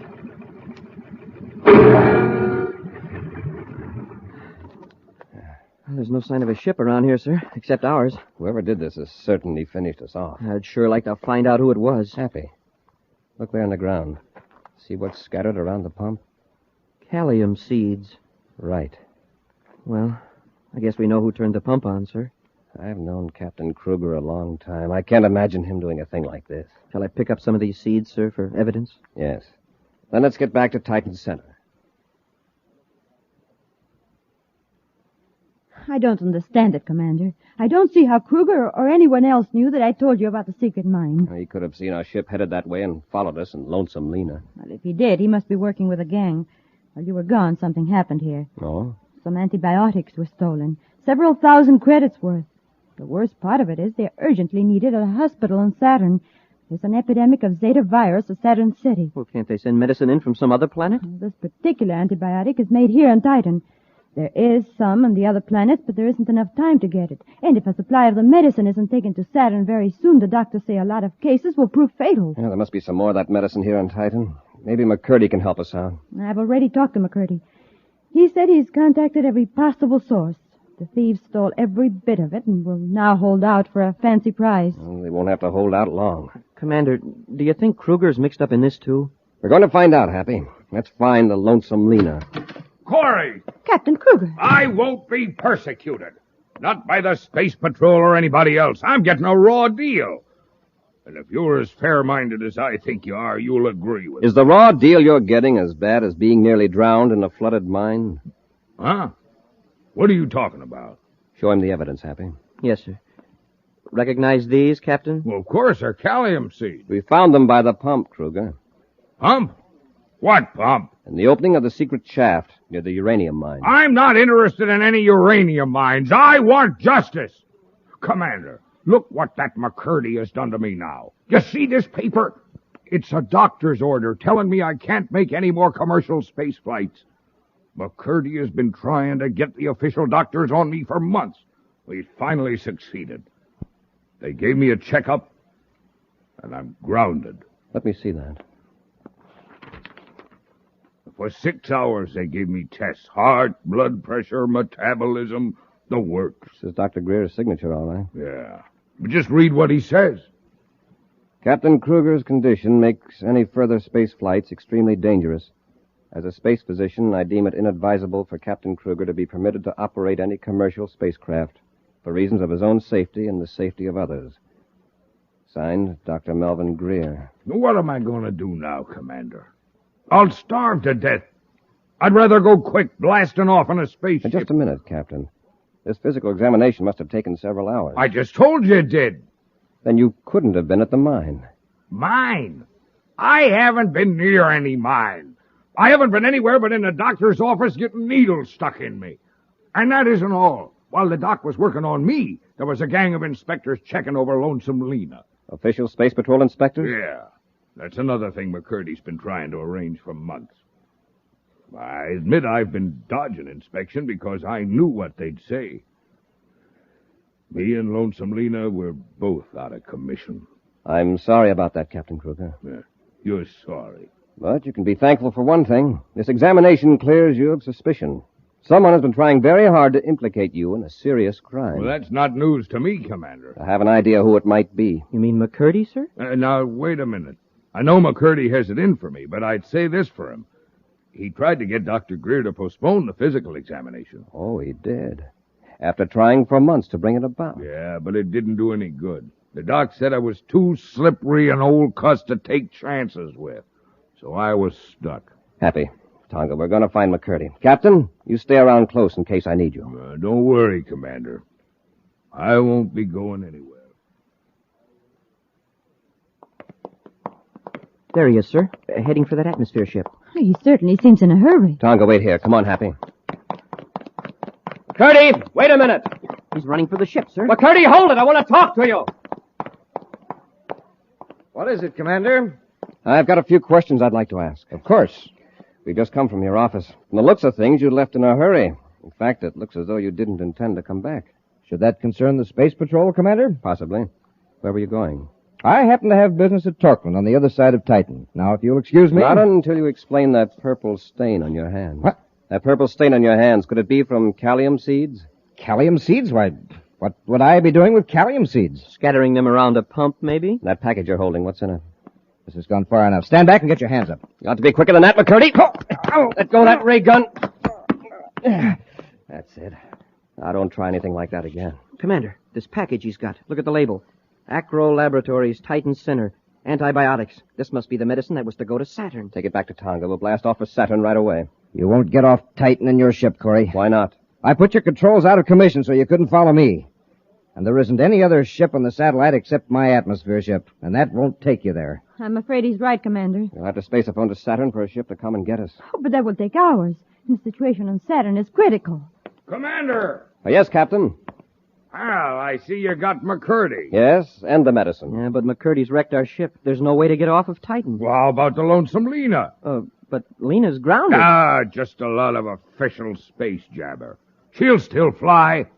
And by Jupiter, I'm taking you all to Saturn. You'd better let me take your ship, Captain, after what the doctor said. Commander, I know you're the best pilot in the solar system, but Lena's sort of, well, temperamental. She's got a lot of quirks and things. If she isn't handled just right, well, she just might go all to pieces. Are you sure you're willing to risk a blast-off in Lena after what the doctor said? Commander, I'm safer in Lonesome Lena than anywhere in the universe. Then let's go. Come on, McCurdy. We're taking you with us. Not in that pile of junk. It isn't safe. Get going. The ship's condemned. You have no right to endanger my life. Why, you low-frequency crook. As though your life was worth a calcium seed. Let's go. Bring the medicine, Happy. All right, everybody. Sit tight. We're going to blast off. Look at those controls. Why, well, they're just patched together. Keep quiet, McCurdy. All right, Captain, when you're ready. Wait just a minute. I got a few more adjustments to make here. Like I said, Lena's temperamental. You sort of got a sense what to do. I admit I've never seen a control set up like this. You ready, everybody? Yes. All set. Let her go. And here we go.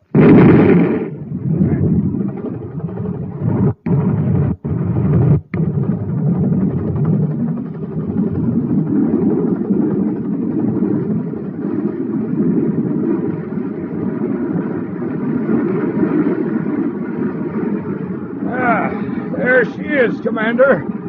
We're spaceborne. An excellent blast-off, Captain. Yeah, just like I said. Captain, what's wrong? Tonga, get the first aid kit, if there is one. He's passed out. Now what are we going to do? Happy. Yes, Commander? Help me lift the captain out of the pilot seat. Yes, sir. There. Happy, you and Tonga see what you can do to make him comfortable. I'll take the Lonesome Lena into Saturn.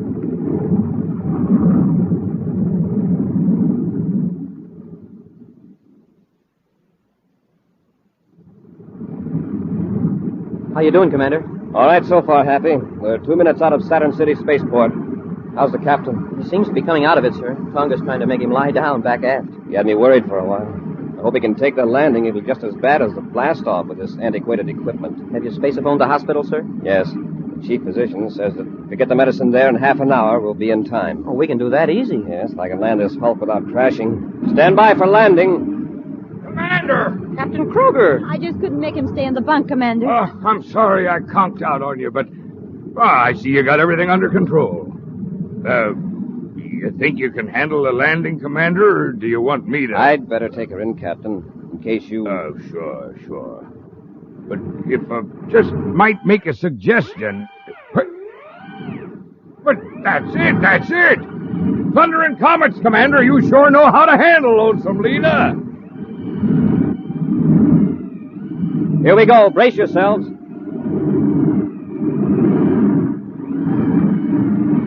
That's it. You got it. You've got it.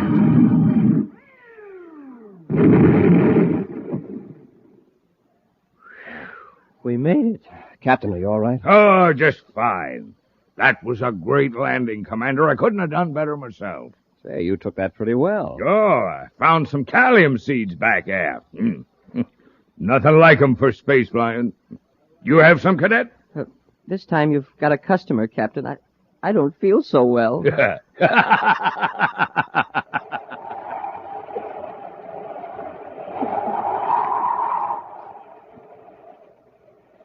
This is Commander Corry. And Marvin Miller. Reminding you that pulling up to your breakfast table... is like pulling up to a filling station. Give him our example, Marvin. A jet cycle has just pulled into a filling station to get its tank filled. The man has it filled with ordinary fuel. Listen.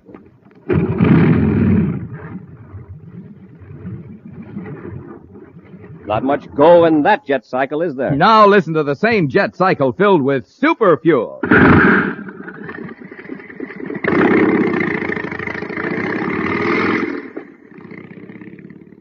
That cycle's flying like a rocket now because it's supercharged with super fuel. Same thing is true for you, gang. To get going in the morning, you need super fuel, too. So get supercharged the way space patrollers do. Eat a good breakfast with Instant Ralston, the hot super cereal. Instant Ralston helps you to think fast. And act fast. So remember, when you pull up to your breakfast table, it's just like pulling up to a filling station. You're there for fuel. Super fuel.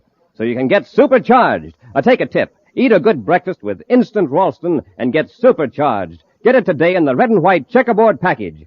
Good hot Ralston.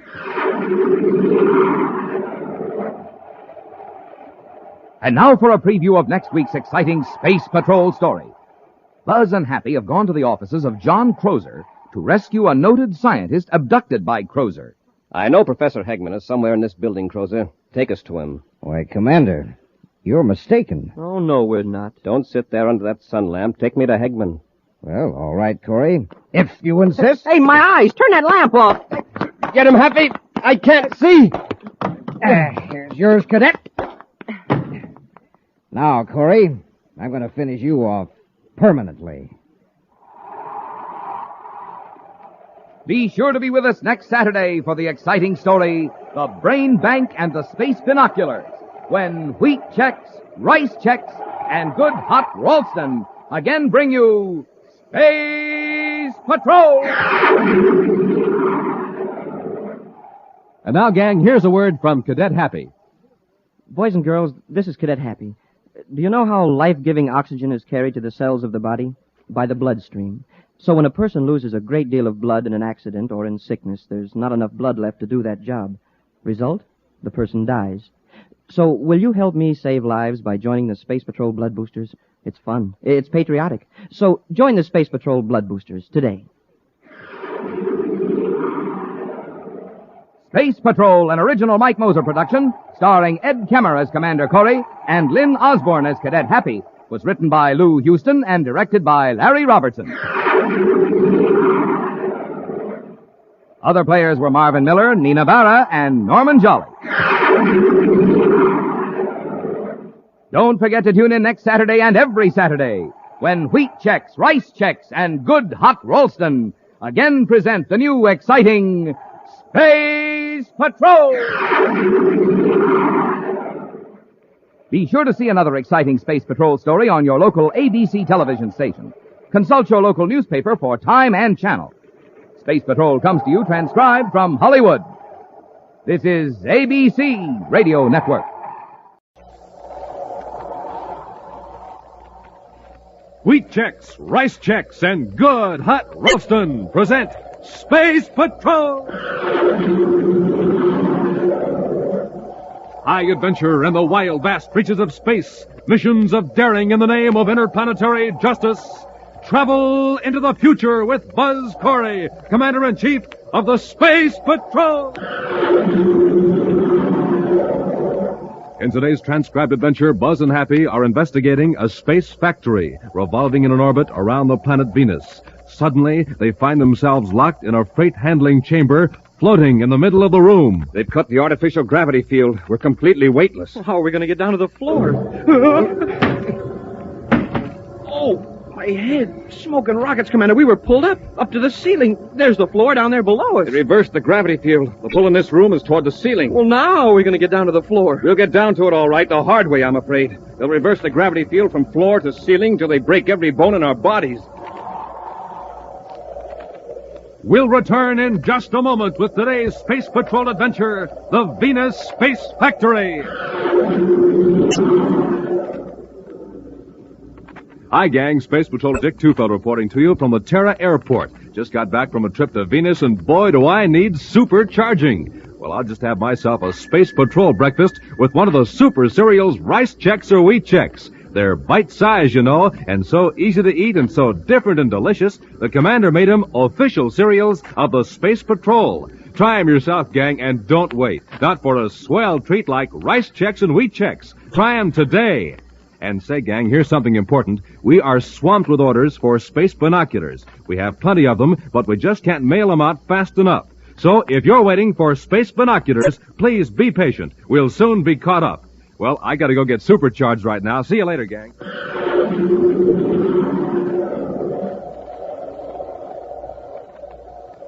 And now, today's Space Patrol adventure, the Venus Space Factory.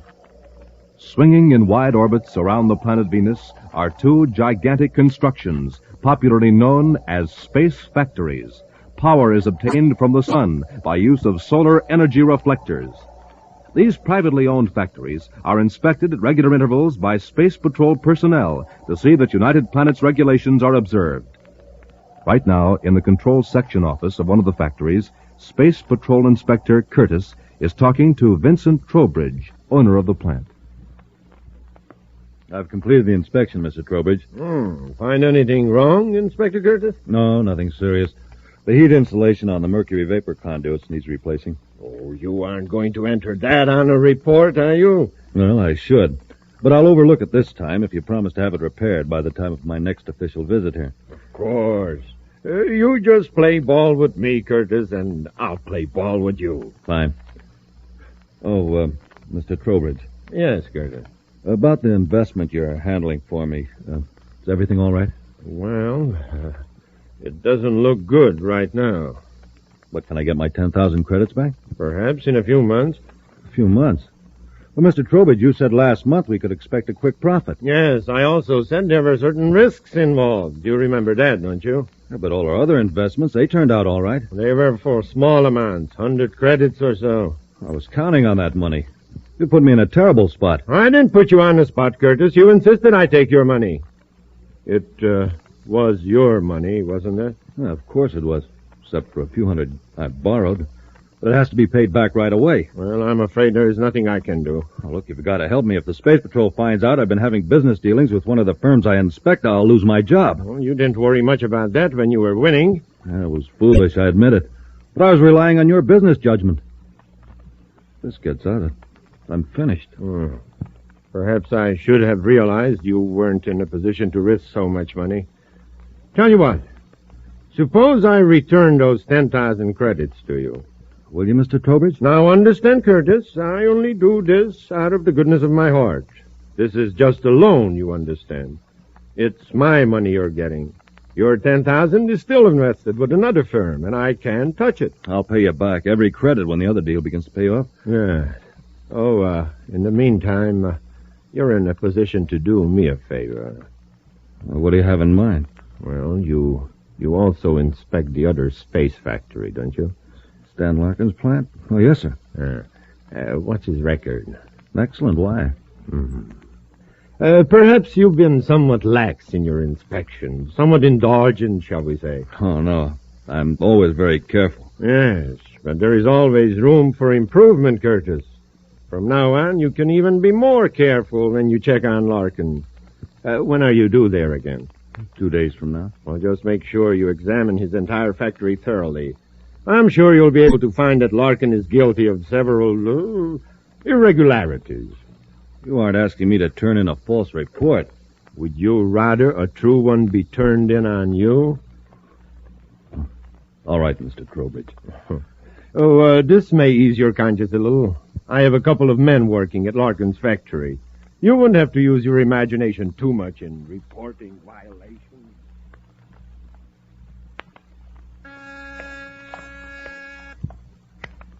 Commander Corry's office, Cadet Happy here. Yes, sir. All right, Major, I'll tell him.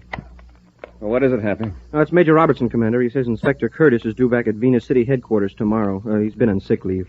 Hap, remind me to spaceophone Curtis in the morning regarding the space factory report. Yes, sir. I can't understand what's happened to Stan Larkin's operation. Well, who is this Larkin, sir? He owns one of the 2 space factories circling Venus. The last 2 inspection reports have been pretty bad. Till 3 weeks ago, Larkin's plant had a very high rating. Well, what's the trouble, sir?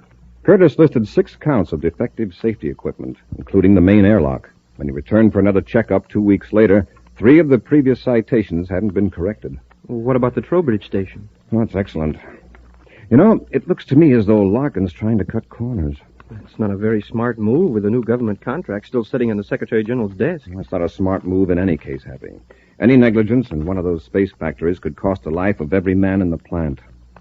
First, I'll see what Curtis has to say about the situation. Then I may pay Larkin a visit. Curtis at Venus City calling Crowbridge at Space Factory number 2. Curtis calling Crowbridge at Space Factory number 2. Trowbridge here. Go ahead, Curtis. I just thought I ought to let you know. Corey's going to blast off for a visit to Larkin's factory. Is he coming here, too? He didn't mention it in our space phone conversation. But better be prepared just in case he does. I am always prepared. Did he question your report on Larkin? No, not yet. But I'm worried. I don't want to get into this any deeper. Now, look, Curtis, stop worrying. Just take it easy. All right, but I won't make any more false reports. Well, we'll talk about it later. When is Corry due at Larkin's? At about 900 hours Universal Start Time tomorrow. All right, Curtis. Trowbridge out. Now, what can my men do to convince Corry that Larkin isn't?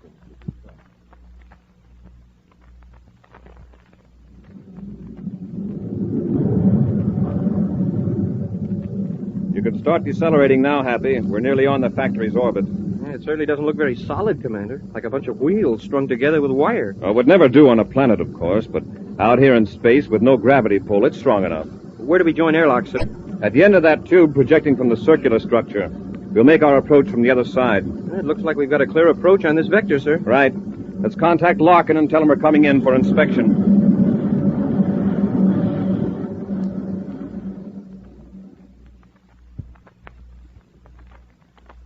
Commander Corry, I've been in the manufacturing business for 20 years. This is the first time I've been accused of mismanagement. All you're being accused of right now, Mr. Larkin, is failure to correct certain faulty equipment after receiving a citation from our inspector. But I tell you, I ordered it corrected.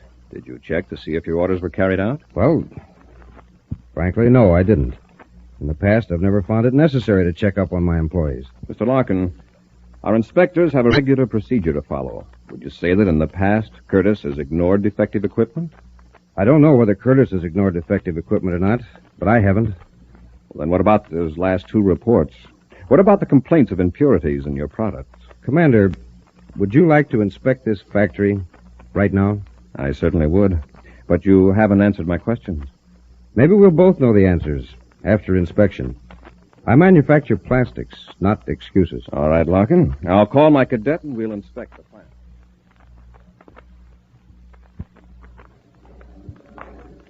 I'll say this for you, Larkin. Overall, your factory is run very efficiently. We haven't finished the tour yet, Commander. With these accusations against me, I think it only fair that you make a complete inspection. All right. What's next? Well, you've seen the crew's living quarters, the power control station, and the process control room. As I recall your inspector's last report, there was a defective airlock in number 2 loading chamber. That's right. Has it been repaired? I ordered it repaired. Come with me. You can see for yourselves. Oh, here, wait. You'd better both put on heavy coats if you're going in there. Why, is it cold in there? About 5 degrees below zero, centigrade. The coats are here in the locker. Here's one for you, Commander. Thank you. And here you are, Cadet. Thanks, Mr. Larkin. Oh, why is the loading chamber so cold? This chamber is where we keep the hexaplast sheets. They're moved directly into the hold of a cargo ship, which is also at 5 degrees below zero. Hexaplast? What's that? It's a light but very strong plastic, Happy. It's called the material with a memory. A memory? Mm-hmm. Oh, excuse me, Commander, the intercom. Larkin at chamber 2. Yes? Can it wait? Oh, but I'm... Oh, all right. I'll be right back. Commander, I've got to go back to the central control room. 2 of my technicians seem to have misinterpreted my instructions on a process routine. Why don't you examine loading chamber 2, and I'll join you in a minute. Of course, go ahead. Thanks, Commander. Now, let's go in, Happy.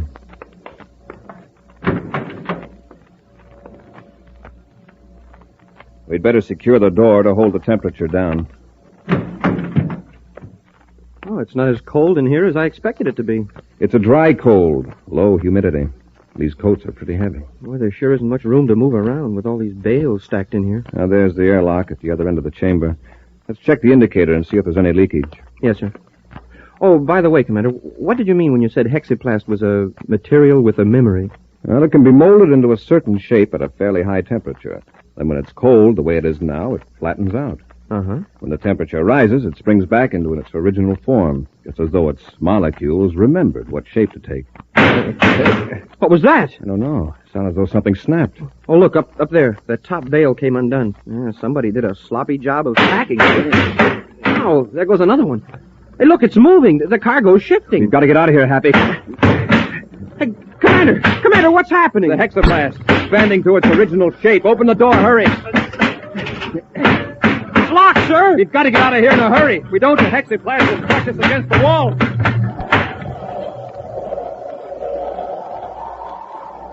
We'll return to Space Patrol in just a moment. This is Captain Dick Tufeld reporting the morning news direct from Terra City. First, the headlines. Commander Corry offers projectoscope to boys and girls on Earth. Space Patrol mail bags jammed with orders. The commander interrupts all communication lanes to warn projectoscope is offered for limited time only. Those are the headlines, now the details. Today, Buzz Corry is again offering all boys and girls a chance to send for the new 6-inch pocket projectoscope. This streamlined blue and yellow plastic model in the shape of the commander's rocket ship has been designed to do 3 important things. 1, to flash on and off so rapidly it can be used as a signal light. 2, to throw a steady beam of light so it can also be used as a flashlight. 3, to throw pictures on the wall by means of a special strip of film. Response from Earth has been terrific. Orders have been pouring in without let-up, but supplies are still big and work is on schedule. When a letter is received, a projectoscope is mailed at once. But Commander Corry warned in a special bulletin that the projectoscope could be offered for a limited time only. So, gang, send for your projectoscope today. Just buy a box of rice checks or wheat checks. Then, with your name and address, send 35 cents in coin and a rice checks or wheat checks box top to Space Patrol, Box 686, St. Louis, Missouri. This offer good only in the USA and may be withdrawn at any time. That's Space Patrol, Box 686, St. Louis, Missouri. And now back to today's adventure, the Venus Space Factory. Vincent Trowbridge, owner of a space factory revolving around Venus, has forced a Space Patrol inspector to turn in false reports against Stan Larkin, owner of a competing space factory. Commander Corry and Cadet Happy went to the Larkin plant to investigate. While in loading chamber number 2 of the space factory, the 2 space patrolmen find themselves in danger of being crushed by a rapidly expanding plastic known as hexaplast as the temperature rises in the chamber. Stand back, Happy. Let me try that door. Yes, sir. Somebody must have locked it after we got in here. You suppose it was Larkin? Look out! Huh? Wow, if you hadn't yelled, sir, I'd have been smashed between those 2 blocks of hexaplast. It's going to keep expanding till it fills every inch of this chamber. That's as hard as rock. Yes, after it reaches its original shape. Commander, could it break through the hull of the chamber? By the time it does, it won't matter to us. Hey, wait. You've given me an idea. There's a bale that hasn't broken open yet. Help me drag it to the door. Yes, sir. Yes, sir. Let's move fast, Happy. This veil feels soft. Yeah. Now let's wedge it between the stack of hexaplast and the door. A little tighter. Commander, I can feel it expanding. Stand back. When those metal packing strips burst, they'll lash out like whips. There it goes. It's swelling up. Let's hope that door is the weakest part of the chamber. Hey, it works, sir. The door's open. Let's get out of here quickly. Hey, Commander, it's colder out here in the passage than it was in the chamber. Let's get to the control room. I want to hear Larkin's explanation of this.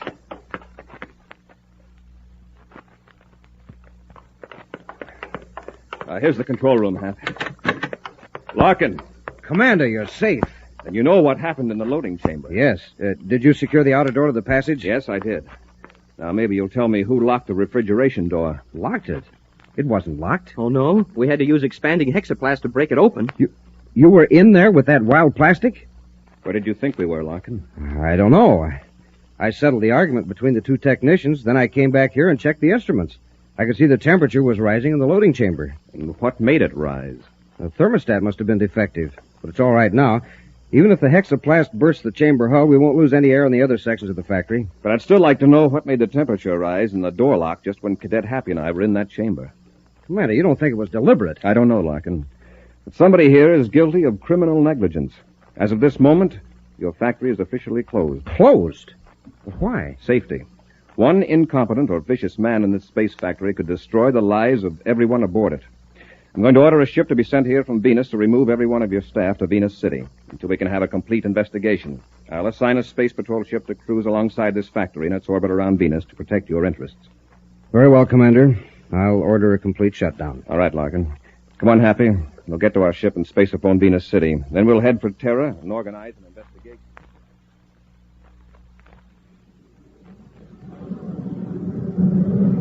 Curtis calling Trowbridge aboard Space Factory number 2. Curtis calling Vincent Trowbridge at Space Factory number 2. Trowbridge here. Go ahead, Curtis. Are there any cargo ships loading or unloading at the factory? No ships aren't due till tomorrow. Why? I'm coming there to talk to you. What about? I'll tell you when I get there. Now, isn't that rather stupid? You aren't due to inspect for another 10 days. I'm nearly there. Have the airlocks ready. Why can't you tell me what you want over the spaceophone? We're both on the scramble circuit. I've got to talk to you. In person. All right, come ahead. But if you are in trouble, don't expect me to get you out of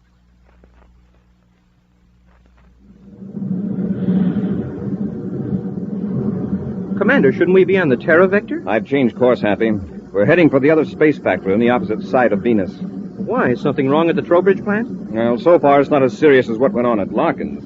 I've been getting some interesting information from Major Robertson, though. Trowbridge has been putting out some defective plastics, too, worse than Larkin's.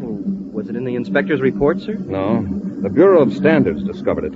It should have been detected by our inspector at the factory.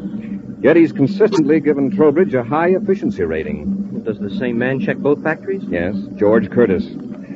Well, maybe he needs a vacation. Yeah, he seemed to be right on his toes when he checked Larkin's plant. Venus City Space Control was supposed to notify me when they located Curtis. He's off duty for 18 hours, so he must be somewhere in the city. Oh, there's another collection of wheels in the viewscope, sir. We're getting close to the Trowbridge factory.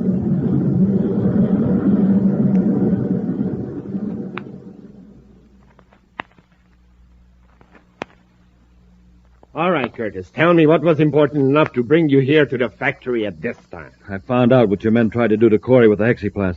You might have killed him. Wouldn't that have put Larkin in a hot spot? As it is, this will probably finish him. Yeah, but you don't know the rest of it. Corry had the whole crew, including Larkin, flown to Venus City for an investigation. I'll be called in to testify. So what? That close call, Corry will convince him that Larkin isn't fit to operate a factory. You just calm down. Go back to Venus City and be there when he calls you. But, Trowbridge, don't you realize? Corry will probably give Larkin and his crew a brainograph test and find out about your spies. I hadn't thought of that. Corry will find out you're behind this whole scheme and find out about me. You know, I'm glad you did come here, Curtis. You can find me to Venus before Corry organizes his investigation. We'll have to eliminate those spies of mine before they are given the brainograph test. I won't have any part of it. All you have to do is keep your mouth shut. Being a space patrol inspector, you won't be asked to take a brainograph test, not if you play calm. Commander Corry aboard Terra 5, calling Venus Space Factory number 2. It's Corry. Shut up. Corry aboard Terra 5 calling Space Factory number 2. Now keep your mouth shut, Curtis. Let me do the talking. Venus Space Factory number 2 to Commander Corry. Trowbridge here. Mr. Trowbridge, I want to talk to you on official business. Why, of course, Commander. You'll be ready to join airlocks with the factory in about 3 minutes. 3 minutes? Yes. Come ahead, Commander. Thanks, Mr. Trowbridge. Corry out. You recognize my ship. Why didn't you stall him till I could get away? It's too late now. He'd see you anyway. Don't worry. Just do as I say and we'll both be all right. Just get back in that living compartment and lock the door. I'll handle Corry. What are you going to do? Just leave that to me. Go on, get in that compartment. Go on, Happy. Yes, sir. Well, Commander Corry, this is rather a surprise. Hello, Mr. Trowbridge. I recognized our inspector's ship at number 2 airlock. Is he in here? Yes, he's inspecting my factory. It was my impression that he was here 4 days ago. Oh, you mean you didn't know he was coming here today? I'm afraid Inspector Curtis is a very thorough young man. I've been getting quite a going-over from him. You have? Why? Well, I'll let him tell you. He's probably in the handling room now. This way, please. On second thought, maybe I'd better tell you myself. Frankly, I tried to deceive Curtis on his last trip here, and I thought I succeeded. Deceive him? How? Some defective insulation. Well, what about it? Well, I could tell that Curtis wasn't feeling very well, and I thought I'd put it over, that he wouldn't notice. Well, I found out differently. He's going over the entire plant with a vengeance. After I see Curtis, there are a couple of other matters I want to discuss with you, Mr. Trowbridge. Certainly. You'll find Curtis right in here, Commander. The handling room. Just go right in. Hey! On your feet, Happy. Get through that door after him. Oh. Commander, we can't touch the floor. What happened? We're floating. Trowbridge cut off the artificial gravity in here. We're going right toward the ceiling. Now, take it easy. When you reach the ceiling, push yourself gently toward the floor. Yes, sir. Gently now. You might bounce back up again. When your feet touch, make your way carefully toward the door. Remember, we're completely weightless. I can reach the ceiling now. Here goes. That's it. We're going down. Yeah, like a couple of feathers. Oh, this is the strangest feeling. Easy now. Your feet are almost touching the floor. Oh, my head. Smoke and rockets, Commander. We were pulled up to the ceiling. There's the floor down there below us. Trowbridge reversed the gravity field. The pull in this room is toward the ceiling. How are we going to get down to the floor? The hard way, I'm afraid. Trowbridge can keep reversing the gravity field from floor to ceiling till he batters us unconscious. Look, sir. Everything that wasn't bolted to the floor is up on the ceiling all around us. Crates and tools, everything. Now you see why Trowbridge called this the handling room. He can handle any object by adjusting the gravity field, no matter how heavy. Yeah, including us. Wow, feel that. I'm pressing harder than ever against the ceiling. Trowbridge is increasing the gravity field. What's he going to do? Knock us out by giving us extra G's? I doubt that he has that much power. Well, it's strong enough so that I can't stand up on the ceiling. If he reverses it at this strength, we'll break every bone in our bodies when we hit the floor. Well, this is awful. Just waiting for him to smash us down. Happy, look down there on the wall. See that switch box? Yes, sir. It's right by the outer loading hatch. Maybe a gravity control emergency switch. We can just turn that lever to the off position. But we can't reach it, sir. Not even if we could stand up. No, but there are a lot of objects around us up here in the ceiling. Small things we could throw. If we can hit that switch before Trowbridge reverses the gravity. There's a small crowbar. It's even hard to crawl with all this high gravity. There. Now take careful aim, Happy. Remember, be ready to duck. That bar is going to fall back up to the ceiling. Yeah, that's right. I'm glad you reminded me. Well, here goes. Oh, watch out, it's falling back. I didn't throw it nearly hard enough. I'll try it with this wrench. If you hit it, we'll have quite a drop to the floor. If I hit it, we'll stay here in the ceiling till we push ourselves down. Cross your fingers. Hey, you hit it, sir. We're weightless again. All right, Happy. Easy now. Press against the ceiling with your legs. Push yourself down toward the door. Okay, careful now. Let's go.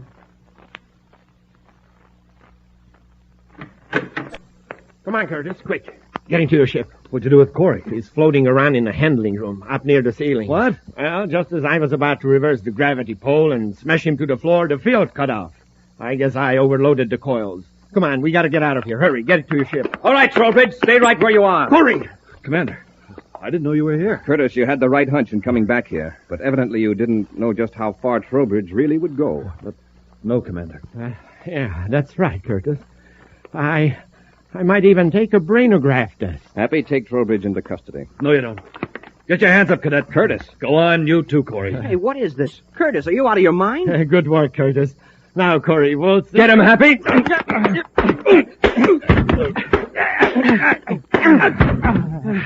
All right, you two, on your feet. I've got their weapons, sir. Commander, Trowbridge forced me to help him. He bribed 2 of Larkin's guards to heat up the hexaplast chamber. I didn't have a thing to do with it. Curtis, keep your mouth shut. You might as well let him talk, Trowbridge. We've got enough on you right now. Commander, I'll tell you everything. Honestly, I will. I only did what I did so I wouldn't lose my inspector's job. Curtis, you have a peculiar idea of an inspector's duties. Yeah, don't worry, Curtis. You'll still be an inspector. You can inspect the inside of a criminal rehabilitation center.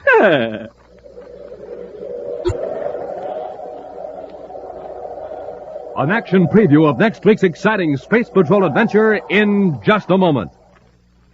Gang, everybody's talking about the projectoscope, and no wonder, it's terrific. Now, here's a boy who's been talking about his projectoscope since the moment he got it. That was on Saturday morning. Hey, Junior, look. I got my projectoscope. Man, it's really neat. Look at that. It's shaped like a real outer space rocket ship with tail fins and a radar antenna. Sunday night, and he's still going strong. Hey, Dad, turn out the light. There now. I'm going to show you some pictures on the wall with my projectoscope. That's Buzz Corry and Cadet Happy you see there. In a real Space Patrol adventure. It's called Mighty Meteor. And there's 3 other adventures on the same film. And so it went with his friends on Monday, Tuesday, and Wednesday. Look at Joe. Look at this projectoscope flash signals in the dark. See how fast I can blink it on and off? Then Thursday, Friday, and Saturday again. And this boy is still talking about his projectoscope. Now, don't cry, sis. I'll find that nickel you dropped here in the dark. See, I got my projectoscope in my pocket. And it's a swell flashlight, too. See that beam of light? Hey, here's your nickel, sis. Good old projectoscope. Gang, get yourself one of these wonderful projectoscopes. We have enough for all of you, and we'll send you one the day we get your order. Just buy a box of rice checks or wheat checks. Then, with your name and address, send 35 cents in coin and a rice checks or wheat checks box top to Space Patrol, Box 686, St. Louis, Missouri. Write that down. Space Patrol, Box 686, St. Louis, Missouri. And now, a preview of next week's exciting Space Patrol adventure. Buzz and Happy have joined airlocks with a spaceship in which 2 criminals are holding Carol captive. Although the criminals have meekly surrendered over the spaceophone, Buzz is still wary. Happy, I'm going to open the inner hatch. Have your ray gun ready. Yes, sir. You got us, Commander, with our hands up. Look, I'll turn on the lights so you can see better.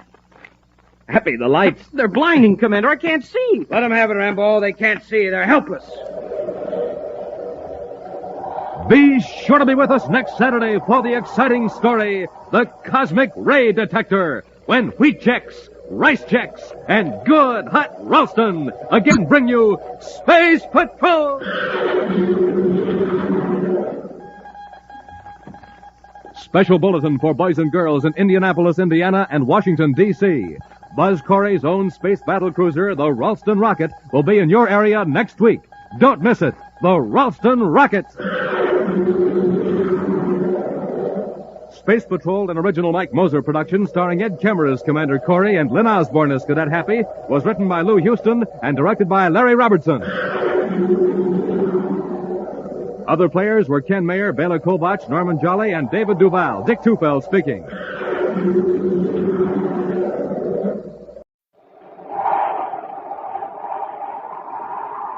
Wheat checks, rice checks, and good hot Ralston present Space Patrol!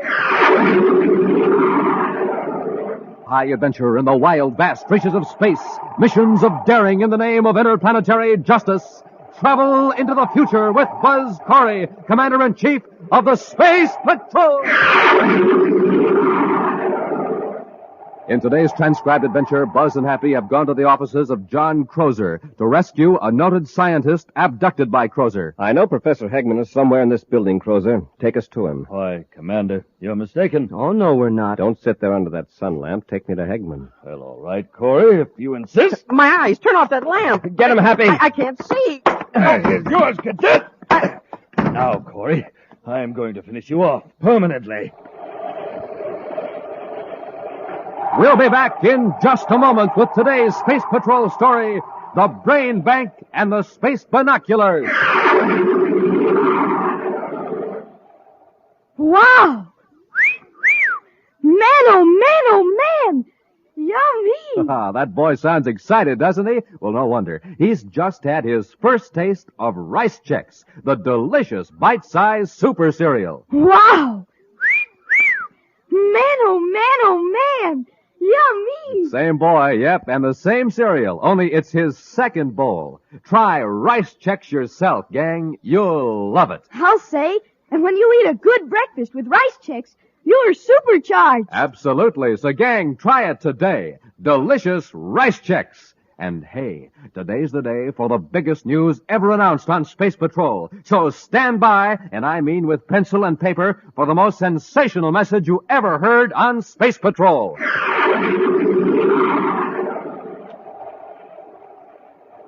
Not far from Space Patrol headquarters on the man-made planet Terra is the Crozer Building.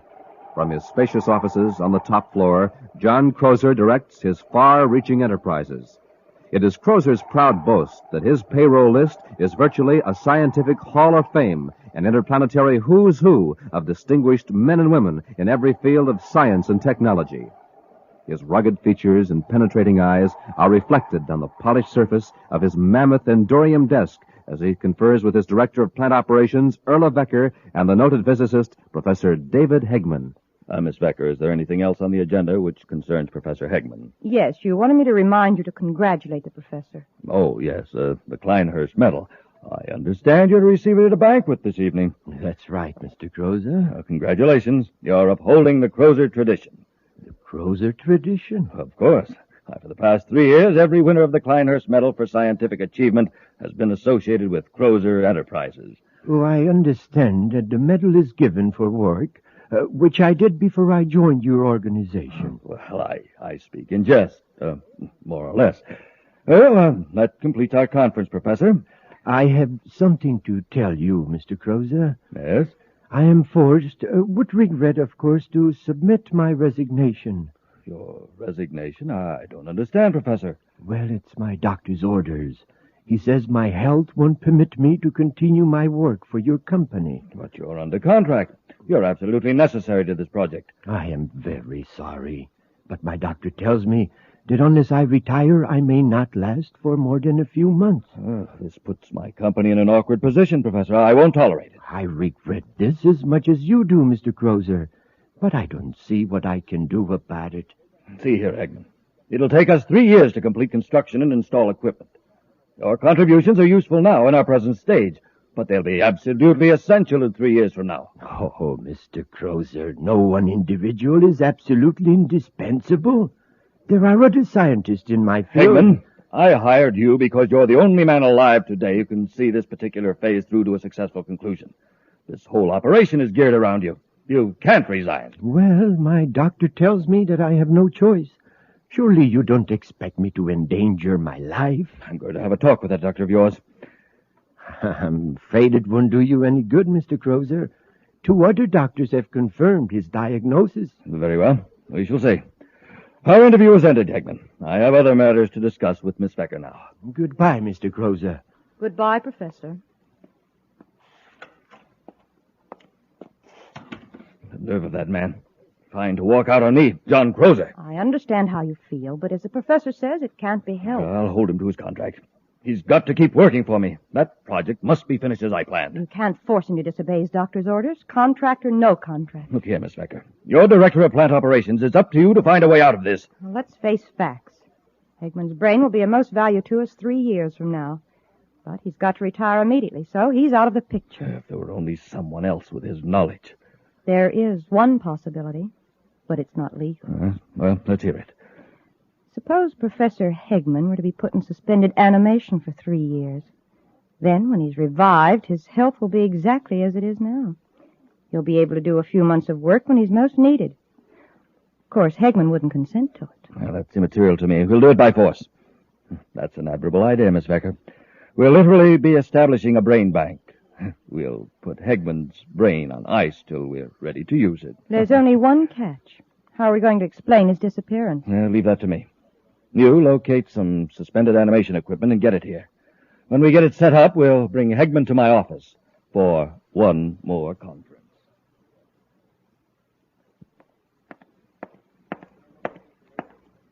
Well, nobody seems to know where the professor is, Commander. I've even checked with his doctor. I've just phoned Crozer. He hasn't seen him either. Well, maybe the professor forgot about his appointment with you. He could be out with friends celebrating. After all, he's just received the Kleinhurst Medal. I doubt that he'd forget the appointment, Happy. He seemed very anxious to talk to me.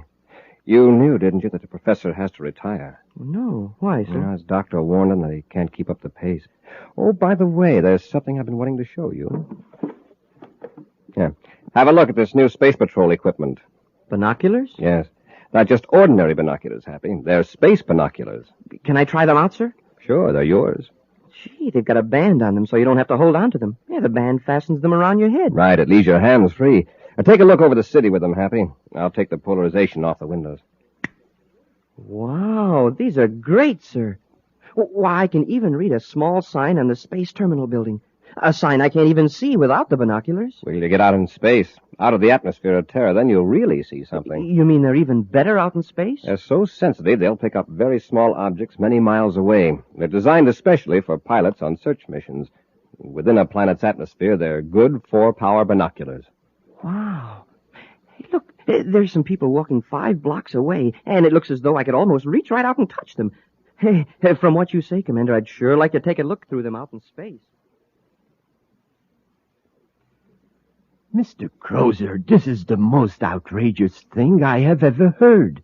I refuse to let you do it. Professor, I'm afraid there's nothing you can do about it. Well, don't you know that even if I gave you my consent, it is still illegal for private persons to use the suspended animation process? Now, if you'll unlock the door, Crozer, I'll leave. Hegman, my friend, you're not leaving. Miss Becker, we might as well get started with the process. Give him the preliminary injection. All right, Mr. Crozer. Get away from me. Hegman, get away from that window. I wouldn't advise jumping out, Professor. It's a long way to the street. Yes, and it wouldn't be suspended animation. It would be terminated animation. Go on, Miss Becker. Give him the electronic injection. Get away from me. I've got my hand over his mouth. Quickly, Miss Becker. Oh, hold him still. Quit struggling, Hegman, or you'll really get hurt. There. How long does it take for the electronic injection to knock him out? Just a few seconds. Good. He's losing consciousness. All right, Miss Becker.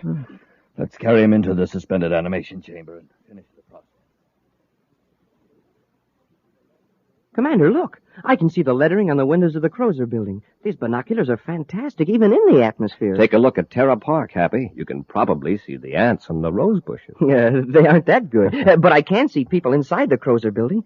Look, sir. On the top floor, there's a man standing in the window. I can see him just as plain. Here, sir, try him. All right, I'll take just one look, but then I think we'd better get to work. Yes, sir. It's the 4th window from the corner of the building, see? Yeah, it is clear. Well, that's Professor Hegman. Huh? At least I think it is. Oh, he's gone now. Wonder why Crozer didn't have the professor call me. I suppose Hegman's busy closing up his work with Crozer. Yeah, I think he'd at least phone you. I'll tell you what, Happy. I've got an errand to make right near the Crozer building. Let's drop in and see the professor on the way over. I've checked the suspended animation equipment. Everything's working fine, Mr. Crozer. How long does it take? Another hour and we'll be through. Oh, good. You aren't going to keep him here in the building, are you? No, in a day or so we'll take him to Mars. We'll have to take the equipment there, too. We have to give him booster treatments every 3 months. Say, haven't you been under that helio lamp long enough? Oh, I've got it on low setting. You ought to try it, Miss Becker. It's really very relaxing. Not as relaxing as that treatment we're giving Hegman. Yes. He'll be relaxed for 3 years. Speaking of Hegman, did you see him throw anything out of the window when you were struggling with it? I know. Did you? Well, he made a sort of throwing motion with his hand. I think I better go down the street and check. Yeah, that's right. He certainly didn't have time to scribble any note. But let's not take any chances. Come in. Hello, Mr. Crozer. Commander Corry. Nice to see you. Thank you. This is Cadet Happy. How do you do, Cadet? How do you do, sir? Sit down, gentlemen. I hope you don't mind if I go on with this lamp treatment. I'm acquiring a tan for myself. I see you are. Unfortunately, I don't have the opportunity to get it the natural way as you space patrolmen do. That's quite a high-powered lamp. Yes, it can be if it's turned up. Have to know how to handle it. The reason I came over, Mr. Crozer, is to see Professor Hegman. The professor isn't here. Remember, I told you I'd ask him to call you if he showed up. We saw him standing by the window of this office just a few minutes ago. You saw him in the window? Happy and I were testing some new Space Patrol binoculars. We thought we saw Hegman. Hegman? You must be mistaken. Oh, I know. One of my attorneys was here a while ago. He's about the same height and build as Hegman. Yes, come to think of it, there is a resemblance. Funny, I never thought about it before. Well, apparently we made a mistake, Mr. Crozer. Sorry to have bothered you. No bother at all. No bother at all. The old fool threw this out of the window. I didn't know there was anyone in here. We were just leaving, but I've changed my mind. May I see what you have there? Oh, it's nothing at all. No, Commander. Just a little promotion gimmick one of our companies is putting out. May I see it? Yes, of course. The Kleinhurst medal, a promotion gimmick? A Kleinhurst medal? There's only one man who would have that medal on his person at this time. That would be Professor Hegman. What are you getting at? This young lady just said it was thrown out of the window. Well, why would anyone throw a valuable award like this out of a window unless they wanted to attract attention? Give it to me straight, Crozer. Where is Professor Hegman? You're jumping to conclusions, aren't you, Commander? That was Hegman we saw. If you're not trying to hide something, why are you and this woman so evasive? Why did you lie about the medal? You've got Hegman somewhere in this building. I suppose you won't be satisfied until you search the place. That's right. All right, then. Come on. I'll just turn this lamp on full power and right in your eyes. Turn it off! My eyes. Get him, Happy. I can't see him.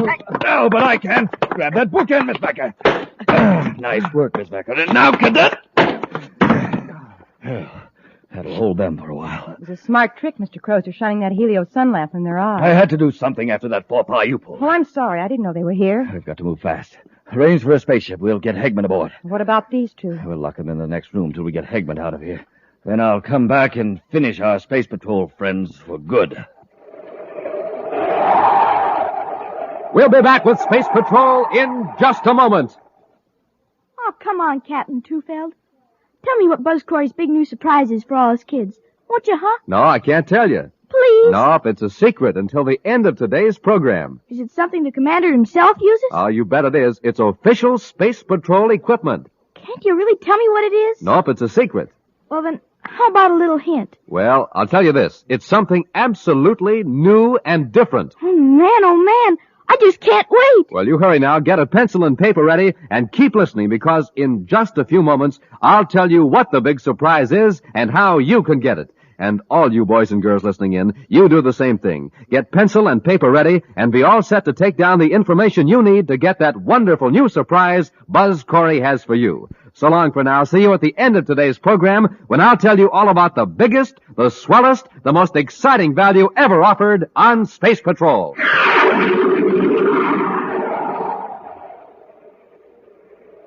John Crozer and his assistant, Erla Vecker, have placed Professor Hegman in suspended animation, intending to revive him 3 years later to finish vital scientific work on a vast project Crozer is managing. When Commander Corry and Cadet Happy decided to search the building for the professor, Crozer blinded them with a beam from a high-powered helio sun lamp and then knocked out the virtually defenseless space patrolman. Buzz and Happy have just regained consciousness and their vision and find themselves locked in a room. It's no use, Happy. We can't break down that door. We must be in the Crozer building, judging by the view from the window. Yeah, on the top floor. And Crozer's probably miles away by now with the professor. I doubt it. He wouldn't go away without being sure we'd never be able to report him. He'll be back. And then I've got a feeling we'd better get out of here before he returns. Let's take a look out the window. Say, maybe we can attract the attention of somebody in another building. Oh, it's locked, too. Yeah. Hey, there's a ledge out there. If we break the window, we could crawl on the ledge to another window. And that's not my idea of a pleasant stroll 50 stories up. It's not mine either, but it's a lot safer than what Crozer has in mind for us. Yeah, this chair ought to do the trick. Turn your head, Happy. Watch out for the glass. You want me to go first, sir? Wait till I knock these sharp splinters loose. Hey, let's go. I'll boost you up. I can make it now, sir. Wow, what a long way down to the street. Don't look down, Happy. Lie flat on the ledge and crawl. Yes, sir. I hope we can find another open window along here. I wish this ledge was wider. I feel like a tightrope walker. Oh, easy, Happy. Oh, my knee slipped off. For a minute, I thought I was a goner. Don't try to hurry. Hey, Commander, we're in luck. Is that window unlocked? Yes, sir, and it's partway open. All I have to do is push it. Easy now. Don't push yourself off the ledge. Anybody inside? I don't see anybody. Well, here goes.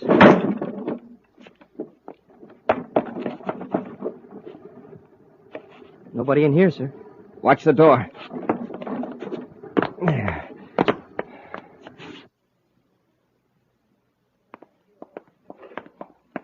How are you going to do away with Corry and the cadet? You unlock the door. Swing it open. I'll blast them with this gun before they have a chance to rush us.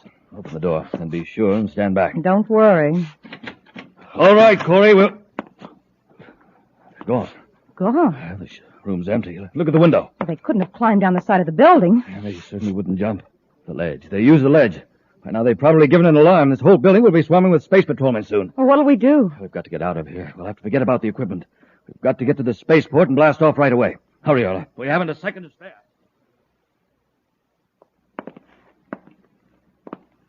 Take it easy, Happy. All right. Open the door. Well, there's nobody in here either. Just some equipment of some kind. Some men's clothing, coat and a hat. What kind of equipment is this, sir? Suspended animation equipment. Oh, that's what they use in criminal rehabilitation centers to help cure criminal tendencies. Yes, but how did Crozer get hold of it? And what for? I thought it was against the law for private individuals to have these. Well, that wouldn't stop Crozer. But why would he want this equipment?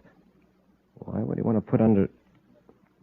Professor. What? That must be it. With the professor in suspended animation, he'd be easier to conceal. Well, sure, but what good would the professor be if he was unconscious? Crozer could revive him whenever he needed him, even months or years from now. I wonder what Crozer did with him. He'd try to get him off Terra. Let's go to the spaceport, Happy.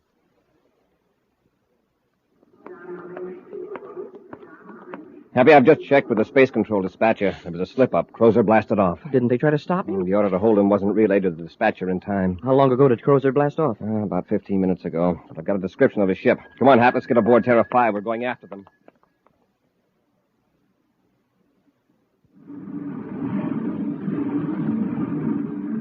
That was luck. I was afraid they'd stop us at the spaceport. Look in the viewscope. There's a ship following us. The space patrol. Yeah, we are in a spot. We can't outrun that ship. No, but we can get rid of the professor. Corry doesn't find Hegman on the ship. He can't prove anything against us. Well, what do you intend to do? Just shove the chamber out into space? Yeah. Chances are the professor will never be found. Come on, we've got to get rid of Hegman, and then we'll take our evasive action. Corry won't stand a chance of locating that box with Hegman in it.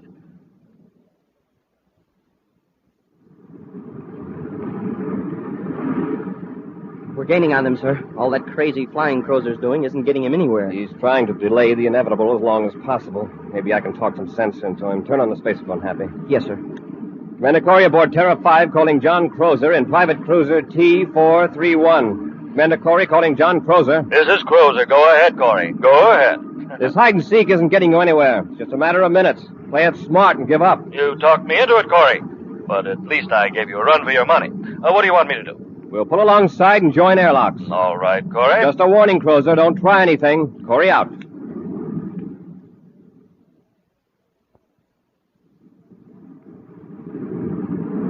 They've joined airlocks with us. All right.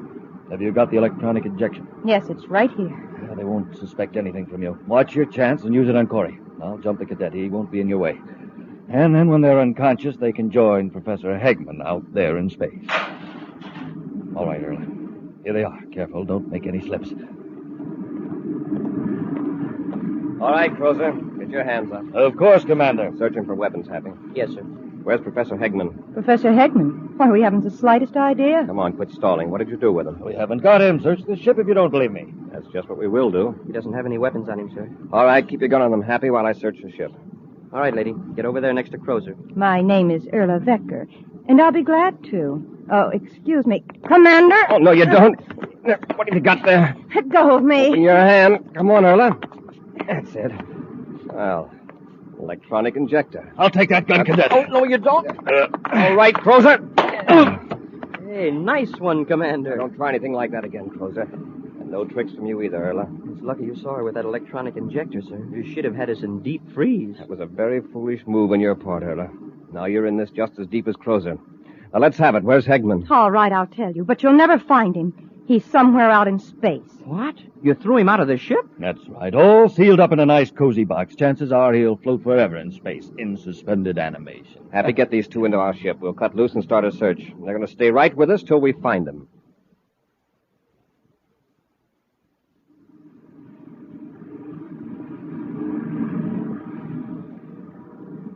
Nothing, sir. That blip turned out to be a small meteor. You're just wasting your time, Corry. That box with Hegman in it is just a speck in space. Your viewscopes won't show it unless you happen to be very close. We'll just keep looking. I've got the viewscope on full sensitivity and wide scanning, sir. I'm afraid the viewscope isn't much help. Well, here, let's try these. The space binoculars. It's a long chance, but it might work. Scan in a slow arc, Happy.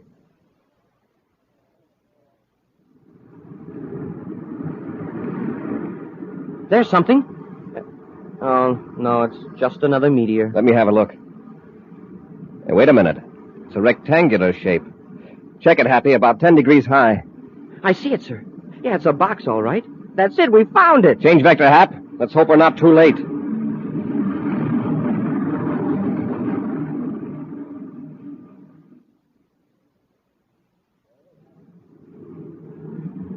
There it is, Happy. Yeah, I can see it now through the viewscope, even without the binoculars. Stand by to fire forward braking rockets. Standing by, sir.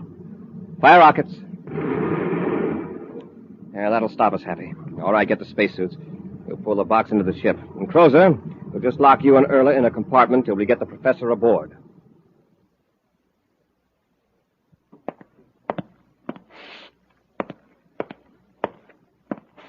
Why don't you sit down and relax, Crozer? You'll wear out the commander's carpet. Why don't we hear from the hospital? You're pretty worried now, aren't you, Crozer? You know, if Professor Hegman doesn't come out of that deep freeze, it's going to go mighty hard on you and Erla. Well, they should know by now. Oh, for Saturn's sake. Sit down and stop that pacing. Oh, here's the commander. Crozer, look who's with him. Professor Hegman. That's right. It's certainly lucky for you two that the professor pulled through that treatment. Yes. And, Mr. Crozer, it will give me a great deal of pleasure to testify against you. And show me with more of his work than the doctor first thought. Well, in that case, we actually did you a service, Professor. Commander, that should be taken into account. Don't think you're going to get off easy on that account. It's just luck, and the fact that we had these space binoculars that saved the professor. Yes, Happy. I had no idea that the binoculars would actually help us save a life. You sure were right about their being terrifically powerful out in space. And they're great in a normal atmosphere, too. I'm not going to lose any time in issuing them to all Space Patrol personnel. Sir, did you know that when you look through the binoculars the wrong way, you can see into the future? Oh, I was under the impression that they just smallify. But if you say so. Oh, that's ridiculous. It just makes objects look far away. Uh-huh. And far away, I see a criminal rehabilitation center with two people in it. John Crozer and Erla Vecker. And they're getting the same kind of treatment they gave Professor Hegman, suspended animation. You want to have a look?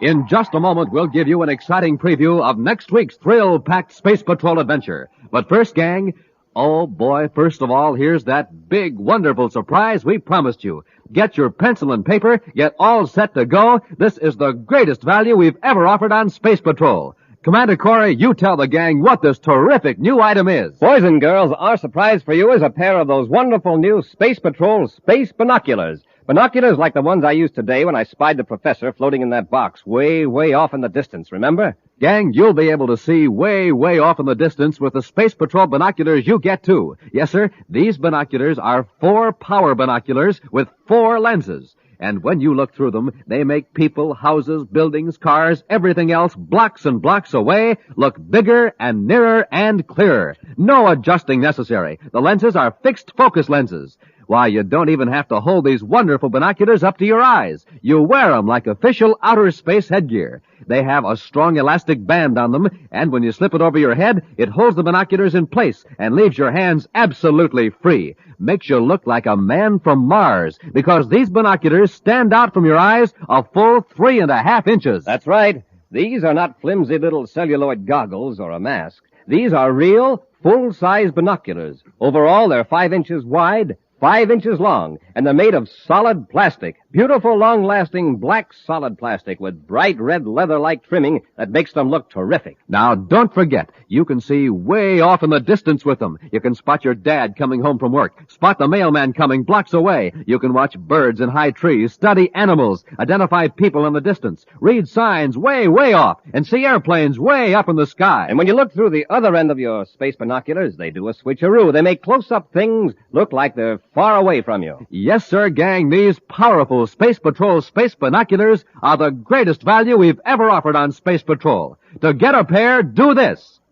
Buy a box of Instant Ralston. Then, with your name and address, send 25 cents in coin and an Instant Ralston box top to Space Patrol, Box 686, St. Louis, Missouri. This offer good only in continental USA and may be withdrawn at any time. If you don't agree that your boxes are absolutely tops, return them. We'll return your money. That address again is Space Patrol, Box 686, St. Louis, Missouri.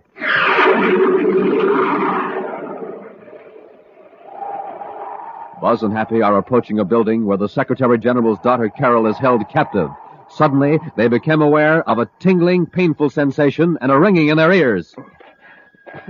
Hey, it's getting hard to walk. I feel like I had a big weight on me. I can hardly move either, Happy. Nora must be using some kind of ray on us. A paralyzer ray? I think it may be worse than that. They're undoubtedly in an ultrasonic beam. Get back to the ship. Get out of range quickly. I can't. I can't make it. Happy, get up. You've got to get up. Here, I'll help you. I can't even crawl. My head, there's 1,000 needles in it. If we don't get out of this beam, it'll tear us to pieces.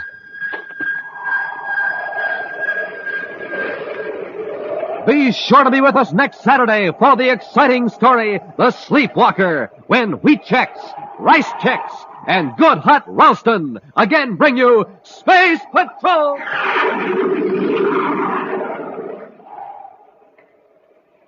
Space Patrol, an original Mike Moser production starring Ed Kemmer as Commander Corry and Lynn Osborne as Cadet Happy, was written by Lou Houston and directed by Larry Robertson. Other players were Virginia Hewitt, Ken Mayer, David Duval, and Bela Kovac. Dick Tufeld speaking. Now, don't forget to tune in next Saturday and every Saturday when Wheat Checks, Rice Checks, and Good Hot Ralston again present the new, exciting Space Patrol! And be sure to see another exciting Space Patrol story on your local ABC television station. Consult your local paper for time and channel. Space Patrol comes to you transcribed from Hollywood. This is ABC Radio Network.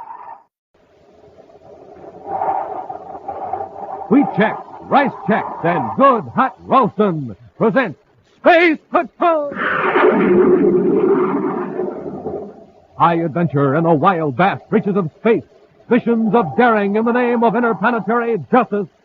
Travel into the future with Buzz Corry, Commander-in-Chief of the Space Patrol! In today's transcribed adventure, Buzz and Happy are on the third moon of Jupiter in their spacesuits, attempting to pull Major Robertson out of a crevice into which he has fallen. Buzz has lowered Happy into the crevice where thousands of beetle-like insects are swarming. Beetles that seem impervious to the cold and lack of atmosphere. Just a couple more feet, sir. That's it, sir. Loop the rope under the Major's arms, Happy. Just a minute, sir.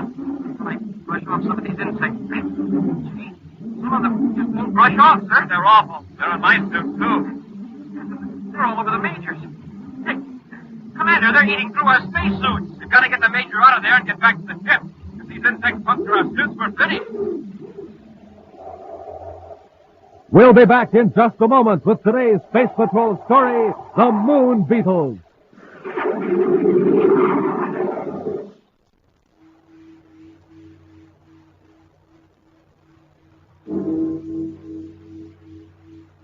The hour has struck. Yes, today is the last time we can offer you a pair of those wonderful new space binoculars that you can see way off in the distance with. Big 4-power plastic space binoculars, 5 inches wide, 5 inches long, Plenty big and plenty of fun. Gang, you can watch people blocks away, study birds in real tall trees, read signs way off in the distance, spot planes high in the sky, and listen, you wear space binoculars on your head. Yes, sir, a strong, elastic band holds them snugly to your eyes, makes you look like a strange man from Mars, leaves your hands absolutely free. Yes, the hour has struck. Today is the last time we can offer you these terrific new Space Patrol Space Binoculars. To get a pair exactly like Buzz Corry wears, do this. Buy a box of Instant Ralston. Then, with your name and address, send 25 cents in coin and an Instant Ralston box top to Space Patrol, Box 686, St. Louis, Missouri. This offer good only in the USA and may be withdrawn at any time. That's Space Patrol, Box 686, St. Louis, Missouri.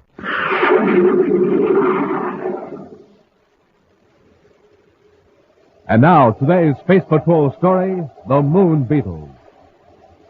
In their space battle cruiser, Terra 5, Buzz and Happy are approaching Jupiter's number 2 moon to investigate the mysterious failure of equipment in one of the automatic instrument stations.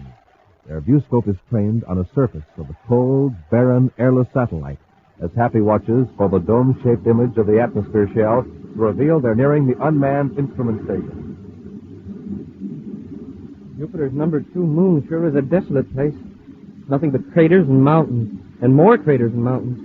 And they all look the same. I don't even recognize any landmarks. And we should have brought Robbie along. He knows most of Jupiter's satellites the way you and I know the Earth's moon. Oh, speaking of Major Robertson, sir, I was a little surprised to find out he was meeting us on Jupiter. Oh? Well, I figured he'd be getting ready for the big day on Terra, on the 3rd of the month. You know, the Interplanetary Medal Award ceremony. I hope we can all be there. We will if we don't run into serious trouble on this instrument failure investigation. But, sir, doesn't the Major have to be there to receive the award? Well, I was under the impression that the name of the person to receive the Interplanetary Medal was kept secret until the day of the ceremony. What makes you think Robbie's going to get it? Huh? Well, I heard rumors. Well, personally, I'd like to see Major Robertson get it, too. The final decision is up to the award committee. Well, they aren't going to let the news out ahead of time. We're getting close to the instrument station, Happy. See those 2 cone-shaped peaks at the edge of that broad, shallow crater? Yes, sir. The instrument station is right between those peaks. That's funny. What's that, Commander? The small atmosphere shell should be visible now. Maybe the sunlight's hitting it at the wrong angle. It should still show up on the viewscope.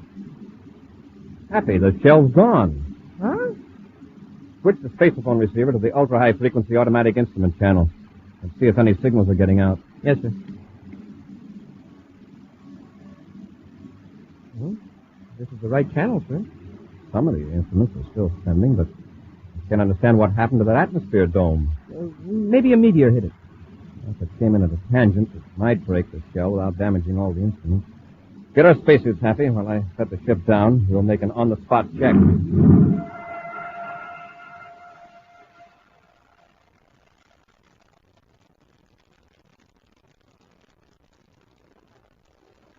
are the instruments, sir. They don't seem to be damaged. The dome's foundation is intact.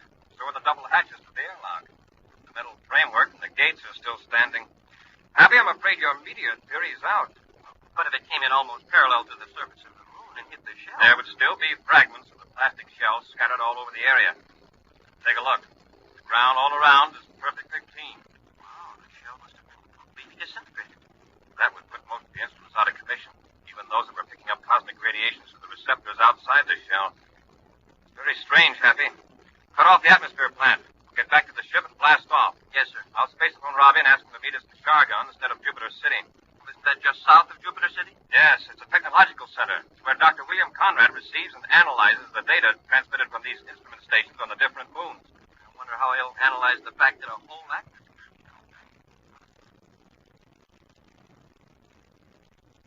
Wait a minute, Commander.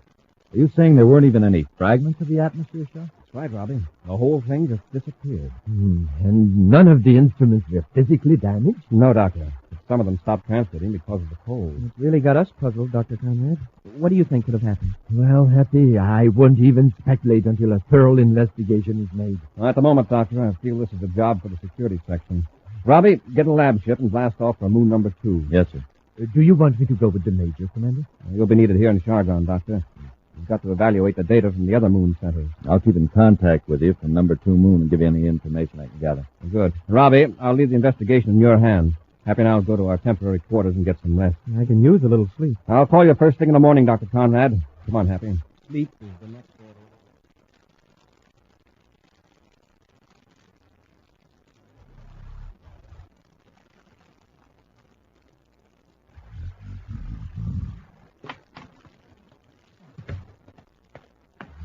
Happy.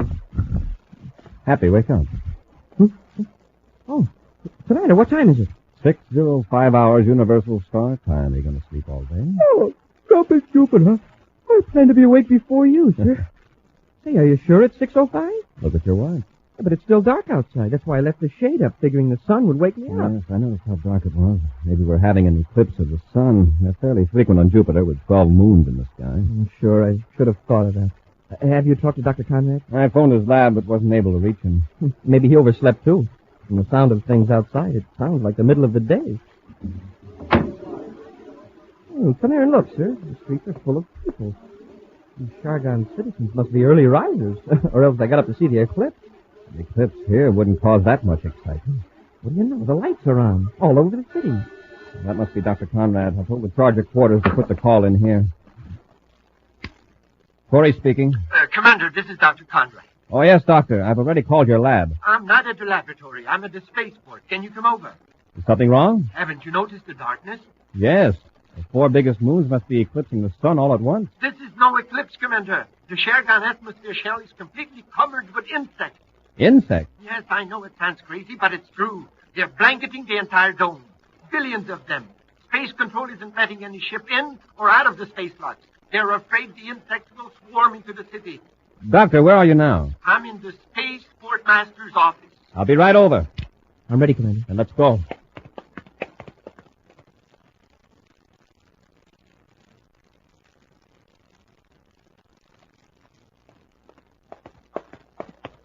Well, here's the office, Happy. Commander, I expected you sooner. I was beginning to get worried. We were tied up in traffic, Doctor. People are running around almost in a panic. Well, I can't say I blame them. It's not exactly reassuring to know you're under a roof of billions of living insects. I didn't think Jupiter had that many insects. Where did they all come from? We don't know. One spaceship came through the lodge just at dawn. The pilot said the insects are like a shiny black sea all around the atmosphere dome. I've got a few specimens here, Commander, in these 2 small plastic boxes. Let's have a look at them. Hundreds of insects were drawn through the space lock when the ship entered. That's why Space Control closed the port. Look, and rockets, look at the size of them. They must be about 2 inches long. They seem to be some sort of beetle. I don't recognize them. Well, I showed them to a friend of mine in the communication section, an amateur entomologist. He says he's never seen anything like them before on any planet. Very strange. Entirely new variety of insect appearing by the billions, and here on Jupiter, of all places. Hey, one of the bugs got loose. He's crawling across the desk. You take the lid off the box, Happy? No, sir. Look, the lid is still on it. Then how did it get out? Listen, what's that? Warning signal. Yellow alert. Yellow alert. Something must be wrong with the city's atmosphere plant. Happy, quickly. Close all the windows airtight. Doctor, cut on the emergency air vents. What could be the matter? That signal means the air outside this building isn't fit to breathe. Check the Polaroid windows. All the windows are closed tight, sir. Airtight. Good. Emergency air vent on, Commander. We're all right for the time being. Yes, Doctor, but those people out in the streets, if they don't get inside a building with emergency air supply, they're in trouble. I'll get it. Portmaster's office. He isn't here. This is Commander Corry of the Space Patrol. I see. Yes, Captain, your procedure's correct. Right, Corry out. That was the Atmosphere Control Center. The yellow alert was sounded because the detectors registered a high methane gas content in the air. Methane? You mean there's a leak in the atmosphere shell? More than a leak, a serious break. What happened? Look at this plastic box, Doctor. There is a hole in it. Exactly. That beetle ate through the plastic box. And above us, there are billions of insects eating their way through the plastic atmosphere shell.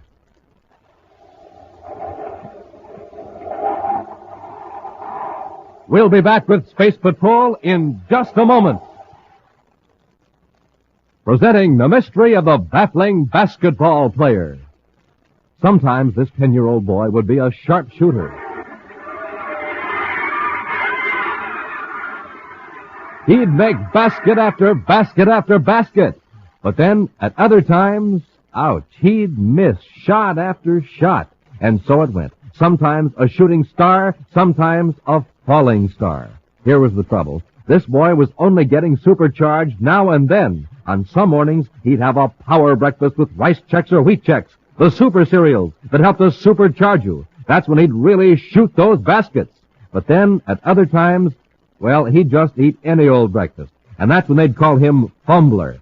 So, gang, remember, to be a winner every day, you have to get supercharged every day. In other words, enjoy that rice checks and wheat checks in your cupboard all the time, not just some of the time. Make it a rule to do what Buzz Corry does. Eat a power breakfast with rice checks or wheat checks every single day. The bite-sized super cereals that help to supercharge you. Delicious checks.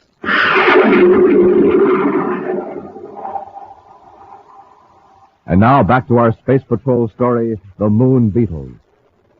The city of Shargan on the planet Jupiter is perilled by a vast swarm of strange insects that completely cover the atmosphere shell.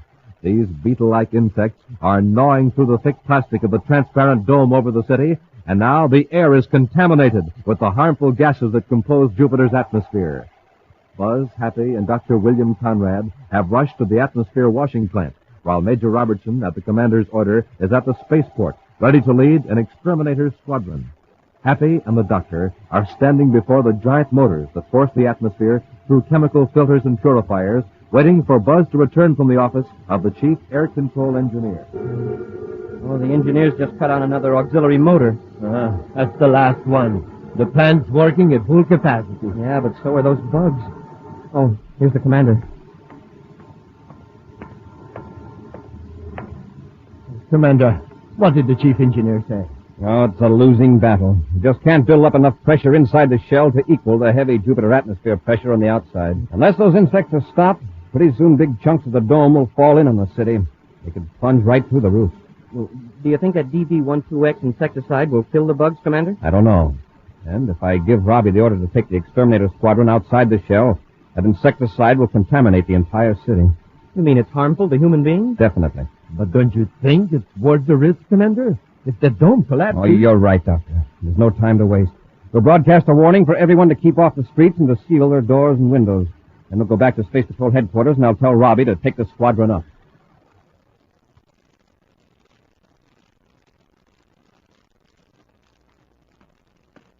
Commander, the streets have been completely cleared, and the Major and the squadron have been spraying the outside of the dome for 20 minutes.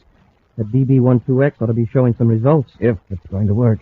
I'll contact Robbie. Commander Corry at Shargan Space Patrol headquarters, calling Major Robertson aboard Space Patrol cruiser J571. Corry to Major Robertson. Robertson here. Go ahead, Commander. Is it working, Robbie? All 8 ships have made 10 passes with the insecticide, Commander. The insects are saturated with the stuff. It doesn't seem to phase them. We've got to find something that's effective and find it quickly. Well, heat might do it. We can get enough ships with atomic flame ejectors and play them over the dome. There aren't any on Jupiter. What about trying ultrasonic vibrations? That's it. That'll do it, Commander. Dr. Conrad, you know of a lab ship here in Shargan that's got an ultrasonic generator in it? Oh, yes, Commander. There is one at the spaceport. Good. Robbie, order the squadron to return to base, but you stay aloft. Happy, Dr. Conrad and I will get the lab ship and blast off immediately.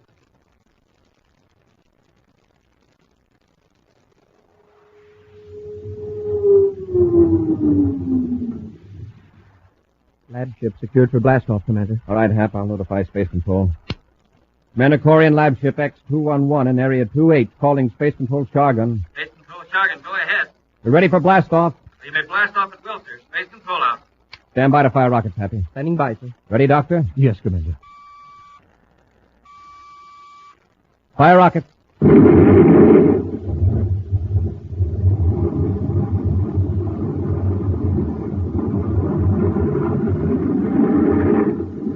Here come the locks, sir.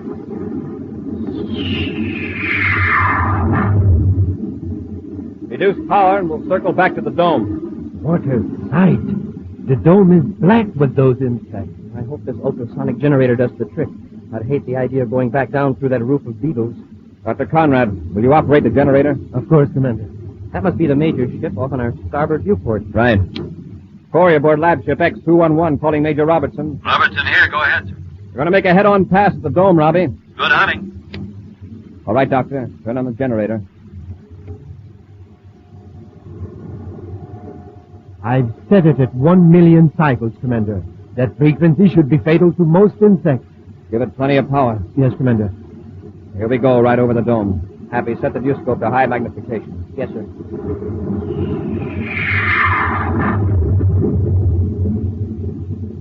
We'll circle back and make another pass. How's the viewscope setting, sir? Fine. You can see the insects quite clearly. They don't seem to be affected by the vibration. Shall I increase the frequency? Oh, wait. Look, they're dropping off the dome. Hey, they sure are. Sliding off by the thousands. It's working, Commander. Sides of the dome are nearly clear. Would you look at that? They're sliding off like a black avalanche. We'll make a couple more passes just to make sure we've got them all. Look at how they're heaping up around the base of the atmosphere shell. It's going to be some job clearing them away. The first problem is to get a crew to work sealing up those holes in the dome. Commander, this is Robbie. Yes, Robbie? More trouble. I just got word that there's a plague of those beetles on moon number 3. They've attacked the small atmosphere shell over the research station. That could disrupt the entire interplanetary communications system, to say nothing of ruining all space flight aid stations. Hey, we'd better get out there with the ultrasonic generator. It wouldn't work on that moon, Happy. There's no atmosphere to transmit the high-frequency sound of the insects. They've got to be brought under control. Smoking rockets. Well, there are 100 men on that station. They can't even be evacuated because they can't open the space locks. What's wrong with the power unit?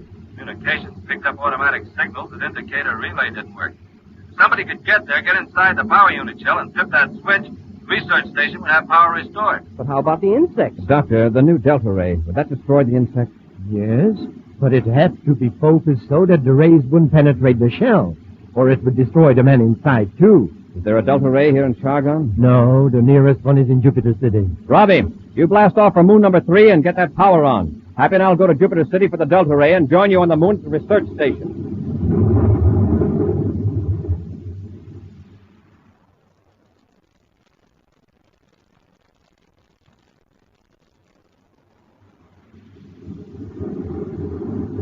There's the research station, Happy. We'll cut our speed and circle. I'll get the Delta Ray ready. Now, don't turn it on till I give you the word. Got to be sure of our focusing range. Yes, sir. Wow, look at that dome. Just like the one at Chargon. Covered with beetles. Well, there's Robbie's ship near the dome. Wonder if the Major's got the power on yet. I don't think so, or we'd be hearing from him. Just look at those insects all around the station. At least they aren't attacking the power unit, though. Major Robertson calling Commander Corry aboard Terra 5. Major Robertson calling Commander Corry. Corry here. Where are you, Robbie? In a pretty tight spot, Commander. Did you get the Delta Ray? What's the trouble? I was in my spacesuit walking toward the power unit shell when these confounded beetles attacked me. Crawled all over me. Trying to beat them off, I fell into a crevice near the power shell and I'm wedged in. We'll land and pull you out. I don't want to rush you, but these insects are eating my spacesuit. I managed to brush them off the plastic face piece, but they're all over me. Any minute now, they're going to puncture the suit. We'll set the ship down right away. Happy, get out our spacesuits and some rope.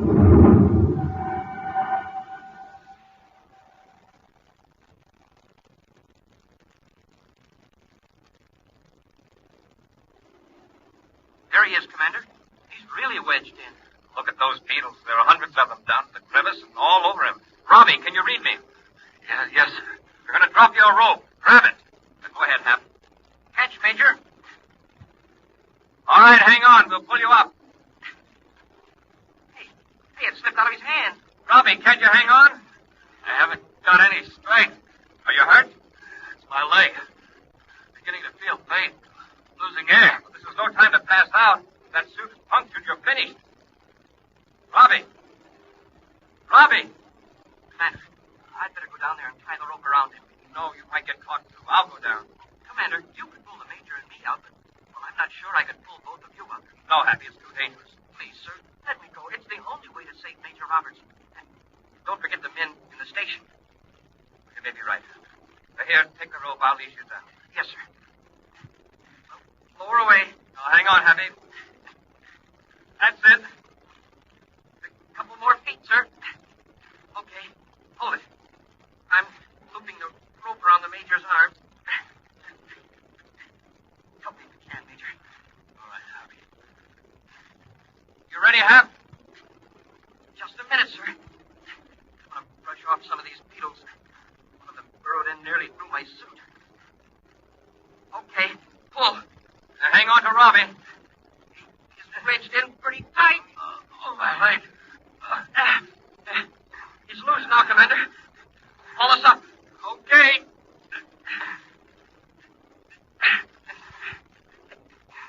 Commander, your face piece. There are beetles swarming all over it. I can't brush them off now. But they'll eat through the plastic. I can't let go of the rope till you and Robbie are out of there. We're nearly to the top. That does it. Better take the Major, sir. He's in pretty bad shape. All right, Hap. Clean off your face piece. A beetle is half buried in it. They're all over you. Yeah, I know. They're all over you, too, sir. Get to the ship quickly. We'll peel out of these spacesuits in the airlock and then turn the Delta ray on the research station shell.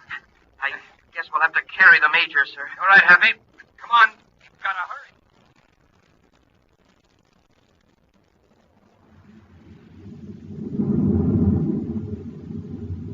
The Delta ray is focused, Happy.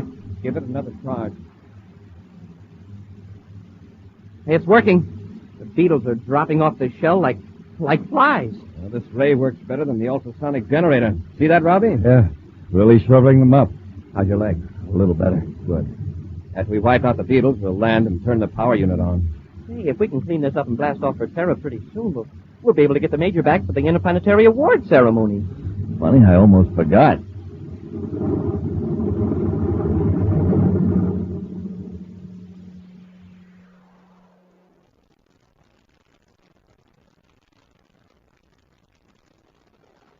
Thank you.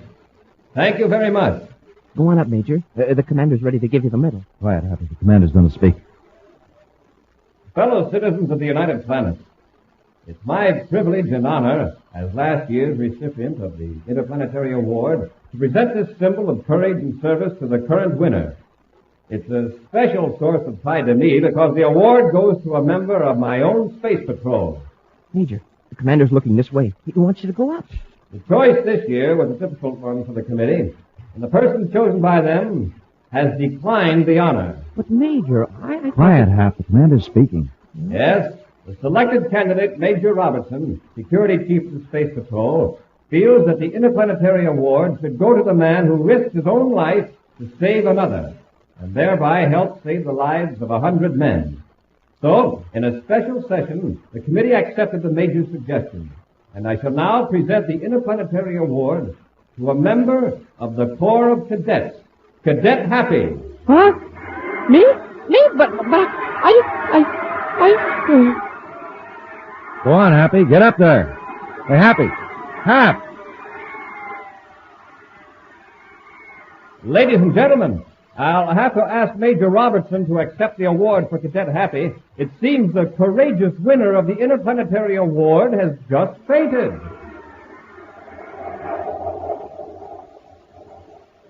An exciting preview of next week's thrilling Space Patrol adventure in just a moment. But first, gang, here it is. Here's the only way to get a pair of Space Patrol space binoculars. Now, all you do is...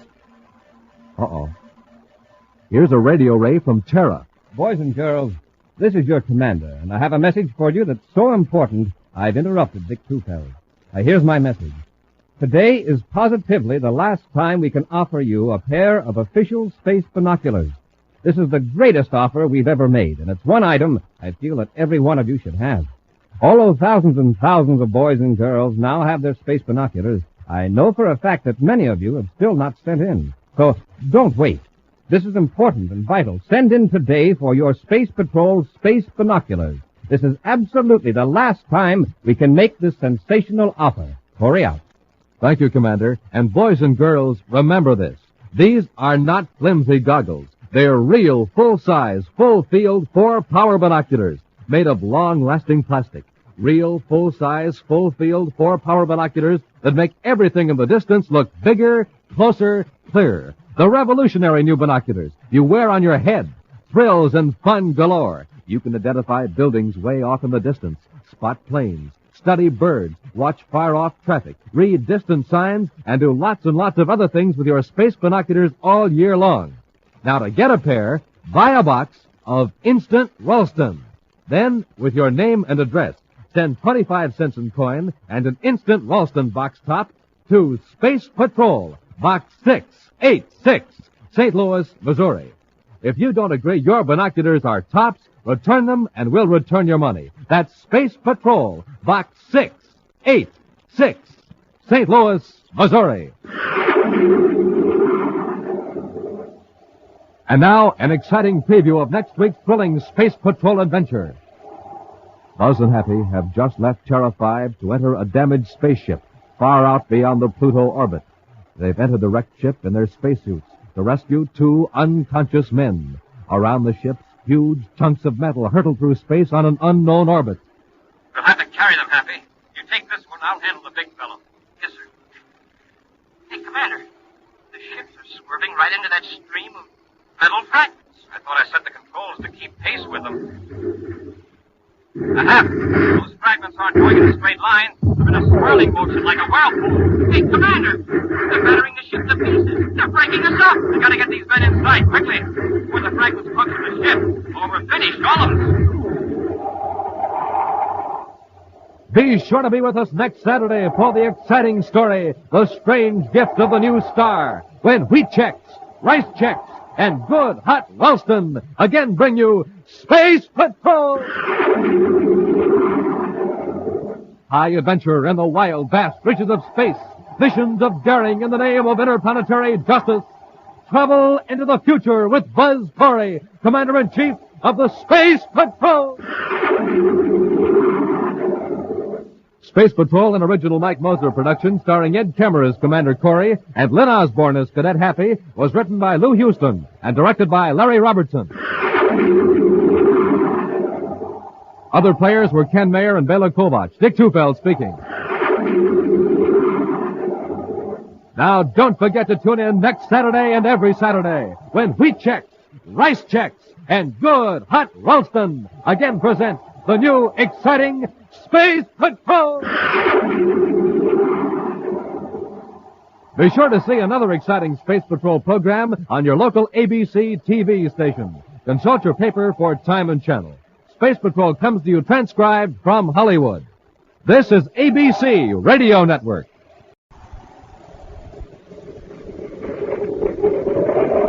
Wheat checks, rice checks, and good hot Ralston present Space Patrol! High adventure in the wild, vast reaches of space. Missions of daring in the name of interplanetary justice. Travel into the future with Buzz Corry, Commander-in-Chief of the Space Patrol! In today's transcribed Space Patrol adventure, Buzz and Happy are in an underground passage deep beneath Saturn City, attempting to capture a plutonium thief, Victor Drumlin. Drumlin has reversed the atmosphere pumps and is drawing deadly methane gas from Saturn's atmosphere into the lower levels. Protected by a shielded hideout, Drumlin refuses to surrender. That methane gas isn't going to stop us, Drumlin. We can break that door down before it reaches this level. That door is built to shield against an explosion, Corry. The kind you're going to hear in a moment. What does he mean, Commander? He's bluffing, Happy. Methane isn't explosive. It is. When mixed with ordinary air and ignited. Listen. What's that, Commander? Let's turn on the generators, Happy. If he overloads them, he'll ignite the gas and blow up Saturn City. We'll return in just a moment with today's exciting Space Patrol adventure, The Secret of Sub-Level 7.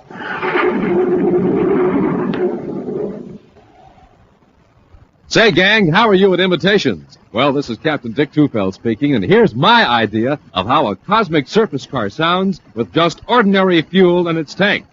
Now here's that same car with super fuel in its tank.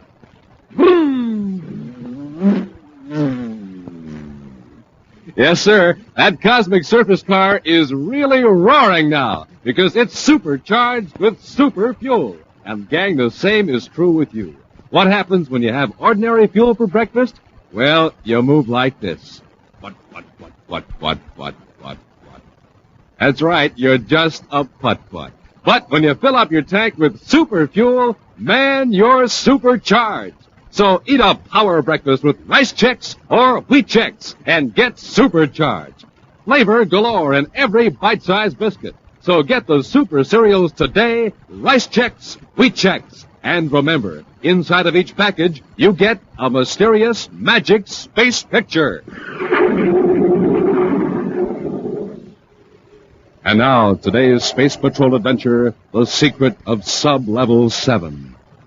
All day long, huge crowds have thronged United Planets Park on the man-made planet Terra.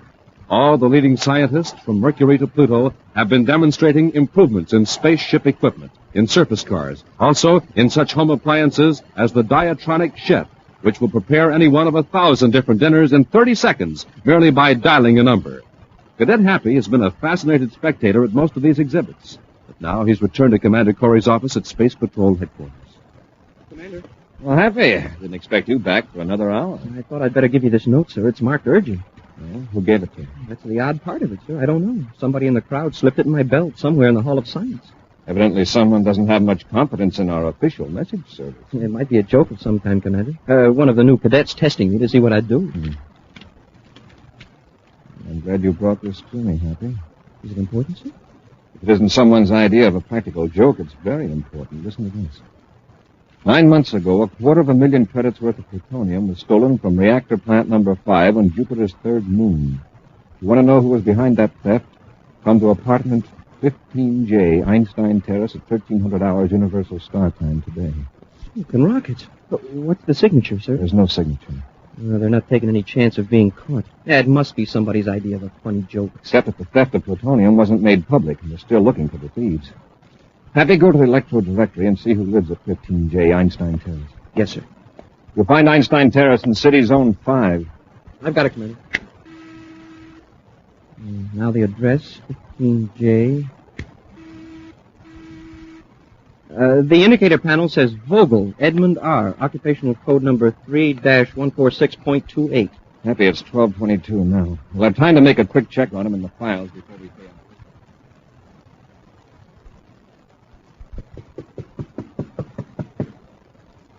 This is a pretty fancy neighborhood for a production analyst.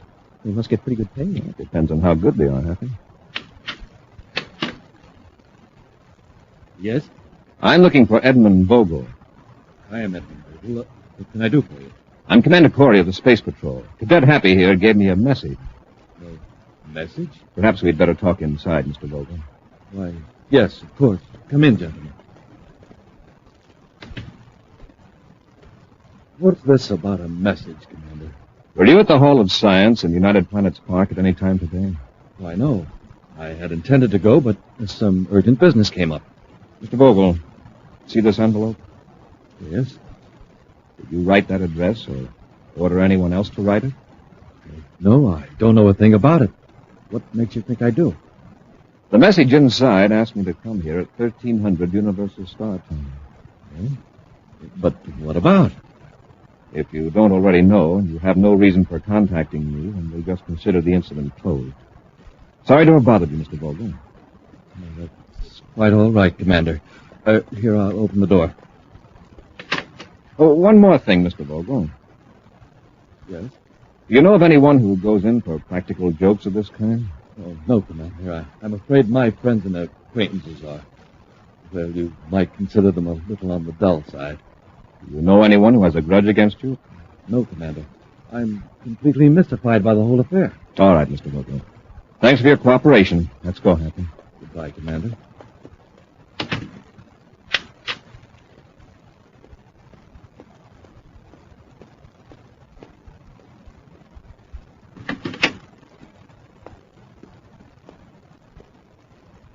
They're gone, Mr. Drumlin. I know. I heard the whole thing. Did you think I handled it very well? Yes, but you could have handled it better, Vogel, if you hadn't written that note in the first place. But I explained it to you. I needed the reward money. You haven't given me what you promised. I couldn't even find you. I got your message all right, but I couldn't risk answering them. However, I had my men watching you just in case you tried informing the Space Patrol, which was a lucky hunch on my part. I've told you I was sorry. But now that you've promised me my money and I've denied writing that note, everything's all right again, isn't it, Mr. Drummond? Yes, as long as you watch your step. I will, I promise. I'll give you the money right now. But remember this. I couldn't have taken the plutonium without the help of the information I got from you. But at the time, I didn't know why you wanted it. Yes. I'll try to make Corry believe that. Here's your money. Thank you. Thank you very much. And don't forget, this definitely makes you a party to the crime. Think that over the next time you feel like sneaking notes to one of Corry's men. It won't happen again. I'm sure it won't, Vogel. In fact, I'm...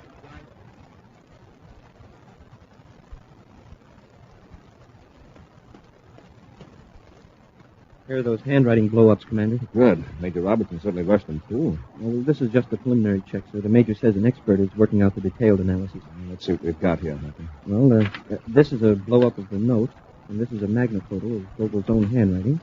And these are notations he made while working on charts and reports for his company. They seem to correspond pretty well with the letters and figures in the note you found in your bag. Major Robertson says there are at least 6 similarity characteristics. That's pretty conclusive, Happy.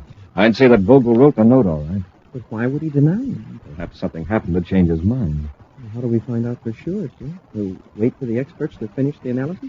There's a quicker way. We'll bring Vogel here for a brainograph test. Let's go back.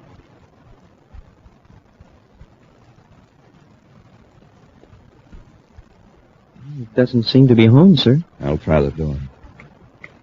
Locked. We'll use the magnet key and have a look around.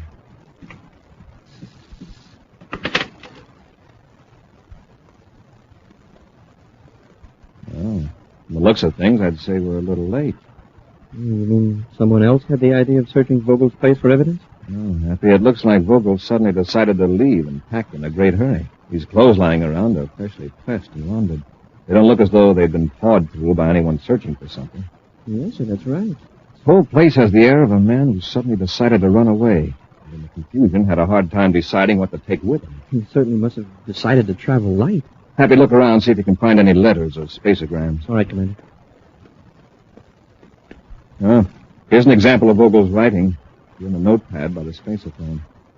They're just figures. Maybe they'll match the figures in the note. I'll take them along. Let's see. They were written in a hurry. One line has been crossed out. If we had some way of knowing what these numbers mean. Here, take a look at them, huh? Yes, sir. 59-1400, that's crossed out. And 63-1430. What do they suggest to you? Well, how about the time? 1400 and 1430 could be universal start, right? Yes, it could. It's after 1400 now. Yeah, but 59 and 63, I draw a blank on those. Vogel may be planning to leave Terra. Space Control Special Information Section. Commander Corry calling. Yes, Commander. Lieutenant Graves here. Lieutenant, are any space flights scheduled to blast off from Terra at 1400 and 1430 Universal Star Time today? I'll check with operations immediately. I want all flights, commercial and private, and their destinations. This is top priority. Be with you in a minute. I'll hang on. Happy. While we're waiting, keep searching this apartment. Somebody's at the door, sir. I'll see who it is and bring them in here. I don't want anyone to tip off Vogel that we're after him. Yes, sir.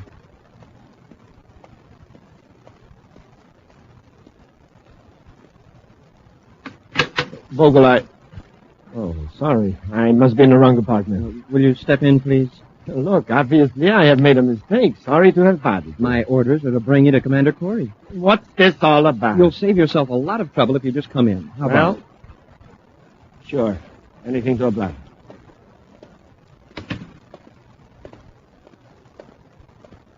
Commander's right in here. Commander, I think I'm entitled to an explanation. Are you here to see Vogel? Vogel, why... He mentioned Vogel's name when I opened the door, sir. Yes, I came to see Vogel. Where is he? That's what I want to know. Did you have an appointment with him? No, not exactly. I talked to him about doing a production survey for me. And I thought I'd drop in and clear up a few questions that have been bothering me. Who are you?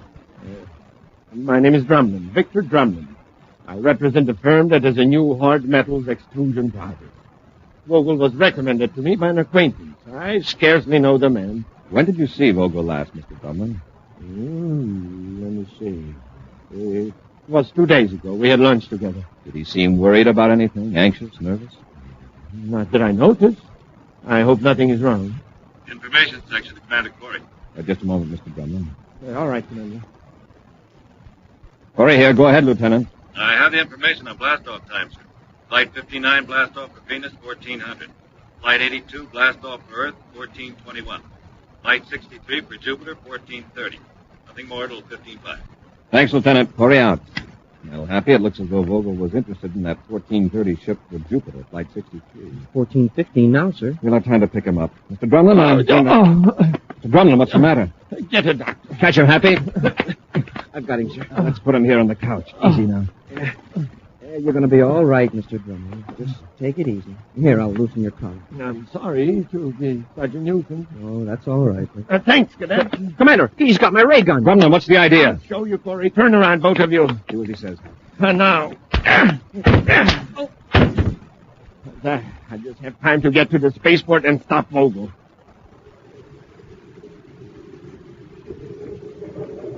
We'll return to Space Patrol in just a moment. Say, gang, ever hear the story of the boy who heard music every time he ate something that tasted real good? A piece of cake, and he'd hear drums. A dish of ice cream, and he'd hear this.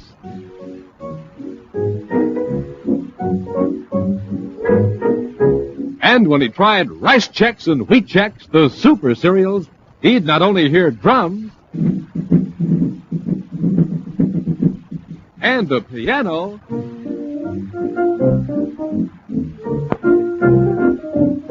he heard the whole band. And no wonder that boy heard a whole band. Chex are terrific. Rice Chex is crisp shredded rice in that modern bite-sized design.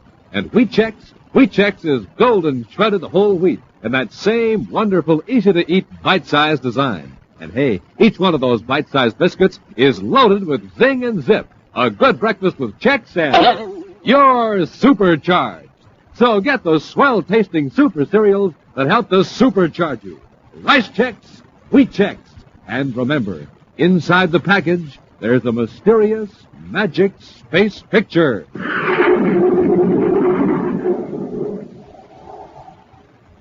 And now, back to our Space Patrol adventure, The Secret of Sub-Level 7. Buzz and Happy have been knocked unconscious by Victor Drumlin to prevent them from finding Edmund Vogel and discovering that Drumlin is the mastermind behind the unsolved theft of a large amount of plutonium from a reactor plant on Jupiter's third moon. Leaving Buzz and Happy in Vogel's apartment on Terra, Drumlin has raced to the Terra spaceport to keep Vogel from boarding a Jupiter-bound spaceship. Calmly, casually, Drumlin scans the crowded terminal, then approaches a nervous-looking man pacing near a row of public communications booths. Going away, Vogel? Mr. Drumlin, I hope you're not planning on taking the 1430 ship to Jupiter. How'd you know that? From Commander Corry. And if I hadn't interfered, he would be here now instead of me. What have you done? What have you got me into Now, take it easy. I'm here to help you. We'll blast off right away in my private cruiser. No, leave me alone. I don't want any more of this. Here, I'll give you back your money. I don't care about the money. Your behavior is attracting attention. Here, let me give you something to quiet your nerves. Don't be alarmed. It's just an electro-injector treatment. Just step inside this communication booth until it takes it. Mr. Dunn, please. I don't want to go with you. Inside this booth. There are comfortable seats for both of us. Just sit down. That's it.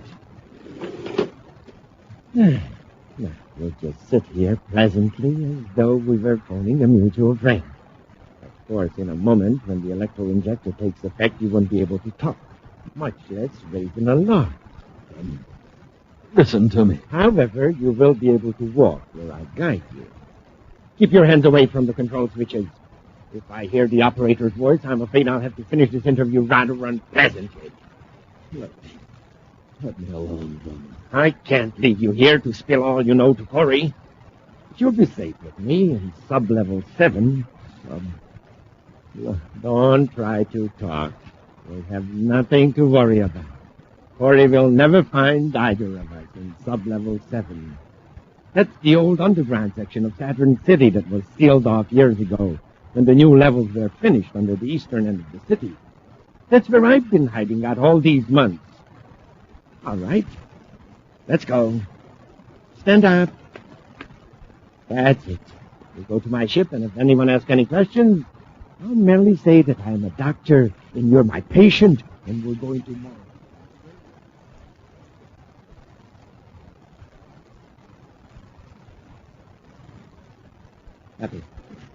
Happy. Commander, what happened? Pal Drumlin knocked us out. Head feels like a meteor hit it. We'll exchange symptoms later. Look at the time. It's 14:55. We're too late to stop Vogel. Let's hope Drumlin was too late to warn him. I'll call Space Control to hold Flight 63 when it lands at Jupiter City, and we'll get over to headquarters and see what we can find out about that.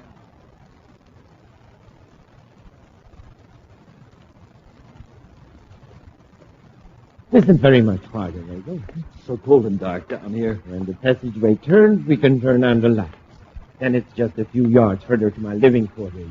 You'll find them quite comfortable. I don't like it down here. It's like being shut up in a tomb. No one will think of looking for us here. We'll have light and heat and plenty of food. All the convenience of city life, but none of the congestion. How long will we have to stay in sub-level 7? Oh, when you get used to it, it's pleasant. It's as pleasant as living on the surface of a planet. The old atmosphere plant and power plant are still in working order. The city could use them in an emergency. Now,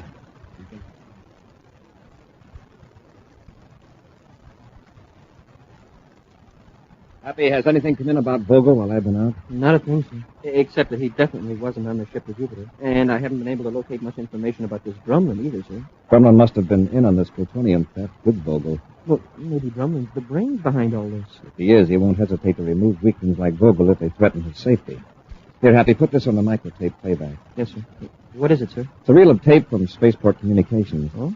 Public booth number 23 from the delayed transmission circuit. Delayed transmission, sir? It's a new service for civilian space travelers, Happy. You wouldn't come in contact with it ordinarily, since our personnel use official facilities. But in the public booths, there's a special switch that turns on a tape recording device. You give your name, the name and location of the person you want to talk to, and give the message, and then the communications operator transmit the message at a later time. Oh, I see. Oh, like if a man has to make a space trip in a hurry and his wife isn't home, he goes into a booth, presses a switch, and says, "Myrtle, this is Joe. You weren't home when I called. Had to go to Venus on business. Be back Friday." Now, that's the idea. This particular tape you're queuing up caused a problem. There was no information indicating where it was to be relayed, but luckily the operator checking the tape recognized a couple of names. All right, turn on the playback. Yes, sir. Let me over. Don't try to talk. You have nothing to worry about. Corry will never find either of us in sub-level 7. That's the old underground section of Saturn City. It was sealed off years ago when new levels were finished under the eastern end of the city. That's where I've been hiding out all these months. All right, Vogel. Let's go. Stand up. That's the end of it, sir. It's Vogel and Drumlin, all right.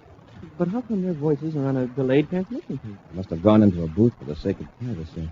By the tone of Vogel's voice, he wasn't too happy about it. No. Either one of them accidentally kicked the switch that turned on the recorder, or Vogel managed to kick it on without attracting Drumlin's attention. They're in Saturn City. Down in the 7th level. Well, we can space it from Saturn City and have them surrounded in no time. Yes, if we didn't care about what happens to Vogel. Huh? Drumlin wouldn't hesitate to get rid of Vogel if he thought he could escape by himself. Drumlin probably knows that ancient underground section of Saturn City better than anyone. Oh, you're right, sir. Well, what do we do? We'll blast off to Saturn City and contact the city engineer. We'll get maps of the old underground region. Then you and I'll go down there and look. Mr. Drumlin, Yes, Lord. how long are you going to stay in this awful place? I've asked you 100 times. I know you have, and I'm getting sick of it. Shut up. Then tell me. All right. I will. If you had any sense of gratitude, or any sense for that matter, you know I brought you here to spare your life. Space Patrol wouldn't destroy me. No. But if I knew the Space Patrol had a chance of capturing Mr. Drumlin, why? you're a weakling, Vogel. You tell everything you know about me if Corry pointed a finger at you. But I didn't. How about yesterday in my apartment? Yeah, you got rid of Corry for a while. Because you knew I was in the next room, ready to blast both Corry and you if you spilled a thing. But you didn't have the brains to deceive Corry completely. But I can't spend the rest of my life cooped up in this sub-level 7. I'm tired of listening to your whining, Vogel. I understand this. You live in sub-level 7 or not at all. On the surface of any planet, Corry could find you. I'd be finished. So make up your mind to live here or not at all. There must be some other solution, Mr. Drummond. I'll go crazy down here. I'm used to using my mind, figuring, planning. Down here, there's nothing to think about. Shut up!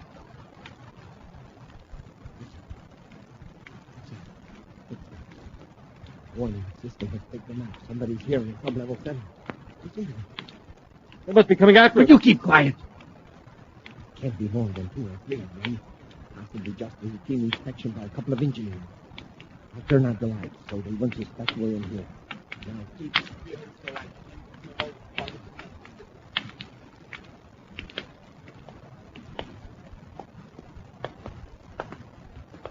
We must be getting close to me. Yes, according to the chief engineer, the most likely place for Vogel and Drummond to hide out. The old engineering living room. It's right around this next turn. What do we do? Rush them? That'd be our best bet. Draw your ray gun. Ready, sir. Yeah. The door to the living quarters is just a few yards around the corner. Let's get them. All right, Corry. Hold it. Hold it right where you are. Better go back the way you came, Corry. You can't get on. Go on. Get going. Drummond, can you hear us? You bet we can hear you. Then listen. All the entrances to the upper levels are guarded. You're trapped. If you don't believe me, just try to escape. Listen, I know ways out of this sub-level region that the engineers don't know about. You're the one who's trapped. Listen. Do you hear that, Corry? Yes. Those are the old atmosphere pumps. Right now, they're pumping raw ammonia and methane into the lower levels and separating the methane. Cut them off, Drumlin. I'm coming through that door. I wouldn't try it. That door is built to shield against an explosion. The kind you're going to hear in a moment. What does he mean, Commander? He's bluffing, Happy. Methane isn't explosive. Neither is ammonia. Not by themselves. You couldn't explode raw Saturn atmosphere. But, Commander, I'm pouring pure methane into the lower levels. And I'm going to explode that methane. I'm going to ignite it. Even if you could, you wouldn't be such a fool. You'd blast all these lower levels apart. That's right. And I can do it. Listen. Hear that, Corry? Drumlin, what are you doing? Those are the old generators. I can overload them. Somewhere in the lower levels, something will blow out. The spark will ignite the methane. Drumlin, listen to me. You'll blow yourself up. No, I won't. You and the cadet will get it first. Then the explosion will spread through the lower levels. There'll be panic up above. On the surface, and I can escape. Who's going to worry about capturing me and Vogel when the whole city's exploding on the ground? Turn off those generators! Commander is blowing up. Unless we turn those generators off, he'll blow up the entire city. That was the 10th sub-level. It's only a matter of seconds. Come on, Happy. Let's charge that door. What's more, Happy? I'm increasing the power, Corry. With all your weight now, Happy? Yes, sir. They're broken in. Run for it, Vogel. I'll get running, Happy. You turn off the generator. Yes, sir. You're too late, Corry. Nothing you can do that. Need some help, Happy? I found the switches, sir. There. Well, that does it, Happy. The danger's over. I'll handle Drumlin. You hold Vogel. Yes, Commander. Commander, this man Drumlin threatened my life. He forced me into the whole thing. He stole the plutonium. Yes, Vogel. When we get back to Terra, you can write us another note. And this time, Vogel, do us a favor, will you? Sign your name. An exciting preview of next week's Space Patrol adventure in just a moment. This is Cadet Happy, gang. I just saw a top priority bulletin from communications. You know what it said? It said there isn't much more time to get a projectoscope because the offer soon ends. Jump in Jupiter, you just can't be without a projectoscope. Why, it's terrific. It's shaped like a rocket ship, the Commander's rocket ship, and it's 6 inches long, and it's made of plastic, and it's blue and yellow, and it's got 4 big tail fins and a radar antenna, and gosh, I'm running out of breath because the projectoscope is just so wonderful I can't tell you about it fast enough. You better take over, Captain Tufeld. I'm grounded. Well, gang, while Half catches his breath, let me tell you about all the fun you can have with your projectoscope. First, you can show pictures on the wall with it. Comes with film containing 4 Space Patrol adventures, 24 pictures in all. Put this film in your projectoscope, blacken the room, push the radar antenna, and a picture flashes on the wall.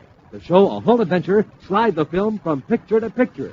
It's a swell signal light, too. It flashes on and off, quick as a wink. Also, it throws a steady beam of light so you can also use it like a regular flashlight. Now, remember that bulletin Hap mentioned? This offer will soon end. So, gang, send for your official Space Patrol projectoscope today. Buy a box of rice checks or wheat checks.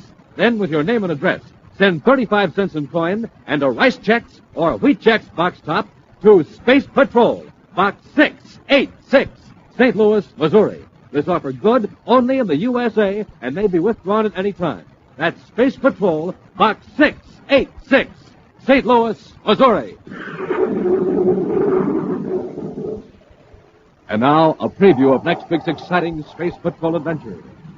Buzz and Happy are in a private space cruiser heading toward Jupiter, when suddenly...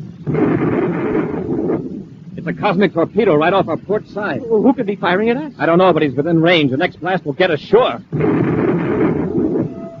He hit us that time, sir. The power's gone. That's not all, Hap. The hull is punctured. We're losing all our air.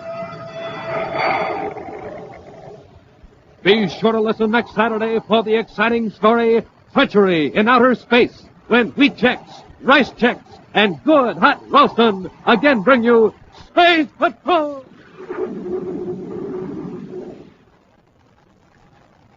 Special bulletin for boys and girls in Dayton and Columbus, Ohio, and Baltimore, Maryland. Buzz Corry's own space battle cruiser, the Ralston Rocket, will be in your area next week. Don't miss it. The Ralston Rocket. Space Patrol, an original Mike Moser production starring Ed Kemmer as Commander Corry and Lynn Osborne as Cadet Happy, was written by Lou Houston and directed by Larry Robertson. Other players were Ken Mayer and Bella Kovach. Dick Tufel speaking. Now, don't forget to tune in next Saturday and every Saturday when wheat checks, rice checks, and good hot Ralston again present the new exciting Space Patrol! And be sure to see another exciting Space Patrol program on your local ABC television station. Consult your local paper for time and channel. Space Patrol came to you transcribed from Hollywood. This is ABC Radio Network.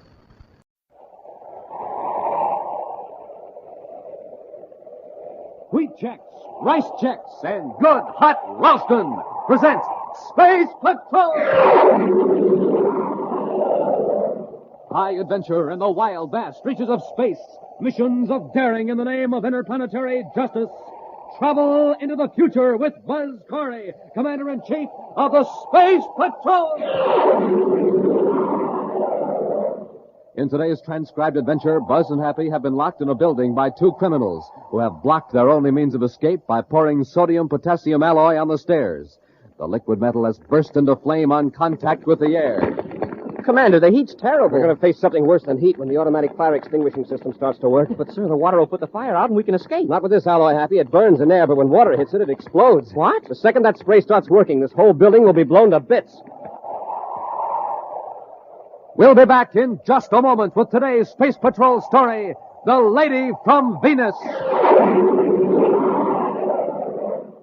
Space Patroller Dick Tufel, gang, speaking to you from an atomic power plant on Mars. They're having trouble getting power, but I think I've found the trouble. Now, listen to this main power generator. Sounds pretty weak, doesn't it? My guess is this. They've been using ordinary fuel. So let's see what happens when I put in this super fuel. Wow, listen to that power now. Supercharging does it. And gang, when you roll out of bed in the morning, you're just like this generator. You need fuel because you haven't had any for about 12 hours. But listen, don't settle for ordinary fuel. Get supercharged like Buzz Corry does with a good breakfast. Eat the super cereals in the checkerboard packages.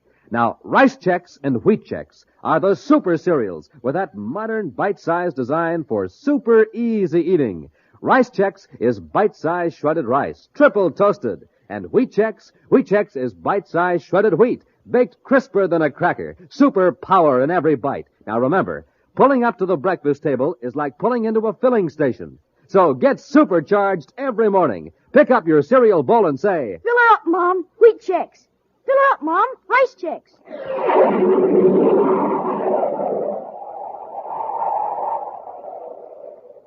In Commander Corry's central office on Terra, a tall, middle-aged man anxiously paces the floor while Cadet Happy checks the Space Patrol search mission reports.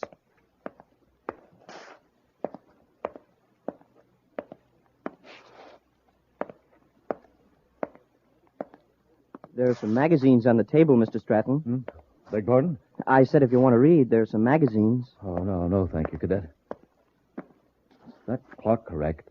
Yes, it is, Mr. Stratton. Are you sure? It's a uranium clock, sir. It gives the correct universal star time within a millionth of a second. Commander Corry did say 10:30, didn't he? Yes, sir. It's 10:40 now. Oh, here's the commander now. Sorry to keep you waiting, Mr. Stratton. Oh, that's all right, Commander. The Secretary General and the staff have gone over your application and the reports of the Commission. Yes? It's been approved. You can go ahead with that atomic power plant. Oh, splendid. These papers authorize you to obtain fissionable materials for your atomic breeder reactor. Thank you. I suppose you're blasting off to Venus right away and get your plan into operation. Oh, I have a few matters to clear up first in my Terra office. Goodbye, Commander. And, Cadet, thank you for your courtesy. Well, that's all right, Mr. Stratton. Goodbye.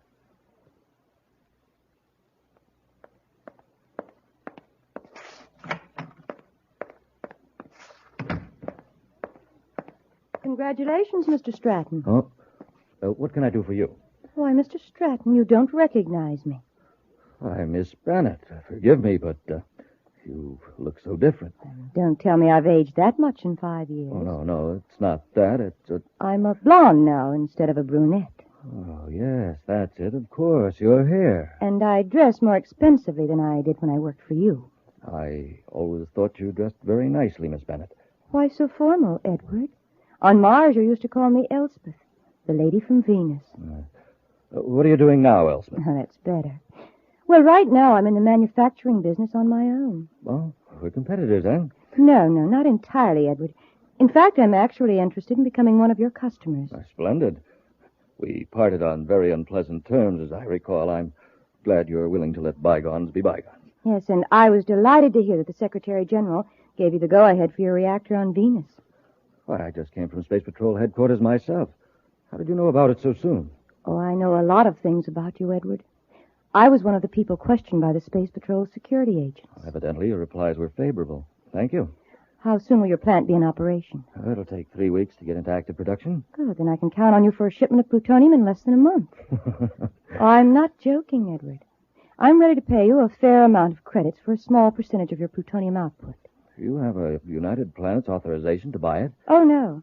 That's why I have to get it from you. But I can't sell it to you. I can sell you power, but not plutonium or other fissionable materials. It's illegal. Stratton, how long do you think you'd be permitted to operate that plant if I should go to Space Patrol with certain evidence? Evidence of those shady deals on Mars 5 years ago? You know I had nothing to do with those. You engineered them behind my back. Yes, but the evidence I have still points to you, not to me. I've been keeping it, Edward, for just such an opportunity as this. You know I've got to account for every ounce of plutonium. Surely you can find some way to get around the regulations. You want to keep that plant, don't you? That's blackmail, Elspeth. Blackmail? When I'm paying you for the plutonium? Well, that's unfair. I never thought you'd stoop to anything like this. You'll send the plutonium to the Elbin Company on Mars. There's a fake company I've organized to receive certain illegal materials. So you're operating on Mars? No, I just want to be sure the plutonium's hard to trace. For your protection as well as mine. I'm still the lady from Venus. So I'll see you in a month. Remember, I'll be expecting my shipment in a month. Goodbye for now, Ed.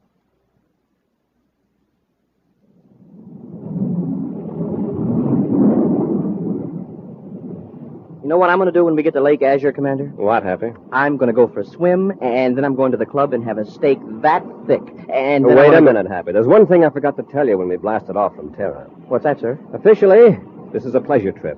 Unofficially, we're on official duty. Huh? I'm all confused. You remember the man Stratton who was in my office about a month ago? The fellow who was authorized to operate an atomic reactor plant on Venus? Oh, yes, sir. I remember Mr. Stratton. He ought to be producing by now. He's in some sort of trouble. We're going to Lake Azure and see if we can clear it up. What kind of trouble? Well, he's afraid to tell me by spaceophone, so I arranged to visit him at his cottage on the north shore of the lake.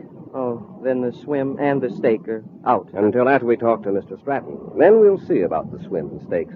Because in the long run, I want to be sure that everybody thinks we're visiting Venus for pleasure.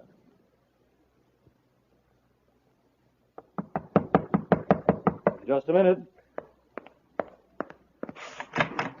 Oh, Elspeth. Yes, Edward. I heard you were resting here at Lake Azure after getting your plant into operation, so I thought I'd pay you a visit. Well, aren't you going to ask us in? Mr. Stratton, this is my assistant, Ivan Almond. How do you do? Hello. Don't shake hands with him, Edward, or Ivan will think you don't like him. He's very sensitive. Yeah. Shake, huh? Oh, easy, Ivan. Mr. Stratton will probably need his right hand to correct a little mistake he made. Mistake? Yes. One of our representatives inside your plant informed us that you shipped a crate to the Elben Company on Mars yesterday. That's right. I did. I followed your instructions. Yeah, except you didn't put plutonium in the crate. What a waste of time and money it would be for us to pick up that crate of worthless metal and haul it back to Venus. Oh, worthless metal? Yes. So I brought Ivan with me to persuade you to correct this oversight. You like me to work him over, Miss Bennett? Well, that's up to Mr. Stratton. Yes, I'll correct the oversight. Good.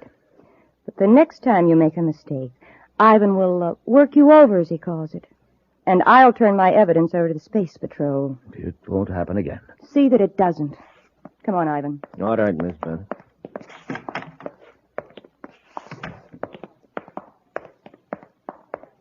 All right, Ivan. Let's get back to their water cruiser.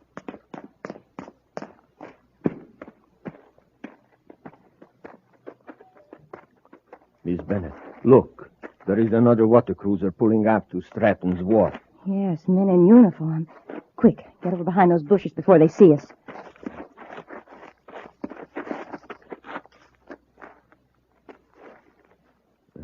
From here, they look like Space Patrol men. It's exactly what they are. It's lucky we beached our cruiser down at the cove. What are they coming here for? We're going to find out. Get in the bushes. We can watch from here. Hadn't we better get to the cruiser and shove off? Wait, Ivan.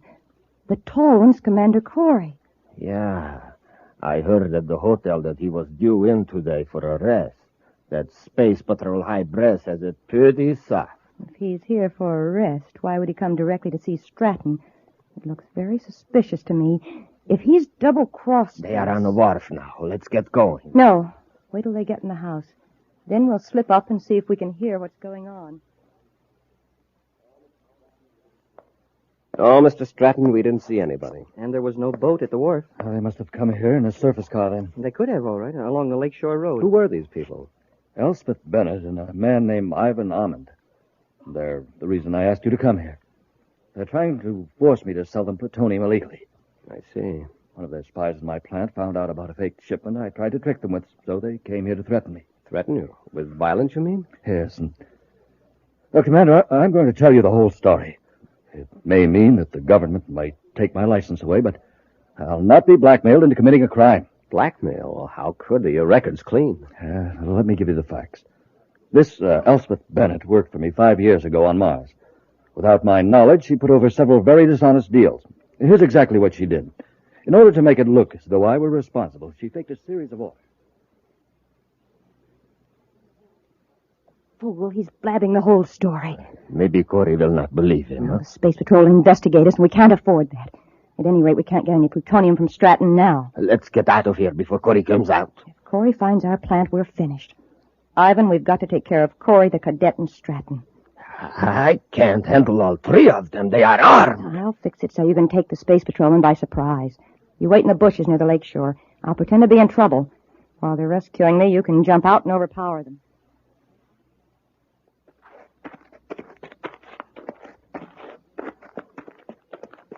You know, Commander, somehow I think Mr. Stratton was telling the truth about being framed. Well, so do I, Happy. If he weren't thoroughly honest, he could have sold radioactive materials illegally. Yet he's willing to risk losing his plant. Help! Help! Commander, listen. It's a woman. She's fallen into the lake. Come on, Happy. Save me, I can't swim! We're coming, lady. Here, I'll jump in, sir. Now, wait, Happy. She isn't far out. Grab the end of this stick. That's it.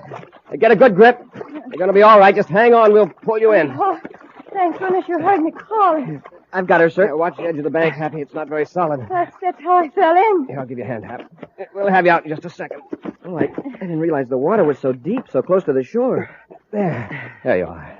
Now, don't try to get up for a while. Just rest. And you rest too, Corry! Hey, what's the big idea? I got them both, Miss Bennett, just like you said. Well, there's no time for gloating, Ivan. Go in the house, get Stratton, and bring him out here. Maybe I'd better finish Corry and the cadet now, huh? Give Stratton a chance to get away? No. Somebody's going to find 3 bodies here by the lake. Corry, the cadet, and Stratton. And they'll find the evidence against Stratton in Corry's pocket. Yeah, but the evidence is fake. Well, of course it is, but no one will suspect it. It'll be obvious to everyone that Stratton did away with him to keep from being exposed. How are you going to explain Stratton? Why, Corry wounded him in the fight. Now, get Stratton. Suppose the cadet come too while I'm gone. Either one of them moves, this heavy stick will take care of them.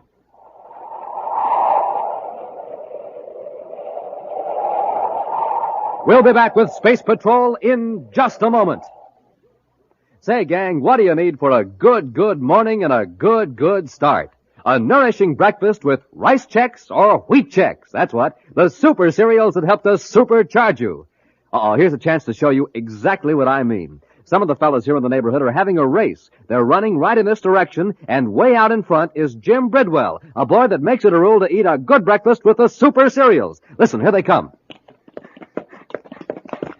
And let me tell you, Jim is going to win because he's supercharged. I won! There, Jim did win, which just goes to show you that to be a winner, you have to eat a winner's breakfast. So latch on quick, gang, to Rice Chex and Wheat Chex, the super cereals that help to supercharge you. Hi, Space Patroller. Hi, Jim. Nice job of running you did there. Supercharged, that's me. That's what I was telling the gang, that you eat the super cereals. Sure do. Rice Chex and Wheat Chex. You just can't find another cereal like them. Right you are, because they're the only modern bite-sized cereal anywhere. And talk about delicious. Boy. Get them today, Space Patrollers. Rice Chex, Wheat Chex.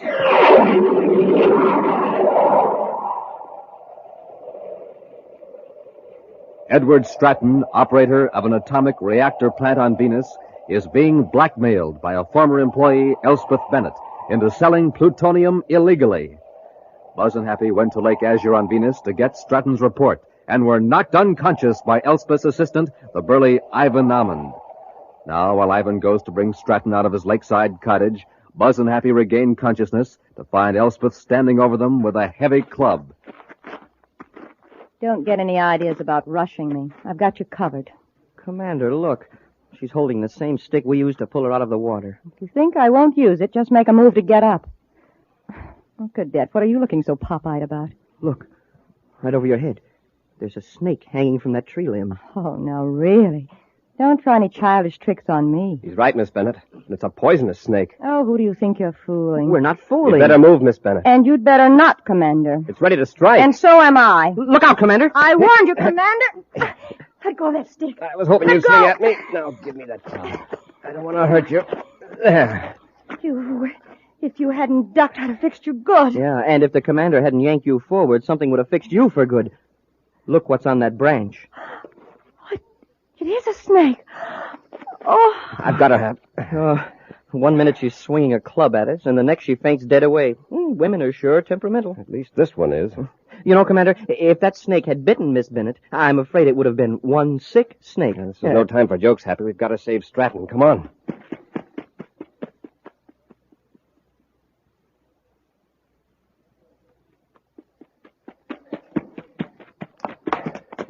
I hope we're in time. Commander. Stratton, are you all right? Yes, I'm all right. Where's Ivan? He saw you coming, hit me, and then ran out the back door. Stratton, Miss Bennett is out by the lake. Watch her till we get back. Come on, Happy. Let's see if we can pick up Ivan's trail.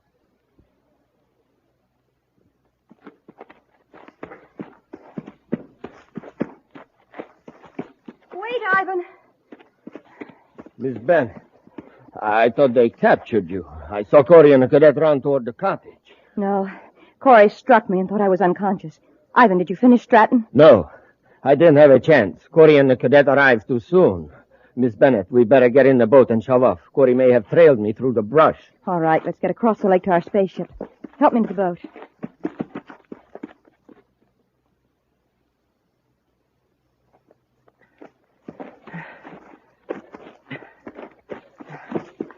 This brush sure is thick. Yes. Some of these small branches are broken.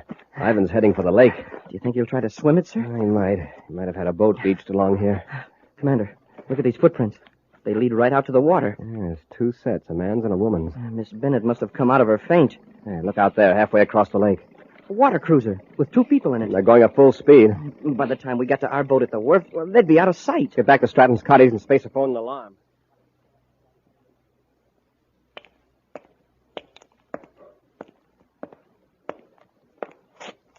I'm sorry that Bennett woman got away. I got to the lake shore, she was gone. Don't worry, Mr. Stratton. The commander's alerting the lake patrol. She won't get very far. I think she was planning to destroy us all in cold blood.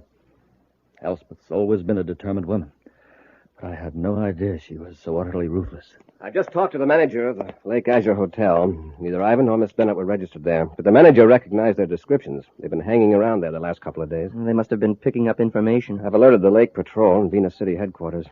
Mr. Stratton, do you have any idea where Miss Bennett's factory is? No, other than she hinted at somewhere here on Venus. So what's the name of it? I don't even know that.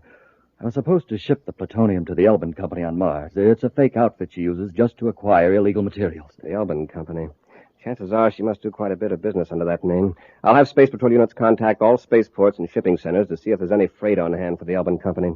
Mr. Stratton, you'd better come with us to Venus City. Until we capture Elspeth Bennett and Ivan, your life is in danger.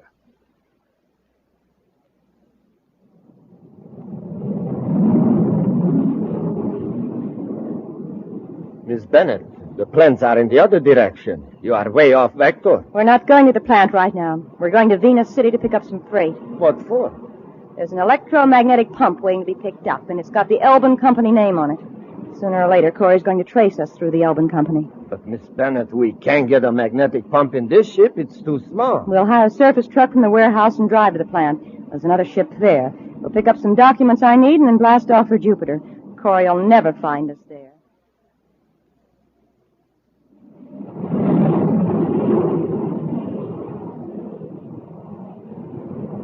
We're about 2 minutes out of Venus City, sir. Shall I contact Space Control? I'll handle it, Happy. Space Patrol Headquarters, Venus City, calling Commander Corry. Corry here, go ahead. Commander, we've already got a development on that Elbin Company checkup. Good, let's have it. Warehouse number 3 has had a large piece of machinery on hand assigned to the Elbin Company. An electromagnetic pump was picked up just a few minutes ago. Does anybody at the warehouse know where the Elbin Company is located? Not exactly, but from other dealings, they think it's southeast of Venus City, out toward the Topaz River.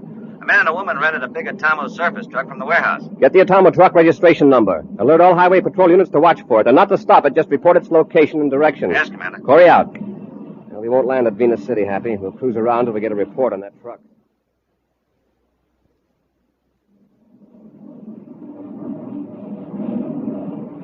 I've got the Atomo truck in the viewscope, sir. It's the only vehicle on the highway for miles. Yeah, that must be it, then. Check that chart of the Topaz River region. Yes, sir.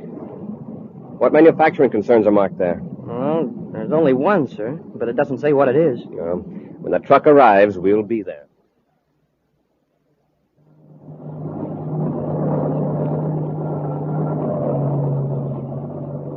You know, Miss Bennett, I've got to admit I didn't think much of this planet first.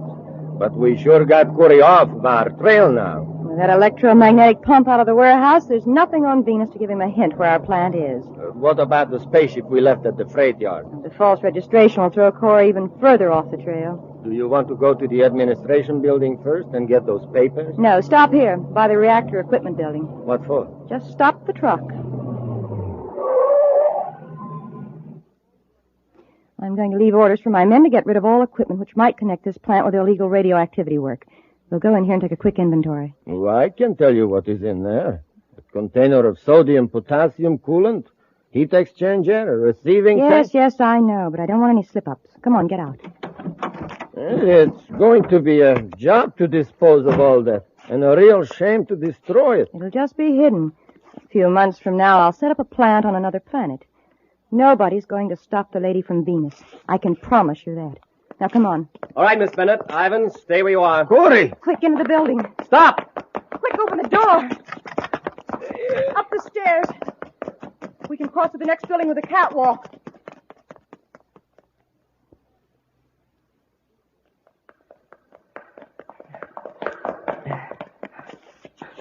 There they go, sir. Up the stairs. Come on, let's get them. Ivan, open the door of the catwalk. It's stuck. They're coming up the steps. Stop. You're cornered. Better come down. Ivan, those big containers. Roll them down the stairs. Okay. Better get off the steps. Watch it, Commander. Duck, Hap.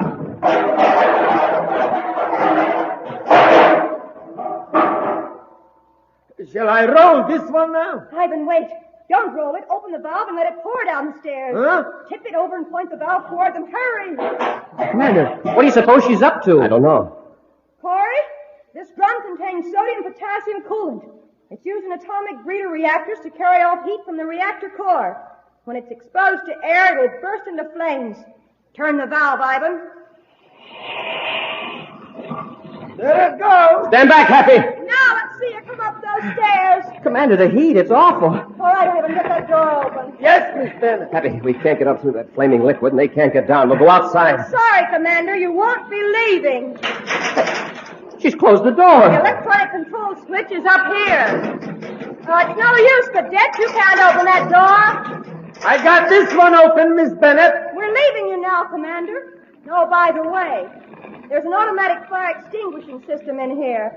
In a minute or two, water will be sprayed all over that sodium-potassium alloy. And that's your life. Come on, Ivan, we haven't got much time. Hey, did you hear that, Commander? The sprinkling system will put the fire out. And if it works quickly... If the sprinkling system starts, we're finished. Huh? This coolant has to be kept in a closed, airtight system. It burns in there, but when water hits it, it explodes violently. All these containers will blow up. Commander, we've got to get out of here. Now, look, there's an electronic hoist. A chain runs up to that pulley fastened to the beam. That hoist will lift us high enough we can swing over to the balcony and get out the way they did. Grab the hook, I'll throw the switch. Yes, sir. Get a good grip. I'll hold the chain and kick the switch with my foot. Hey, it's working, sir. We're going out. Start swinging. When we're level with the balcony, jump. Yes, sir. Hey, the sprinkling system. It started to work. Let's hope the water doesn't hit that coolant till we get out of here. Jump, Happy. Quickly, out the door across the catwalk.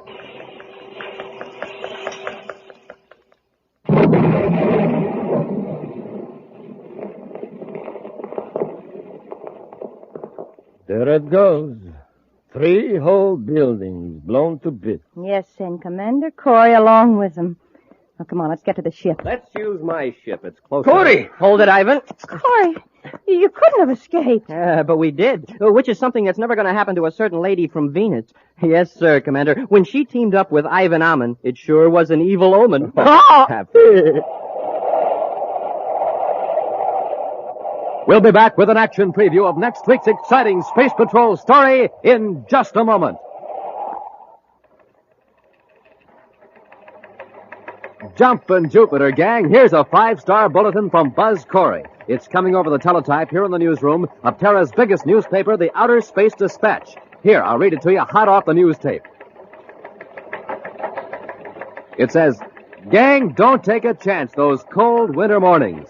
Get a start for the day that keeps you moving. Eat a breakfast that whips you into action. A good breakfast with good hot Ralston, the hot super cereal that helps to supercharge you. That's Instant Ralston, the delicious wheat cereal. Remember, I can't take a chance. I have to get supercharged every day. That's why I eat a good breakfast with Instant Ralston, a breakfast that supercharges me. You can't take a chance either, boys and girls, so my advice to you is this.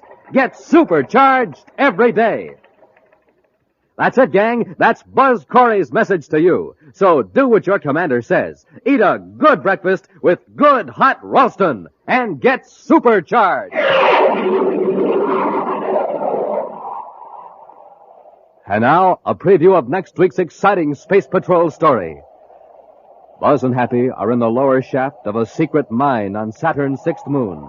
As they wade through the water of the partly flooded shaft, sound filters down through the mine. Happy, listen. Yeah, sounds like a motor of some kind. It must be back outside the opening. The mine's pump engine. Pump? Oh, automatic, I guess, yeah. When the water reaches a certain level, it cuts on. Hey, wait a minute. Look at the water level against the wall of the shaft. Watch it. It looks like it's rising. That pipe. It isn't drawing water out, it's forcing it in. Happy, somebody at the mine opening reversed the pumps. They're trying to drown us. Be sure to be with us next Saturday for the exciting story, The Last Voyage of Lonesome Lena, when wheat checks, rice checks, and good hot Ralston again brings you Space Patrol! And now, a message from Commander Buzz Corry. Boys and girls, to donate blood, you have to be at least 18 years of age. But to be a Space Patrol blood booster, well, age doesn't matter. I need all of you, and all of you can join. Our job is to get more people to donate blood to the Red Cross. It's a swell way to help your country, and we have a lot of fun doing it. So how about it? How about joining my Space Patrol blood boosters today? Space Patrol, an original Mike Moser production starring Ed Kemmer as Commander Corry and Lynn Osborne as Cadet Happy, was written by Lou Houston and directed by Larry Robertson. Other players were Bela Kovach, Ken Mayer, Virginia Hewitt, and David Duval. Dick Tufeld speaking. Now, don't forget to tune in next Saturday and every Saturday when Wheat Chex, Rice Chex, and Good Hot Ralston again present the new, exciting Space Patrol! And be sure to see another exciting Space Patrol story on your local ABC television station. Consult your local paper for time and channel. Space Patrol comes to you transcribed from Hollywood. This is ABC Radio Network.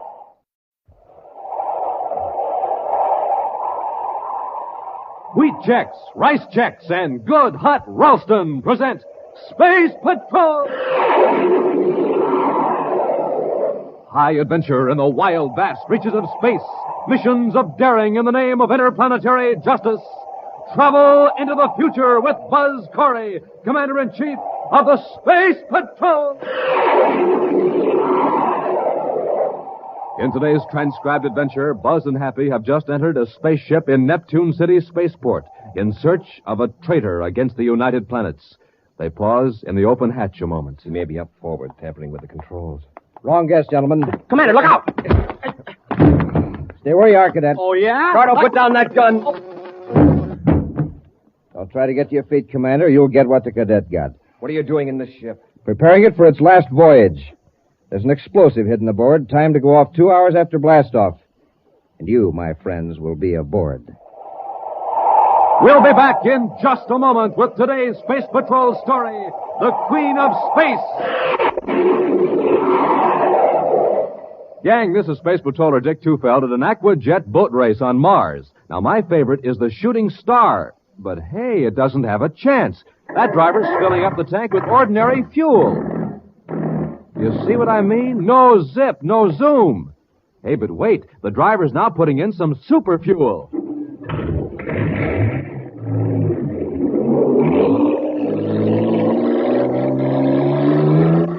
Wow, look at the Shooting Star go. Bound to be a winner now because she's supercharged. Supercharged with super fuel. Now, you want to be a winner, too, don't you, gang? You bet. In sports, in school, in everything you do. Well, then remember the story of the Shooting Star. Ordinary fuel, ordinary start. Super fuel, super start. So don't wait. Get supercharged.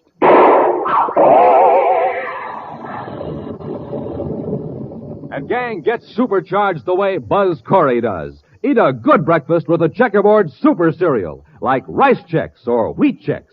Some cereals, yes, sir. If you want flavor, just get Chex. If you want something different, just get Chex. C-H-E-X, Chex. Right for a bite because they're bite-size. Get them at your grocer's today in the red and white checkerboard package. Rice Chex, Wheat Chex. The bite-size super cereals that help to supercharge you. Commander Corry, Cadet Happy, and Tonga, Assistant Security Chief of the United Planets, are on the planet Uranus to investigate a series of accidents that have occurred to passenger ships. In the chart room of the Space Patrol office, Buzz is briefing Happy and Tonga. You two have made a lot of flights between the outer planets, so I don't have to impress on you the tremendous distances involved. No, sir. And you know that here in Uranus, we're outside the orbits of 7 of the 10 planets of the solar system. And yet we're barely halfway between the sun and Pluto. That's right. Now, everyone realizes that the companies running freight and passenger ships between Uranus, Neptune, and Pluto are working under handicaps. Yeah, the long hauls cut down on their profits. Right. A freighter could make 16 trips from Earth to Mercury, for example, while other freighters make only 1 trip from Neptune to Pluto. But that doesn't explain all these accidents on the outer planet runs. No, it doesn't, Tonga. At least not entirely. Unless the companies are cutting down on safety checkups to save money. Robbie and I thought that was the explanation at first. However, it's a pretty short-sighted company that would cut corners on inspections, especially when it keeps losing ships like Spaceways Incorporated. Now, one good thing, no passengers have been lost. No, not yet. It's our job to find out what the trouble is before any human lives are sacrificed. Well, from the reports, Spaceways Incorporated have had most of the accidents. Yes. Of course, they are a new concern. They haven't had the experience that transorbit lines have had. Commander, isn't Transorbit operated by a woman? Yes. And she's a very capable manager, according to all reports. Her name is Jonah Fenton. Well, I thought Transorbit just handled the inner planet surface. Yeah, they did until recently. But now they have half a dozen ships on the runs between Uranus, Neptune, and Pluto. Have they been having trouble, too? A little, but not nearly so much as Spaceways. Now, our regular Space Patrol inspectors haven't been able to find the source of the difficulty. So we're going to do a little undercover work. That's where you come in, Tonga. Yes, Commander. You'll pose as a writer for a magazine, gathering material for a series of articles on living conditions on the outer planets. Good. Then I can make trips from planet to planet without arousing suspicion. Yes, it'll give you a chance to observe conditions around spaceports and watch the personnel. What do you and I do, Commander? Well, for the time being, we'll just make routine inspections of Space Patrol bases and keep in touch with Tonga. How do you want me to contact you, Commander? Use your miniature spaceophone. Keep it with you at all times. I will. And don't use it when there's anyone around. When do I start? Immediately. There's a Spaceways passenger ship leaving Uranus for Pluto in the morning. Be aboard it. Right, Commander. Happy now blast off in Terra the 5th a few hours after your ship leaves.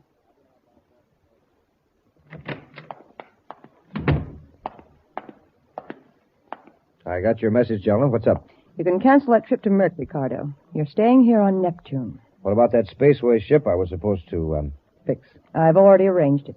Oh, what happens this time? Does the oxygen reclaiming unit give out? No, we won't use that one again for a while. I've got a better one. Yeah? What? The orbit computer. It's been tampered with, so it'll give the wrong vector. Oh, that's not so serious.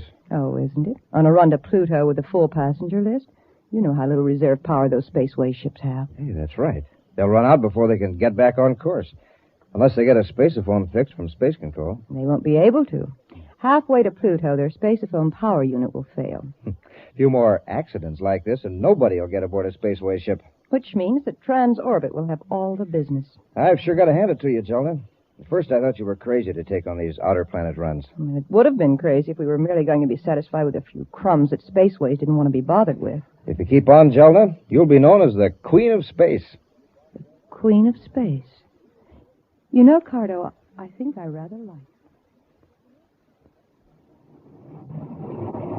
We're on Vector, sir. Yes. You know, that's the fourth time you've checked in the last half hour. We're on automatic control. Oh, gee, sir, a guy has to do something to keep busy. We're still 10 million DUs from Pluto, and I've read every tech manual in the ship. Imagine having to make this run every day, Happy, on a freighter. No, thanks. I'd go crazy. Tonga calling Commander Corry. Tonga calling Commander Corry. Maybe she's getting bored, too. Corry here. Go ahead, Tonga. Commander, something's wrong aboard this passenger ship. Well, what's the trouble? Where are you? I'm in my private compartment. I think the ship is off course. Happy, get a fix on Tonga's signal. Yes, sir. What makes you think you're off course, Tonga? I overheard a couple of the crew members whispering. They don't want to alarm the passengers, but I know the steward is very worried. Well, how could the ship get off course? I don't know, but I heard the steward say that the ship's spacephone is out of commission. Does anyone aboard know you've got a miniature spaceophone? No, Commander. I've got a fix, sir. They sure are off course by nearly 30 degrees. Did you hear that, Tonga? Yes. And they must have been off for some time. There are thousands of DUs from the regular space lane. Now, Tonga, listen. I could spaceophone the correct course to you to give to the pilot, but that would mean somebody would know you're a Space Patrol agent. Of course, if the ship is really in trouble... I don't think so. At least not yet. Well, then Happy and I'll change vector and come close enough so that the pilot will pick us up in his viewscope. He'll naturally follow us. And you lead the ship to Pluto. Oh, just a minute. Got the position charted, Happy? Yes, sir. They're about here. Tonga, you're much closer to Neptune than to Pluto. These outer planet ship line operations don't have too much reserve power. We'll lead you back to Neptune. All right, Commander. We're changing vector now. We should be in viewscope range in about half an hour. Go out and mingle with the passengers. Contact me if any serious trouble develops. Right, Commander. Corry out. Well, Happy, what was it you were saying about this Pluto run being boring?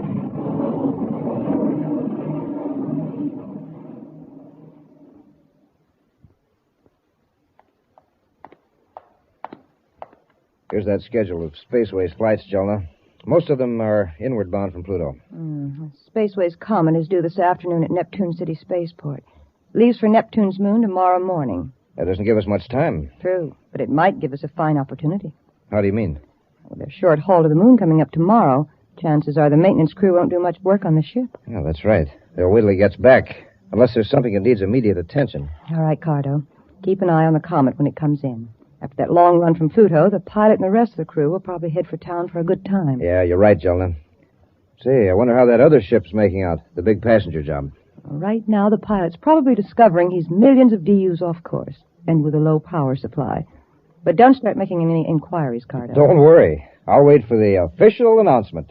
Another Spaceways ship lost.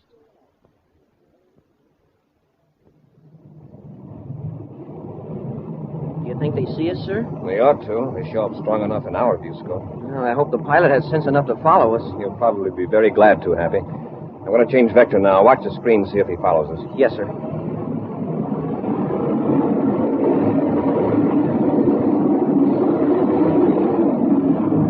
How about it, Happy?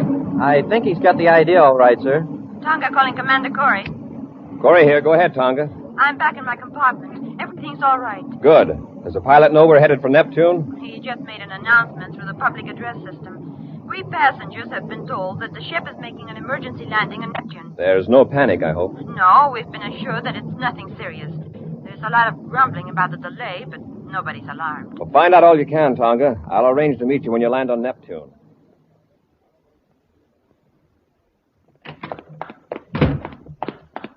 Jelna, something went wrong. What do you mean? That ship that was supposed to get lost on the run to Pluto Well, what about it? just landed here on Neptune, of all the rotten breaks. But the orbit computer did fail, didn't it? Yes, but a space patrol ship happened along, and the pilot followed him to Neptune. Did you say happened along? Yes. Apparently, the space patrol ship didn't even know the passenger ship was in trouble.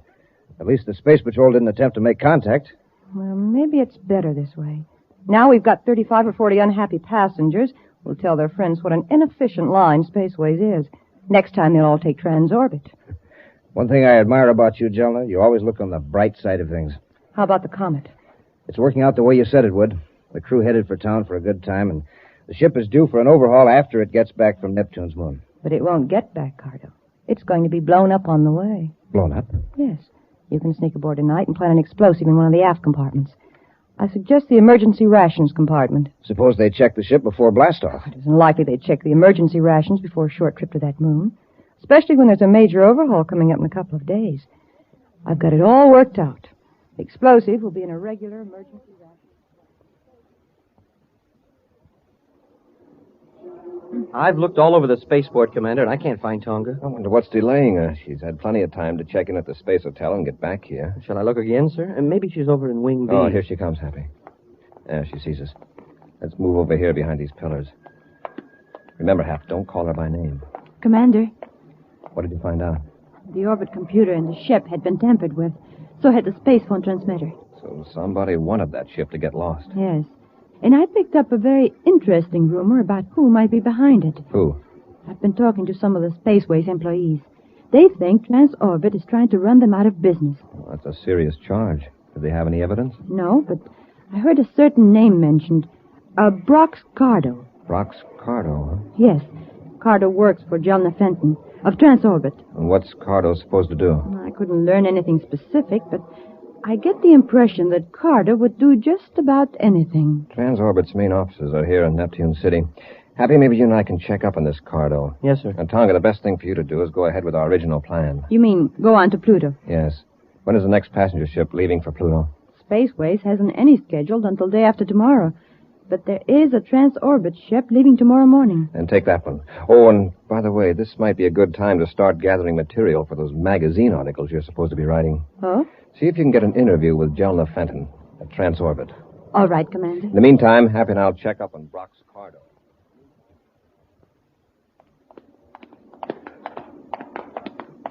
Slow down a little, Happy. We don't want Cardo to suspect we're trailing him. Yes, sir. He's heading for that spaceship. Yeah, that's the Comet. Just got in from Pluto this afternoon. See, it's a beautiful ship, isn't it, sir? Yes, it's the pride of Spaceways. Hold it, Happy. Cardo's getting in the ship. Yes. I'm very curious to know why a Transorbit employee is snooping around a Spaceways ship. What do you suppose he's got in that box he's carrying? Suppose we find out. Come on, Happy.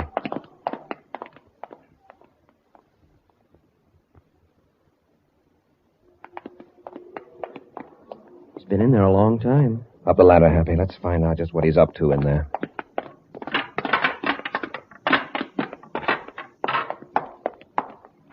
Which way, sir? Look up forward. He may be tampering with the controls. Wrong guess, gentlemen. Commander, look out! Stay where you are, Cadet. Oh, yeah? Cardo, put down that gun. I'll try to get your feet, Commander. Forget what the cadet got. What are you doing in this ship? Preparing the Comet for its last voyage. What do you mean? There's an explosive hidden in the aft compartment, timed to go off 2 hours after blastoff tomorrow. But there'll be passengers aboard. Yes, I know. It looks like there'll be 2 extra passengers, Commander. The cadet and you.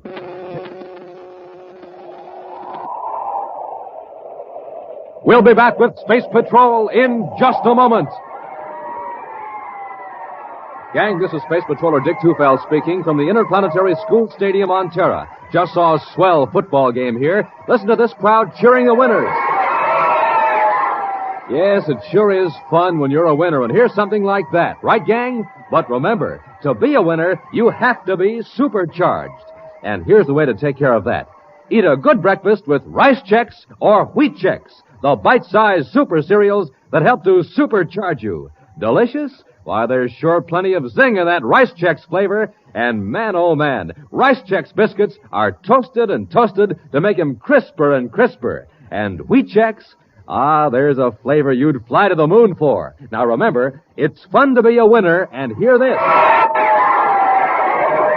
So move right up and be a winner. Move right up to the table for a breakfast that supercharges you. A good breakfast with Rice Chex or Wheat Chex. Get 'em today, gang, and get supercharged.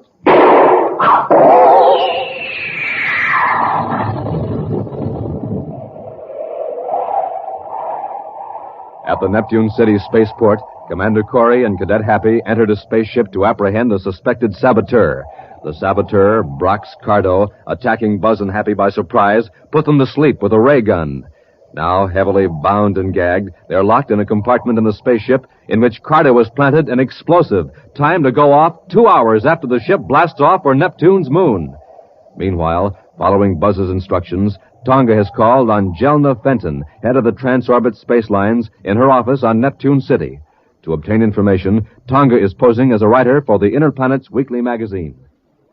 You have given me some very interesting facts, Miss Fenton.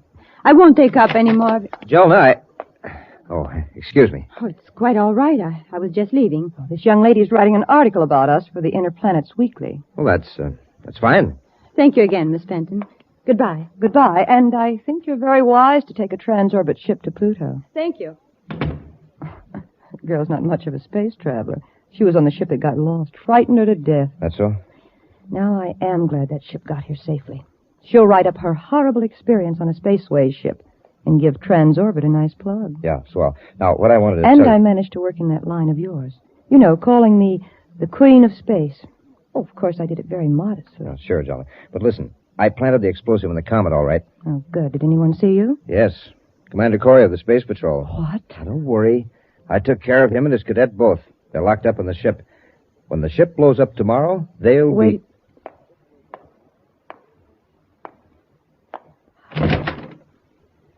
Thought so. She was listening. Who? That girl, the reporter. Oh, do you think she heard us? We've got to find out. Come on, Cardo. We'll follow her and see where she goes. If I could only get my hands free. We've got to get loose, Happy. There's a bomb aboard this ship. Carter set it to go off, and the ship's about halfway to Neptune's moon. There. I'll untie your hands. Thank you, sir. I don't know how we're going to get out of this compartment, but we've got to. Well, when somebody comes aboard, maybe they can hear us pounding on the door. Possibly. This ship is heavily soundproof. Can't even hear the roar of the rockets when... I wonder. You mean maybe we've already blasted off? That could be. Listen. No. I don't hear anything. There's no telling how long that ray gun put us to sleep. If we're in flight now, that bomb may go off any second. Well, let's try banging on the door. All right, Hap. Hey, open up. Open up. Anybody out there? Open up. Oh, wait a minute. Do you hear anything? Listen. Hey, somebody's heard us. Hey, Tonga! Commander. Happy, are you all right? Yes, Tonga, but how did you know we were here? I overheard Carter tell Jelna. Oh, so we haven't blasted off? Obviously not. Now we got to find that bomb and get it out of the ship. Yes, sir. Commander, I think Carter and Jelna are after me. They may think so, Tonga, but as a matter of fact, we're after them. As soon as we fix that bomb, we'll be on our way. Let's get at it, Happy.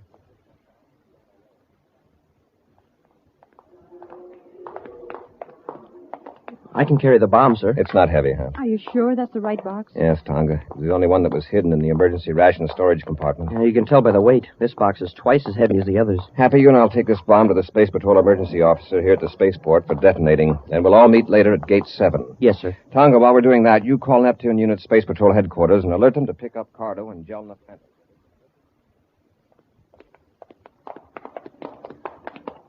Look, there they are. We're too late, Jelna.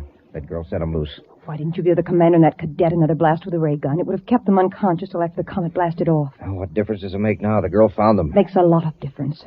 Commander won't lose any time in getting out an alarm for us.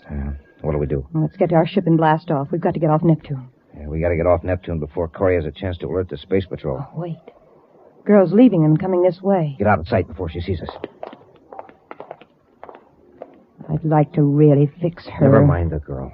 Wait a minute. It might be a good idea to take her with us. What for? Don't be an idiot. You've got that ray gun, haven't you? Yeah. Then get her. With all these people around? Come on. If we handle it right, nobody will notice. Just have that gun ready. Now, Cardo. In a hurry, miss? Oh, why, Miss Fenton. What a nice surprise. You're not half as surprised as you're going to be. This is a ray gun on your back. Now come along quietly. Get moving out toward the ships.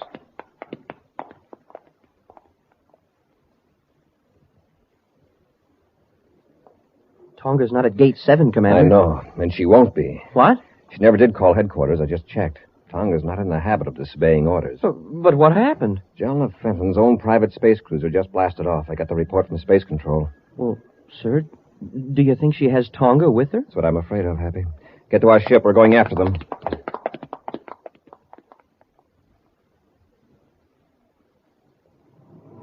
I've got the ship on vector for Saturn, Jelna.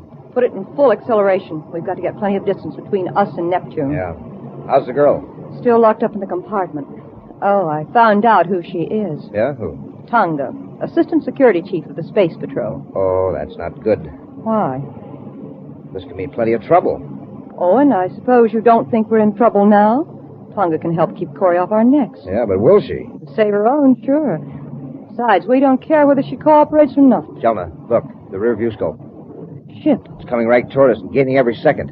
Jelna, they're after us. Now, don't get excited. Calm down. That's a Space Patrol ship. It's Corry. So much the better. Relax, Cardo. Relax. It's a private cruiser, sir. Yes, with a Transorbit trademark on it. It's Jelna Fenton's ship, all right. And we're sure gaining on it. They must know they're being followed. They don't seem to be doing anything about it. Turn on the spaceophone, Happy. Yes, sir. This is Commander Corry aboard Terra 5 calling Jelna Fenton in private cruiser N56. Corry to Jelna Fenton. Cruiser N56 to Terra 5. Go ahead. Return to Neptune immediately. You're under arrest. Really, Commander? Is Brox Cardo aboard? Brox Cardo? I never heard of him. This is an order, Miss Fenton. Return to Neptune immediately, or we'll have to use force. It's very interesting, Commander, but I don't think you will. You wouldn't want to risk harming your Assistant Security Chief, would you? So you have Tonga aboard? That's right, Commander. I suppose you think I'm bluffing? No, Jelna. I believe you. And I'm warning you, if you harm Tonga in any way... If you don't want her harmed, then I suggest you just go about your own business and leave us alone. Goodbye, Commander. Jelna, listen. Tonga calling Commander Corry. Hey, Tonga's still got her miniature spaceophone, and she's on her private frequency. Go ahead, Tonga. Commander, I'm aboard Jelna Fenton's private cruiser. I know. Happy and I are right behind you. I just talked to Jelna, and she refused to return to Neptune. I've tried to get out of the compartment, but I can't. It's locked. Well, listen, Tonga. Right now, Jelna has the upper hand. If we join airlocks with her ship, she'll carry out her threat to harm you. Well, she'll have to land sometime. Yes, but that still doesn't help your case. Where is your compartment? Amidships, on the starboard side. I'm going to try something, Tonga. Maybe a little risky, but in the long run, you'll stand a better chance of getting away. Anything you say, Commander. Whatever you do, don't let Jelna know I've talked to you by miniature spaceophone. Yes, sir. Obey their orders exactly. Corry out. Happy, while I put on my spacesuit, get me an atomic torch. Atomic torch, yes, sir. Hurry. I'll pull up close to Jelna's ship.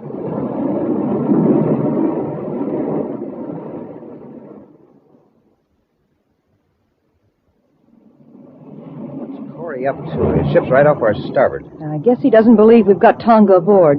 But if he starts anything, he'll find out soon enough. Corry to Jelna. Corry to Jelna. Going to talk to him? Yes. What is it, Commander? I want to be sure Tonga's aboard. Don't you trust me? I want to see that she's all right. Well, that's fair enough. Cardo, go bring Tonga up here so the commander can see her.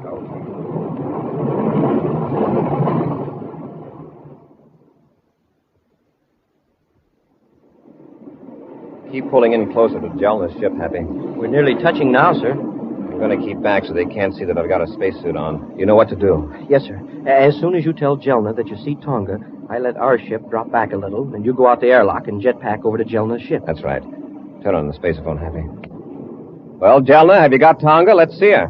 Yes, Commander. She's right here at the nose port. Don't you see her? Yes. Are you all right, Tonga? Yes, Commander. Now, are you satisfied, Commander? Just see that you don't harm her. Then get your ship away from here. Cadet Happy. Okay, sir. All right. Drop back now. I'm going out the airlock. Be careful, sir.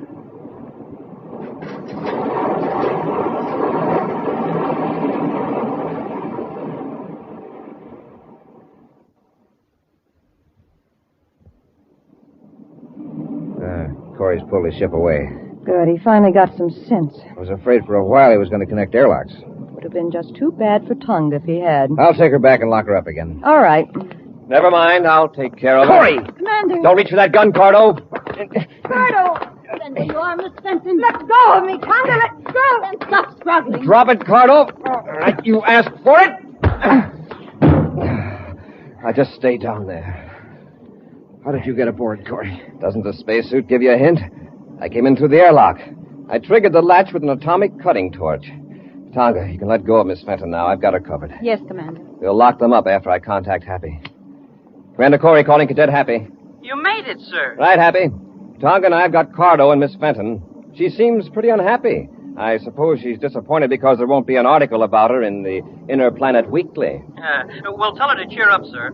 There'll be a nice long one about her in the next Space Patrol crime report.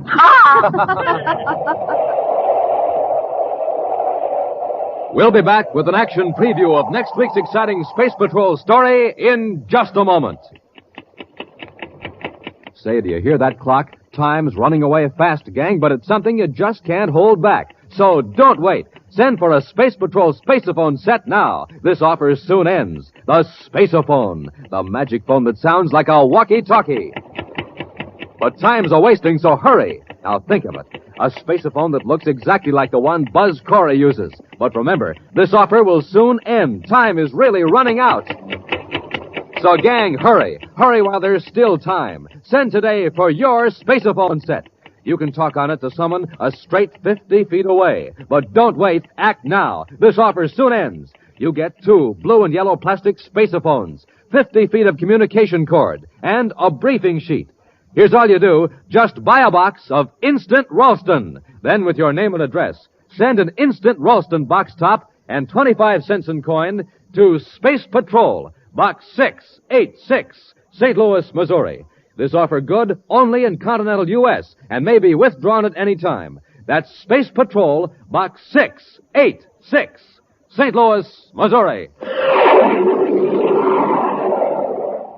And now for a preview of next week's exciting Space Patrol story.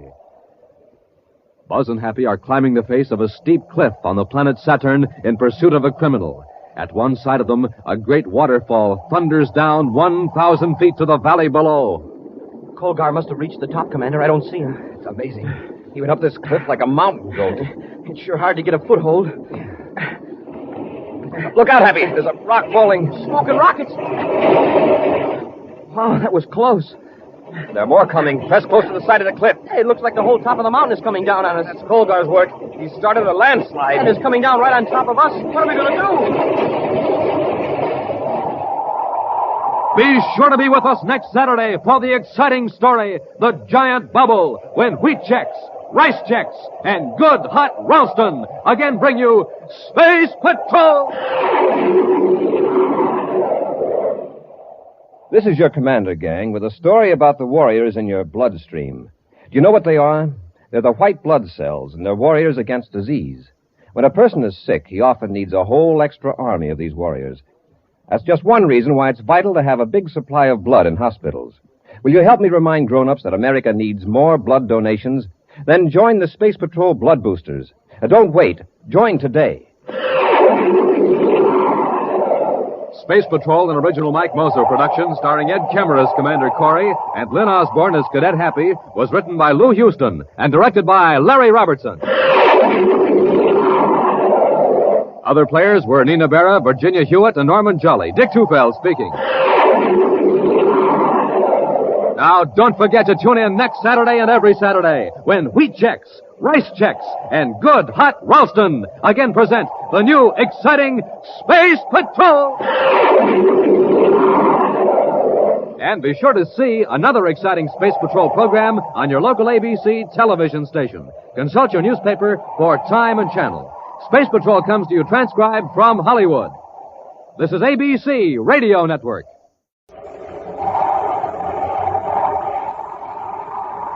Wheat Chex, Rice Chex, and good hot Ralston present Space Patrol! High adventure in the wild, vast reaches of space. Missions of daring in the name of interplanetary justice. Travel into the future with Buzz Corry, Commander-in-Chief of the Space Patrol! In today's transcribed adventure, we find Buzz and Happy in a relay communication station in space at the mercy of Jim Colmar, who's in league with a strange alien power. Using some mysterious crystals, Colmar is forcing Buzz and Happy to obey him against their will. Come, follow me into the generator room. Commander, the crystals are getting brighter. That's all I can see or think about. Just the crystals. Try to look away, Happy. Fight it. Keep walking up to the generator. Closer. Closer. Fight it, Happy. Touch the connections. Reach out your hands. Happy, don't touch it. I can't hold back. You've got to. If you touch it, you're finished. We'll be back in just a moment with today's Space Patrol story, The Seed Crystals of Zeldabran. This is Space Patroller Dick Tufeld, gang, and boy, am I excited. We have a new machine here at Space Patrol headquarters, and it's terrific. It's called the Flavor Meter. It's used for testing the flavor of food. Now, I have a plain, ordinary cereal right here, so let's test it. The better it tastes, the louder it'll ring the bell. All I do is put the cereal in this slot and push the button. Not much flavor there, is there? Suppose we put in some other ordinary cereals. Well, not even a tinkle. Now, here's a couple of super cereals I'd like to test. I'll put them both in. Wow, that did it. Those cereals really ring the bell for flavor, you bet. They were Rice Chex and Wheat Chex. Chex, the cereals with that modern bite-sized design. Chex, the super cereals that help to supercharge you. Test them yourself, gang, in your own cereal bowl. Believe me, they'll really ring the bell for flavor. Rice Chex, Wheat Chex. And now, today's Space Patrol adventure, The Seed Crystals of Zeldabran. Swinging in a wide orbit around the planet Saturn is the artificial satellite Com Relay 4, the powerful communications relay center. Serious trouble between two men assigned to duty at the space station has brought Commander Corry and Cadet Happy to investigate. With their ship Terra 5 joined to the airlock of Com Relay 4, Buzz and Happy are now opening the inner lock of the huge disc-shaped relay station. Go ahead, Happy. Yes, sir. Welcome aboard, Commander. Colmar, you look as though you haven't had any sleep for 2 days. Oh, it's been nearer 3, sir. I've been working both shifts. Why didn't you report this dispute between Siler and yourself immediately? I should be able to handle my own assistant. I don't like to yell to the top brass for help. Where is Siler? He took a swing at me, so I had to lock him up. He's back here. All right, let's find out what this is all about. Come on, Happy. Yes, sir.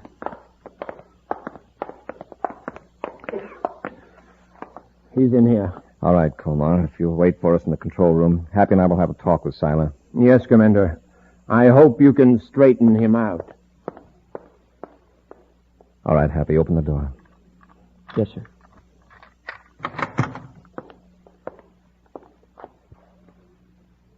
Well, Siler, let's hear your version of the story. Didn't Colmar tell you I swung at him? Yes. Okay. I assaulted the Superior. Why go into it any further? Close the door, Happy. Yes, sir. Siler, I know your record. You've worked these two-man teams for years. I find it hard to believe you suddenly went space happy and struck Jim Colmar. Now, let's have the whole story. We got along all right at the beginning, but lately Colmar's been unreasonable. He races his rockets over every little thing. And you don't feel that you've done anything to antagonize him? No, sir. When was the first blow-up? A couple of days after the Meteor hit us.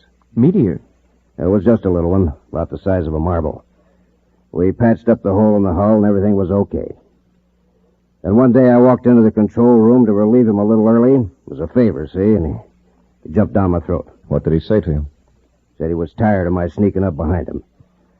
He kept his hand clutched around something as though he were afraid I'd steal it. Acted like a spoiled kid. Was that when you swung at him? No, that was later. He kept finding fault with everything I did. So I finally blew up. I swung wild, and he connected. I was a little surprised. I didn't think Colmar had it in him. Now, Siler, you're relieved from duty. I'm taking you back to Terra. But first, I want a written report from Jim Colmar. Commander, I just put Bob Siler aboard the spaceship for Venus. Oh, a few weeks in the rest camp at Lake Azure will fix him up all right. He certainly was grateful to you for not entering that row with Colmar as a black mark on his record. I'm putting it down as a flare-up of temperament due to confinement and strain. Actually, beginning to think Colmar could do with a rest at Lake Azure, too. Oh, by the way, sir, the applicant for duty at Com Relay is waiting to see you. His name is Jack Perkins. All right, Happy. Show him in. The commander will see you now, Mr. Perkins. Thanks, Cadet. Good morning, Commander. Oh, sit down, Perkins. Thank you, sir. So you want to be assigned to duty at Saturn Com Relay 4, huh? That's right. Do you know who's in charge there? Sure, Jim Colmar. Best spacephone engineer in the solar system. I won't argue with you there. But you had a serious dispute with him about 4 years ago. And he had you court-martialed. Oh, I had it coming. I've learned a lot since then, Commander. There won't be any more trouble. You'll be notified of my decision. Thank you, sir. Believe me, I want this assignment more than I wanted anything before in my life. Well, goodbye, sir. I'll wait until I hear from you. Oh, that's okay. Oh, Commander. Yes, Robbie? May I see a minute, sir? Certainly. I've been getting more complaints about Saturn Com Relay 4. What is it now? Saturn and Neptune channels are weak, but Colmar is feeding a wild beam out into space 40 degrees west of Pluto. He's sending gibberish where there aren't any planets or space lanes. He's probably groggy from lack of sleep. We've got to get him an assistant right away. He's put in a request for a specific man. Came through the private channel about an hour ago. Oh, who does he want? Guy who just left here? Jack Perkins. Well, I'm either putting a lion and a tiger into a cage together, or I'm helping to restore a beautiful friendship. You mean you're going to okay Perkins' appointment? We need a man out there quickly, and I feel we should send a man of Colmar's choice. Yes, sir. See that Jack Perkins gets on the next Space Patrol transport to Saturn.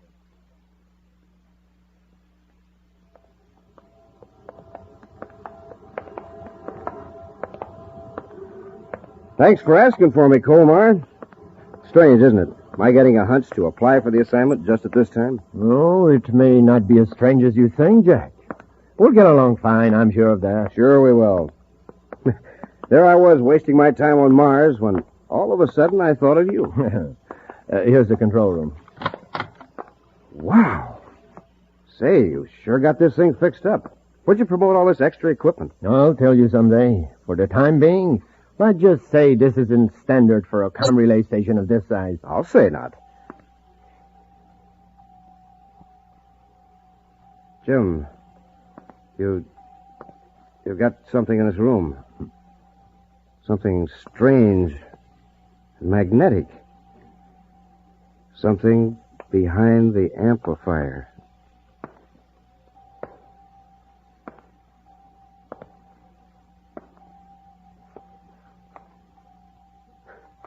I knew it.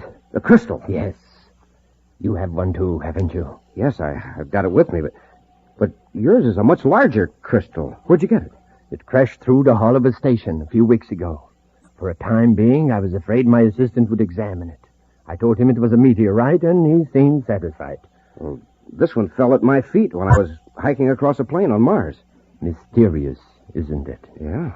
It even seems to be trying to tell me something. To tell me where it's from. From a world far away. Beyond the solar system. Zeldabran, perhaps? Yes, Zeldabran. What does it mean, Jim? It means we have been selected from all the people of the solar system to guide the invaders. The liberators from Zeldabran. I don't quite understand. You will. Probably millions of these crystals were fired out into space, in all directions from Zeldabran, just on the chance that one or two might come to rest on an inhabited planet. But, Jim, are the crystals alive? No, not in the usual sense. But they vibrate in sympathy with the life force of the men of Zeldabran. That's how they communicate with us. Project the thoughts of these men. You've learned all this from the crystal? Yes. And we must keep these crystals a secret from everyone. Those are the orders. Yes, I know. All who have the crystal will be brought together, as we were. Only by working in secret can we guide our masters here, the conquerors from Zeldabran. Come, we got work to do.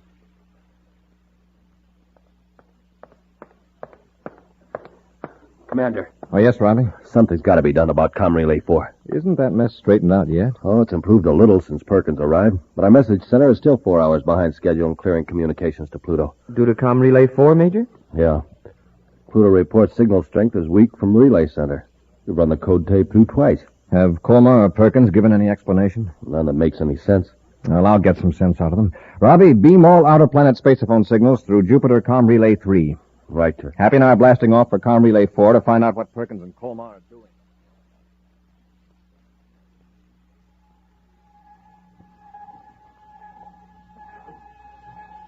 The crystals are gleaming brighter, Colmar. Yes. I'm using their pulsations to modulate the spaceophone signal. It's amazing that a crystal can absorb the thoughts and feelings of a human being and then emit those vibrations to make us understand. Yes. If the crystals hadn't sensed that we were friendly, they probably would have remained cold lumps of mineral. They know their friends, these crystals. And they know their enemies. Look, their light is fading. The crystals are warning us. Quick, disconnect them from the modulator while I check the spaceophone. Right, Colmar. Someone must be coming. And just when I felt that we were about to contact Zeldabran. Look, there on the viewscope. A spaceship? Yes, a Space Patrol battle cruiser, Terra 5. It's Commander Corry, and he's heading right for the station. Those messages. We should have diverted more power to the regular signals instead of pouring it all towards Zeldabran. Corry may be suspicious. The crystal will protect us. We'll let Corry aboard the space station, if that's what he wants. But hold on to your crystal. Let it guide you. And whatever the crystal tells you, obey.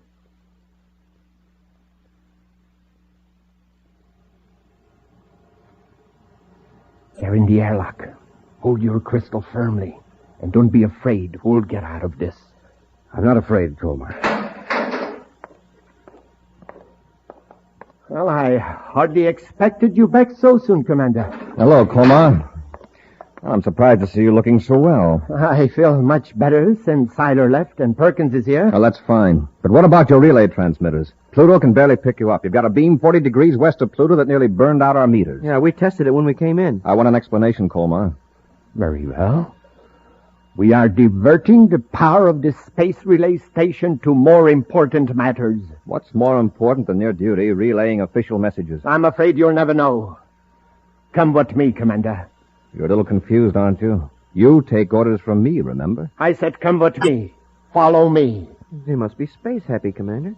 And what are those little bottles they're holding? Colmar, Perkins, what's in those bottles? They are crystals. Crystals from another universe. Now come. Come, Commander.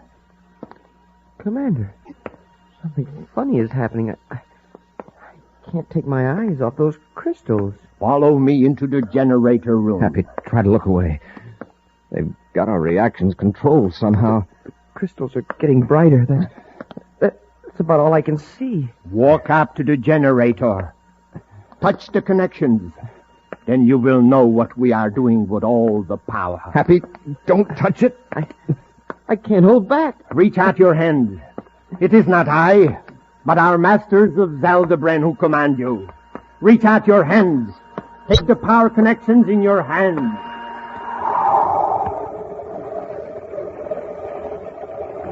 We'll be back with Space Patrol in just a moment. But first, this is Commander Corry and Captain Dick Tufeld, reminding you that pulling up to your breakfast table is like pulling up to a filling station. Give them our example, Dick. Right. A jet cycle has just pulled into a filling station to get its tank filled. The man has it filled with ordinary fuel. Listen. Not much go in that jet cycle, is there? But now listen to that same jet cycle filled with super fuel.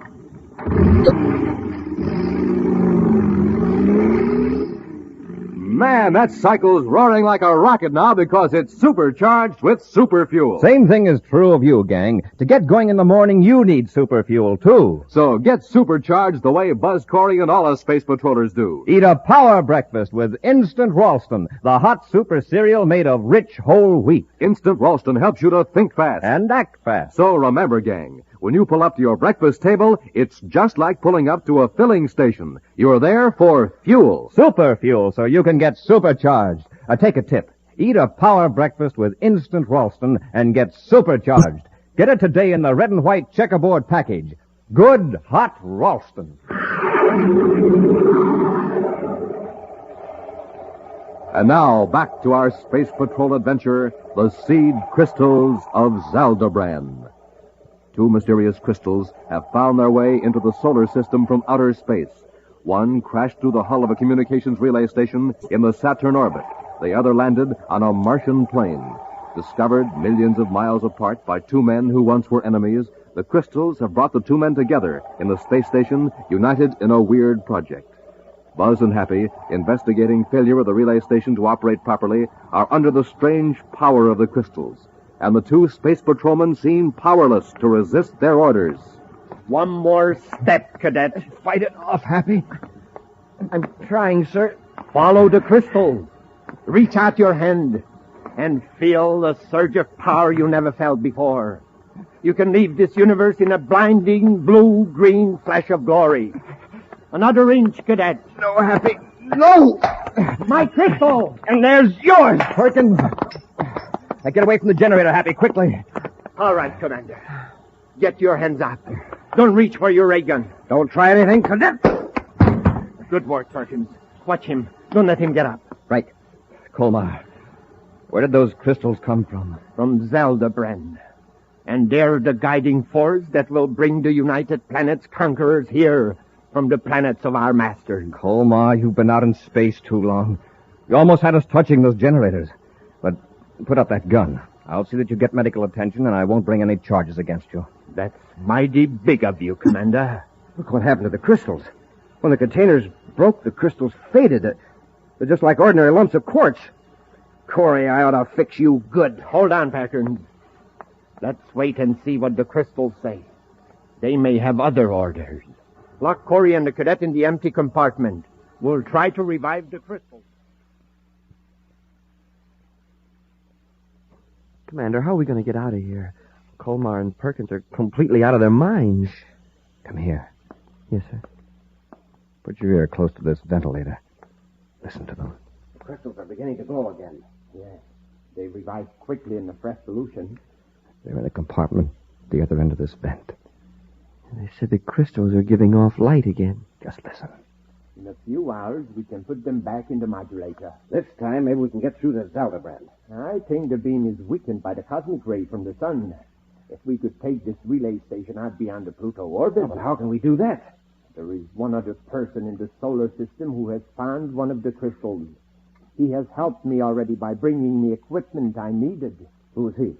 A very wealthy man on Terra, Zoltan Cephalou. If he comes here with a powerful spaceship, we could quickly accelerate the relay station out beyond the Pluto orbit. Come away from the vent, Happy. Yes, sir. It sounds crazy, but those crystals just might be a contact from some other system. Well, at any rate, I've never seen crystals behaving like that before. Whether or not they're from another universe, they're dangerous in the hands of Colmar and Perkins. Have you got your miniature spaceophone? Yes, sir. Good. We'll try to reach Major Robertson and have him pick up Zoltan Cephalou. If Colmar tries to contact Cephalou, we'll at least have evidence of a conspiracy.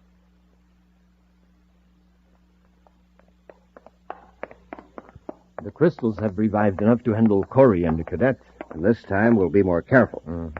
Unlock the door. Wait. Listen. That's right, Robbie. Hold Cephalou. If he's got a peculiar crystal that gives out a violet light, take that too. Corry out. They got a spaceophone in there, a miniature. Quickly. All right, Corry. We'll just take that little spaceophone. Spaceophone? What spaceophone? Come on, hand it over. You'll get a worse clout than you did before. All right. Here you are. I'll fix this little device. There. Now let's see you contact anybody.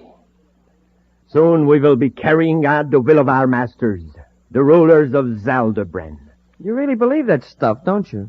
If you were fortunate enough to sense the vibration of the crystals, you would believe it too. Colmar and I know things you'll never know. About a superior race of men, far out among the stars. Yes. These crystals are seeds they have scattered throughout space. When they find fertile ground and receptive life, they bloom and glow. With our spaceophone equipment, we can transmit their pulsations back to Zeldabran. Then our masters will know they can come here to a new home. Commander, what do you think? It makes no difference what the commander thinks. He's going to help us. Huh? How? We've got to move the space station before someone investigates. The commander's ship is connected to our airlock. We'll have him move Com Relay 4 to a better location. Now let's lock these two in here until we get our crystals. This time there must be no slip-ups. What are we going to do, sir? They're going to try to put us under the power of those crystals. If the crystals don't work, Colmar and Perkins still have our weapons. But if they think we're under the spell of the crystals, we may be able to catch them off guard after we're in the ship. Don't look directly at the crystals. And keep your eyes partly closed. Yes, sir. And pretend to be resisting with all your might.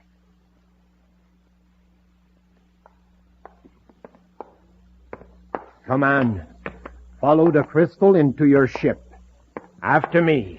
That's it. Try to stall him, Happy. Hold back. I can't. My feet keep moving in spite of all I do. Come on. Don't fight it. It's no use. That's it. Now close the inner hatch. Take your usual position at the control panel. Quickly now. Now watch the crystals and listen. You will start this ship gently at first so as not to pull away from the relay station. Is that clear? Yes. Now go ahead. Your usual procedure. Just a minute, Commander. That's the spaceophone you just turned on. Major Roberts. Don't try to answer him. If I could only move my hand. Look at him. He's straining every muscle to turn on the microphone. Major Robertson to Commander Corry. I've tried to reach you for 20 minutes. Here's the message in case you can't acknowledge. Zoltan Cephalou has been captured. Oh. Cephalou had us completely in his power until I found the crystal. Then we grabbed Cephalou without any trouble. Repeat, Major Robertson. Turn that off. We got to get away from here quickly. Corry, start the ship. Stand by to fire rockets. Half G acceleration. Standing by, sir. 1/2 G. Fire rockets.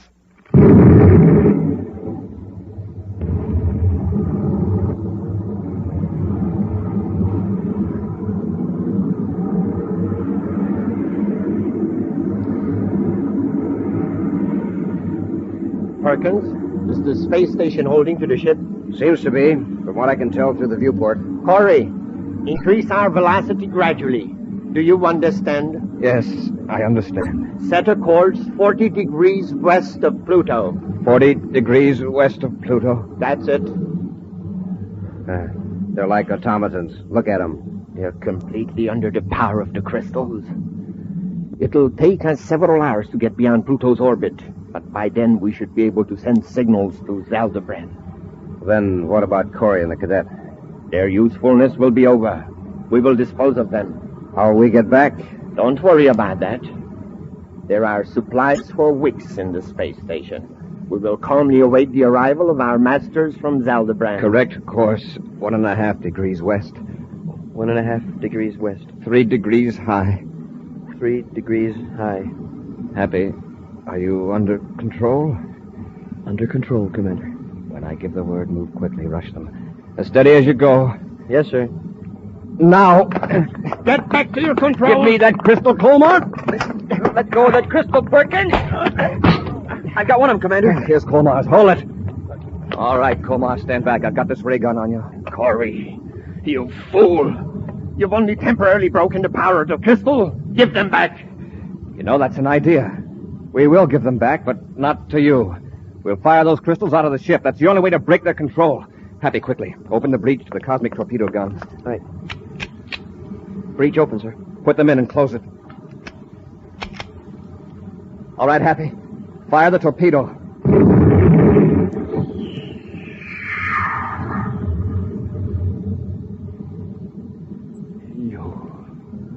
You to shut the crystals out into space. Yes. Out towards Zeldabran. Or wherever they came from. Hey, I feel different now. I can move my hands easily. Colmar, what happened? Commander Corry and the cadet shot the crystals out into space. Yes, out where they'll never be found. At least by anybody in the solar system. Thank goodness. That's wonderful. Well, what are you so happy about, Colmar? I thought you wanted the crystals. They had some terrible power over me. Now it's broken. I'm free again. So am I. Commander, if you hadn't fought us, Colmar and I would have brought something horrible into the solar system. I don't know just what, but it wouldn't have been good. Hap, I'll space upon Robbie and give orders to blast that third crystal out of the solar system. Commander, Perkins and I are traitors, and we deserve whatever it's coming to us. But I'm glad it's over. A brainograph test will show whether you were acting under the influence of the crystals or your own free will. Well, I'm glad it's over. And I've got something to settle with you, Colmar. Oh, you have? Yeah. I'm going to punch you in the jaw for getting me court-martialed 4 years ago. I'd like to see you try. No, Hey, wait, break it up, break it up. Now, let's not have any more of that. Hey, Commander, it was the crystals. See, with the crystals gone, they're enemies again.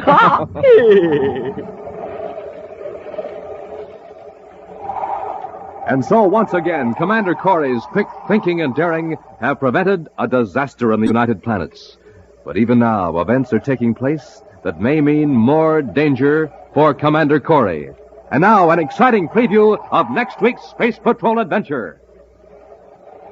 Buzz and Happy have landed on a small planetoid. At this moment, wearing their spacesuits, they're approaching the airlock of a prospector's cave, where a criminal is believed to be hiding. Have your ray gun ready, Hap. I'll see if I can open the airlock. Right, Commander. Hey, where did that come from? Someone's firing at us.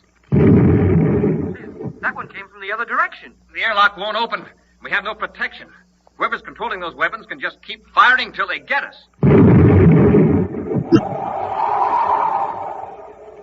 Be sure to be with us next Saturday for the exciting story, The Magic Space Pictures, when wheat checks, rice checks, and good hot Ralston again bring you Space Patrol!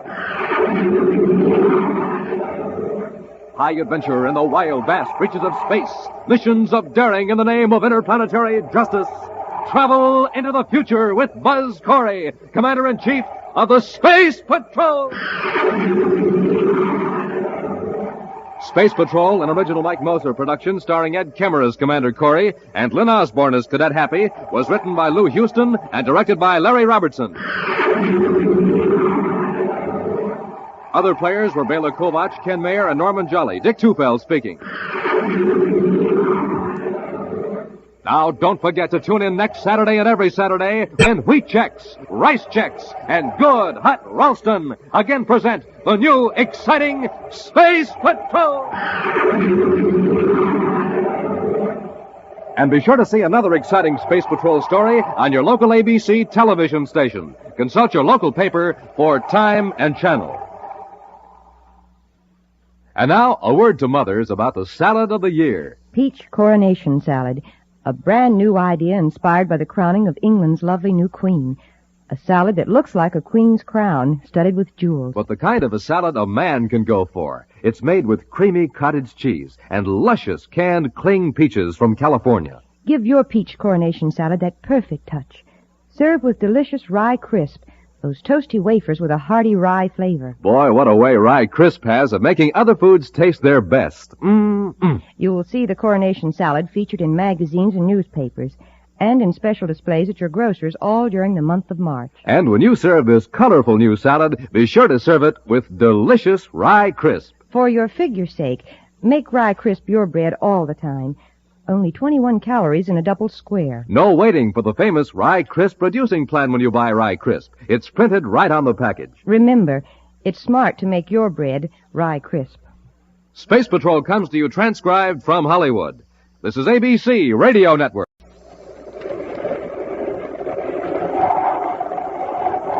Wheat checks, rice checks, and good hot Ralston present Space Patrol!